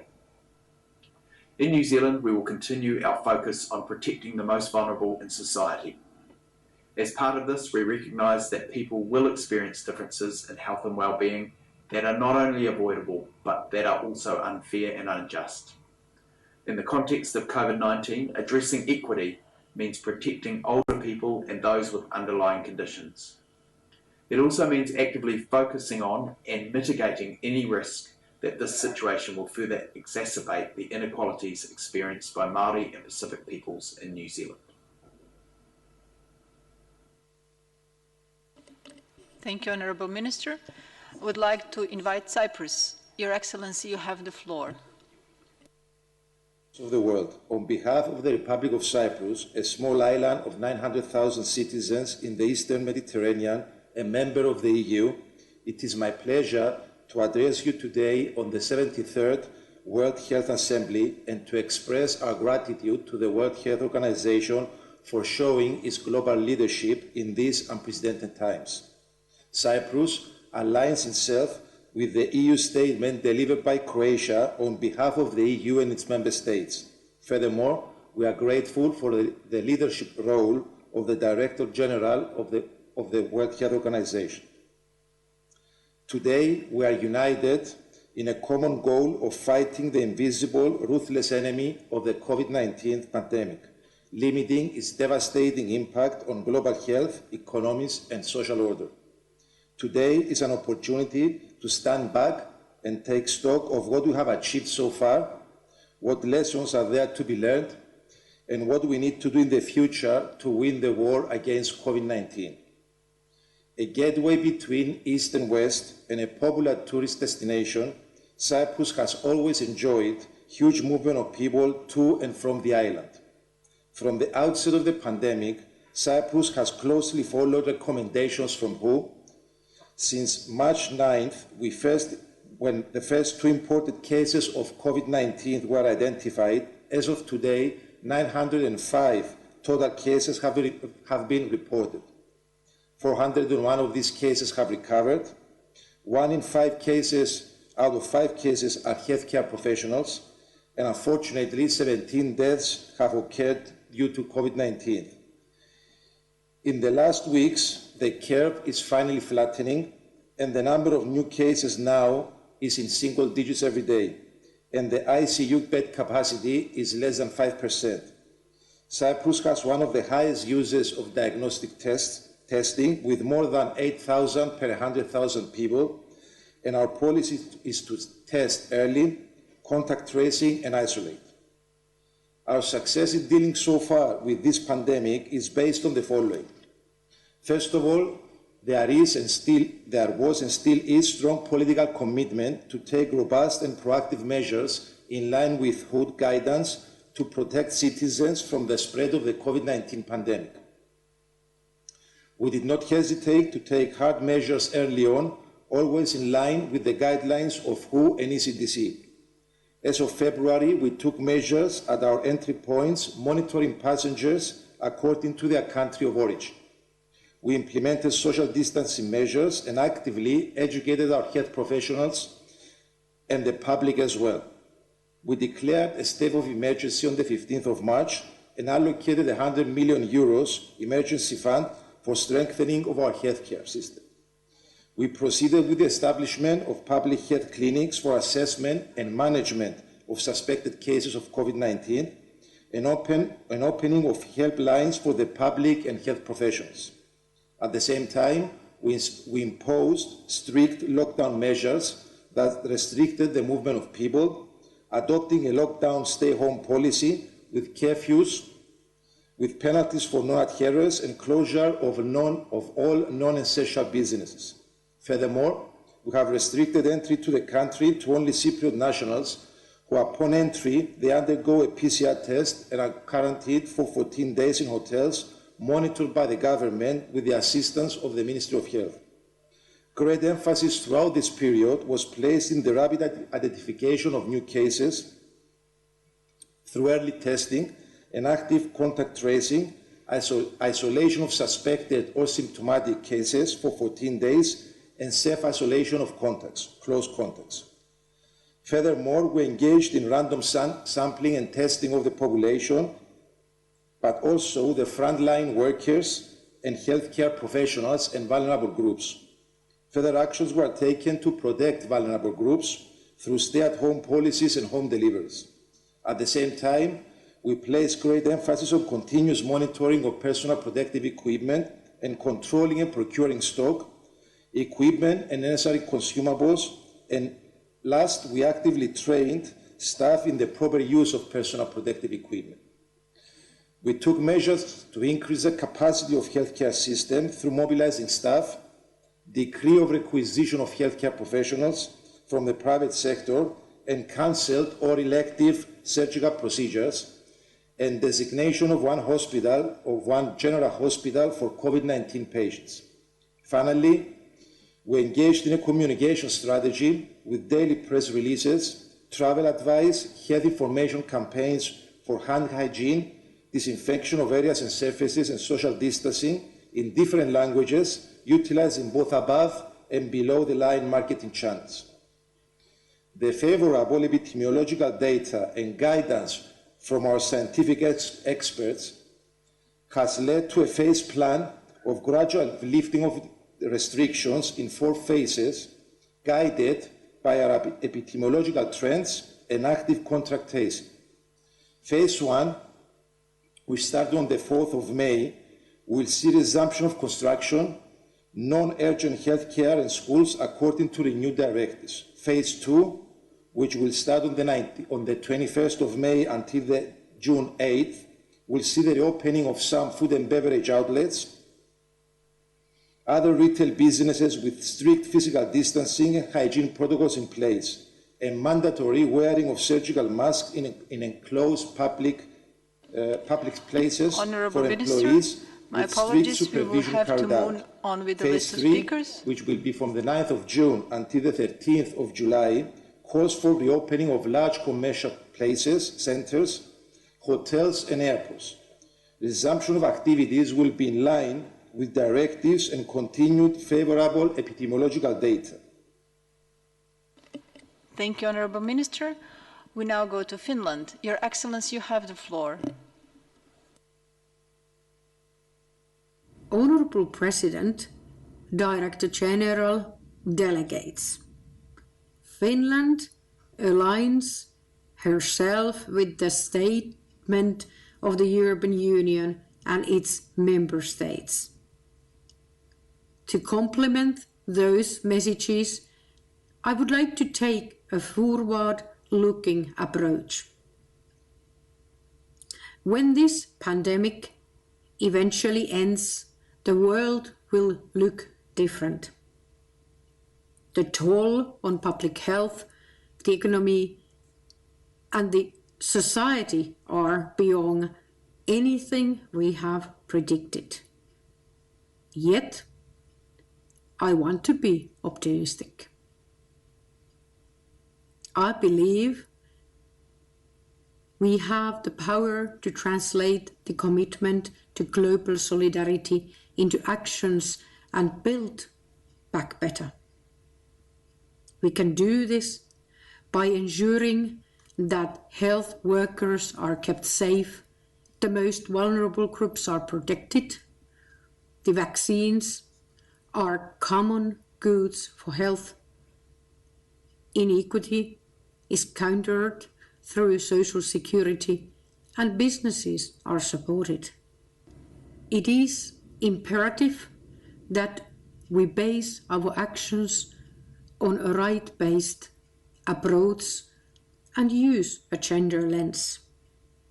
We already know what works: universal health coverage and strong health systems, health in all policies approach rooted in evidence and impact evaluation, preparedness through essential public health functions, and taking a whole of society approach. We also have new tools that will help us get there. We can boost health systems through digital solutions and technological innovation if we mind the issues related to rights, ethics, and data protection. If we resolve to take a more comprehensive approach to recovery, we can avoid the pitfalls of past recessions. The economy of well-being can lead the way to a socially, economically, and ecologically more sustainable recovery. Thank you.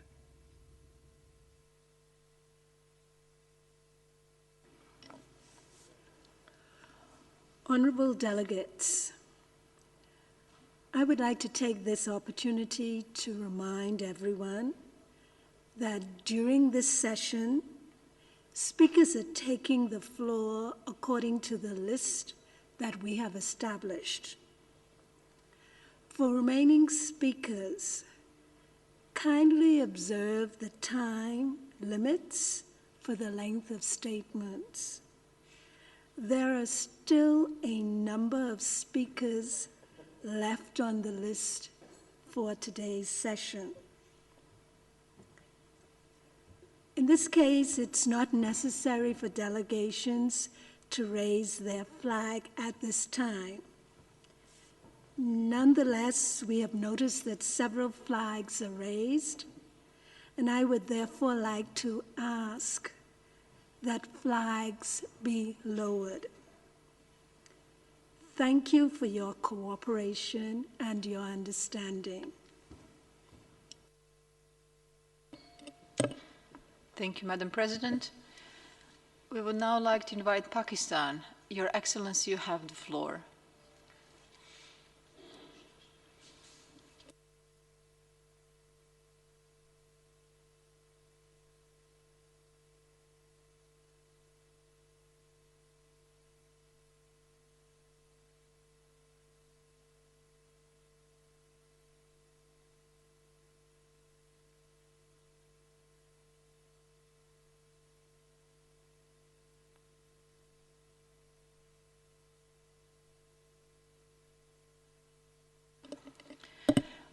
We are moving on with the list, and we would like to invite Nauru to deliver a regional statement. Your Excellency, you have the floor.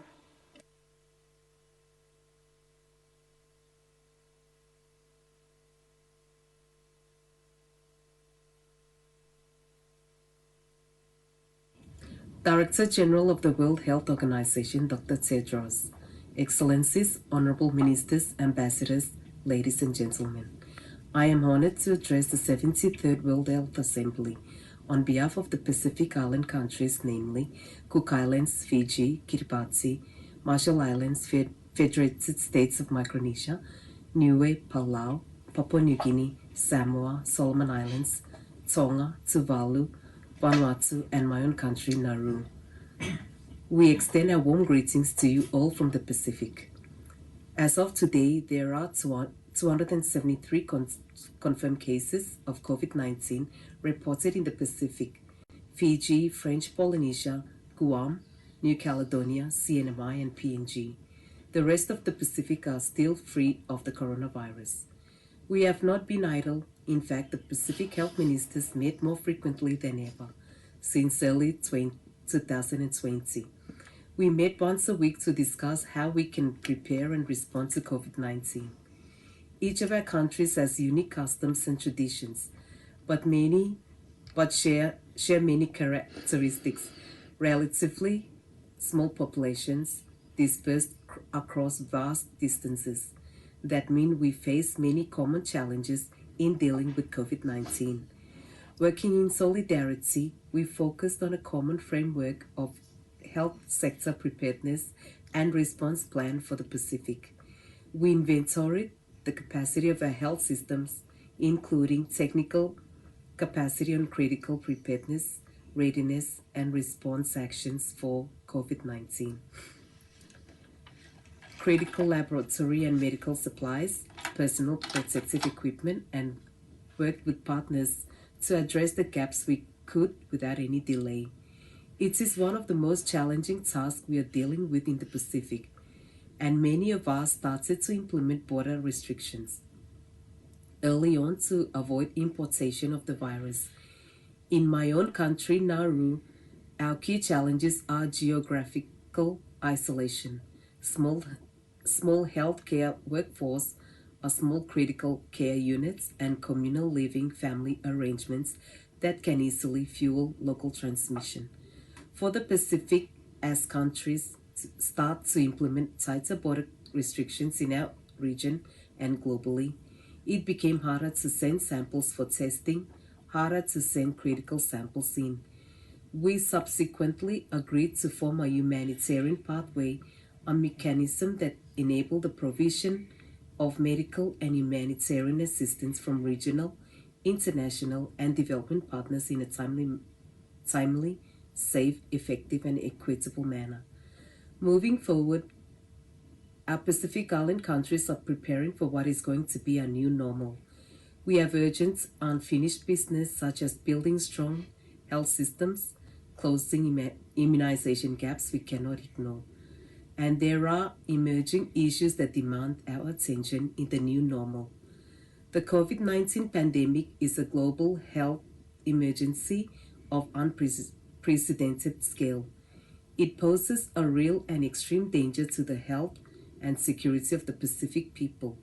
In this time of crisis, we gather, albeit virtually, with our Pacific family to work in solidarity and with the continued support.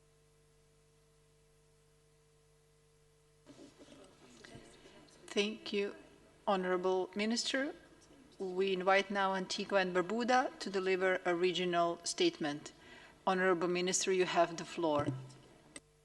Director General, Excellencies, ladies and gentlemen, it is my honor to deliver this statement on behalf of the delegations of the Organization of the Eastern Caribbean States and Barbados. The Eastern Caribbean region watched the global pandemic of COVID-19 unfold, and with great concern, particularly because of the high risk of severe disease related to our high burden of chronic and non-communicable diseases. When the first cases were imported, the region took swift and decisive action to contain the spread of the disease, relying on basic public health measures of hygiene, quarantine, detection, contact tracing, isolation, physical distancing, and travel restrictions. Allow me, Mr. President, to pause and recognize the dedication and courage of our healthcare workers who served on the front line, especially our nurses and our doctors. Containment works. All countries in the region were able to flatten the curve. However, the needed response to the public health crisis has resulted in the related unprecedented economic and social crises. International travel restrictions and strict physical distancing protocols have devastated tourism and other economic sectors. On average, tourism contributes over 50% of GDP and nearly 40% of employment across the region. Given the interconnectedness of our economies to countries in Europe and North America, our ability to respond to the pandemic is inextricably linked to the success of measures taken outside our shores. The region's response is further constrained by a fragile macroeconomic climate and high levels of external debt, contraction in donor support, and the threat of natural disasters. We are still recovering from the devastating impact of hurricanes in 2017, and the new hurricane season begins in 2 weeks. Mr. President, to ensure our small states are not left behind, the region calls on global partnership in the spirit of solidarity to address the following needs of COVID-19 and beyond. 1. Access to financing and debt forgiveness to allow the region to effectively address the fallout of the pandemic and to support vulnerable populations, households, and businesses. 2. Continued support of PAHO and WHO to strengthen health systems and support transitioning to appropriate technologies, including digital and telemedicine solutions. 3. Access to currently needed supplies for COVID-19 response and equal access to emerging rapid tests, medicines, vaccines, and technologies. And 4.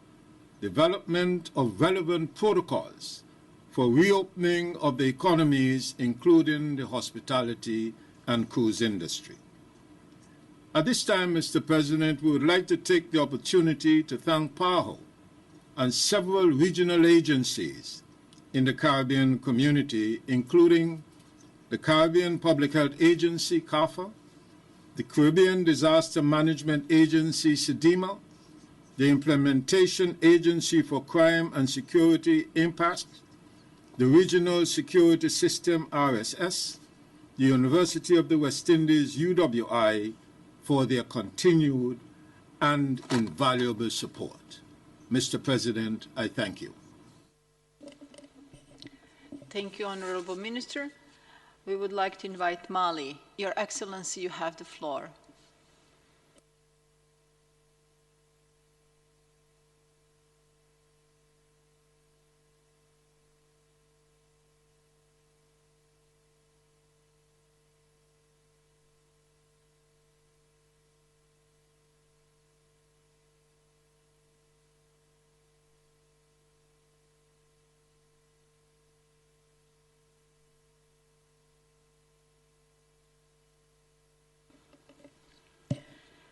Your Excellency, we don't hear you. Can you please unmute and start again?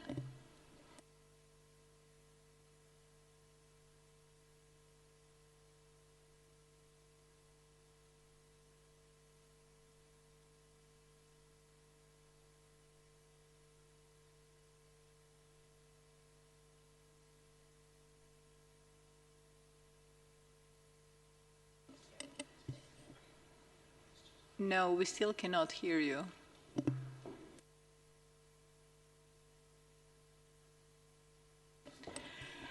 Distinguished Minister, we will come back. We invite Togo now to take the floor, and we will work with you to resolve these issues. Your Excellency from Togo, you have the floor.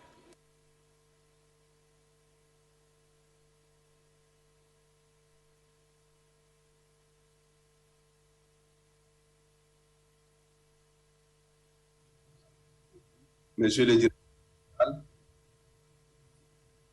Mesdames et Messieurs les ministres, chers collègues, distingués, nous nous inclinons devant la mémoire de tous ceux qui ont perdu leur vie dans l'actuelle pandémie de COVID-19 et souhaitons un prompt rétablissement à tous les malades. Monsieur le directeur général, le gouvernement togolais félicite et salue l'Organisation mondiale de la santé pour son rôle moteur dans l'organisation de la riposte contre la COVID-19, à travers notamment son appui technique et financier, mais surtout les lignes directrices qu'elle édicte au fur et à mesure que les connaissances sur la maladie s'améliorent. Dans le même sillage, je voudrais ici saluer les autres organisations internationales, l'Union africaine, les organisations régionales, les pays amis et les philanthropes pour leur appui multiforme au contrôle de cette pandémie.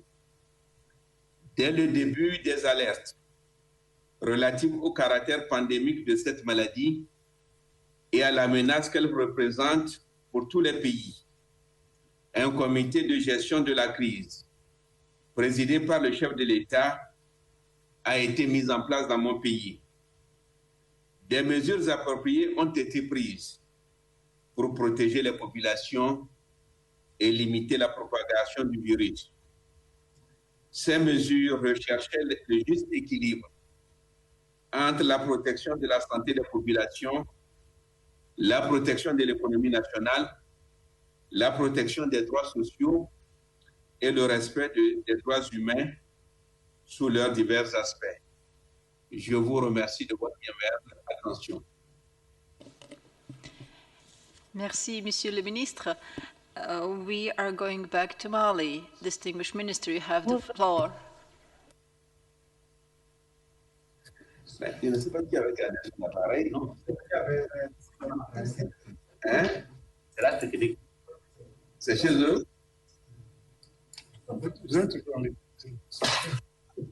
Ah.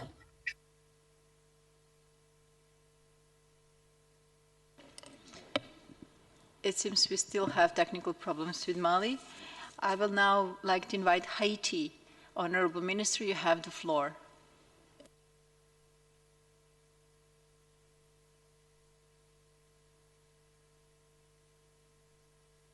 Prendre la parole au nom de la ministre de la Santé d'Haïti, Madame Roy Clément. Madame la Présidente, Monsieur le Directeur général de l'OMS, Excellent, Mesdames et Messieurs, permettez-moi de vous transmettre un vœu, président de la République d'Haïti, Jovenel Moïse, pour une assemblée mondiale de la santé constructive et fructueuse. Haïti souscrit à la déclaration prononcée par au nom du peuple francophone.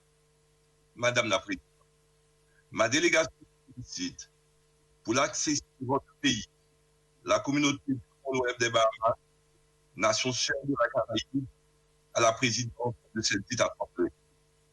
Comme la plupart des pays, Haïti a décidé des mesures visant à prévenir et à contrôler la propagation de la pandémie de COVID-19. Avant même la manifestation de la maladie sur le territoire, les autorités haïtiennes ont élaboré, selon les directives de l'OMS, un plan de préparation et de réponse.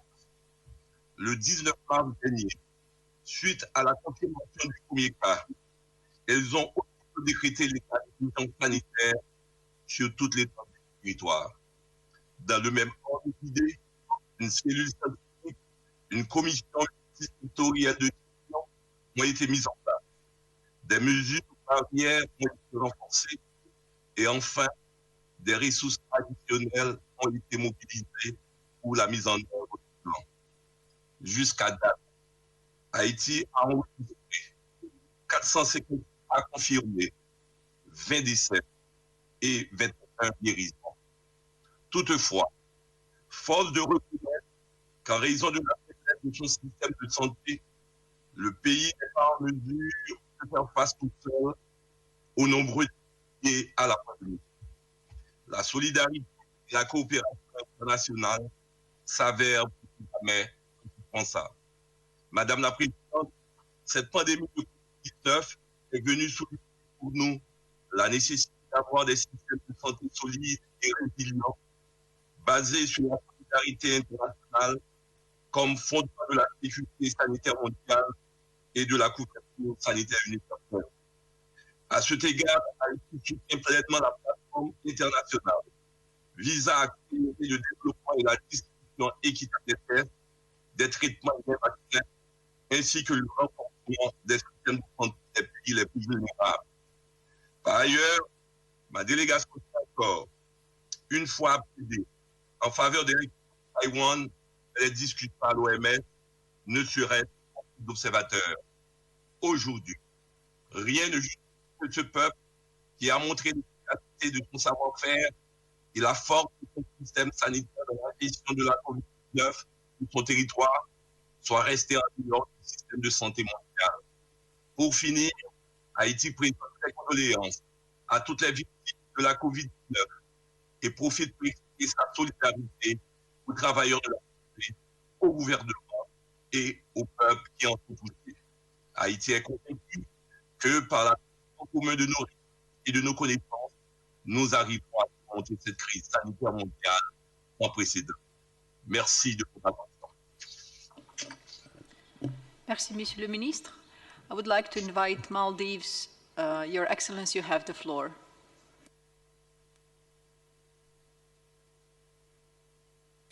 Director General, my fellow Ministers of Health and other representatives from member countries, Chairperson, Assalamu alaikum and warm greetings from Maldives.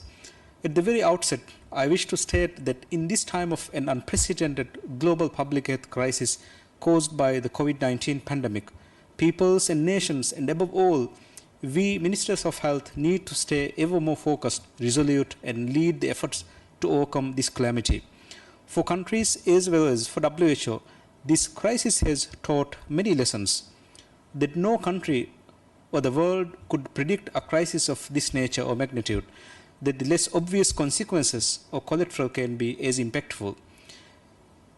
As countries exhaust all their resources and energy on COVID-19, there may be other neglected health issues and health system needs, as well as socio-economic fallout from this crisis. Therefore, in my opinion, we need to look beyond and the aftermath of the pandemic. Another important conclusion we can draw from this crisis is the importance of health in all spheres of life, be it economy, be it environment, or any other aspect of life. The primacy of health cannot be undermined. When the world is faced with global health crisis, it is all of humanity that suffers. Mr. Chair, just like other countries, and despite early and rigorous efforts, Maldives was unable to prevent it from our shores and had to face its consequences. On one hand, the freeze on tourism activities and fishery exports were affecting our very livelihoods, while on the other, manufacturing countries were placing embargoes and global movements of goods came to a grinding halt. This affected us badly, impacting our containment efforts as well. Medical and other supplies were becoming very hard to procure and import. Here I wish to laud and appreciate the regional leadership by WHO Regional Office in bilateral assistance from neighboring countries, particularly that of India. And although not from our region, we also wish to note the assistance from China. Maldives, China has enjoyed decades of cooperation based on our commitment to One China policy. Indeed, we can contain this pandemic only through regional and international cooperation, and when all countries start working together and sharing critical information and resources. Viruses do not recognize borders. Together as one world, we can overcome COVID-19. Thank you. Thank you, Honorable Minister. I would like to invite Brunei Darussalam. Your Excellency, you have the floor.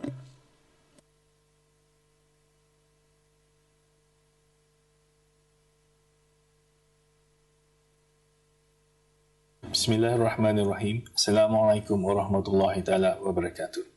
Mr. President, Vice President, Honorable Ministers, Director General, ladies and gentlemen. On behalf of the government of Brunei Darussalam, I wish to extend our sympathies to all who have lost loved ones and express our solidarity with those affected by COVID-19 and the healthcare workers and frontliners who work tirelessly to combat this. Since the start of the outbreak, we have detected a total of 141 cases and reported 1 death. Thankfully, through a careful program of testing, contact tracing, isolation and treatment, we have managed to control our first few clusters. Although the battle is not yet over, I wish to share 2 lessons from our experience in responding to COVID-19. First is the importance of enhanced surveillance and testing. We are an early adopter of testing in absence of symptoms, and we also conduct random sampling in community health centers and among the foreign worker population. Our test per capita ratio is among the world's highest, and we believe that containment efforts have been crucial in preventing widespread community transmission. Second, we established an effective community engagement strategy with daily press conferences, a dedicated 24-hour hotline for public inquiries, and a self-screening mobile application integrated with artificial intelligence and data analytic capabilities. Civic society has played a key role, and a significant grassroots movement sparked a surge of volunteerism and community advocacy. Our emphasis on containment along with community engagement has allowed us to control the disease without resorting to whole-scale lockdowns. Although we have implemented some level of moderate physical distancing, public services and businesses remain open and no movement restriction within the country have been imposed. As such, this combination of targeted approaches can be a useful way forward in the months ahead. Adopting a phased approach to de-escalation and leveraging technology for swift contact tracing could be a viable strategy to sustain the response to COVID-19 pandemic. We stand ready to work with WHO and the global health community on this important issue. Thank you. Thank you, Honorable Minister. We would now like to invite Paraguay. Your Excellency, you have the floor.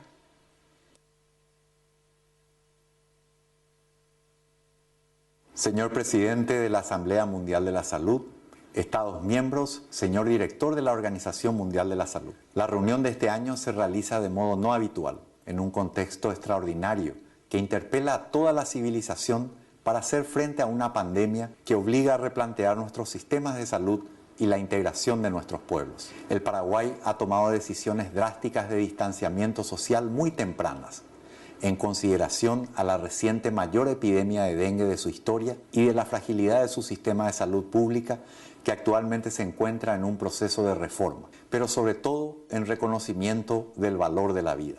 A 65 días de aquel momento, los datos actuales demuestran que las decisiones tomadas han sido correctas.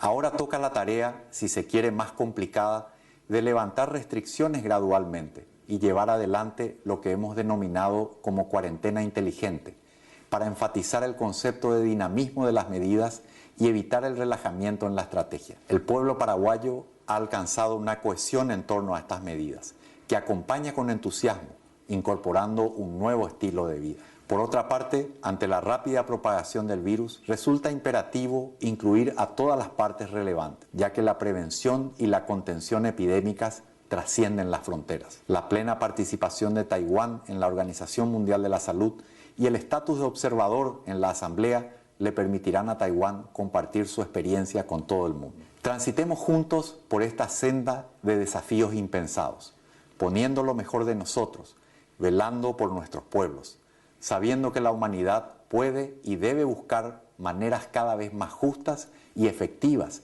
de convivir y crecer. Muchas gracias. Thank you, Minister. We would now like to invite Pakistan. Your Excellency, you have the floor.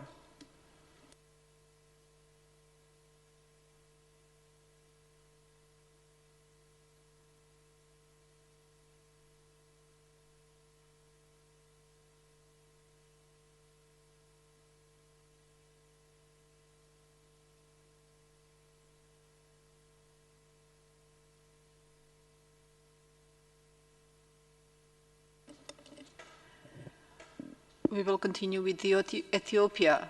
Honorable Minister, you have the floor. Thank you, Chair.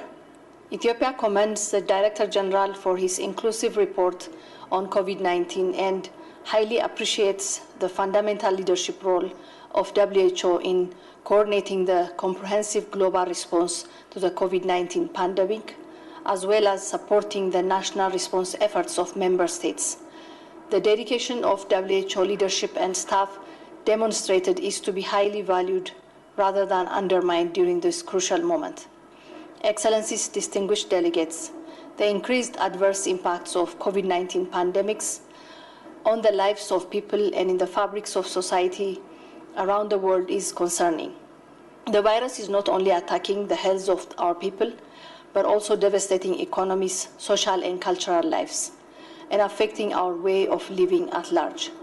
This is why the COVID-19 response requires a whole of government, a whole of society approach at national level and increased collaboration and support with a spirit of solidarity at the global level. Ethiopia calls for universal, timely and equitable access to quality, essential, affordable and efficacious health technologies and products, including vaccines, diagnostics, therapeutics and protective equipment. We call for the removal of all kinds of legal, policy or technical barriers that impede access. Since the first case was identified in Ethiopia on March 13, 2020, the government of Ethiopia took decisive measures, multidimensional measures to contain the spread of the disease in the country. Ethiopia is also actively contributing to the continental response through ensuring timely distribution of test kits and protective equipment to the African countries in collaboration with WHO, Africa CDC, and our partners. Ethiopia is committed to continue working closely with our neighboring countries to control the spread of this devastating disease in the region.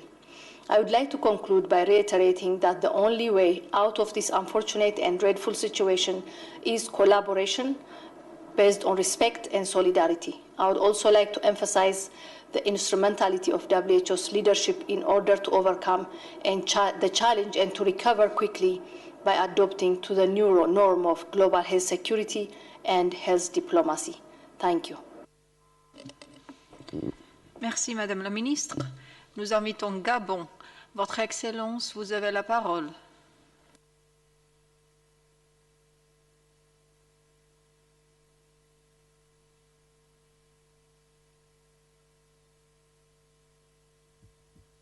Madame la Présidente, la délégation gabonaise vous félicite pour votre élection à la présidence de la 73e Assemblée mondiale de la santé et se réjouit de la tenue de cette Assemblée mondiale virtuelle en cette période de pandémie dévastatrice. Madame la Présidente, le Gabon a notifié son premier cas de COVID-19 le 12 mars 2020. Cependant, dès le 25 février, le président de la République, chef de l'État, son Excellence Ali Bongo Ondimba, avait instruit le Premier ministre, chef du gouvernement, de coordonner l'ensemble des interventions liées à la préparation et à la riposte à la COVID-19. C'est ainsi qu'un comité de pilotage du plan de veille et de riposte contre l'épidémie à coronavirus au Gabon et une commission technique nationale en charge de la coordination des interventions techniques sur toute l'étendue du territoire ont été créés, de même qu'un comité scientifique, tout en veillant à assurer les fonctions essentielles du système de santé pendant la phase 4 de l'épidémie à coronavirus. Le Gabon a pris un ensemble de mesures, tant sanitaires, sécuritaires, sociales qu'économiques, pour maîtriser les chaînes de transmission locales. Pour ne parler que des mesures sanitaires, l'accent a été mis sur le dépistage de masques, la prise en charge médicale et psychologique des cas de COVID-19, la recherche active des cas contacts et leur confinement, la communication sur les risques et par-dessus tout, la protection des personnels de santé et la promotion des mesures barrières. Madame la Présidente, la pandémie de la COVID-19 est bien plus qu'une crise sanitaire, économique et sociale. C'est un bouleversement de l'équilibre planétaire préétabli qui doit nous amener à repenser nos échanges de valeurs, réinventer nos modèles économiques et revisiter tous les paradigmes qui guident la coopération internationale. Les remèdes contre le coronavirus, il n'y en a point pour l'heure, mais déjà pointe à l'horizon de grandes manœuvres pour le contrôle d'une ressource qui, si elle n'est pas partagée, ne profitera à personne. Cette situation préoccupante nous donne l'occasion de faire un plaidoyer pour que les thérapies curatives et préventives liées à la COVID-19 soient les biens universels partagés équitablement par les peuples. Il en est de même sur l'urgence et l'impérieuse nécessité de trouver des remèdes à toutes les maladies qui tuent et déciment bien plus que la COVID-19 dans les pays en développement et singulièrement en Afrique, car il en va de la sécurité sanitaire de l'humanité tout entière. Enfin, le Gabon salue l'action de l'OMS, l'Afrique CDC et de tous les partenaires engagés à ses côtés dans la riposte à la COVID-19 et réitère son total soutien au directeur général de l'OMS, le Dr Tedros. Je vous remercie.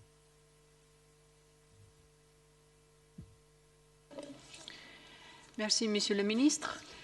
I would like to invite Belarus. Your Excellency, you have the floor. Господин председатель, пандемия коронавируса представляет серьезный вызов современному миру. Ее последствия политические, экономические, социальные коснутся нас всех. В этом нет никаких сомнений. Пандемия еще не завершилась, но мы уже можем обсуждать некоторые вынесенные уроки. Беларусь хотел бы акцентировать внимание на трех. Первое. Пандемия продемонстрировала, что в мире нет единства и солидарности, которые позволили бы нам, сообща, выработать быстрый и эффективный ответ. Это закономерный результат нынешней геополитической неопределенности.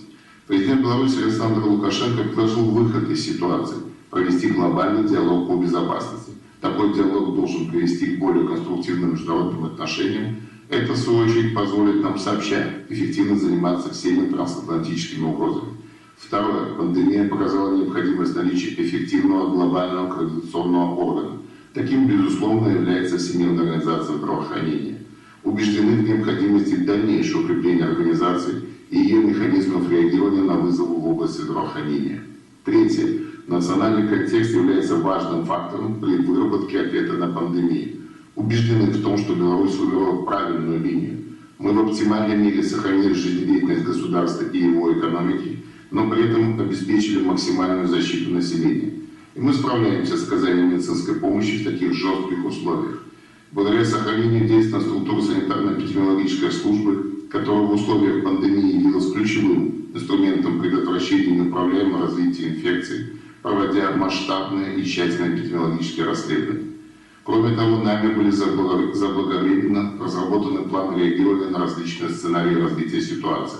Каждый сценарий был обеспечен кадрами, финансовым, медицинским оборудованием, лекарственными средствами и коечным фондом. В нашей стране была сохранена высокая обеспеченность населения койками, в том числе инфекционными и реанимационными, что позволило сохранить доступность медицинской помощи всем нуждающимся, даже в условиях пандемии. В республике не вводился тотальный карантин. Вместе с тем, все научно обоснованные противоэпидемические мероприятия и меры, рекомендуемые Всемирной организацией здравоохранения, выполняются.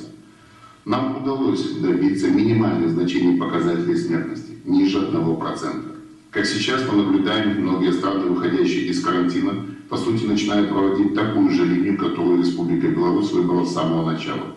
Господин председатель, позвольте выразить надежду, что нынешняя нетрадиционная сессия ВОЗ ознаменует собой переломный момент в борьбе с пандемией. Спасибо за внимание.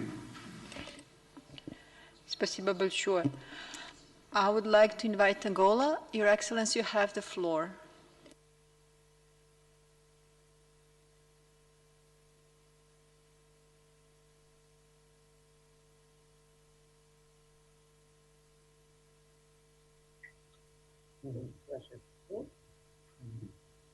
Excellency, Madam President of the World Health Assembly, Excellency, the Director General, distinguished delegates. This year, we are in a different way in a very complex sanitary and economic context that require our countries individually and collectively to find innovative and pragmatic strategies to respond to the challenge ever experienced in the recent history of humanity.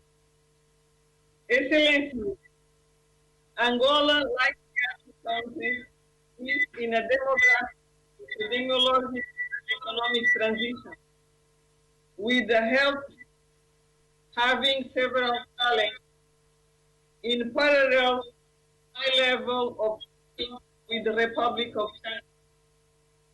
The country started in February this year implementation of clinical prevention and preparedness against COVID-19.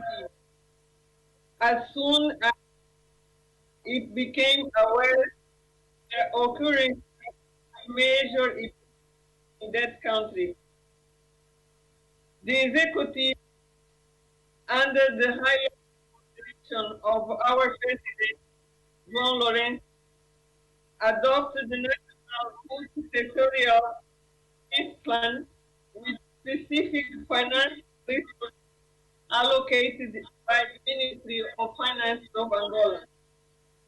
Initially, the measure consisted of closing borders, banning commercial and private passenger flights from Angola abroad and vice versa, institution of mandatory quarantine with surveillance of passengers and flights, transport of support for healthcare and placing immunological surveillance to suspected cases and their contacts. Also, the consequent measures consist of number one, declaration of emergency and the publication of decrees. Number two, establishment of a ministerial commission coordinated by the presidential office as well as other decrees. We approve with specific measures to delaying the introduction and transmission of virus, the spread of pandemic throughout the country, protecting the most vulnerable population and the function of the economy. Mrs. President, the early implementation of these measures, in addition to home confinement, social distancing, hands hygiene, wearing masks, and extensive information campaigns on the epidemic of others has allowed the situation to be controlled. Today, we are with 50 cases. So far, confirmed 3 deaths, 30 admitted, and 14 recovered patients. The National Institute of Health Research has already proceeded 5,978 tests, but we are very about the community transmission phase because massive testing a challenge. The big challenge is in Angola, the wide screen of population group of at risk for the characterization of community circulation of virus. We therefore take the opportunity to ask for support of WHO in this area as well as the strengthening of mechanisms to improve cross-border health surveillance within the framework of international health regulation. I cite the opportunity to express Angola to the draft resolution of COVID-19 response submitted at the WHA-73, as well as to associate ours with statements delivered by the African group and the non-aligned movement, and concur as well with deliberations proposed by the WHO. Excuse me, Madam Delegate, I must interrupt. I was trying to be very understanding and lenient with you, but you have unfortunately far exceeded the time limit. I must implore speakers to adhere to the time limit. 2 minutes for national statements and 4 minutes for group statements. I do apologize. Thank you. Thank you very much for that. Thank you, Madam Minister, and thank you, Madam President. We would like to invite Albania. Your Excellency, you have the floor.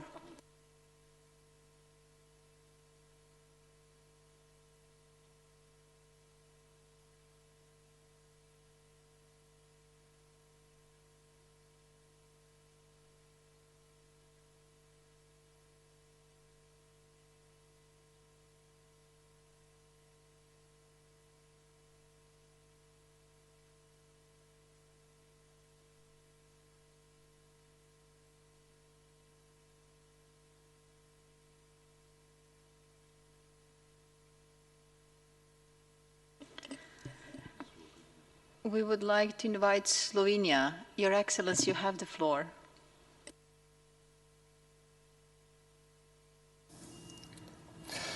Distinguished President, Director General, dear delegates, Slovenia would like to align itself with the statement of the EU and its member states. Response to the COVID-19 pandemic has demonstrated that Slovenia has a strong public health system with well-coordinated primary health care and public health program for emergency preparedness and response. Efficiently organized civil protection with strong and dedicated health workforce, including laboratories, helped mitigate the health impacts of the pandemic. WHO external evaluation of the international health regulations core capacities performed in Slovenia in 2017 contributed to improve national emergency preparedness and multi-sectoral approach. Consequently, we perceive such evaluations as an important contribution to the implementation of the international health regulations. We have all experienced many uncertainties in responding to COVID-19. Slovenia appreciates the efforts of WHO in coordinating global response and is stressing the need for an appropriate evaluation that will contribute to better preparedness in the future. It has become evident that ensuring adequate and equitable access of essential medicines, medical equipment, personal protection equipment, and supplies is crucial. Transparent and inclusive international policies toward the development, manufacturing, and distribution of vaccines and medicines are needed for efficiently responding to the pandemic such as COVID-19. Providing access to new affordable vaccines, medicinal products, diagnostics and treatments in the spirit of global solidarity for all is necessary for our common success. To conclude, COVID-19 pandemic is a huge test for our health systems and societies. We strongly believe that cooperation and concrete action is accelerating implementation of already agreed international commitments is vital for ensuring preparedness and appropriate response in safeguarding health of our populations now and in the future. Thank you. Honorable delegates, we have been at it for quite a while now. I think it would be good for us to take a short break. I suggest 10 minutes. I will ask the Secretariat to give an indication of who will be the speakers upon our return. Thank you, Madam President. We will start with Turkmenistan, Slovakia, Austria, Mali, Timor-Leste, Egypt, Sierra Leone, and then we will continue. Thank you. 10 minutes, please.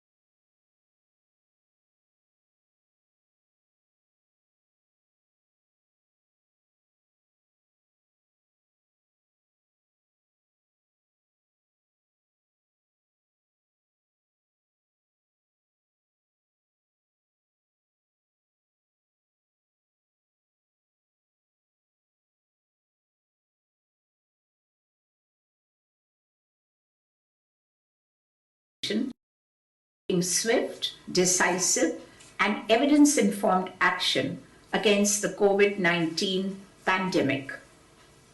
The region continues to be guided by the Delhi Declaration, which health ministers of the region adopted in 2019, stressing a risk-based approach to emergency preparedness and response, which since 2014 has been one of the region's 8 flagship priorities. It was on the 13th of January that the first reported case was detected outside of China in Thailand. Since then, member state action, led at the highest levels with a whole of government and whole of society approach, has restricted the regional's case count to a comparatively low level. Thailand has now flattened the curve and is preparing to further lift restrictions. India launched very early containment measures, including a complete nationwide lockdown with a massive scale-up of lab capacities. Bangladesh, Indonesia, and Nepal are using WHO's Go Data tool to carry out robust contact tracing. Bhutan, Maldives, and Timor-Leste are demonstrating how small countries with geographical vulnerabilities can generate and apply maximum capacity. India, Indonesia, Thailand, and Sri Lanka have taken the initiative to participate in WHO's path-breaking solidarity trial, and Myanmar and DPR Korea were among the first countries to develop and finalize their preparedness and response plans. WHO has provided member states in the region its full technical, operational, and material support, from sharing key guidance and training health personnel to providing PPE and laboratory equipment and helping to plan, identify, and meet resource requirements. The region's pursuit of universal health coverage, with a focus on human resources for health and essential medicines, has strengthened health systems region-wide, which is helping member states to protect the continuity of essential health services as they directly respond to the pandemic. We have a rich tradition of solidarity and mutual support, which is reflected in the Southeast Asia Regional Health Emergencies Fund, which has been fully harnessed from the start of the outbreak. The region's world-class medicine and vaccine manufacturing capacity will be critical to global efforts to develop and produce safe and effective therapeutics and vaccines, and to ensure they are equitably distributed to all of humanity. WHO is committed to moving forward to control and suppress spread and empower individuals and communities to stay safe, healthy, and well. Madam President, Your Excellency Kiva Bain, Honorable Ministers and Secretaries of Health, Director General of WHO, Dr. Tedros, distinguished delegates, WHO staff and colleagues, esteemed ladies and gentlemen, a very good day to you all. We are living in unprecedented times. We have been engaged over this past 5 months in an unrelenting battle against the COVID-19 pandemic, as well as the monumental economic and social emergencies that have been generated by the rampage of this virus. Countless lives have been lost, including those of many healthcare workers, and millions are facing impoverishment as they are without work, social protection, and basic income. In the Americas region, PAHO has continued to coordinate the pandemic response across countries, and we call on all national and local health authorities to work even more closely together, not only to contain the spread of the virus, but also to support the further strengthening of the health system capacity while building resilience for the future. COVID-19 has exposed the critical weaknesses in our health systems, the inadequacies of our social protection systems, and the inefficacy of approaches to public health.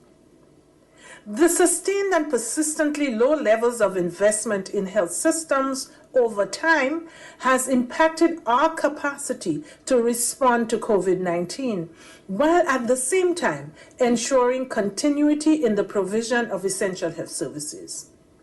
A piecemeal approach to social protection, including in health, has meant that the poor and most vulnerable have been most negatively impacted by COVID-19. Further, our public health emergency preparedness and readiness capacity has been found wanting, as we have not built the necessary capacities in the essential public health functions at the national level. As we address the immediate public health emergency, we recognize that our health systems of the future must be responsive, adaptive, and inclusive. A renewed political commitment, together with a corresponding investment, is required to build resilient health systems, ensuring universal access to health and universal health coverage.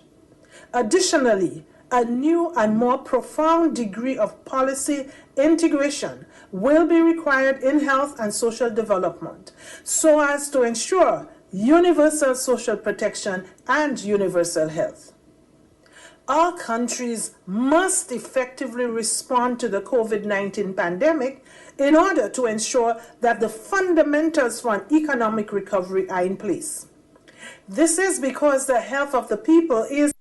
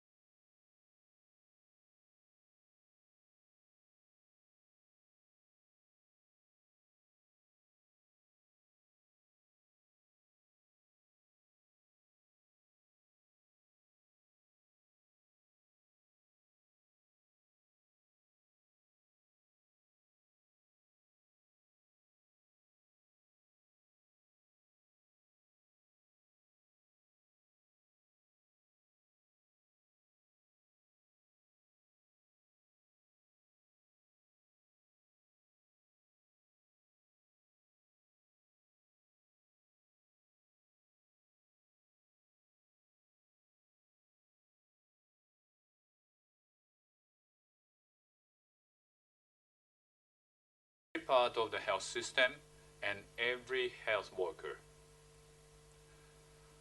COVID-19 is an encounter with the future.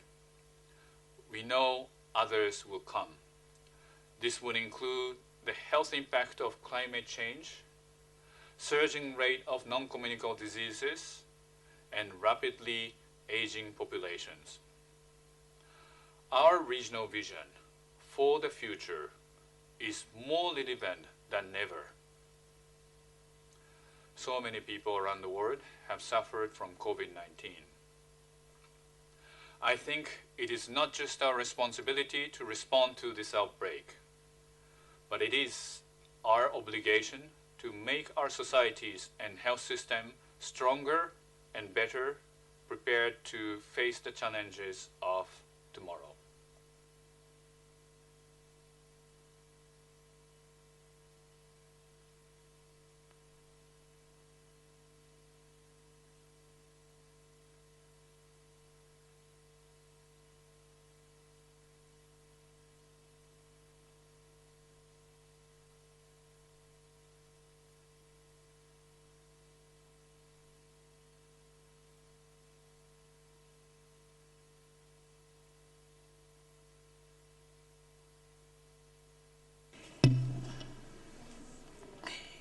Honorable delegates, I'm true to my word, at least I've tried to be. I would like to welcome you all back from your break. We will now continue to hear the statements by delegations which are provided under item 3. Before I turn the floor over to the Secretariat to manage this session, I thought I should explain why I'm insisting that we try and limit our statements to the time limits previously agreed. So far, we have heard quite a number of delegations submit their interventions on a subject that is of paramount concern to the international community. But just for the information of delegations, I would like to advise you that we still have 75 speakers on the list. Having said that, I would implore delegations to adhere to the time limit of 2 minutes for national statements. I do appreciate and understand that this is an historic session, and you want to be able to let the international community know your national concerns. But we have an aggressive agenda, and if we are to finish in the time limit, I really need the understanding and cooperation of the remaining speakers. I will now turn the session over to the Secretariat.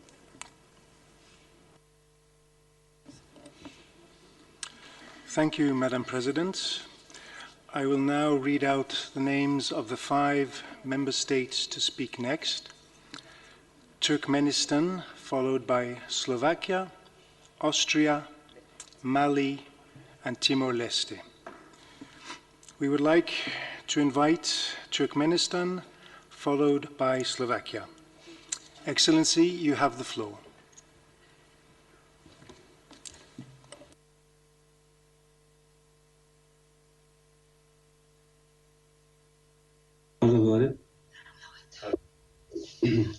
Уважаемый господин, благодарю за представленное слово.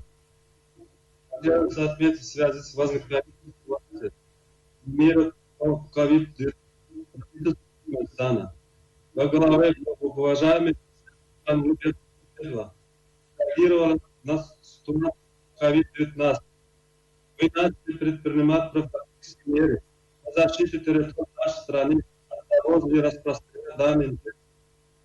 Государственную границу усилили контроль, карантинный надзор.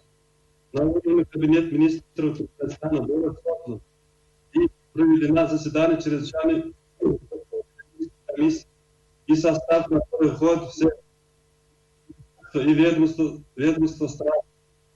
Соответственно, к мерам реагирования и возникновения чрезвычайной ситуации в стране. Разработан межведомственный план по предотвращению завоза и распространения коронавируса COVID-19, усиление противоэпидемических мероприятий, а также усилена работа среди всех слоев населения по пропаганде выполнения гигиены и ведения здорового образа жизни. Созданы также противовирусные средства и тест-системы для диагностики COVID-19, дезинфектантов, средств индивидуальной защиты и другие. Совместно с ВОЗом разработан проект плана готовности реагирования к Туркменстану на случай коронавирусной инфекции COVID-19. Что касается стратегии безопасного ослабления ограничений и поэтапного изменения ограничительных мер, Туркменстан планирует действовать в ситуации и опыт других стран. И пока все выведены ограничительные меры продолжают. Кроме этого, я хотел бы отметить инициативу с президента Туркменстана, выдвинутую на недавно проходившем онлайн-саммите глав государств и правительств движения и присоединения, по которым уважаемый президент Туркменстана обратил огромное внимание широкую механизму научной дипломатии по борьбе с пандемией и его последствиями, а именно тесному взаимодействию между профессиональным обменным опытом, знанием и информацией по методам лечения и профилактики заболеваний, медицинским препаратам и оборудованием, средствами индивидуальной защиты. В этом концепте является предложение Excellency, my apologies. Excellency, the audio quality is a bit too bad for us to be able to interpret what is being said, so we'll need to come back to you in a moment when we have better audio connection. So we'll have to move to the next country, and we'll come back to Turkmenistan in a minute. Thank you, Excellency. We'll move to the next country because the audio was not good enough for us to be able to interpret what was being said. We'll come back to you in a minute. I now would like to invite Slovakia to be followed again by Turkmenistan. So Slovakia, Excellency, you have the floor.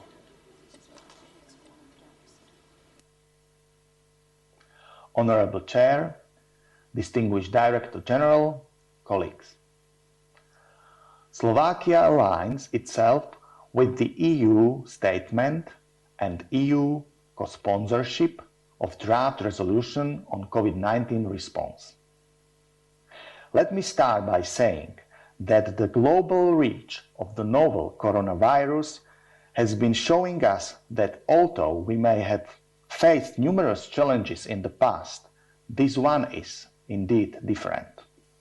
It is also important to stress that meanwhile our focus is set on the general population, the vulnerable and marginalized groups should not be placed under the radar and deserves our undivided attention.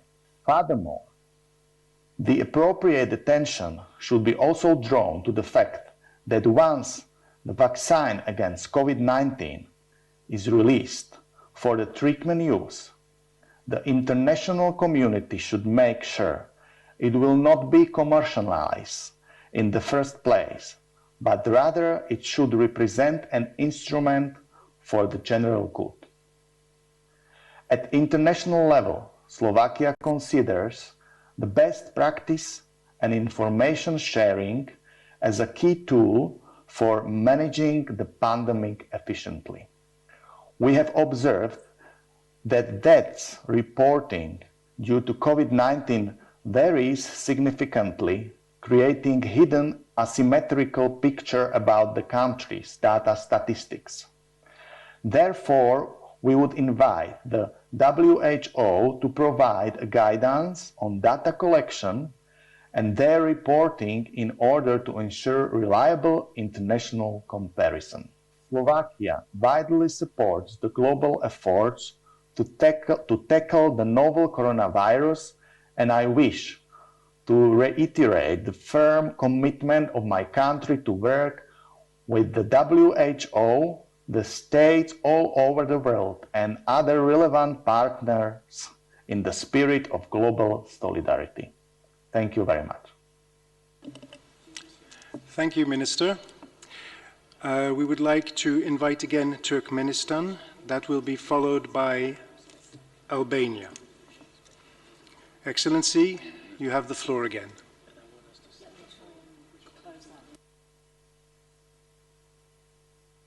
Господин председатель, благодарю за предоставленное слово. Хотел ответить в связи с возникновением ситуации по мире по COVID-19 правительства Туркменистана. Уважаемый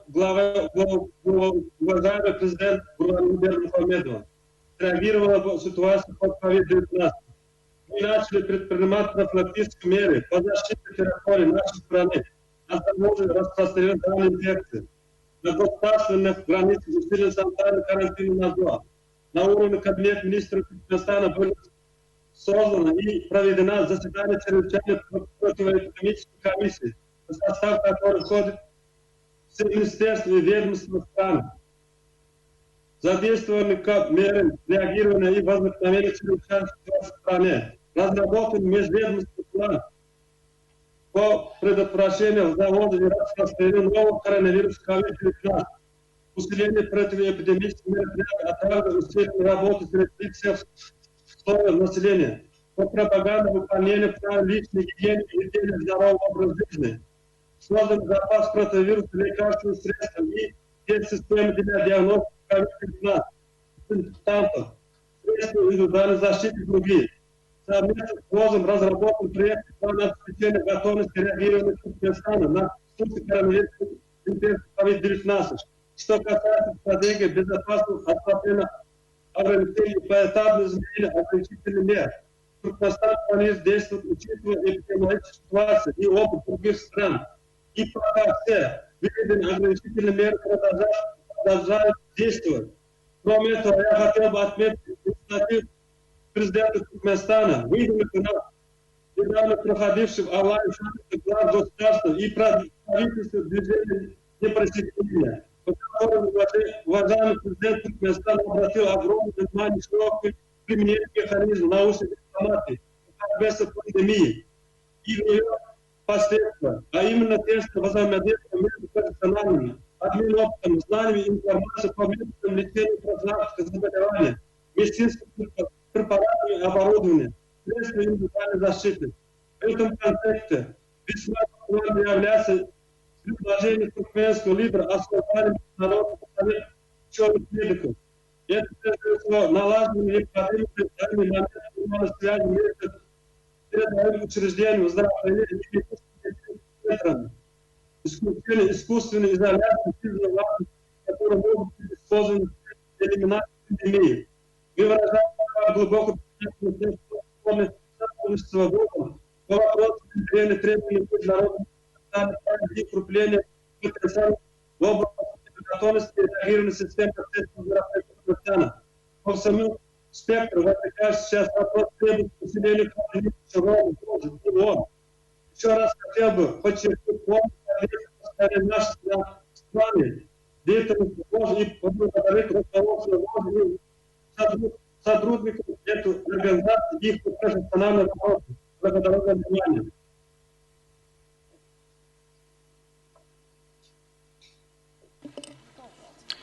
Thank you, Minister.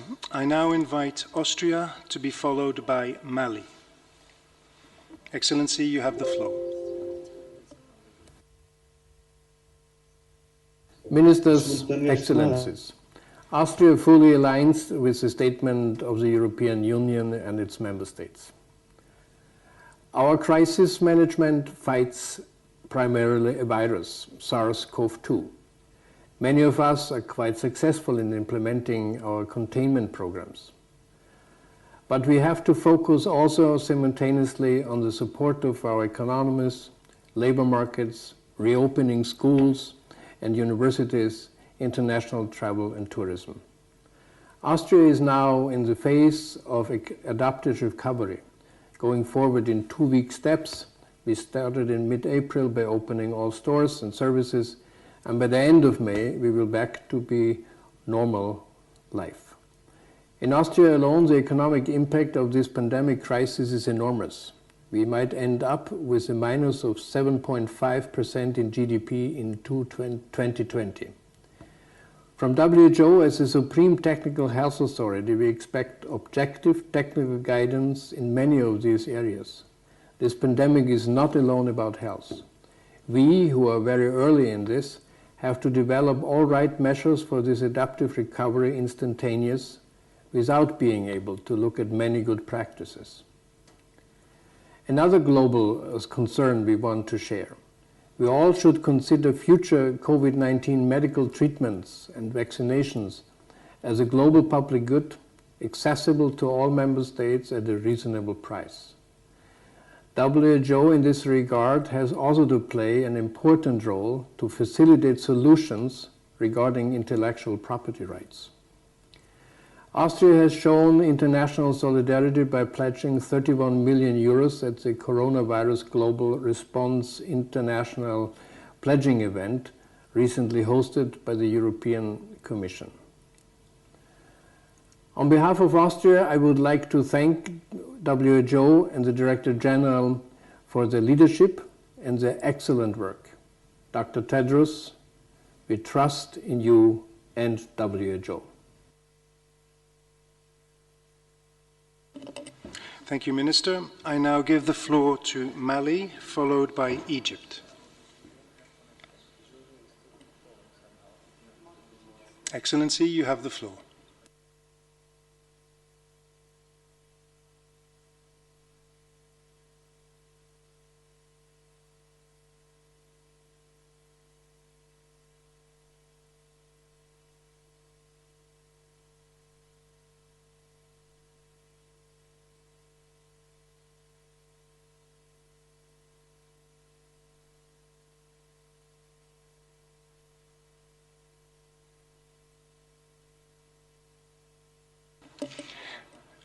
Mali, please turn on your sound so that we can hear you.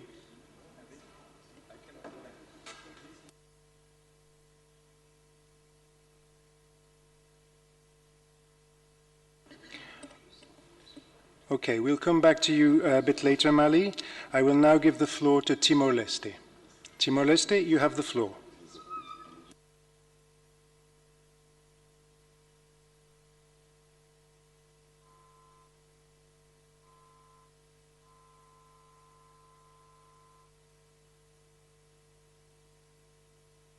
We'll also come back to Timor-Leste. I will now give the floor to Egypt. Egypt, you have the floor.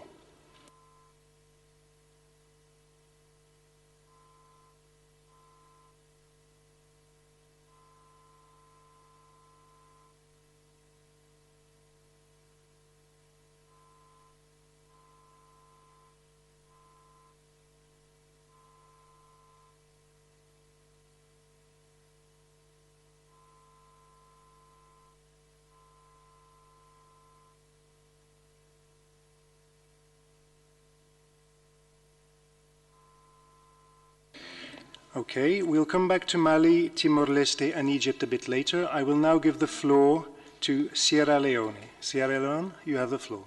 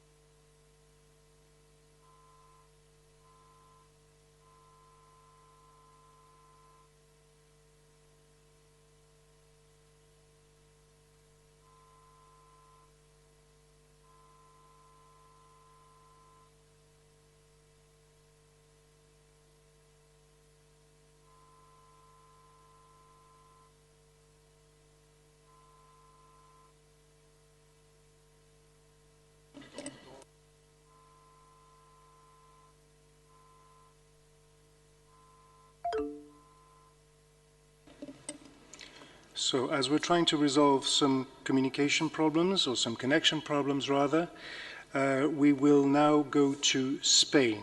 Spain, you have the floor.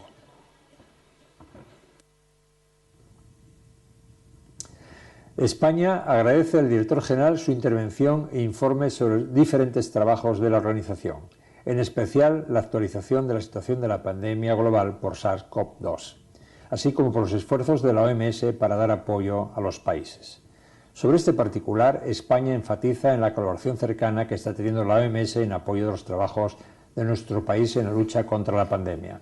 Me gustaría, por tanto, poner de manifiesto la importancia de la organización y la confianza en su labor como elementos vitales para su puesta en valor, lo que hace necesario que se refuerce el sistema de salud global evitando duplicidades. Confiamos en que la OMS siga desempeñando un liderazgo bien reconocido a nivel mundial y lo haga a través de la escucha activa de las peticiones de los Estados miembros, siguiendo la máxima de responder de manera efectiva y eficiente. España apoya a la OMS en su papel vertebrador de diferentes esferas en el abordaje multisectorial de la salud. Es el momento de demostrar que el futuro, sin duda, precisa ser diseñado como un reto compartido entre todos, siempre teniendo en cuenta la dimensión de género y cómo sensibilizar a la ciudadanía.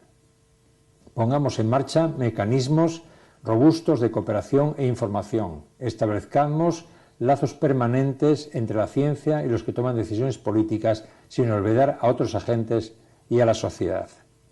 Para España, la cobertura sanitaria universal, hoy más que nunca, es la piedra angular para disponer de sistemas sanitarios eficientes, resilientes y de calidad, que den respuestas a emergencias, pero también en la protección permanente de la salud. Reforcemos los sistemas públicos basados en la continuidad asistencial, centrados en la atención primaria y en los pacientes. Busquemos con ahínco las metas establecidas en la ODS 3 de la Agenda 2030. Reforcemos la cooperación internacional en el mejor acceso a las vacunas, los medicamentos, los test diagnósticos y la ciencia para el COVID-19. Animamos la iniciativa ACT Accelerator que coordina la OMS. España confía e insta a otros Estados miembros a que sirvan al fortalecimiento del consenso y el multilateralismo representado por Naciones Unidas, con la OMS jugando un papel central. Confiamos por ello en culminar esta 73 Asamblea Mundial de la Salud adoptando por consenso la resolución sobre la respuesta a SARS-CoV-2. Necesitamos un nuevo acuerdo global en salud para reforzar las capacidades nacionales frente a las nuevas pandemias. Impulsemos el acceso al agua y al saneamiento, la salud en el trabajo, la lucha contra el cambio climático, abogando por las energías renovables. Muchas gracias.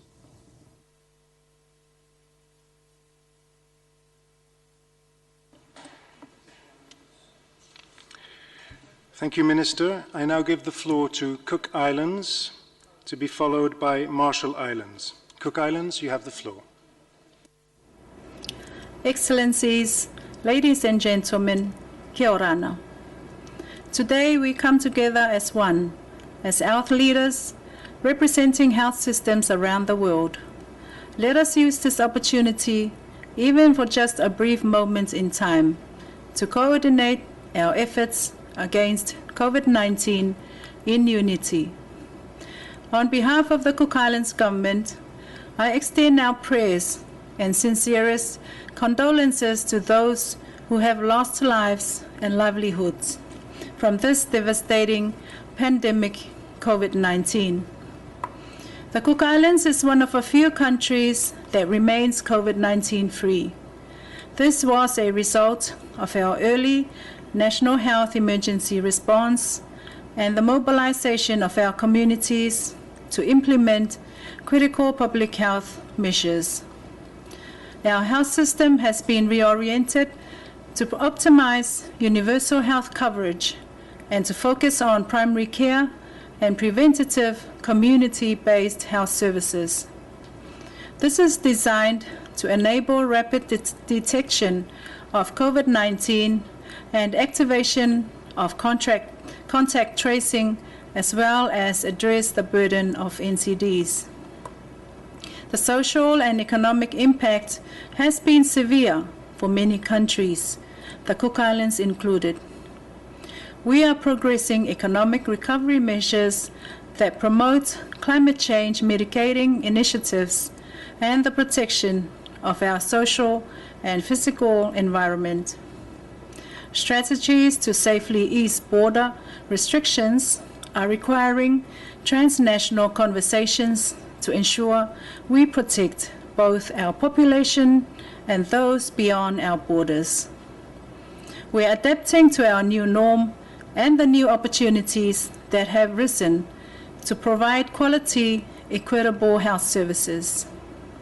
Finally, I wish to thank WHO, SPC, the New Zealand and Australian governments, and other development partners for assisting the Cook Islands in our national response.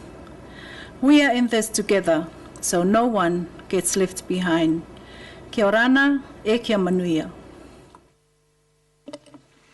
Thank you, Minister. I now give the floor to the Marshall Islands, to be followed by Uruguay. Marshall Islands, you have the floor.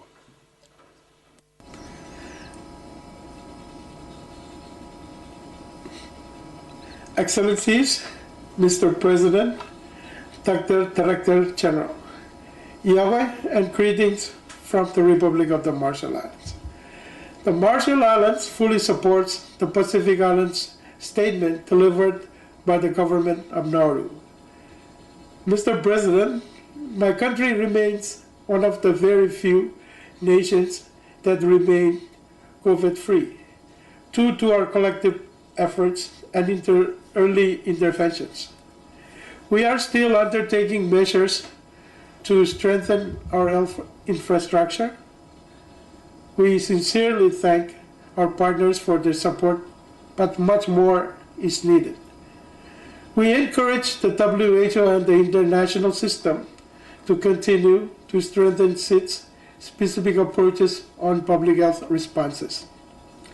Mr. President, the Marshall Islands joins other nations calling for an objective and independent investigation into actions around the early COVID-19 international response. It is very important that timely and transparent information be shared. Mr. President, the Marshall Islands also joins other nations calling for Taiwan's participation at the WHO and the WHO activities, ending unfair treatment which has endangered global health.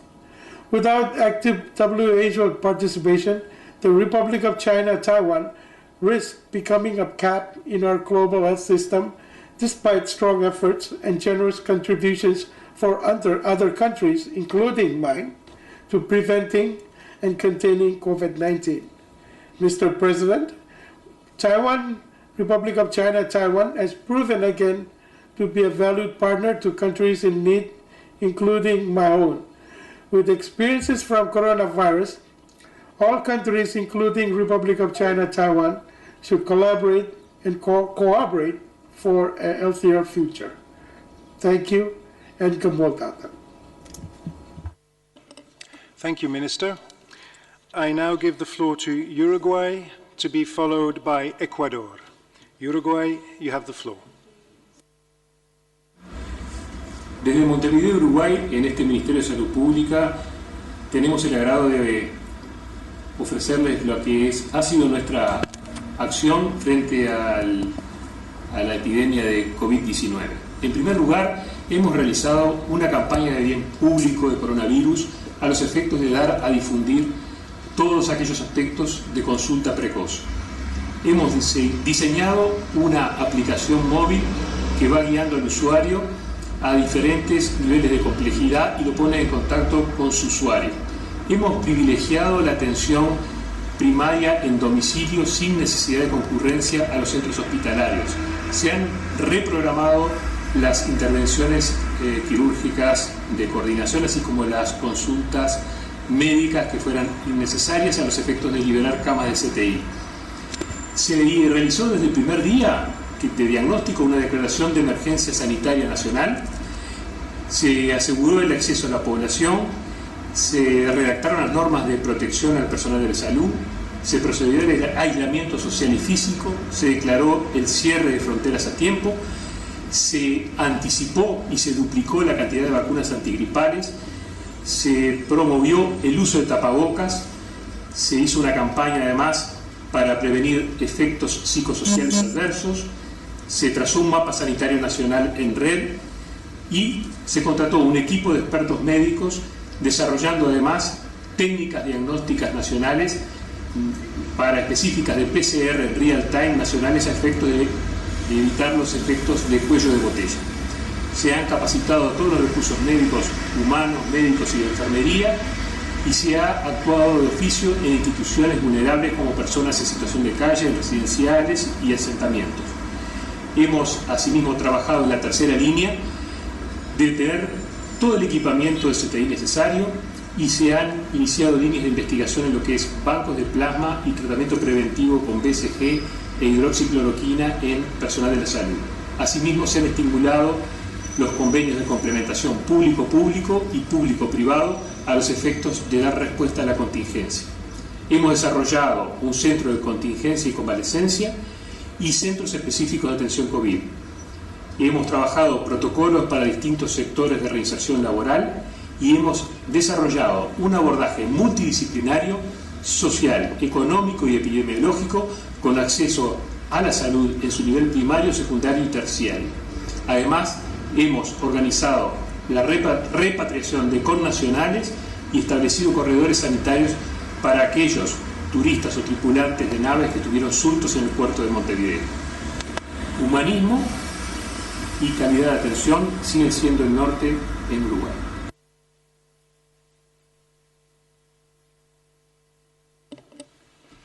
Thank you, Minister. I now give the floor to Ecuador, to be followed by Vietnam. Ecuador, you have the floor.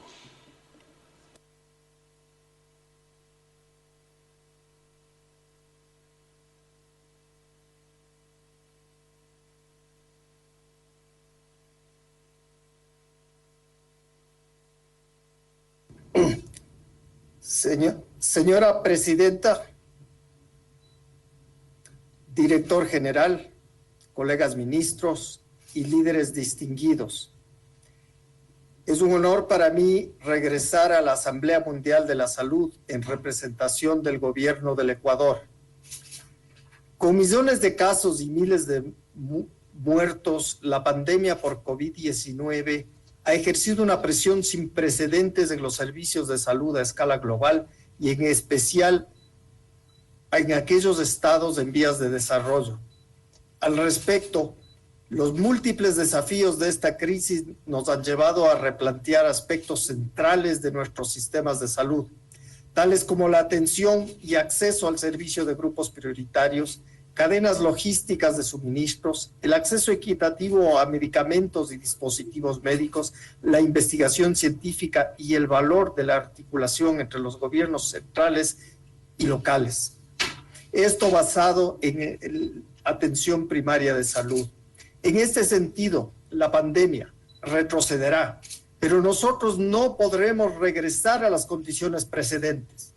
Este episodio nos ha mostrado y demuestra, como nunca, que el desarrollo de respuestas conjuntas y articuladas desde la escala local, nacional, subregional, regional y global deben ser consideradas como pilares de la estructuración de un proceso sostenible de desarrollo.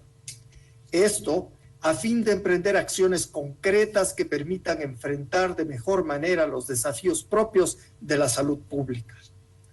En este marco, abogamos por la promoción de la salud, la prevención de la enfermedad y la recuperación y rehabilitación en todos los niveles. Propiciamos la generación de mejores espacios de participación social e inclusión de todos los actores. Y buscamos que todos los miembros de la sociedad compartan su responsabilidad en la custodia de la buena salud como un deber que ha sido consagrado al Estado y su autoridad sanitaria.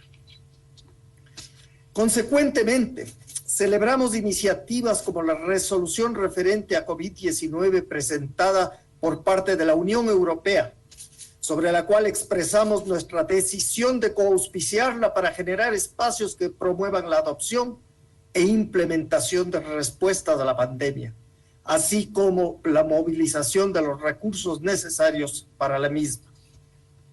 De igual forma, nos sumamos a la propuesta realizada por Costa Rica para la creación de un repositorio para tecnologías de la salud, datos y conocimientos que sirvan para acelerar los descubrimientos científicos, desarrollo de tecnologías y compartir los beneficios de los avances científicos y sus aplicaciones.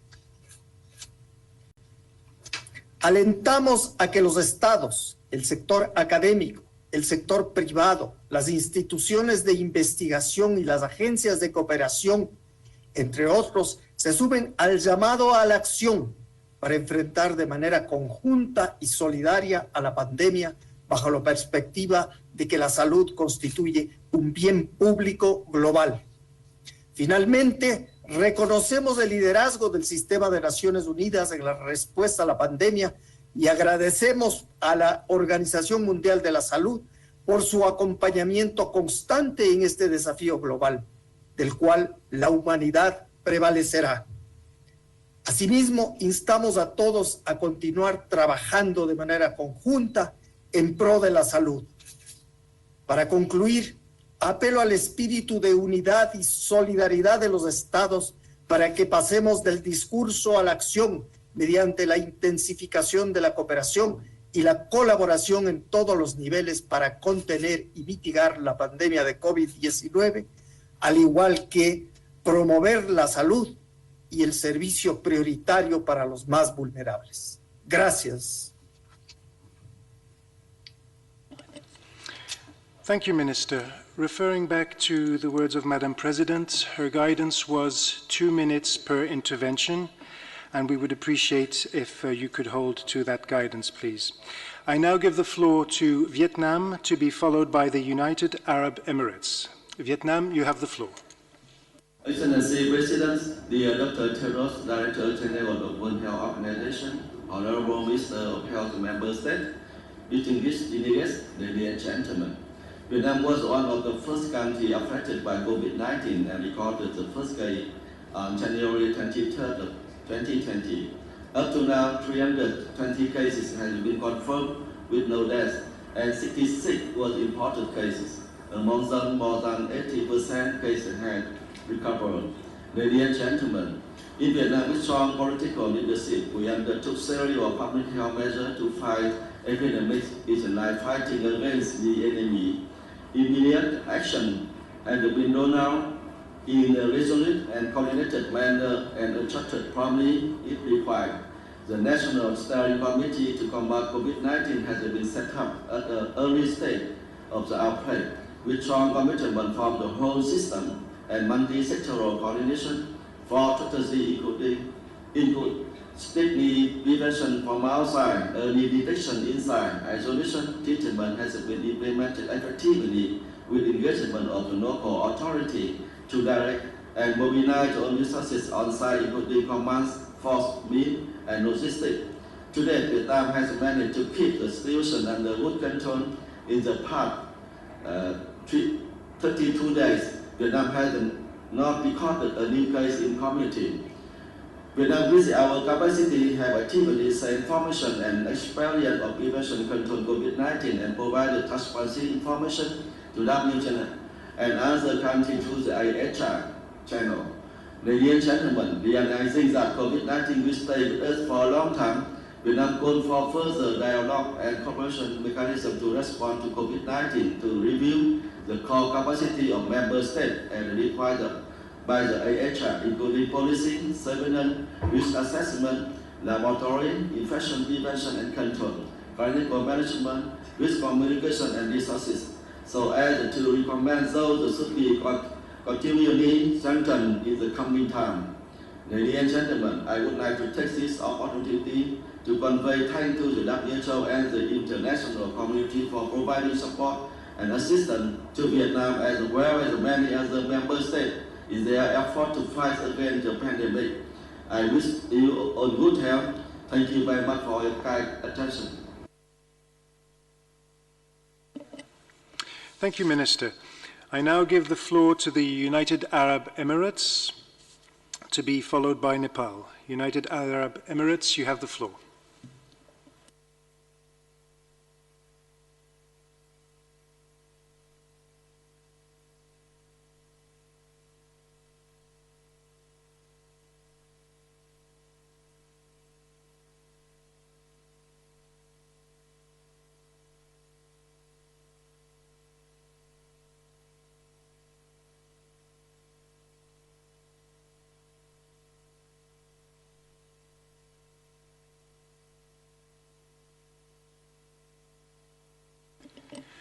We have trouble connecting to the United Arab Emirates. We'll come back to them later.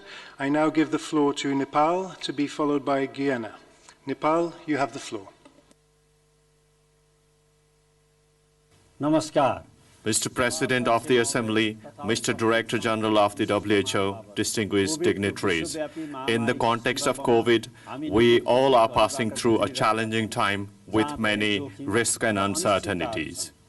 On behalf of the Government of Nepal, I would like to express high appreciation and sincere gratitude to the frontline health workers for their untiring effort in COVID response. Diseases such as COVID have no boundaries. Neither they discriminate people based on color, class, and group. Hence, it is our collective responsibility to fully secure health rights of people across the globe. From the outset, Nepal has been responding to the COVID outbreak with high-level political commitment and mobilizing multi-sectoral mechanisms. While Nepal is institutionalizing federalism, the ongoing efforts to respond to this epidemic from the three tiers of government have been instrumental. In Nepal, number of infected people is in increasing trend. It is therefore the upcoming days can be further challenging for us. In addition, it has further emphasized the need for resilient and responsive health systems and sustained level of in-country production of medical goods and services. The effort on the COVID response from WHO and other national and international stakeholders have been commendable. It has further proved the historic role played by these organizations in protecting human health. I would like to emphasize the need for unified efforts by the member states for universal health security. Finally, I wish for the successful deliberation of this Assembly, which is being conducted with the use of available advanced technologies, despite several limitations. Thank you and namaskar. Thank you, Minister. I now give the floor to Guyana, to be followed by Afghanistan. Not Cameroon, by Afghanistan. So Guyana, you have the floor, followed by Afghanistan. Warm greetings from the government of the Cooperative Republic of Guyana and the Ministry of Public Health to all member states of the World Health Assembly. Guyana wishes to congratulate the WHO and the Secretariat for its stewardship over the past few months of the COVID-19 pandemic. For all countries, and especially for low and middle income countries, this stewardship has been priceless. Guyana calls for continuing the global solidarity and coordinated responses that will contribute to finding solutions soonest and thereby reduce the social and economic impacts and insecurity resulting from the pandemic. The importance of strengthening and expanding primary health care and routine immunizations should remain on the agenda as we work to prioritize prevention and preparedness at national and global levels to mitigate the effects of COVID-19 and future health challenges. Guyana wishes to underscore the need to speed up the development and production of treatments and vaccines, and to ensure equitable access and distribution in a timely manner as these become available. Finally, Guyana recognizes the importance of human resources and calls for greater investments in this area, especially in strengthening the capacity of our first responders. Guyana continues to strengthen its emergency response capacities across the country to mitigate the spread and effects of COVID-19 and reiterates its appreciation of WHO's coordination and global leadership to the pandemic. Thank you. Thank you, Minister. I now give the floor to Afghanistan, to be followed by Iraq. Afghanistan, you have the floor.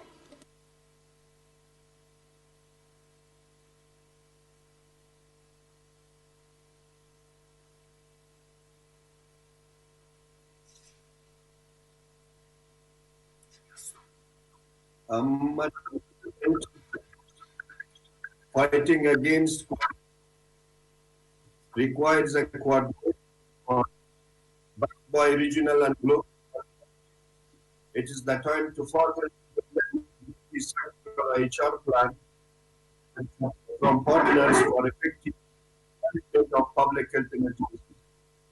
One of the major challenges is to maintain progress in the face of increasing instability, violence, and rising poverty. Maternal mortality remain unacceptably high.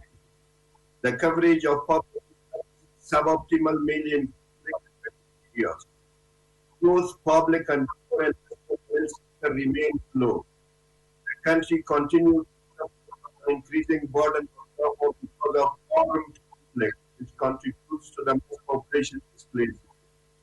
Likewise, police have been facing numerous challenges, such as growing restrictions implementing house-to-house campaigns.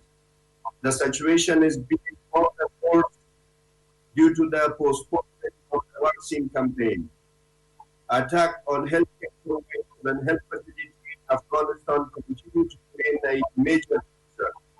I am sure you are aware of the recent attack on a maternity hospital in Kabul, which took the lives of many mothers. In this incident, we lost one brave midwife of who delivered critical health care. My thoughts and sympathy are with the families of the final COVID-19 have been disproportionately and critically known, making them extremely vulnerable now more than ever demands peace in the region. In order to overcome the challenges as a fragile and low-income country with count on continued support during this difficult time. My last word for us, COVID-19 is not only a challenge, but an opportunity as well. It helps us detect our undetected capacity, resilience, and hope for and success. I thank you.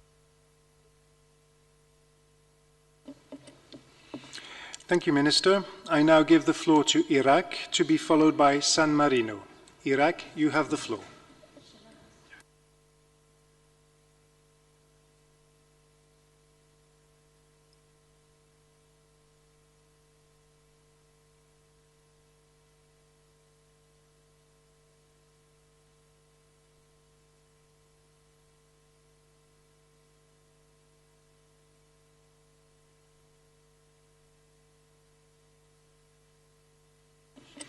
Iraq, it seems you are connected, but we can't hear you.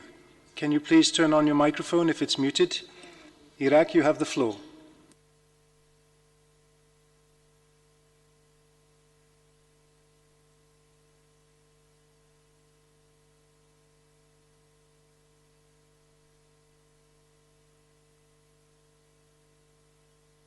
Okay, we'll move on and we'll come back to Iraq later. I now give the floor to San Marino, to be followed by Namibia.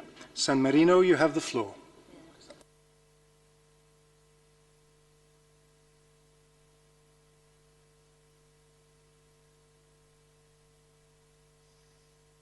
Okay.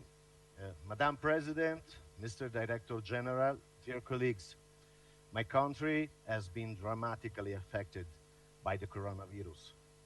When we registered the first case at the end of February, our only hospital had no isolation wards and only had 6 intensive care units. Now we have 80 beds in the isolation wards and 20 in the intensive care.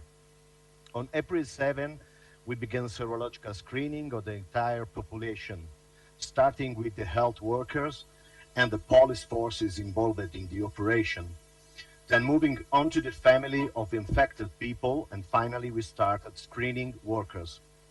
To date, our country has carried out almost 4,000 molecular swabs and more than 7,000 serological tests on its population, counting only 34,000 inhabitants, and on cross-border workers from neighboring Italy. The contagion in the family circles of those who have been sick is 15–20%, while in the rest of the population we register much lower percentage, close to 1%. We are confident that the epidemiological investigation and the tests, which we intend to do on the entire population, will be of great help in understanding the phenomenon we are facing. This health crisis immediately turned into an economical crisis. The inability to have access to European funding exposes us to an unprecedented crisis. We therefore hope that channels of solidarity can be opened as soon as possible, including by the WHO, within which our country has largely contributed over the years in the coordination as co-leader of small countries. I would like to address my heartfelt thanks for his support, most of all to Mr. Kluge, WHO Regional Director. Thank you.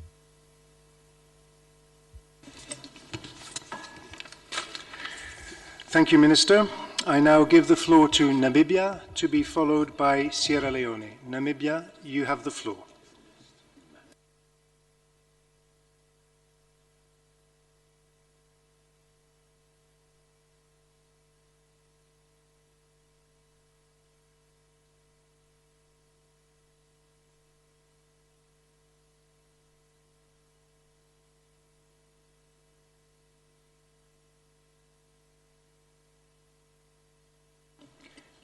Namibia, you have the floor.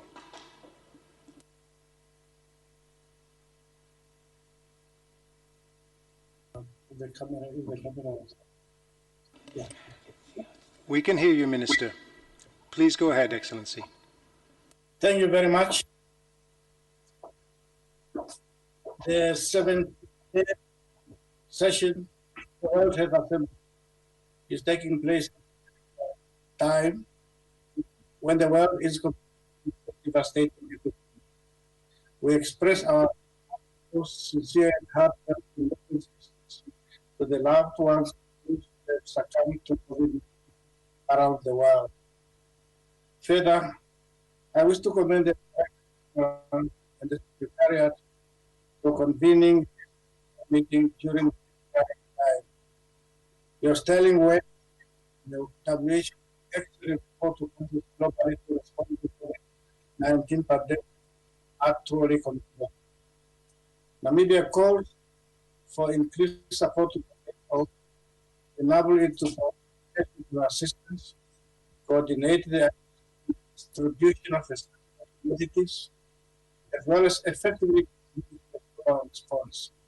We further aid that it will be empowered by its member states to ensure that all technologies that the pandemics are treated as not goods.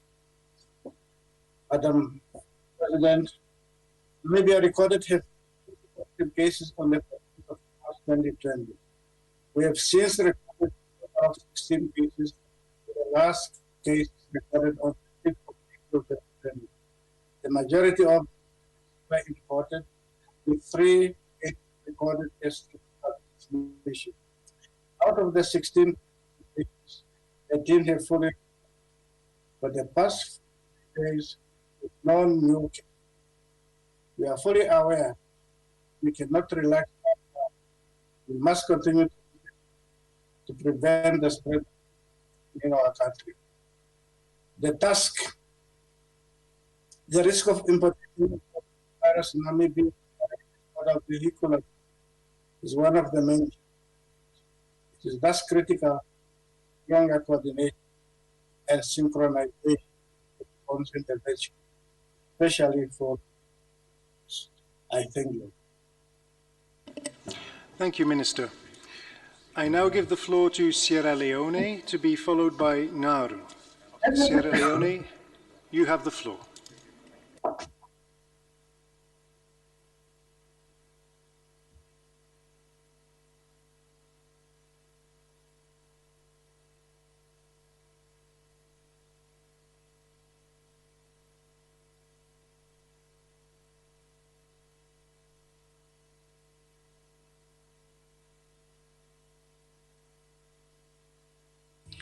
Yes, can you? Let me sincere greetings from His Excellency the President to the leadership of WHO. Let me also say that Sierra Leone was exposed to the Ebola scourge from 5 years back. That experience made us not a bit more prepared, but one that was ready to the challenge. This was led by His Excellency the President. All the basic tenets of hand washing, of social distancing, of using the mask as well, all of that started very early in the. And the National Policy Agency decided to create an autonomous entity described as the National Response Team to COVID-19. That team activated the 7 disease pillars, that of surveillance, laboratory, case management, food and nutrition, psychosocial, and quarantine. We set out to ensure that we screen those entering into the country. We also set out to quarantine those that have exposed to the disease or from countries that have registered more than 50 cases. We were, I would say, the last country to register the disease in West Africa. We had something like the first case coming up the 31st of March.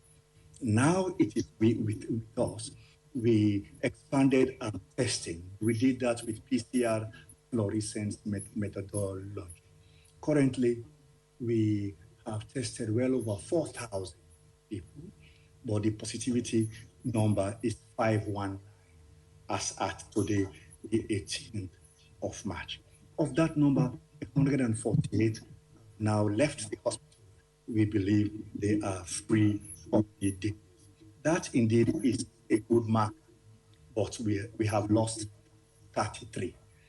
Of those, 17 happen to have occurred outside of the treatment center, reflecting some weakness in the health system.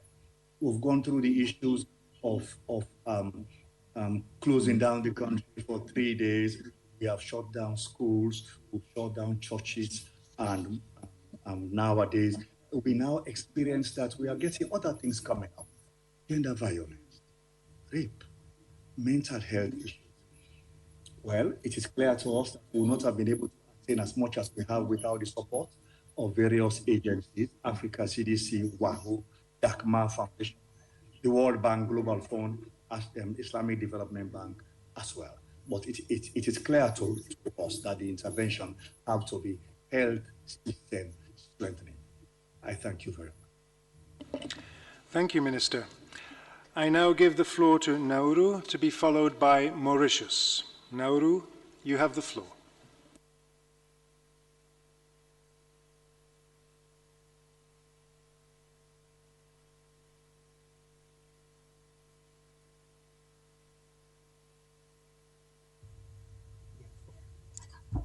Nauru continues a strong push in preparedness and response against the introduction of coronavirus as multi-sectoral governments, private, donor support and regional technical advising work in collaboration. This is in close alignment with the Pacific Humanitarian Team COVID-19 Humanitarian Response Plan. Seeing how easily COVID-19 has overwhelmed the health systems of some of the countries with strong health sectors, Nauru has taken a strategic zero-tolerance approach of catch and contain, as we cannot afford local transmission that could overwhelm our resources. We have two levels of framework of phased strategic response plans under recurrent declared state of disaster. The first is a coordinated national all sectors response plan. The second is a health sector specific surge capacity. We need to undertake the following steps to mention a few. 1. Border health travel advisories and restrictions of direct entry. 2. Compulsory screening at our ports of entry. 3. Dedicated transition facilities to quarantine travelers for 14 days. 4. Ongoing setup a new state-of-the-art CCU with 18 beds for confirmed coronavirus cases requiring hospitalization. 5. Rolling out of PCR testing. To close, COVID-19 pandemic remains one of the most challenging tasks we are dealing with, and Nauru acknowledges the continued support of our partners, especially Australia and the Republic of China, Taiwan. The success of the Republic of China, Taiwan in dealing with this crisis cannot be ignored. We need to harness inclusivity and global cooperation at this level more than ever to defeat this pandemic. Wishes to render its full support the draft resolution COVID-19 response. Thank you. Thank you, Minister. I now give the floor to Mauritius, to be followed by Egypt. Mauritius, you have the floor. Say 3 seconds, maybe. 3.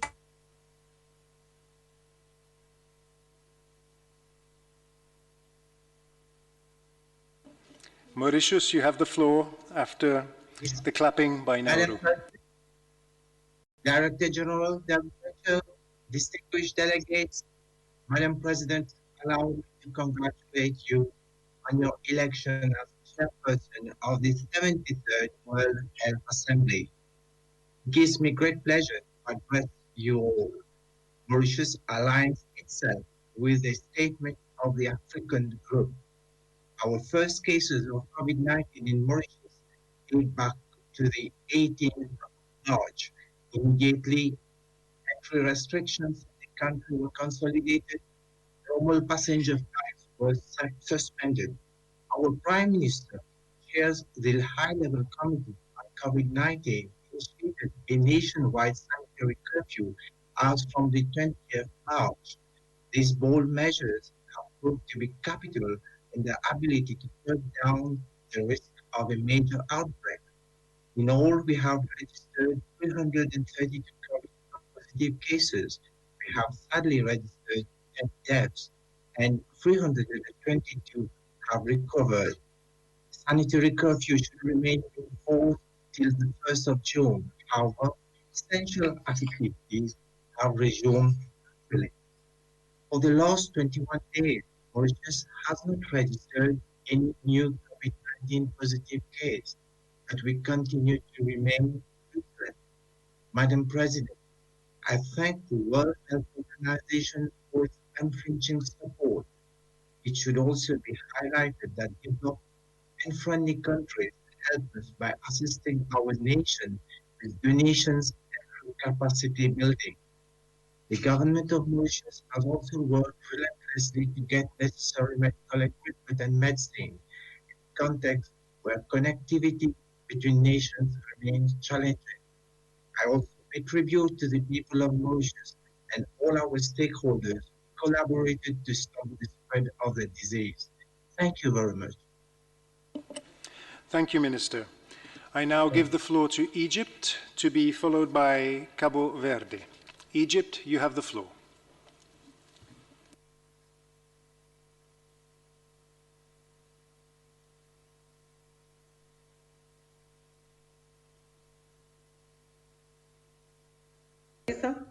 يارب ومسعى عن تقديم الجهود الإنسانية التي تقوم بها سكرتارية المنظمة العالمية بالتعاون مع أعضاء في هذه الدورة اقتصاديا، وذلك لأول مرة في تاريخ جمعية العامة العالمية. كما نعرف عن دورنا العميق والبارز من منظمة الصحة العالمية ومديرها العام تدرس أدهم في قيادة الاستجابة العالمية لجائحة كوفيد-19 وحشد الدعم من جميع الدول للتعامل مع الأزمة الهامة التي تؤثر على الصحة العامة والأوضاع الاقتصادية والاجتماعية. كما نؤكد عزمنا مواصلة التعاون مع المنظمة التي يمكنها من القيام بدورها في هذا المجال على الوجه الأكمل. السيدة الرئيسة، لقد أكدت الأزمة الحالية الحاجة الماسة لتعديل الأولويات فيما يتعلق بالصحة العامة حول العالم، وأهمية الاستثمار في جوانب الوقاية والتأهب لمواجهة الأوبئة، فضلاً عن تعزيز الرعاية الصحية الأولية وتحقيق التغطية الصحية الشاملة، مع أهمية توجيه الجهود نحو دعم النظم الصحية في الدول منخفضة ومتوسطة الدخل، والتي تفتقد أغلبها للإمكانيات الأساسية اللازمة لاستجابة الأوبئة. ولا يفوتنا أن نشيد مجددا الجهود الضخمة التي تقوم بها المنظمة بتوفير الإمدادات والأدوات ووسائل الوقاية وأجهزة الكشف والتشخيص من خلال قيادات المبادرات الدولية في هذا الشأن، لا سيما محدودية هذه الأدوات لدى العديد من الدول النامية والأقل نمواً والعجز العالمي الحالي في سلاسل الإنتاج والتمويل، علاوة على التأثير السلبي للإغلاق العام وخطوط النقل الدولية.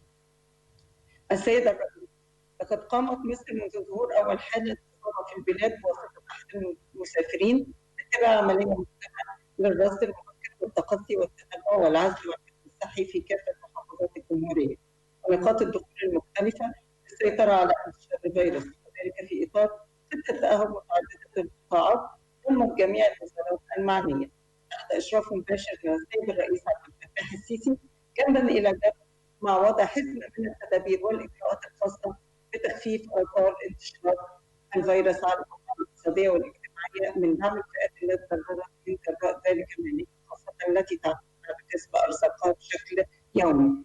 لم تقتصر جهود الحكومة المصرية على مكافحة الفيروس على المستوى الوطني، ولكن كذلك كانت على مستوى القارة الأفريقية في إطار ثوابت السياسة الخارجية المصرية تجاه القارة وشعوبها.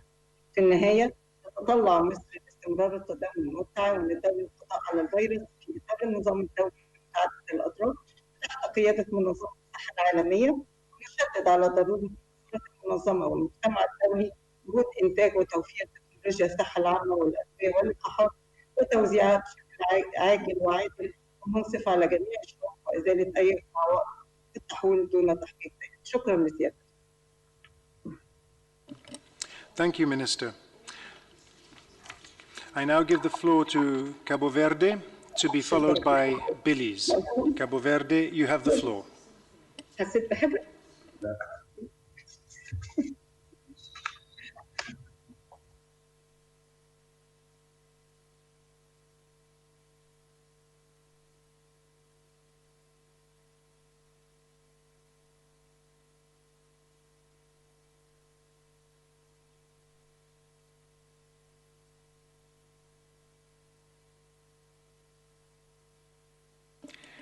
Cabo Verde, you are connected and you can now make your statements. Please unmute all microphones and go ahead. Thank you. Madame la Présidente, Monsieur le Directeur Général, au nom du gouvernement de Cap-Vert, nous adressons à la présidence de la 63e Assemblée mondiale de la santé votre soutien dans la conduite des travaux et des excellents résultats. Au directeur général de l'OMS, notre reconnaissance en orientation âge et décisive à une époque de grands défis mondiaux. Cette Assemblée mondiale a marqué, même dans son point, par les profonds. Excellency, apologies. We have some interpretation issues. Can I ask you to start again slowly so that the sound quality can come through a little bit better for us? Apologies. Please start again. Thank you. OK. Monsieur le Président, Monsieur le Directeur général, au nom du gouvernement de Cap-Vert, nous adressons à la présidence de la troisième Assemblée mondiale de santé veut de succès dans la conduite des travaux et d'excellents résultats. Au directeur général de l'OMS, Dr Tedros, notre reconnaissance pour son orientation sage et décisive à une époque de conflits mondiaux. Cette Assemblée mondiale sera marquée, même dans son format, par les profonds impacts de la pandémie SARS-CoV-2. Monsieur le Président, sans vaccin contre la COVID-19 et sans traitement spécifique, il n'est pas possible de prédire le fin de cette pandémie ou de calculer sa véritable dimension. Malgré le nombre effrayant d'infections et de décès déjà causés, nous ne pouvons malheureusement reconnaître que depuis le début d'une réalité potentiellement catastrophique, surtout si nous ajoutons les effets négatifs que la pandémie aura sur le contrôle d'autres maladies prioritaires, telles que les maladies chroniques non transmissibles, les maladies oncologiques, la transmission de vecteurs, tels que les maladies, la dengue et la fièvre jaune, ou même ceux évitables pour la vaccination. Madame la Présidente, le Cap-Vert est un groupe de petits États insulaires avec une population d'un peu plus d'un demi-million d'habitants. Il fait face à 3 années consécutives de sécheresse, ce qui pose des défis supplémentaires sur la sécurité alimentaire et l'approvisionnement en eau des populations. Sans ressources naturelles, le Cap-Vert a dans les secteurs touristiques les principaux moteurs de développement économique. Jusqu'à la pandémie, le pays recevait 1 million de touristes par an. Depuis l'annonce de notre gouvernement, le gouvernement a commencé à prendre des mesures d'anticipation visant à empêcher la montée de virus, mais aussi à la contenir et l'atténuer. Les premiers cas d'infection ont été diagnostiqués à 19 mars 2020. Depuis lors, seulement 3% sur les 10 îles de l'archipel ont enregistré des cas, soit un total de 300 cas confirmés et 95 récupérés et 3 décès. L'infection reste active et une phase de propagation uniquement à Santiago et notamment à Cayenne, la capitale du pays. Monsieur le Président, la paralysie du secteur touristique, le manque de diversification économique impacte directement les ressources indispensables à la gestion du pays. Comme conséquence de COVID-19, le déficit budgétaire passera de 3% à plus de 10% du PIB en 2020. Mon pays, comme le reste du PIB, est préoccupé par l'accès de plus en plus limité aux marchés internationaux et la diminution du système financier mondial, ainsi que par le niveau élevé de la dette, dans un contexte de croissance et de pression sur les finances publiques. C'est dans ce contexte que le gouvernement met en œuvre un plan pour répondre aux besoins de santé, atténuer l'impact socio-économique à court terme. Minister, Your Excellency, you have run short on time, unfortunately, and we have to move forward. So on behalf of Madam President, I will be moving forward with the next intervention by Belize, to be followed by Cameroon. Belize, you have the floor.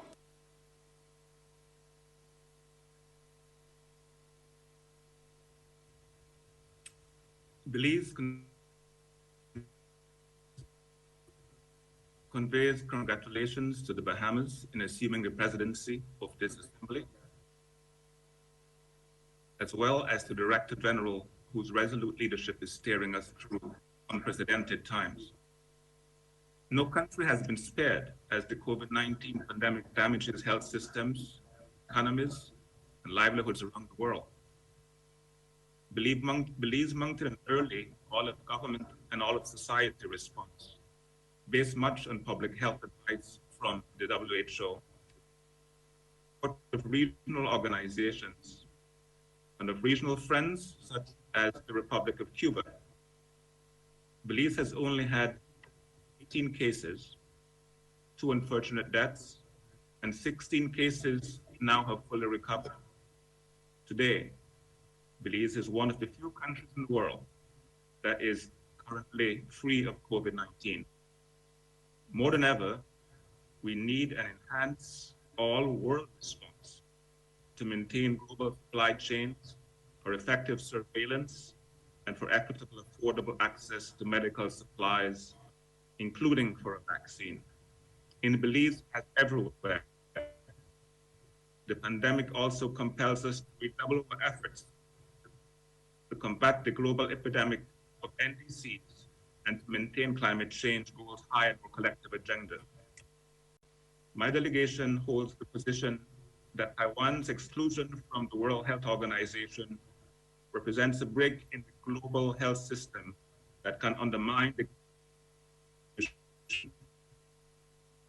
Taiwan has lessons to share from its COVID-19 success. Belize again calls for Taiwan's meaningful participation in the World Health Organization and for its observer status in World Health Assemblies.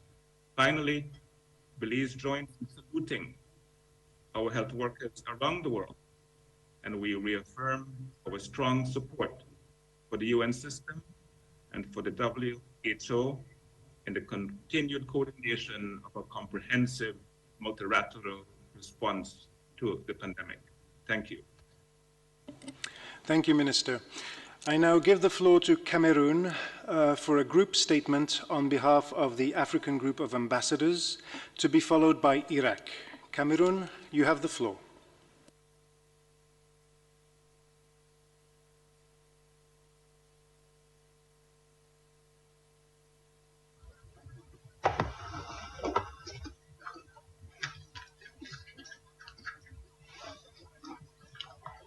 Madame Présidente,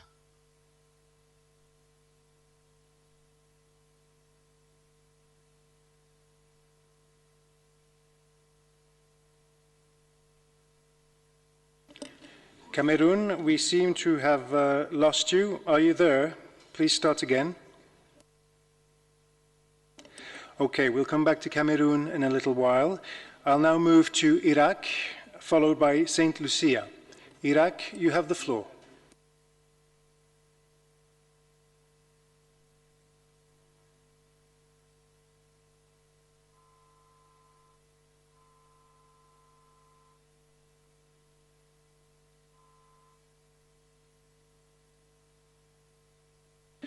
Okay, so we'll come back to Iraq.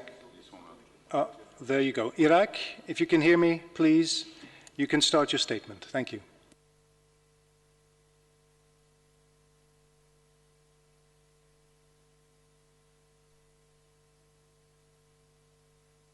No? Okay, so Iraq a bit later. I now give the floor to St. Lucia. St. Lucia, you have the floor.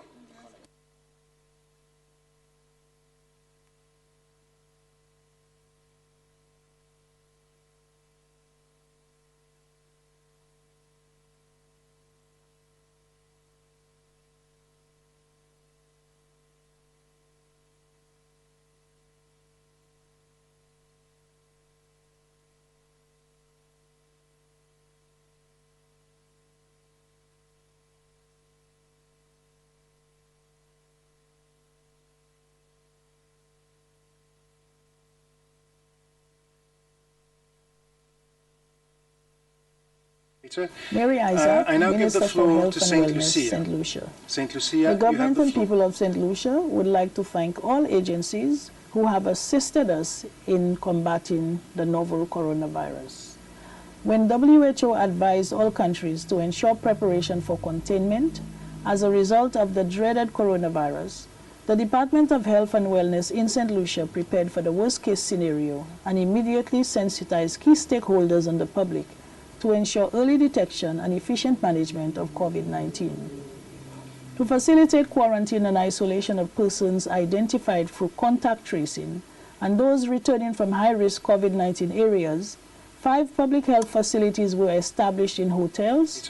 I now give the floor to St. Lucia. St. Lucia. To date, 900 persons have undergone quarantine. All agencies. We have had 18 positive cases of COVID-19 in St. Lucia, 2 of whom were repatriated. When WHO advised all countries to ensure preparation for containment, As a result of the second time during this pandemic that the Department of Health and Wellness in St. Lucia prepared for the worst-case COVID-19 and immediately sensitized the government and people of Taiwan were instrumental in donating thousands of medical masks to St. Lucia.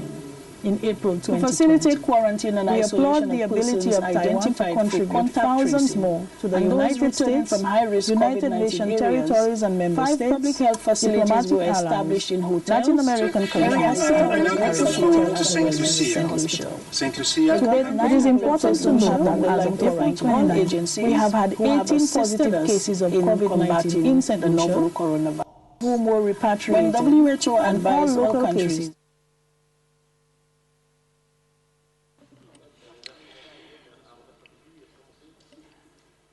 St. Lucia, apologies. There seem to be some technical issues there. We will replay in a minute. We will now move to Iraq. Iraq, I hope you can hear us. You have the floor.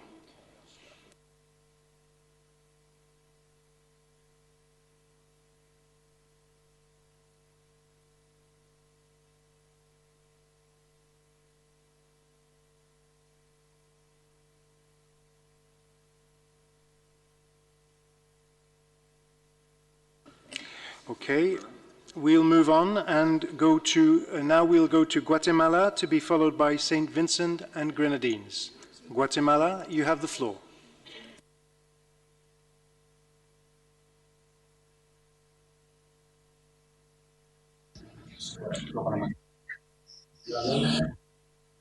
Señor director, ministro, señora presidenta, yo vengo a certificado del presidente de la República, el doctor Alejandro, hace 2 meses, y con su conocimiento, articuló todas las capacidades, seguridad,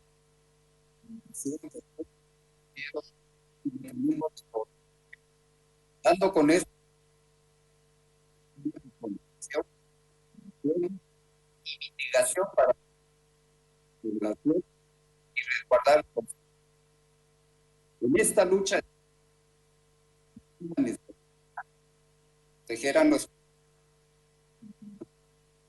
nos enfrentamos mundial de acción personal en valioso la organización y a la organización continuar mediante así también incluir a todas la lucha contra la, así como destacando la valiosa política de China a desarrollar mundial, tanto en la situación, pero yo mi país como la asamblea, así como la y actividades. Guatemala ha recibido ante esta generada. Consideramos aliados en materia de solidaridad. Quiero hacer a todos y a los organismos que nos han. Gracias, señor. Muchas gracias.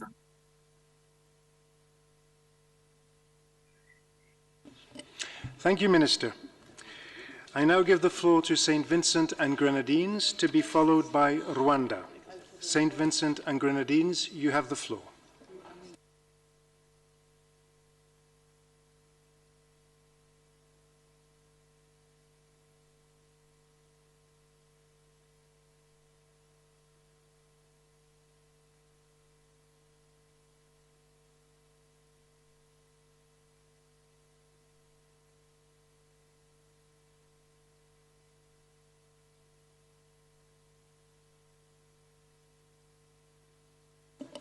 St. Vincent and Grenadines, you have the floor. You're connected. You can start your statement now. Thank you.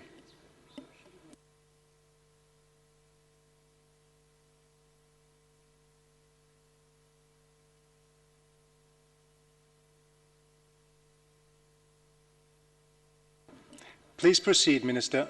You have the floor.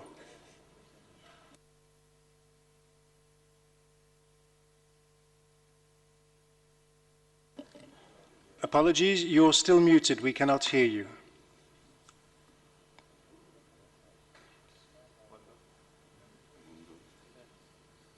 Okay, we'll have to come back to you. Let's move to Rwanda. Rwanda, you have the floor.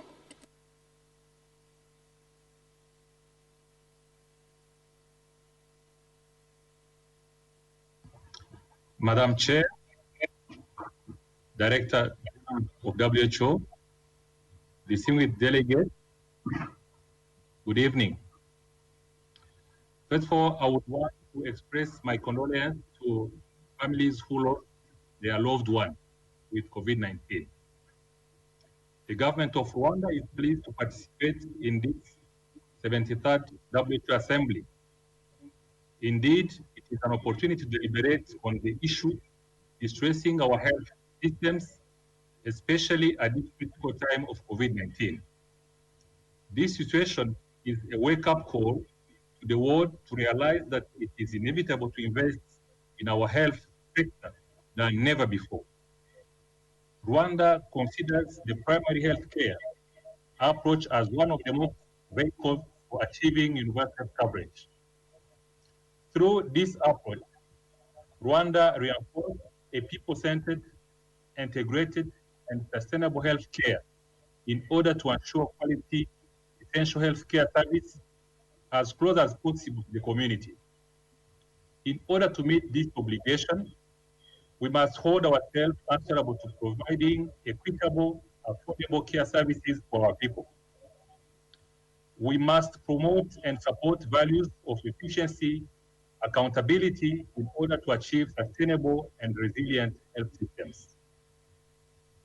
In time like this, where the whole world is battling to overcome COVID-19, it is imperative to have a global solidarity and collaboration to strengthen partnership in sharing information and expertise that will aid government to make informed decisions to contain COVID-19. Rwanda will continue to build a resilient health system that is adaptive to changes, new demands, and new stressors such as COVID-19, Ebola, and other epidemic emergencies.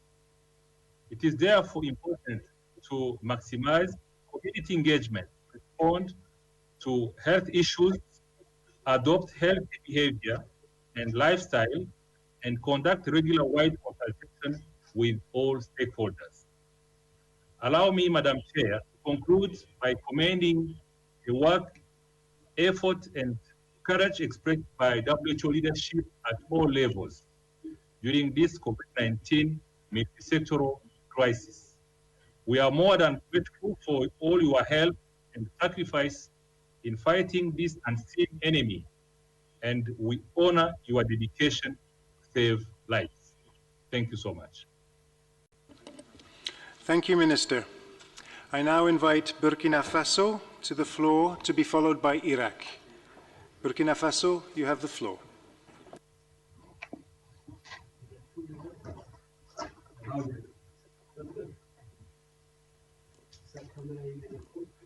Monsieur le Président, Mesdames et Messieurs, c'est un honneur pour moi de prendre la parole au nom du Burkina Faso devant cette auguste assemblée qui se réunit dans des circonstances particulières imposées par les contingences de la COVID-19. Je voudrais, au nom du gouvernement du Burkina Faso et à mon nom propre, féliciter le président de la 73e Assemblée mondiale de la santé pour sa brillante élection et remercier M. Tedros, directeur général de l'OMS, pour ses efforts inlassables d'amélioration de la santé des populations. Monsieur le Président, Mesdames et Messieurs, le Burkina Faso, à l'instar d'autres pays du monde, est confronté à la crise sanitaire provoquée par la COVID-19 dont le corollaire d'impact compromet gravement son développement. Cette crise, qui survient sur un tableau national déjà fragilisé par un contexte sécuritaire éprouvant, nous interpelle et pose la problématique de la résilience des systèmes de santé des pays comme le nôtre. En effet, tout comme dans de nombreux pays, la question de la préparation et de la riposte à la pandémie de la COVID-19, thème principal de cette session, se pose avec acuité au Burkina Faso. C'est pourquoi mon pays s'engage d'ores et déjà à tirer profit des propositions de résolution qui sortiront de cette Assemblée pour une meilleure riposte à la COVID-19 et au-delà pour un renforcement de la performance de son système de santé. Je voudrais terminer mon propos en appelant à la coopération et à la solidarité internationale pour mettre fin à cette pandémie dans de meilleurs délais. Je vous remercie. Merci, Madame la Ministre. I now give the floor to Iraq, to be followed by Cameroon. Iraq, you have the floor.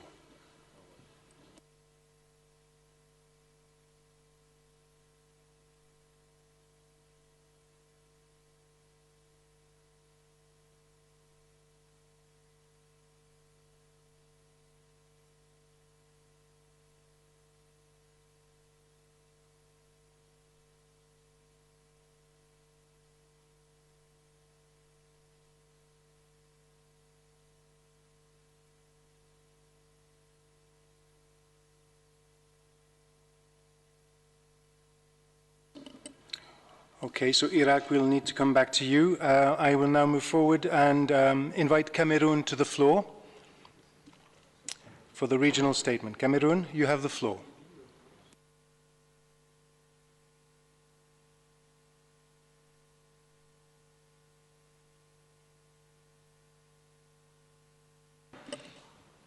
Minister, Cameroon, we cannot hear you.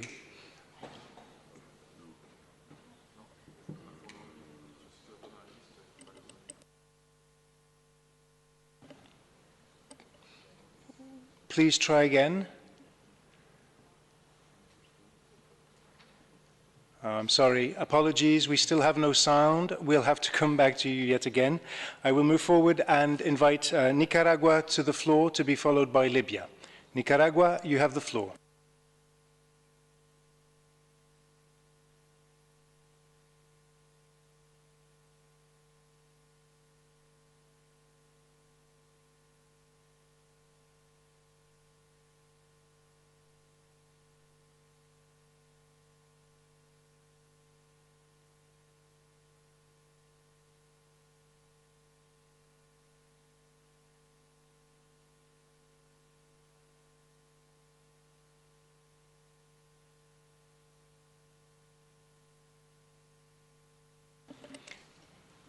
Nicaragua, you have the floor. Please proceed.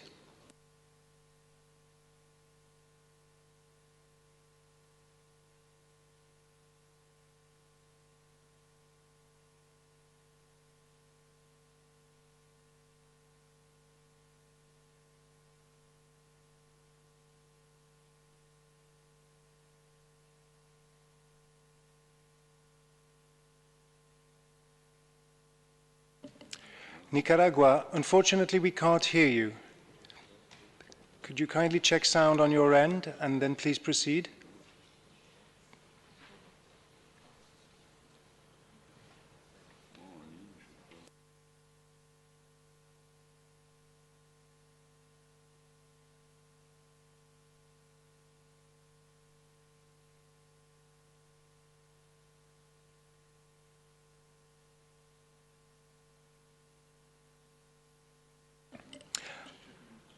Apologies, Nicaragua, we're having some issues, so we'll come back to Iraq, Cameroon, and Nicaragua later.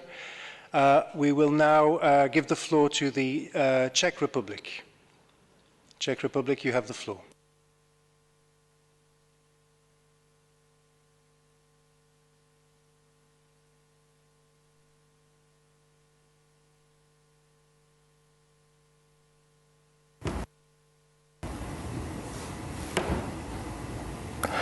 President, Director General, distinguished delegates, ladies and gentlemen.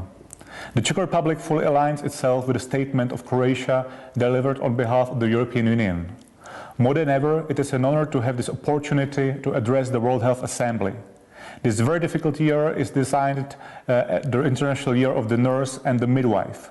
This is the reason why I would like to start by expressing my personal and sincere gratitude for their tireless efforts and work during days and nights in taking care for COVID-19 patients around the world. After years of paying attention to NCDs, now we have been reminded that infectious disease outbreaks and epidemics represent a significant health threat. COVID-19 took the international community by surprise. To avoid the most of these surprises as possible for future, I stress the importance of independent and comprehensive evaluation of the WHO and international community reaction on COVID-19 pandemic outbreak. Since building resilience at all levels is a key factor in preventing disease, protecting and promoting health in everyday life of each community, the Czech Republic continues to support health systems and fight against diseases around the world as part of its bilateral development assistance and its multilateral cooperation. I would like to make an appeal to political representatives and the WHO not to turn away from the principles of solidarity. The international community should reiterate its commitment included in the SDGs to leave no one behind. Each and every country in the world has to be provided by the adequate support. We must continue to share our experience with everybody who is interested and to learn from all those who have expertise. I believe the WHO should serve as a platform for this exchange. Thank you very much for your attention. Thank you, Minister. I now give the floor to Hungary, to be followed by Greece. Hungary, you have the floor.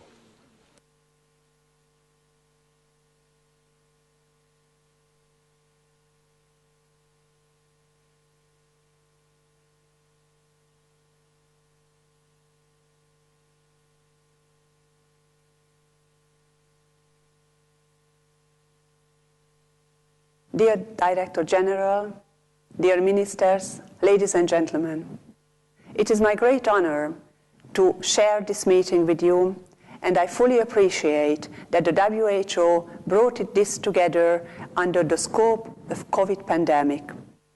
We also appreciate the WHO effort to help us all to control the spread of this disease. And we also appreciate the WHO Solidarity Trial. Here in Hungary, we started our preparation at the end of January when the first case appeared in Europe. We took the threat of the disease very seriously and we acted upon it. We wanted to save lives, we wanted to prevent healthcare from overpressure, and also we wanted to flatten the curve to enable the country to return to normal everyday life as soon as possible. Now, at the beginning of May, we're happy to say that yes, it is indeed what happened. We saved lives. The healthcare is in operation. It had enough capacity, and the country is getting the doors open to new life. We do hope that during the summer we can prepare ourselves for the coming fall, and we rely on the solidarity, on the participation of the other countries as well. I hope that we can do it together, and here and now, thank you to all of you for making it a success of the human being.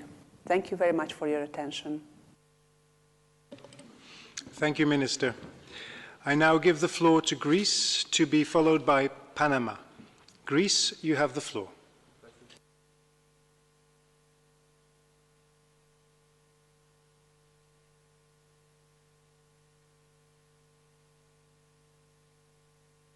Dear President, dear Director General, Ministers, Excellencies, Greece fully supports the statement made by Croatia in the EU presidency on behalf of the EU and its member states. In the battle against the unprecedented pandemic of the coronavirus, we have joined forces with science, solidarity, philanthropy and patriotism being our weapons. In order to protect our fellow citizens, but above all the vulnerable groups, our success is primarily attributed to the excellent healthcare professionals of our national health system.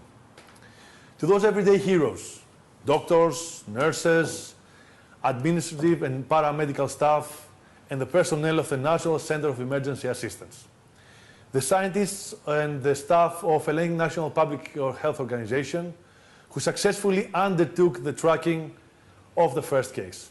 From the very beginning, we have been in continuous contact with the World Health Organization and the European Crisis Disease Center. We have designated 13 reference hospitals across the country. We have conducted more than 30 preparedness exercises under the coordination of the National Center of Emergency Assistance. We entrusted the experts and appointed a scientific committee of experts. The first case of coronavirus appeared in Greece on February 26th. On the same day, following an order from the Prime Minister, I announced the postponement of the carnival events, and on March 10th, the suspension of the operation of all educational facilities. On March 22, the Greece's Prime Minister Kyriakos Mitsotakis proceeded to a general lockdown. Our plan started from the intensive care units. We increased intensive care beds from 565 before the crisis to 1,017. Hirings. We have strengthened the NHS with more than 4,000 healthcare professionals. PPEs. We have organized an unprecedented supply bridge amid global dispute regarding the medical material. Donations. We have received donations of 865 organizations amounting to 89 million euros. As the pandemic is not over, I strongly believe that we have to act all together with solidarity. Solidarity is not just a word.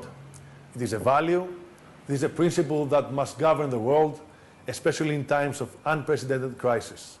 Under this light, Greece fully supports the resolution proposed by the EU on the COVID-19 response, hoping in a prompt, positive perspective concerning medicines and vaccines.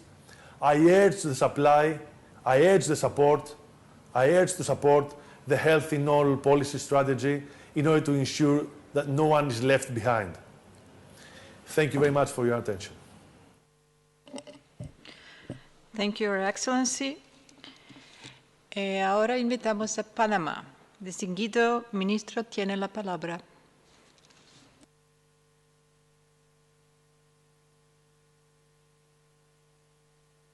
Ministerio de Salud de Panamá y de la señora ministra Rosario Turner, queremos darle un saludo a todos los que están participando en esta conferencia. Queremos iniciar nuestras palabras no solamente lamentando las pérdidas de vidas durante esta pandemia, sino también enviando un saludo y una felicitación a todos los miembros de los equipos de salud que a nivel mundial están dando su cuota extra en este momento. Panamá, desde el día 9 de marzo, reportó su primer caso de COVID-19. Desde entonces, venimos haciendo ingentes esfuerzos en el control y mitigación de esta pandemia. Pero empezamos mucho antes a través de las salas de situación y activando los equipos de epidemiología. En ese sentido, hemos establecido una serie de tareas que estamos cumpliendo con el mayor ahínco y con el mayor responsabilidad e integridad que el sistema de salud y la población panameña se merece. Le damos las gracias por esta oportunidad, saludamos a todos los países que en este momento están como nosotros, trabajando arduamente por el control de esta pandemia. Somos conscientes de que la solidaridad y el apoyo mutuo son los pilares fundamentales para salir de esta epidemia. Nuevamente damos las gracias por la oportunidad en nombre del Gobierno Nacional, el Ministerio de Salud y un saludo muy especial de la señora ministra Rosario Turner. Muchas gracias. Gracias por su intervención. Nos invitamos Nicaragua, Bolivia. Bolivia tiene la palabra.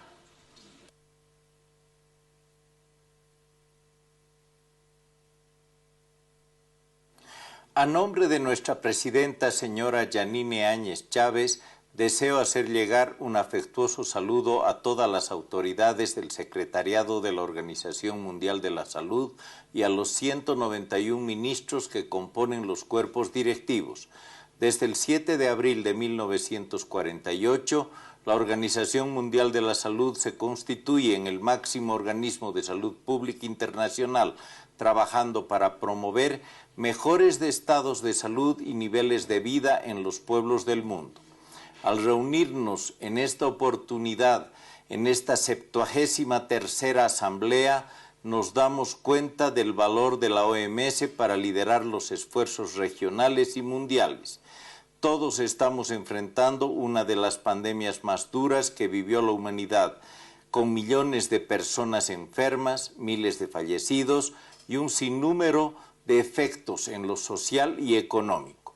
Viviendo con el COVID-19 estamos mostrando el verdadero valor de la salud para desarrollar el bienestar de nuestros pueblos y nos está enseñando que los gobiernos y los organismos internacionales de salud debemos preocuparnos más y mejor por desarrollar sistemas y servicios accesibles a toda la población. Agradecemos a la Organización Mundial de la Salud por el trabajo mancomunado en sus oficinas regionales, buscando la solidaridad en torno a la salud de los pueblos y generando oportunidades de colaboración. Debemos rescatar la importancia de la atención primaria de salud como fuerza vital para las personas con la participación activa de las comunidades en responsabilidad compartida con sus autoridades. Valoramos la dedicación de los médicos y personal en salud que trabajan intensa y esforzadamente en la atención a todos los afectados por el coronavirus. Hacemos un homenaje póstumo a quienes sacrificaron su vida para salvarla de sus prójimos, así como de las personas que sufrieron la enfermedad y perdieron la vida. Anhelamos un mundo mejor y proponemos una acción de todos por la salud y la vida. Gracias. Thank you, Minister. And we now invite Nicaragua to be followed by Libya. Your Excellency, you have the floor.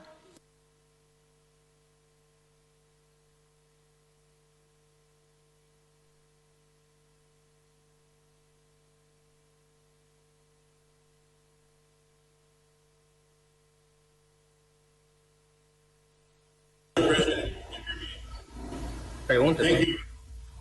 Mr. President, representatives, receive a warm greeting from the people and government of Nicaragua as we continue the society, peace, and reconciliation. Prioritize is always Nicaragua facing its sovereign right to make its own country. In accordance with Your Excellency, I apologize. We have technical problems. We cannot hear you well. We propose to go further with Libya, and we will try to... Your Excellency?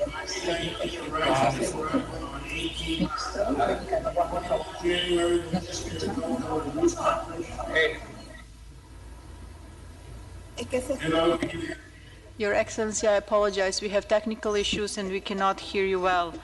Let us continue with Libya and we will come back to you while our colleagues work on the issue. Libya, you have the floor.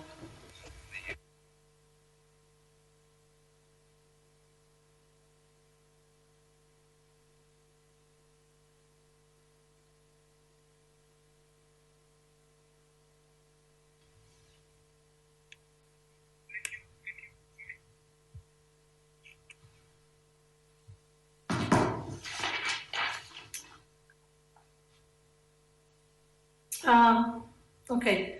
Thank you, Chair, Excellencies, colleagues. Libya aligns itself with the statement given by Tunisia on behalf of the Emir States. Libya supports the WHO efforts and guidance. We stand in solidarity, starting by giving our gratitude and support to all healthcare workers across the globe. As an identified high-risk country, we appreciate the assistance and cooperation of the WHO and member states to help Libya face its challenges. Libya faces a serious public health threat in a most challenging way. For our health system is not resilient, and although we are working closely with WHO on all measures to implement the pillars of COVID-19 strategic preparedness and response plan to mitigate the potential consequences of this pandemic, with good coordination to expand testing and tracing, to identify cases and strong measures for repatriated citizens. However, we have concerns for our healthcare system is burdened and stretched by the ongoing armed conflict, which has diminished the resources, especially in the most vulnerable areas, and left hundreds of thousands of civilians displaced and in dire situation where they have to choose between leaving their homes to run away from war or staying at home to run away from COVID-19. Libya stands ready to strengthen its collaboration with WHO, its partners, and member states to speed the global recovery. In order for that to happen, for us to get back on track to the universal health coverage targets, we need to invest in strengthening health security and human rights in each and every country, as health is a core human right.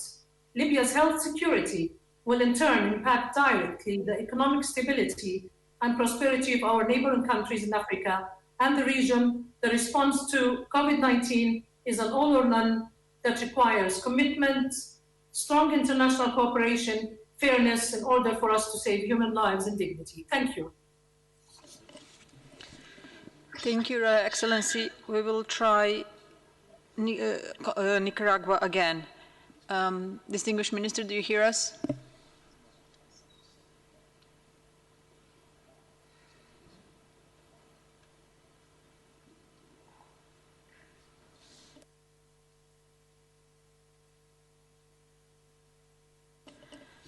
Let us also try Cameroon. Your Excellency, can you hear us?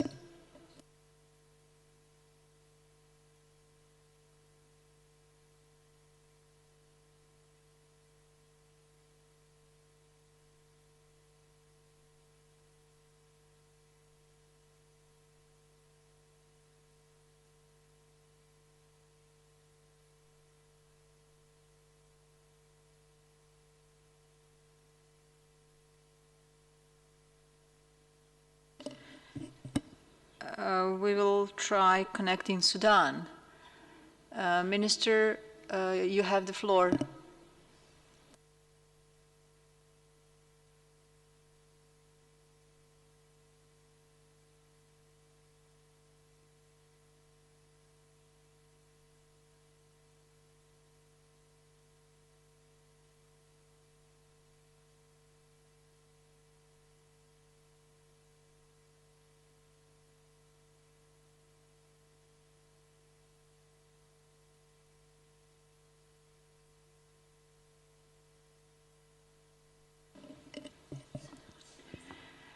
We would like to invite the Dominican Republic. Your Excellency, you have the floor.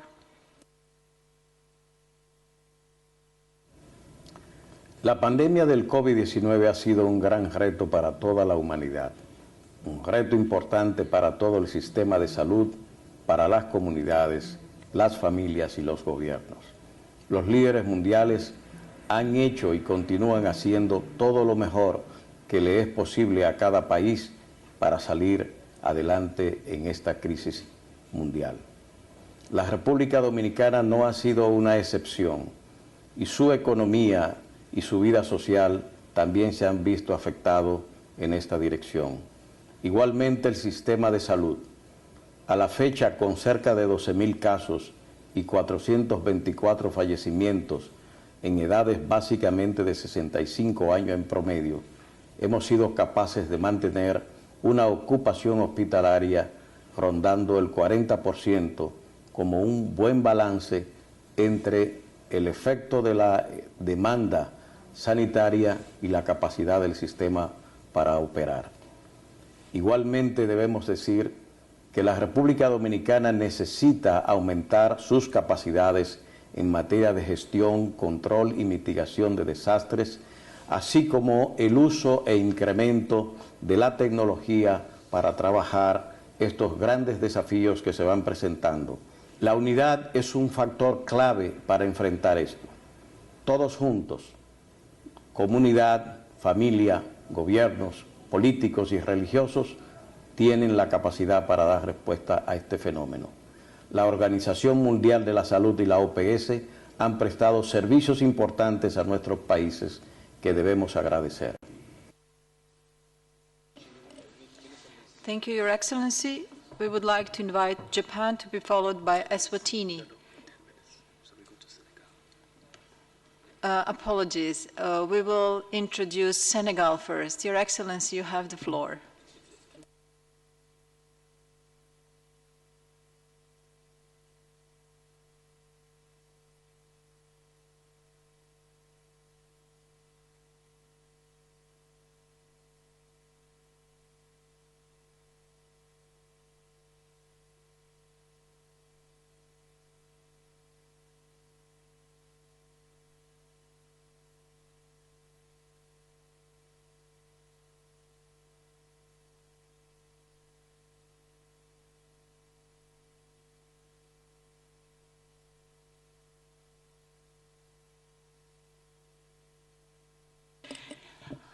We would like to invite Eswatini to take the floor, to be followed by Mongolia. Your Excellency, you have the floor.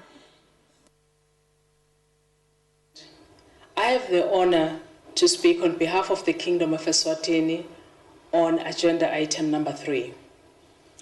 Recent years have seen a string of international outbreaks of emerging infectious diseases such as Ebola, Zika virus, and remember clearly the human toll of the 2003 severe acute respiratory syndrome SARS epidemic.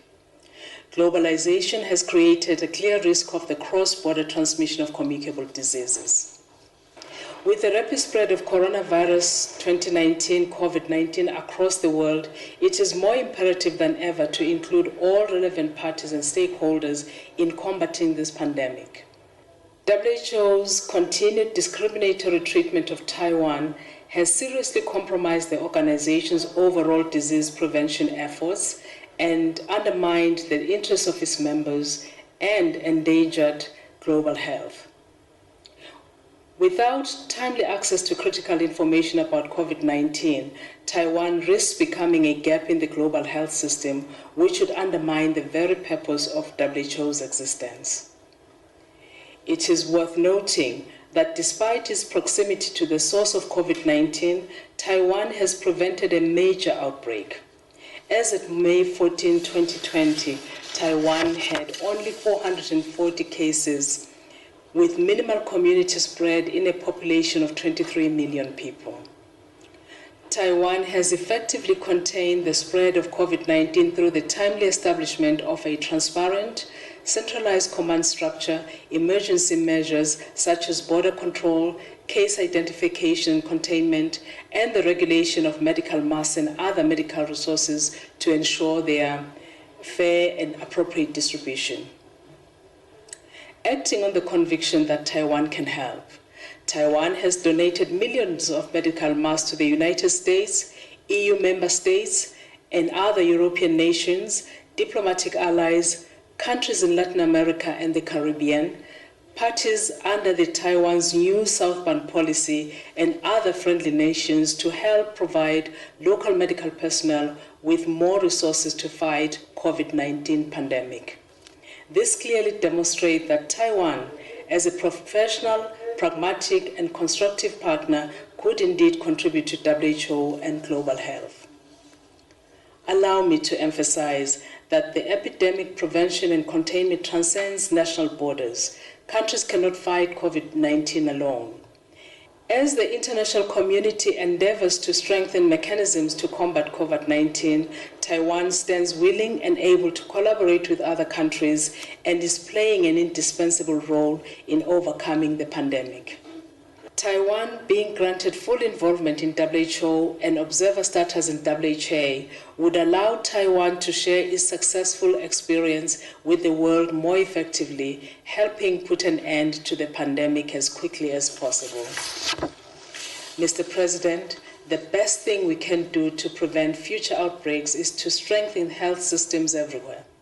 Leaving any one region or country out of the global health network creates a gap that undermines global public health safety.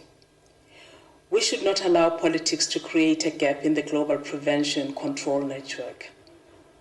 Mr. President, in the light of these considerations, the Kingdom of Eswatini would like to reiterate our strong support for Taiwan's participation in WHO, including the observership in the World Health Assembly, based on the principles of professionalism, pragmatism, and leaving no one behind. I thank you. Thank you, Minister. We will now invite Mongolia to be followed by Côte d'Ivoire. Mongolia, you have the floor, please. Mr. President, Mr. Director General, distinguished delegates, I wish to start my short statement by thanking the WHO for guiding the member states in the fight against COVID-19 pandemic since early January. In particular, Mongolia thanks the WHO Regional Office for the Western Pacific, as well as the Country Office for the technical guidance and support in our efforts to effectively respond to the pandemic. Colleagues, Mongolia reported its first confirmed case of COVID-19 on March 10.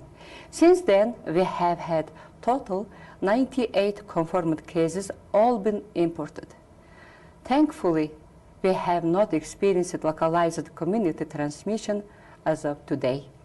The government has been implementing international travel-related restrictions to control initial cases to prevent from the outbreak of localized clusters of infections through active surveillance, testing, contact tracing, and quarantine measures, supplemented by social distancing rules.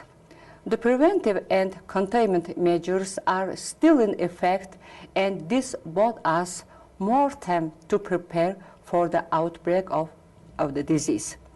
We have been working to prepare our hospitals for the surge of patients that would require intensive care beds in case of large-scale community transmission.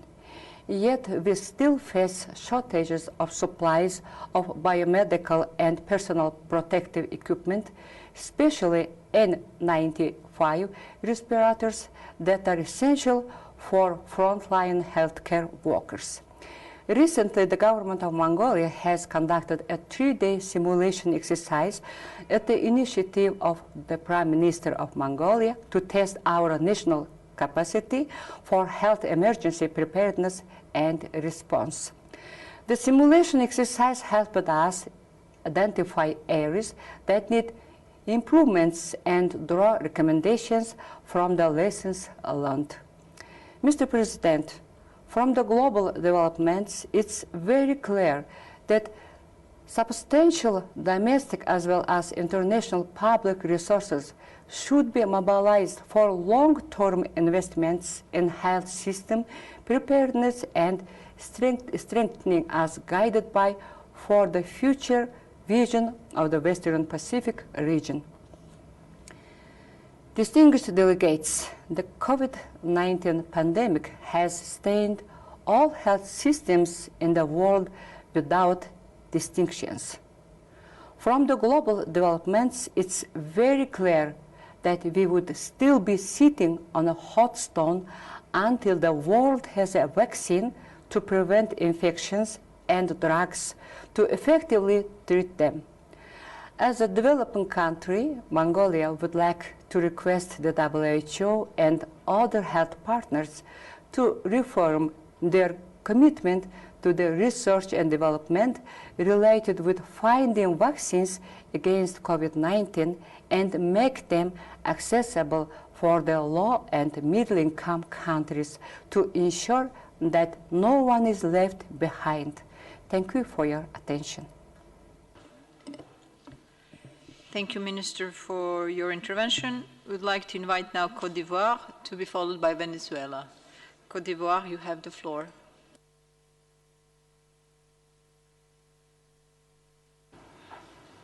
Madame la Présidente, l'Assemblée mondiale de la santé se tient cette année sous un format particulier, en raison de la pandémie liée à la COVID-19 qui ébranle le monde entier et bouscule nos habitudes sociales. En Côte d'Ivoire, depuis la survenue du premier cas confirmé de la COVID-19, le 11 mars 2020, le gouvernement s'est fortement mobilisé par l'élaboration et la mise en place d'un plan de riposte sanitaire et d'un plan de soutien économique, social et humanitaire. Sous la haute égide du président de la République, son Excellence Alassane Ouattara, des mesures fortes et urgentes ont été prises en dégageant des moyens financiers importants pour impulser la riposte, avec un dispositif sanitaire approprié pour apporter l'assistance humanitaire aux populations les plus vulnérables et pour soutenir l'activité économique. À ce jour, mon pays compte 2109 cas confirmés, dont 1004 guéris et 27 décès, soit un taux de guérison supérieur à 47% et un taux de létalité de 1,2%. Depuis le 21 avril 2020, il n'est enregistré aucun cas positif en dehors du Grand Abidjan, épicentre de la maladie, qui concentre 98% des cas confirmés recensés dans le pays et fait d'ailleurs l'objet de mesures d'isolement pour empêcher la propagation de la maladie. Madame la Présidente, la solidarité et l'unité seront les clés pour une riposte mondiale efficace contre cette pandémie. C'est pourquoi la Côte d'Ivoire appelle les États membres de l'OMS à veiller à la disponibilité et à l'accessibilité pour tous les pays des médicaments, des réactifs et des équipements médicaux nécessaires pour combattre cette maladie. De même, en raison du caractère multisectoriel des conséquences néfastes de cette pandémie, des lignes directrices doivent être prises au plan international pour permettre aux pays en développement, dont ceux de la région africaine, de dégager des marges budgétaires pour la riposte. Madame la Présidente, pour conclure, tout en m'inclinant devant la mémoire de toutes les personnes décédées en raison de cette maladie et en souhaitant un prompt rétablissement aux malades, je voudrais adresser mes encouragements à tous les personnels soignants à travers le monde et exprimer au nom de mon pays ma foi qu'unis et solidaires, nous vaincrons cette pandémie. Je remercie tous les partenaires, notamment ceux du système des Nations Unies, et je vous remercie, Madame la Présidente.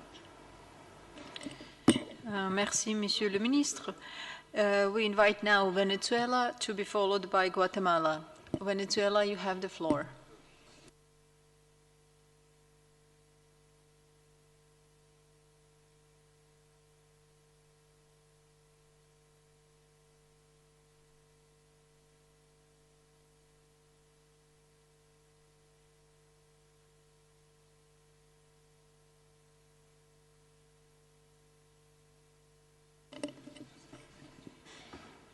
We will come back, and now we want to move on to Japan. Your Excellency, you have the floor.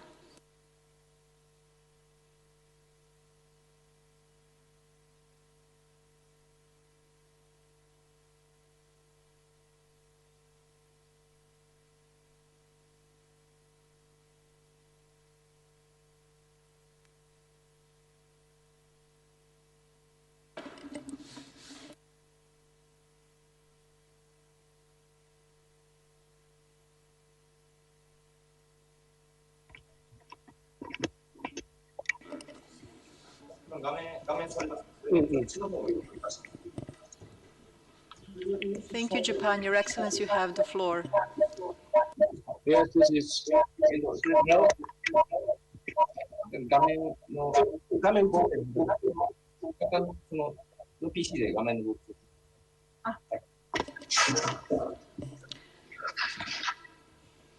May I speak? Yes, please, Your Excellency, we hear you. Dear Mr. Chairperson, today I would like to make 3 points. First read, Japan has been promoted from early on epidemiological investigation and social distancing policies to reduce the spread of the virus. Meanwhile, observing the increase in the number of cases, Japan has declared a state of emergency on every province to implement some measures, including asking people to refrain from going out, except when absolutely necessary. The number of the newly infected patients per day has decreased, thanks to people's strong cooperation with such measures that the social distancing policy has started to be gradually relaxed from May 14th. From now on, it's critically important to step implement the exit strategy to enhance the testing scheme and the healthcare delivery system, as well as developing supplies, therapeutic drugs, and vaccines. Second, I'd like to commend the Japanese contribution to the global strategy against COVID-19. $76 million to WHO's SPRP, $96 million to CEPI, and $100 million to Gavi. I sincerely hope that one will be used effectively to bring an end to the pandemic and improve the people's lives in affected countries as soon as possible. Sadly, I would like to express my request from WHO. The impact that this pandemic has had is immense. I would like to address the need for impartial, independent, and comprehensive evaluation to review WHO's response, as well as to identify the source of the virus and the root of the transmission to prevent the next pandemic. Moreover, it is critical to correctly mobilize all the information and knowledge available in the world to tackle the COVID-19 and to save as many lives as possible. It also has been pointed out that the solution should be given to regions which successfully embraced COVID-19 in terms of public health response, such as Taiwan.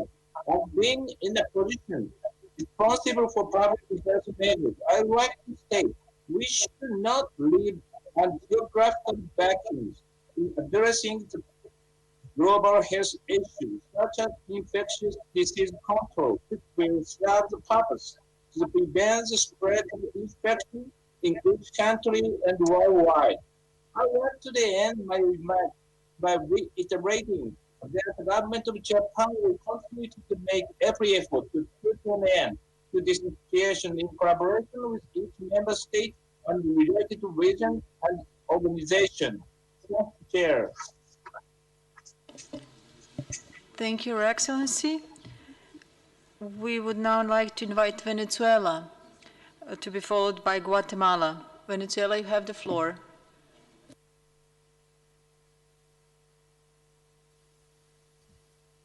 Gracias, señora presidenta. Saludos a todas las delegaciones que nos escuchan. Hasta ayer, Venezuela tenía 541 casos confirmados de COVID-19, 290 casos activos. Hemos logrado hasta ahora mantener una curva epidémica aplanada, una morbilidad de 17 y una mortalidad de 0,3 casos por millón de habitantes, con una tasa de recuperación de más del 45%. El 98% de los casos han sido asintomáticos o con cuadros clínicos leves. En la última semana hemos observado un aumento de casos procedentes de Colombia, Perú, Ecuador, Chile, y miles de venezolanos que están retornando al país al no encontrar protección social ni de salud. Cerca del 80% de los nuevos casos vienen de sus países hermanos. En Venezuela se creó una comisión presidencial para la prevención y atención de la COVID-19, dirigida por el propio presidente de la República, Nicolás Maduro. El plan se desarrolló en dos fases. La primera, antes de la aparición de casos, en la que se lanzó la campaña masiva de prevención, se elaboró el programa de decisiones, se fortaleció la vigilancia epidemiológica, se identificaron y prepararon establecimientos de salud, se elaboró protocolo de tratamiento y se capacitó al personal. Todos sabían lo que tenían que hacer. Y una segunda fase, cuando aparecieron los dos primeros casos, en la que se declaró la emergencia sanitaria y se tomaron medidas drásticas y rápidas. cuarentena social, uso de mascarilla, distanciamiento social, prohibición de concentraciones, suspensión de actividades, despistaje masivo y personalizado a través de encuesta masiva de movilidad, búsqueda a casos casa por casa y el acceso gratuito a pruebas diagnósticas y tratamiento. Igualmente, se aumentó la capacidad de hospitalización y terapia intensiva en acuerdo con el sector privado.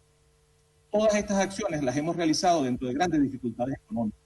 Es necesario reiterar nuestra denuncia sobre el crimen que se comete contra el pueblo venezolano a través de las medidas coercitivas unilaterales, con las que se ha secuestrado a nuestro pueblo más de 30.000 millones de dólares. A Venezuela ha congelado todas las cuentas bancarias en Estados Unidos y Europa, generando dificultades en el acceso a alimentos y medicamentos. Agradecemos la cooperación humanitaria y solidaria de la OMS, OPS y el Sistema de Naciones Unidas, China, Rusia, Cuba, Irán y otras organizaciones internacionales. Para finalizar, queremos felicitar al doctor Tedros Adhanom por la extraordinaria conducción de la organización durante la pandemia, así como al presidente Xi Jinping por el manejo efectivo de la epidemia en su país. Venezuela apoya el principio de una sola China. Muchas gracias, señora presidenta. Thank you, Your Excellency. We would like to now invite Guatemala to be followed by Mali. Guatemala, you have the floor.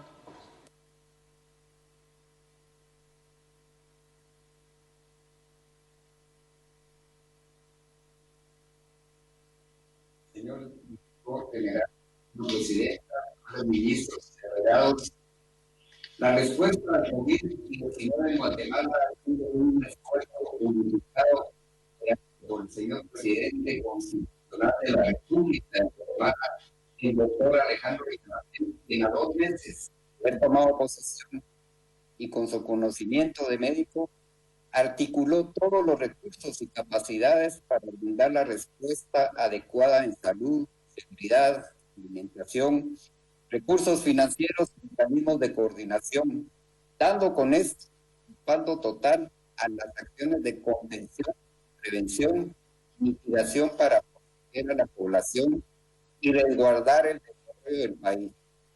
En esta lucha estamos conscientes de la profunda necesidad de proteger nuestro recurso humano en salud. Nos enfrentamos a la escasez mundial de equipo y suministro de protección personal, por lo cual solicito el valioso e incondicional apoyo a la Organización Mundial de la Salud y a la Organización Panamericana de la Salud para continuar mediando en esta situación. Consideramos también muy importante incluir a todas las partes interesadas en la lucha contra la pandemia, así como en la prevención de enfermedades, destacando para ello la valiosa y eficaz labor que la República de China, Taiwán, ha desarrollado a nivel mundial, tanto en la coyuntura actual como en situaciones anteriores. Por ello, mi país ha solicitado su participación como observador de la Asamblea Mundial de la Salud, así como en las reuniones, mecanismos y actividades de esta organización. Guatemala también agradece la cooperación que ha recibido por parte del gobierno de Taiwán ante la crisis humanitaria generada por el COVID-19. Consideramos a Taiwán como un aliado estratégico en materia de salud y nos solidarizamos con ellos. Asimismo, quiero hacer extensivo el agradecimiento del gobierno y el pueblo de Guatemala a todos nuestros países amigos y a los organismos internacionales que nos han apoyado en la lucha frente al COVID-19. Gracias, señora presidenta. Gracias, señor director. Muchas gracias a todos. Thank you very much, Your Excellency. We would now like to invite Mali to be followed by Dominica. Mali, you have the floor.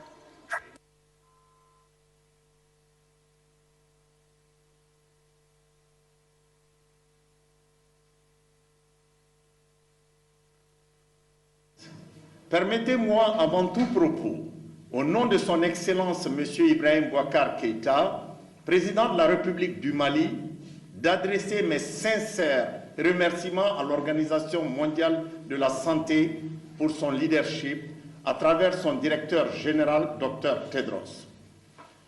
En dépit d'un contexte sécuritaire particulier, dès l'avènement de la pandémie du Covid-19, le Mali a mis l'accent sur la prévention par l'adoption de mesures barrières sous le leadership du président de la République qui a déjà présidé 2 conseils supérieurs de la défense avec le Covid comme thème central. Le Mali a ainsi élevé la pandémie à un niveau de risque de sécurité majeur pour notre pays. À ce jour, le Mali a enregistré un total de 874 cas confirmés, 52 décès et 512 guéris. Pour les besoins de quarantaine, les hôtels de la place ont été réquisitionnés. Près d'1 millier de nos compatriotes a été rapatriés, testés et placés en quatorzaine dans ces hôtels à travers un corridor humanitaire organisé par le gouvernement du Mali. Le gouvernement du Mali a initié un programme de riposte nationale avec l'appui de l'OMS et de la communauté internationale qui a évalué à environ 52 millions d'euros les besoins de la lutte contre cette pandémie.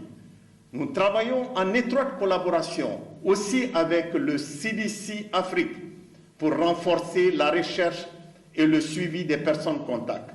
Madame la Présidente, le programme présidentiel « Un Malien, un masque » a entrepris la distribution gratuite de masques à toutes les populations du Mali.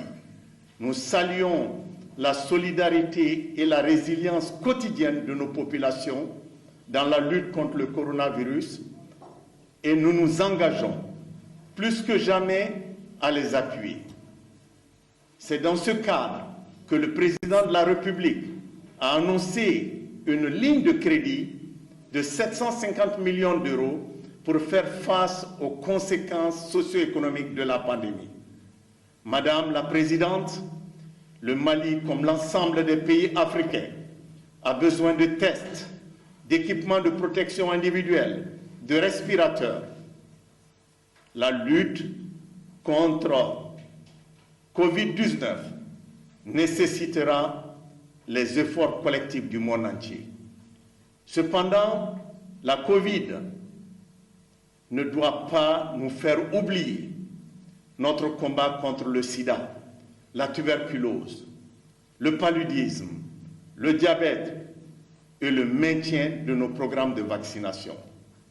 Enfin, nous appelons l'ensemble des pays membres de l'OMS à se mobiliser pour que Gavi puisse reconstituer complètement ses ressources le 4 juin prochain. Merci pour votre aimable attention. Merci, Monsieur le Ministre. We are now inviting Dominica to be followed by Nicaragua. Dominica, you have the floor.